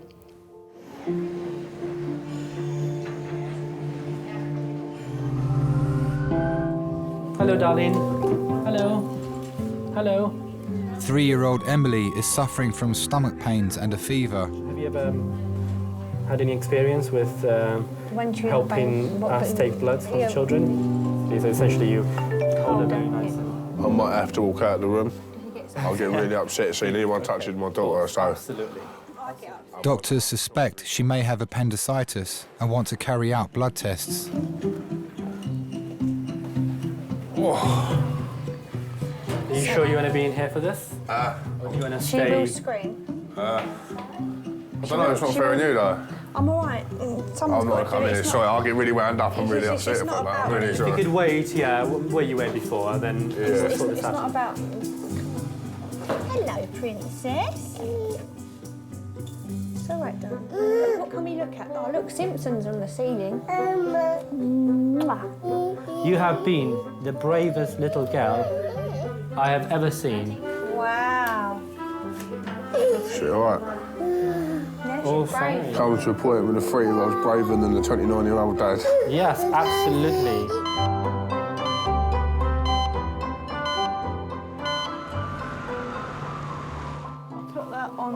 won't go any lower. We had to have a ladder before, but unless you can just about manage it. Oh, that's pretty good. Bill has returned to Majors with his stepdaughter Jo. Junior Dr. Sammy is reviewing the scan of his lungs to check for any blood clots. And up a bit, that way a bit. Great, thank you very much. All right, bye. Mr. Baker, did the medical registrar have a chat to you about your scan results? About my... Scan results? Yes. So he told you there's no clot in the leg? No clot, no. There's plenty of water. Plenty of water, OK. Gosh, you are still very wheezy, aren't you? Yeah. Telling people bad news is always really hard. It is hard for someone like me, and I'm not used to doing that. Did you see anything? Yeah, we did. What? Well, we're not quite sure, but there's a bit of... Looks like there might be some nodules there. Nodules? Nodules. Attached to the lungs? On the lungs. I see, yeah. At some point, we need to do a CT scan of the chest to see whether it's the cancer and whether it's spread. OK. So, I'm sorry to tell you that news. No, it's all right. Really? Yeah, you get to 91, you couldn't get less, could you? OK. No, don't worry about that. I'm not the worrying sort, no. Yeah. How old are you? I'm 24. Cool, I remember when I was 24. Mm. I don't feel 90. My imagination of 90 was wrinkled and can't move type of thing, you know, and I'm not one of those. You don't want to worry for me. You got your life ahead of you. Oh, but I will worry. No, you won't. Do you know what? It's my birthday party tonight and I'm still going to be worrying. I thought, well, everybody died after about 70. There you are. I've reached them past it. Lovely to meet you. Bye, dear. Bye, my darling. Lovely talking to you. Yeah, you too. It just comes and goes. As you reach 91 or 92, it doesn't worry you too much. It doesn't worry me. I've had a nice life with nice people. Generally, anyway.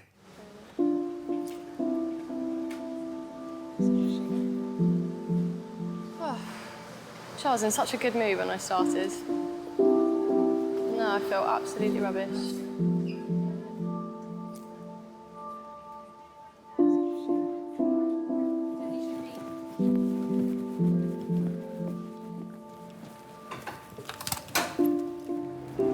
Yes, so sometimes things, you know, we're all human. We're not robots. And sometimes perhaps we can seem like that. But we do this job because we care about people and we want to look after people. We do this job because we want to help people. So, you know, we do care. And sometimes it can get a little bit too much.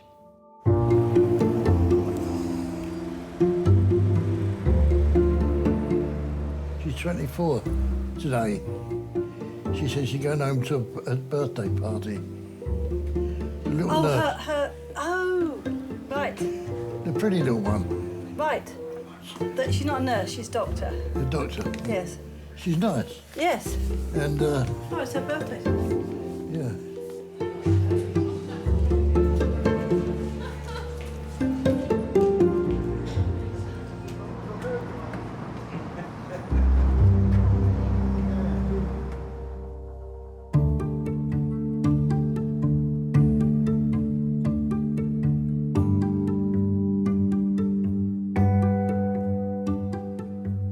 Yes, no, I'm very proud of her. Since she was 3 years old, in 22 years, what she's had to put up with. And she keeps bouncing back. And she's always got a smile on her face, no matter what. That says it all, doesn't it?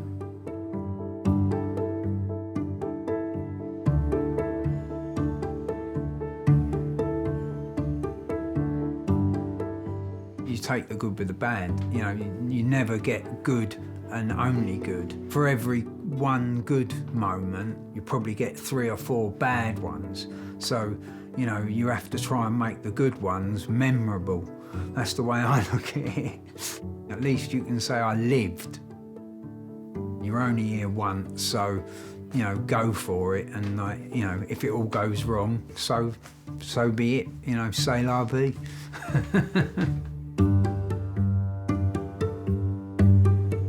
I'm very happy to be here and to be alongside her.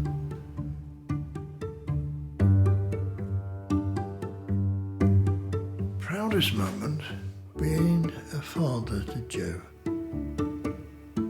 Oh yes.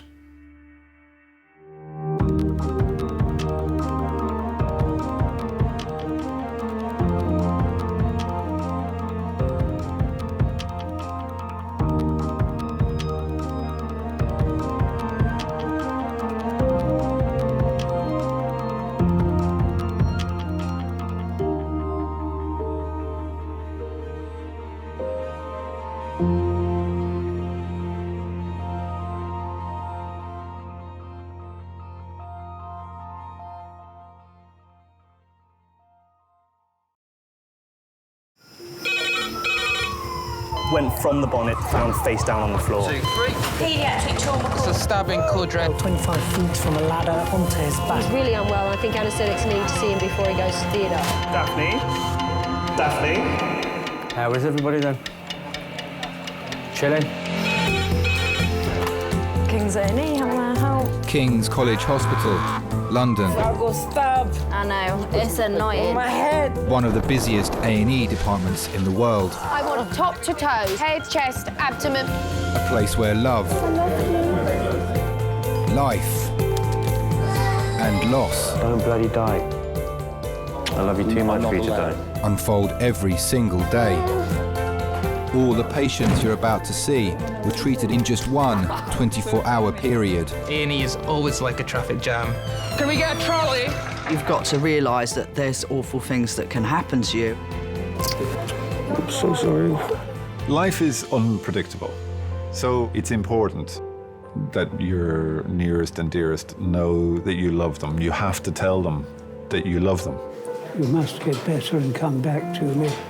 I don't want to lose you. Because there may come a time when you're not around to tell them.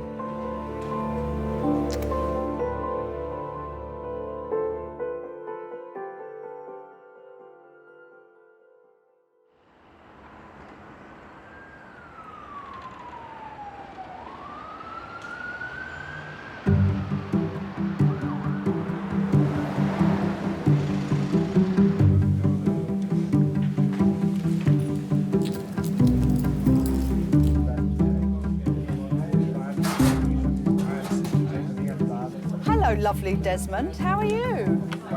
Dr. Des is starting his day shift as King's major trauma consultant.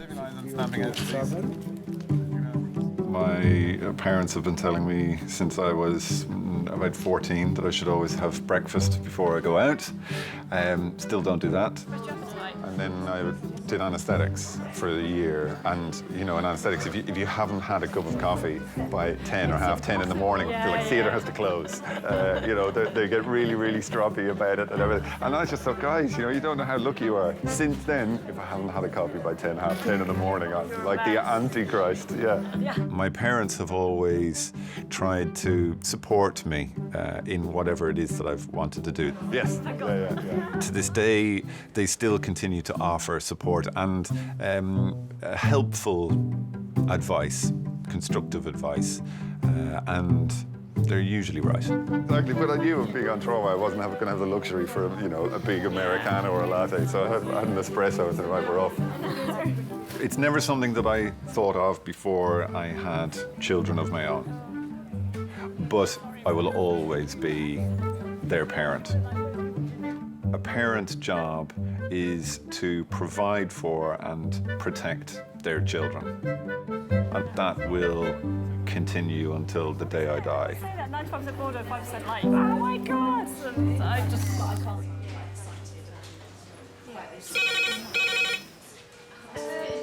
I am an Hello, King's A&E.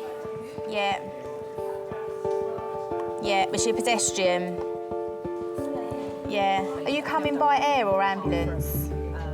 By ambulance, OK. Paediatric trauma call, 25 minutes. That's paediatric trauma, 25 minutes. 6:50. A 12-year-old pedestrian hit by car found trapped underneath the bus. A young girl is being brought to King's after being hit by a car on her way to school.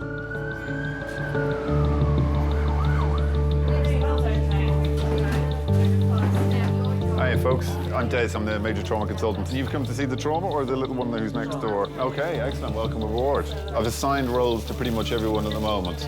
So what we might do is just we'll all stand back behind this blue line while they do their primary survey and we'll crack on. Don't worry, I will find work for everyone. I'm very good like that. The girl, her mother and a police officer are travelling from the site of the accident over 20 miles away in Kent. So she's going to be doing the line and the bloods. I would like you to be her runner. Yeah, her runner. If you can do a GCS and have a look at the pupils as well as doing the airway bits at the top end, that'd be great. Pediatric trauma is difficult. It's very emotive. Nobody likes to see kids in distress or injured or unwell. They seem to attract so many people from everywhere. People just want to be useful, they want to help.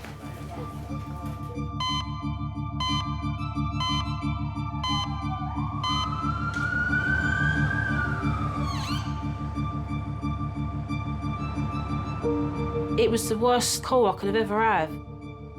I still hear it now. I can still hear the tone of his voice, how he said it to me. Jay's been run over by a bus. It was like the whole world just crumbled.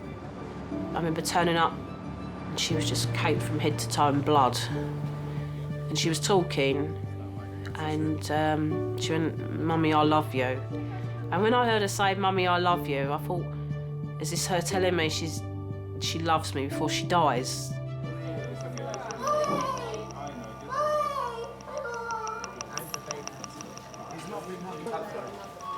It's a parent's worst nightmare, what I lived that morning, getting that call.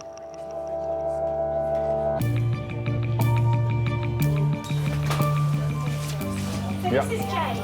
Jane's 12 years old. She was walking into some moving traffic when she got hit by a car, which made her fall over and a bus went over the top.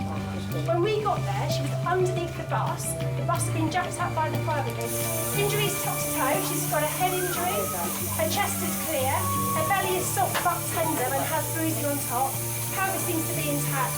Seems to move her arms and her legs, and she's just got lots of grace all down her from the bus. She's had 4 milligrams of morphine, oxygen, and no other issues with us. Okay. Airway. Okay. I'm looking for everything, and I'm hoping that I will find nothing. You really want to identify the most life-threatening problems as soon as possible. Where did that hurt? Is that just dirty abrasion, or is it a big bruise? I think that's abrasion. Yeah, it's a dirty abrasion. She's got quite a big abrasion with some road rash over her abdomen as well. Can we transfer her on the scoop? I was at East Tilbury. I just took a load of scrap metal over there. And I got back in the cab and I see I had five missed calls from Amanda. So I tried phoning her back and she said, "Dad, she's under the bus. She's under the bus." When I took the truck back to the depot, I had to go past where Jade had been run over. And as I approached it, I could see 5 police cars there. And a council van. And I thought, I could see the police car, and I thought, what's that council van doing there? And as I went past, I thought, he must be washing the blood off the road. My little precious granddaughter's blood's been washed into the gutter. It just slowly began to dawn on me that she might not survive.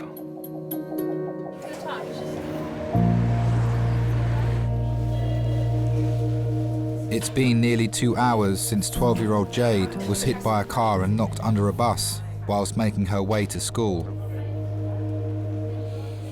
Doctors need to assess the severity of the damage to her brain and internal organs.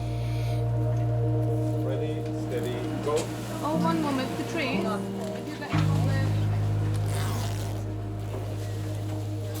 So she's a 12-year-old girl, pedestrian crossing the road, struck by a car, and then a bus went over her. So we know that she's had a head injury and she's got some blood around her face. She's got what looks like a combination of some bruising to a dirty abrasion over her abdomen, which may well have been as the bus sort of rolled up over.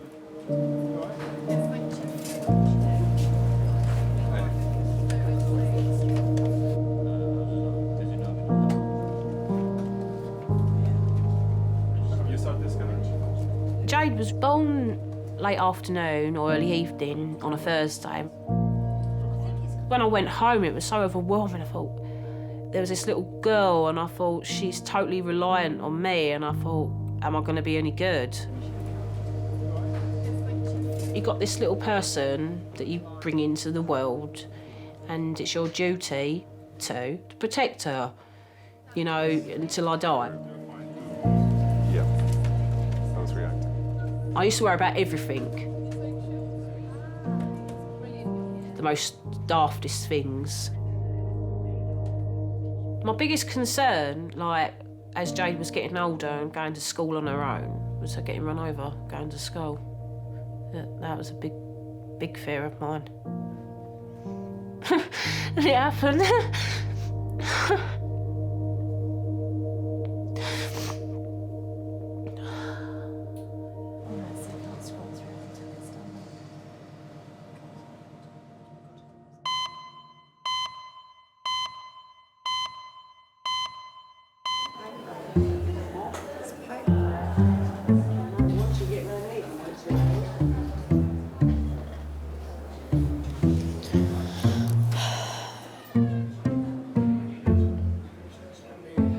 I went in when I was really ill. So then I could call up the next day and take the day off and not be that ill. And they were like, oh yeah, no, to be fair, he came in when he was really, really ill. Like, if he's taking the day off, he must be really, really ill. Yeah, exactly. The last thing you want to do is be fine one day, call up and say something's happened, and then not go in, and then go in the day after and be pretty much fine. That's the last thing you want to do.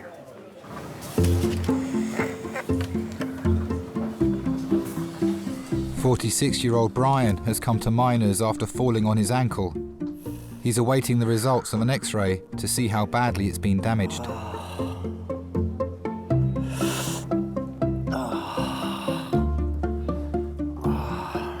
Brian has recently been released from prison.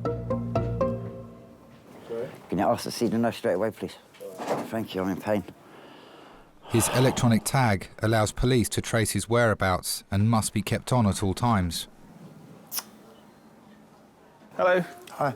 My name's James, I'm one of the doctors. Do you mind if I call you Brian? Yeah, thank you very much. What's happened, Brian? I run for a bus and I slipped on the pavement and it by traffic lights, and my leg just, my ankle just went crack. Okay, all right then. Do you have any other medical problems? I'm on methadone. How long have you been on methadone for? 6 years. And are you on daily dosing, or do Yeah. they give you daily dosing? Yeah. Okay. Anything else apart from the methadone? And I'm on fluoxetine. Is that for depression? Yeah. Okay, how long have you been taking that for? About 6 months. 6 months? Okay. Right. Your ankle's broken, I'm afraid, which is a shame. Yeah. And it's quite a nasty break. So there's two bones that sit at the base of the foot, called the tibia and the fibula, and both of them are broken. Now, because of that, I'm going to have to get one of my colleagues to come have a look at you, so an orthopaedic surgeon. Is that all right? Yeah. Awesome.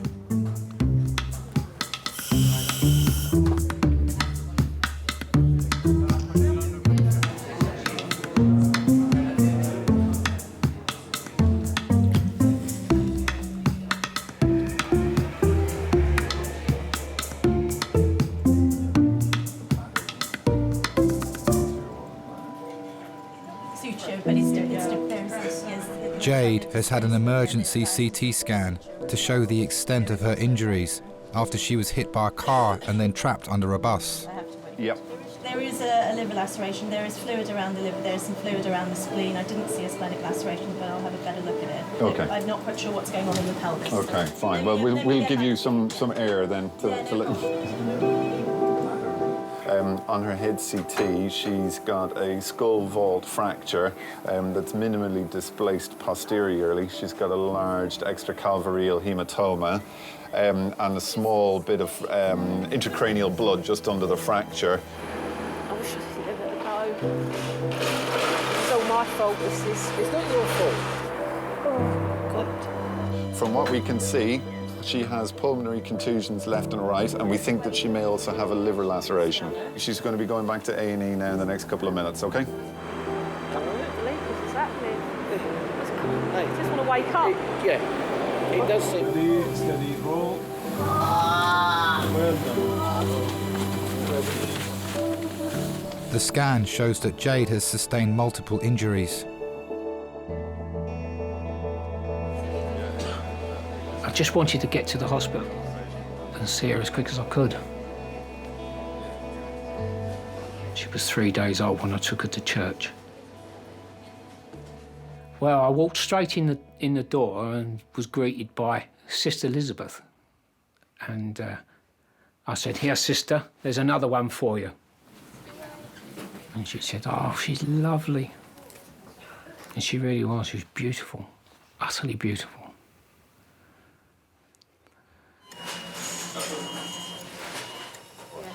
What we can see on her scan so far is that she's got a crack in her skull. Now, obviously we need to have a really good look at those images. Yeah. But we think she's got a crack in the back of her skull with a big swelling over from where she's got a big bruise over the top of it. Yeah. We think that she's probably got a tiny little bit of blood inside the fracture. We've asked the neurosurgeons. No, darling, you're not. So we've asked the neurosurgeons to come and see her because we have them here. She's also got some bruising on her lungs, and you kind of expect that, particularly with her having been trapped underneath the bus, because she couldn't breathe too well underneath. Okay, and that's why we have the oxygen on. But that will get better. You know, as parents, the hardest thing has got to be the uncertainty, the not knowing, the feeling that you're not being told everything, that people are putting a brave face on it because we automatically assume that things are going to be awful. Okay. In her tummy, we think that she may have some bleeding. Okay. So what we're going to do is just observe that. And this is the bit of the scans that we really need to have a really good, hard look at to see do we need to do anything about that bleeding. Okay. So for now, you know, she's had an awful bash and an awful knock. She really has. So if anything does change or if we need to do anything else, you will be the first to know. Okay. Okay. Anything you want to ask, you ask. Yeah. We're just waiting for the report of her CT. I just don't know what to think. I don't want to see me. They'll find her seeing me. You've got a good girl there. You've got a good girl there. Every time you spoke to her before, you've been really calm. Right? Okay, you've been really calm. She's holding her own as well. And she She's needs. holding her own. I just want her dad to be here. I just want to be in it, but if she sees me like it, it's going to make her worse if she sees me. What you've got to do is get your normal face on before you talk to her. Yeah.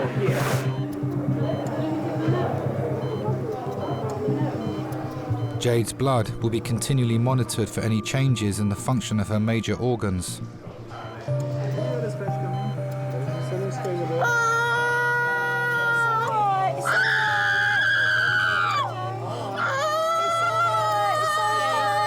It's okay. It's all done. That will go numb soon. Well done. Well done. Good girl. That's all bit done. It's all Well finished. done. We'll give you a minute or two. I can't give No, you right any at the water at the moment. moment, darling.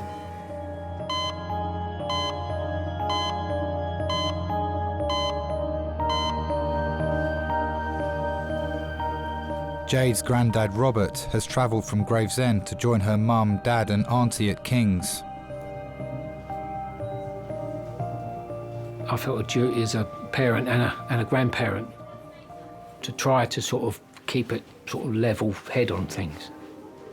Well, it's that paternal instinct. Even though Amanda's over 30 years old, I still see a 10-year-old girl there. I thought it was very important that I didn't start crying my eyes out when I went in there. But secretly, down, I thought this could all go at any minute.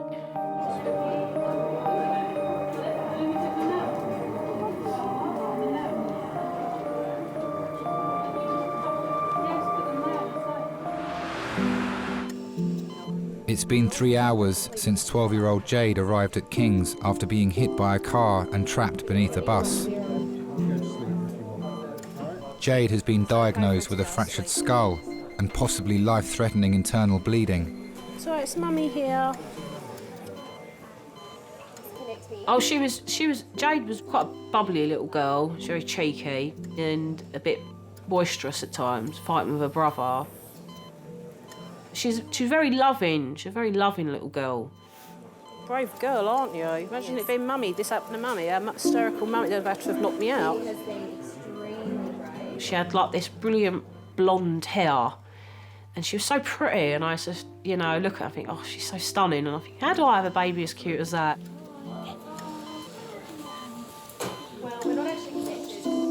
Of course, I know you are, darling. I know you are. If this was my little one, I would be too. I really would. I'd be terrified. Of course I would. Internal injuries can be very unpredictable, and they're almost always serious. We need to have a really good look at these pictures, because I can't promise you 100% that she doesn't need an operation just right now. If she does, she is in the right place to have it. Everybody wants to know the million-dollar question, which is am I going to be okay? He's here. Okay, so we will look after. Sometimes they're not, or we don't know. Okay. I find that hard, but as long as you're honest with them and you tell them, I don't know, and the time will tell, I think they appreciate that rather than being given false hope. Okay, because we're looking after her. The neurosurgeons are here. All the surgeons, if she needs the operation, everybody is here. Okay, so we will look after her. All right. Okay? I know you are. I know you are. I know. It's a human response to want to comfort the parent, because their role is vital in comforting the child. You have to involve them. You have to tell them everything that's going on. To some extent, you have to tell them that everything is going to be okay, but only if you know that it is going to be okay. You have to be straight. Can't handle things. You're doing great. When you're up there and you're beside her, and I can see you being strong, you're being brilliant. And that's what we need. That's all I want you to do. All right, and you're doing great. If you've got anything you want to ask me, any concerns, ask me. And if there's any change, I will tell you. Okay. All right? Okay. Brilliant. Well done.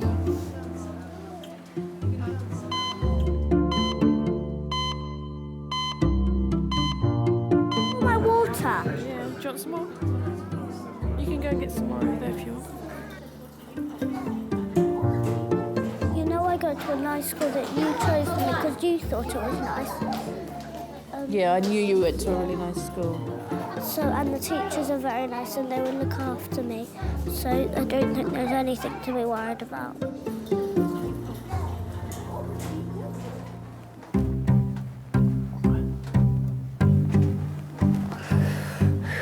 God, man, I'm in pain. Hello? So I'm in real pain. It's killing me. This is getting too tight. Brian has an evening curfew as part of his parole conditions. He must always wear an electronic tag so that the police know where he is. What's the problem? Can this tag be cut off because it's getting too tight and it's hurting?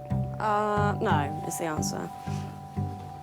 We can't cut it off. We'll have to, because we've got probably nothing that will cut through that, but we'll need to figure out something.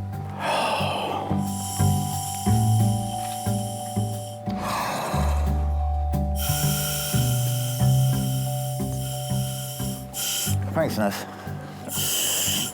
I'm reminded I was on my way up to collect my methadone and go to care for my mum. I'm a carer for my mum.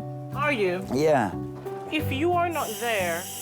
Oh, she's all right. She's at bingo at the moment. So if you're not there to care for her, she'll still be able to... She can get about with a trolley, but she can't open tins and things like that, and I have to shower her. Okay. Because my dad passed away a year and a half ago. Has she ever thought about probably getting in carers to help her with that, or...? The carers that she has had before, she don't like what's happened. But I was in prison about 3 weeks ago. Okay. For a month. And in that month, she couldn't have a proper shower or bath. She had to wash down by flannel. Okay. Well, what I'm going to need to do, because if we need to put a plaster on, we need to get that tag off. Is there a number on it that we can call? I think so. I'm not too sure. You could just cut it off, 'cause it's emergency, isn't it? I have a patient here.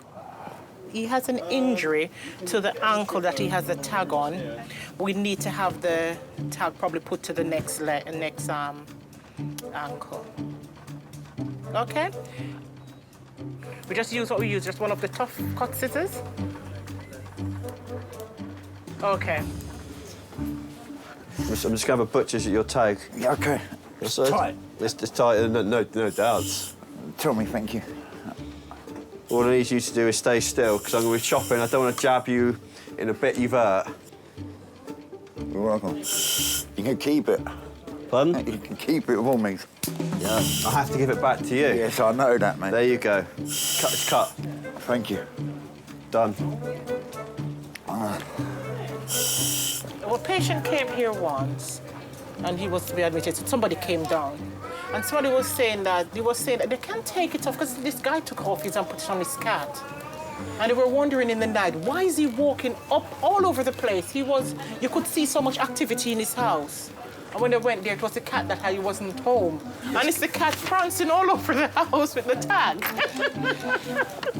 Because if you do that, you get back incarcerated, and you have to go to prison and serve your time, the rest of your time.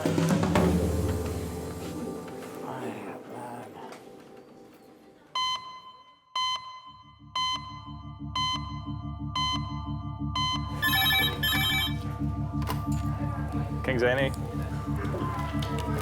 OK. HEMS trauma call, ETA 10 minutes. HEMS trauma call, ETA 10 minutes. 60-year-old pedestrian versus car. A woman is being brought to King's after being hit by a car whilst out shopping. It's the second road traffic accident of the day for trauma consultant Des. Running a trauma team, mentally you have to be running through the scenarios before they ever come, before the red phone ever goes off. You're already thinking, what's the next one going to be?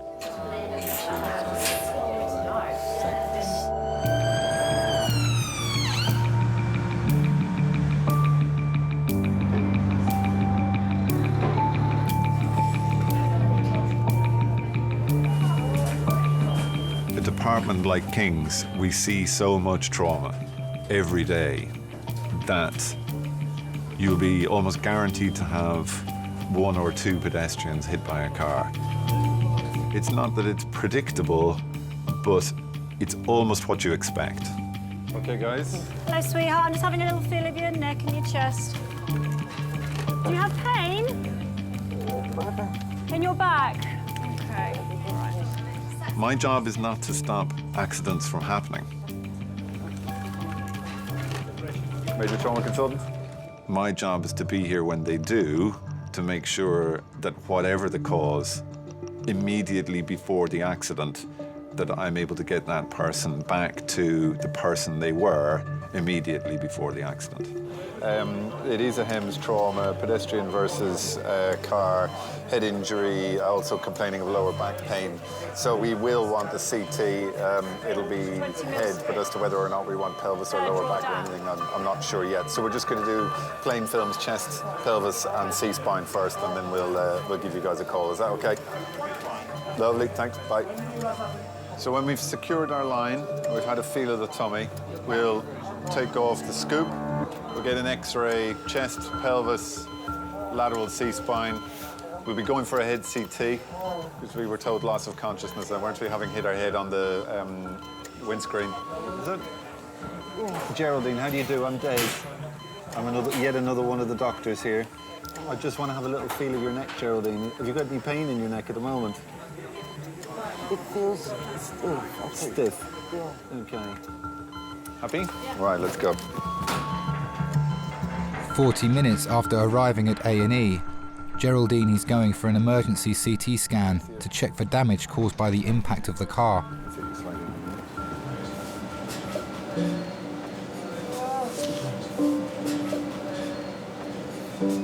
Well, the day had started off as any other day, really. Everything was fine. It was quite a normal day. Nothing seemed particularly out of place. You know, and I'm just thinking about getting home and having a nice cup of coffee. And then the most awful thing happened, and literally the world turned upside down. All of a sudden, there was just this huge impact that I felt to my side, which completely took me off my feet. I felt my head hit the window of the car and then slide off onto the floor. And for the first minute or two, no idea of where I really was. It's just a shock, a terrible shock. A dreadful shock, and you know, the shock is one of the things that stays with you for an awfully long time until you can get a bit of a handle on how your body's behaving.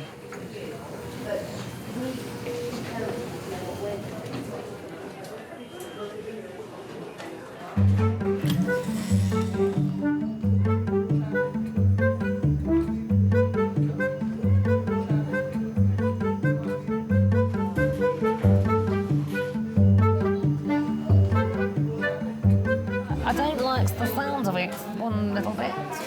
Can't really do her voice.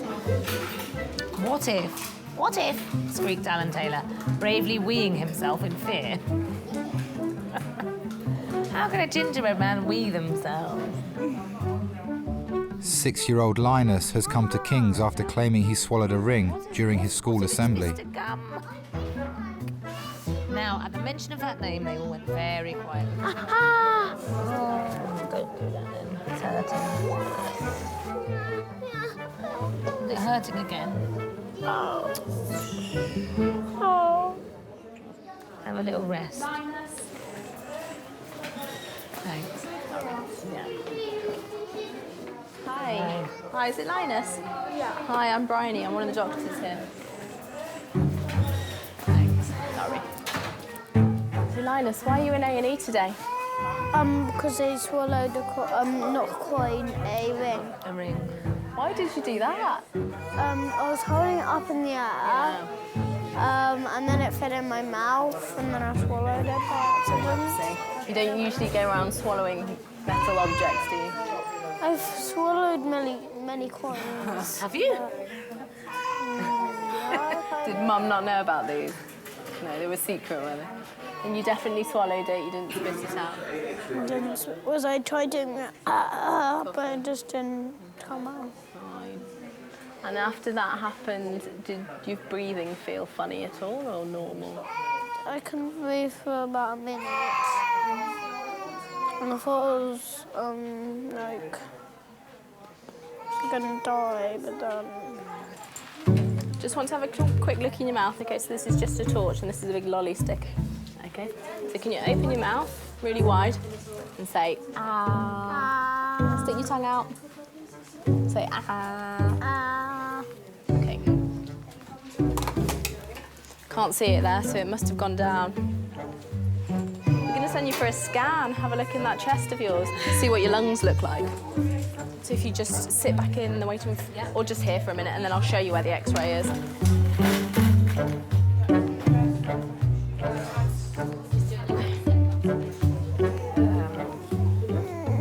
I've never swallowed a ring before.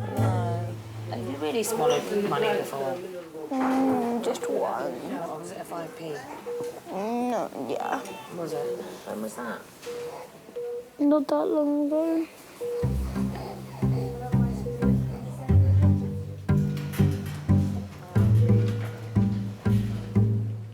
Geraldine's awaiting the results of her scan. To keep her comfortable, she's been given a cocktail of painkillers. Hello? Hello?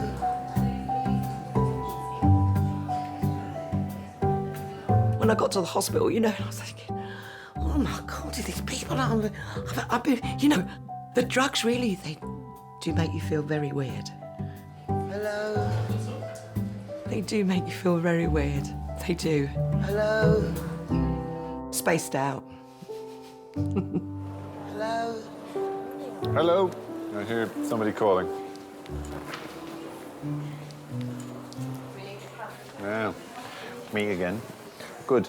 So, half of your reports are come through, and they were all looking very good, as it's said. So I'm just waiting for the last couple to come now.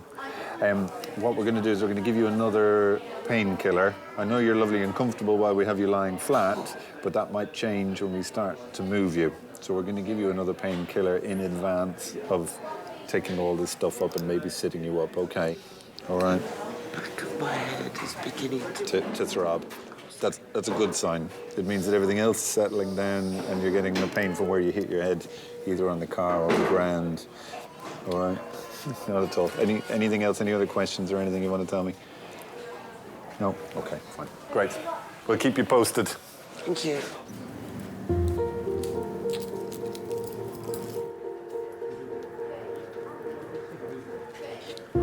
The damage to Jade's internal organs has resulted in internal bleeding. She will be carefully observed before a decision is taken to operate. All right, sweetie, come on. All right, darling. Spit it out, darling, spit it. I don't think that I ever appreciated being a father and having children when they were little. Nobody can prepare you for being a parent. It was very, very difficult. You know, your life changes and it's such a big responsibility, and I tried, you know, but I think I could have done better. I definitely think I could have done better. So the day that Jade was born, it was like being given another chance to be a dad again. And that's why I always sort of felt she was special. This one's my first grandchild, this one was. Hey? This is my first grandchild, this one. Special, the first. It's special. The first grandchild was the first granddaughter, so always special.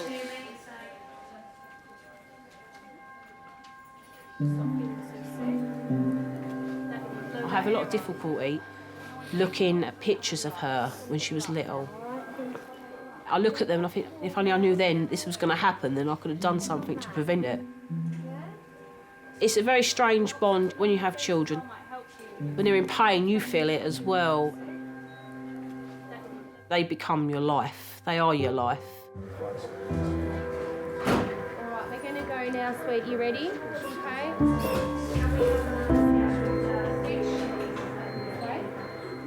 The results of Jade's scan reveal no damage to her brain, but she'll be taken to paediatric intensive care to monitor if the life-threatening bleeding in her stomach requires emergency surgery.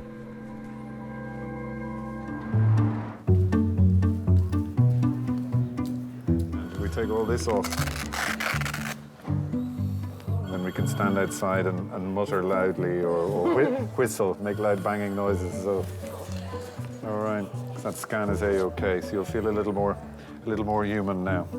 All right, okay. It never ceases to amaze me how two people can have the same kind of accident and that one will be killed and the other will walk away completely unharmed. How that happens, I have absolutely no idea, but we see it every day. Have we called anyone for you, or is there anyone you want us to call, or are you sure? Okay, fine. Geraldine has a daughter with a new baby at home. She didn't want the hospital to call and worry her. I didn't feel that I was there alone. I felt very much as though I was under the care of the people at King's A&E. Like that, I will lose it. Oh, look at that. Fantastic. That's better. Much better. Nearly didn't recognise you. Do you want some more painkillers? I'd love some more painkillers. You look all sort of tensed up. It's very painful, but I'm determined that I'm gonna. Yeah, but there's no need to Do be in my that best. much pain. We'll give you something else. What can we give her, Des? Thank you very much. Not allergic to anything, are you? Money makes me go funny. Does it? I think it makes us all go a bit like that. I wouldn't know. I've never seen enough of it, so... OK. OK, I'll get you some more Brilliant. painkillers now. Brilliant. See if I can get them. Thank you very much. Almost 3 hours after being hit by a car, Geraldine is given the all clear to return home that evening.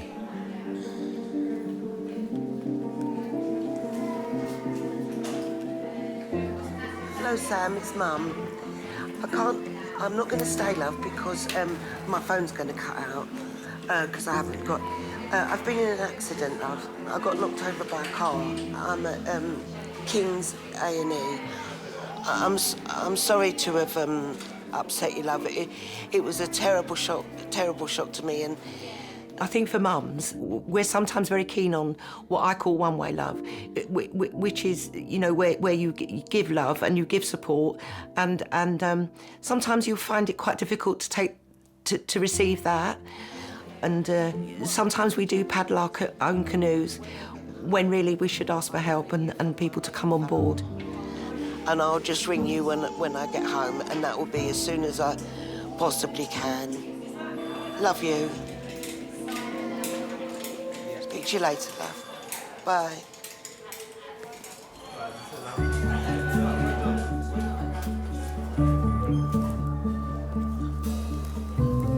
Oh, Mum, can I watch a movie when I get home? Yeah. What would that be my TV time, Darling? Just extra. I need to go to the toilet. Linus is awaiting the results of his X-ray after swallowing a ring. So this is you. Your stomach's here. And where can you see the ring? Can you point to it? Yeah. In your tummy. Your tummy, yeah. So it might be a bit sore when you have a poo and it comes out, okay? But you let Mum know. Yeah, I mean, yeah, you're yeah. supposed to keep an eye on the poo to check that it has come out. Thank you so much. All the best.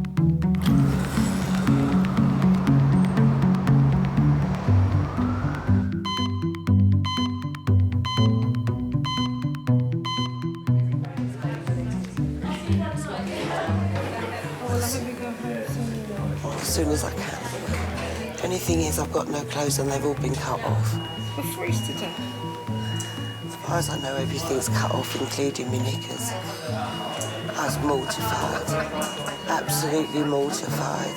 Where I got knocked over was opposite where I live, and I thought, all my neighbours have seen my boobs. Just sit on the edge for a minute because you've been lying flat for so long. I think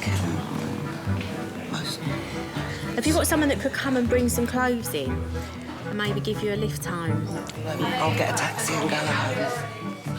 I just want to see how difficult it is. I think that the vulnerability you feel when you're in those positions of completely being in somebody else's hands, I think it's important to feel that somebody's there for you and that somebody's doing their very best for you. I think I've been so lucky. I think you have. It hasn't gone without me noticing how lucky, you know, and what could have been. So, yeah, I'll have plenty of people to thank. Just look after yourself now. I will. That doctor was just a wonderful man with a wonderful sense of humour. Where do you feel it? Here. Well, there's no claret, which is always good. Yeah. I'm just so glad he was there for me, and I really appreciate his bedside manner. I was planning like maybe a litre of gin and tonic just to ease the... But not tonight, Josephine. Not tonight, Josephine, no.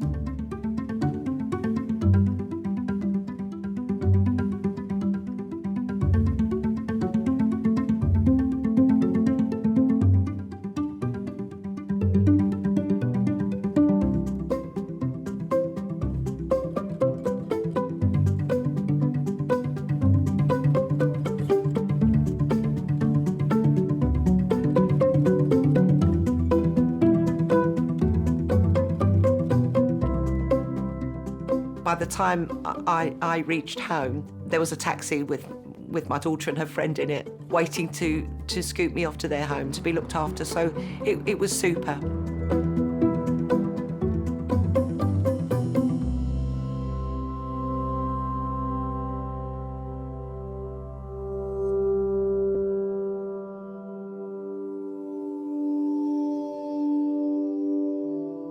I had 2 fractures to my skull, bruised lungs, a broken collarbone, 3 broken ribs, and a broken nose, but I didn't really think that bothered me. It has slightly changed the relationship between me and Jade, because I'm always asking her, "You all right? Are you all right? How you feeling? Are you okay?" And I can understand that being annoying, because if someone was asking me 200 times an hour if I'm all right, it'd probably start to annoy me as well. I don't think it's changed me. It's just I'm closer to my family now. And plus I always call it the lollipop man.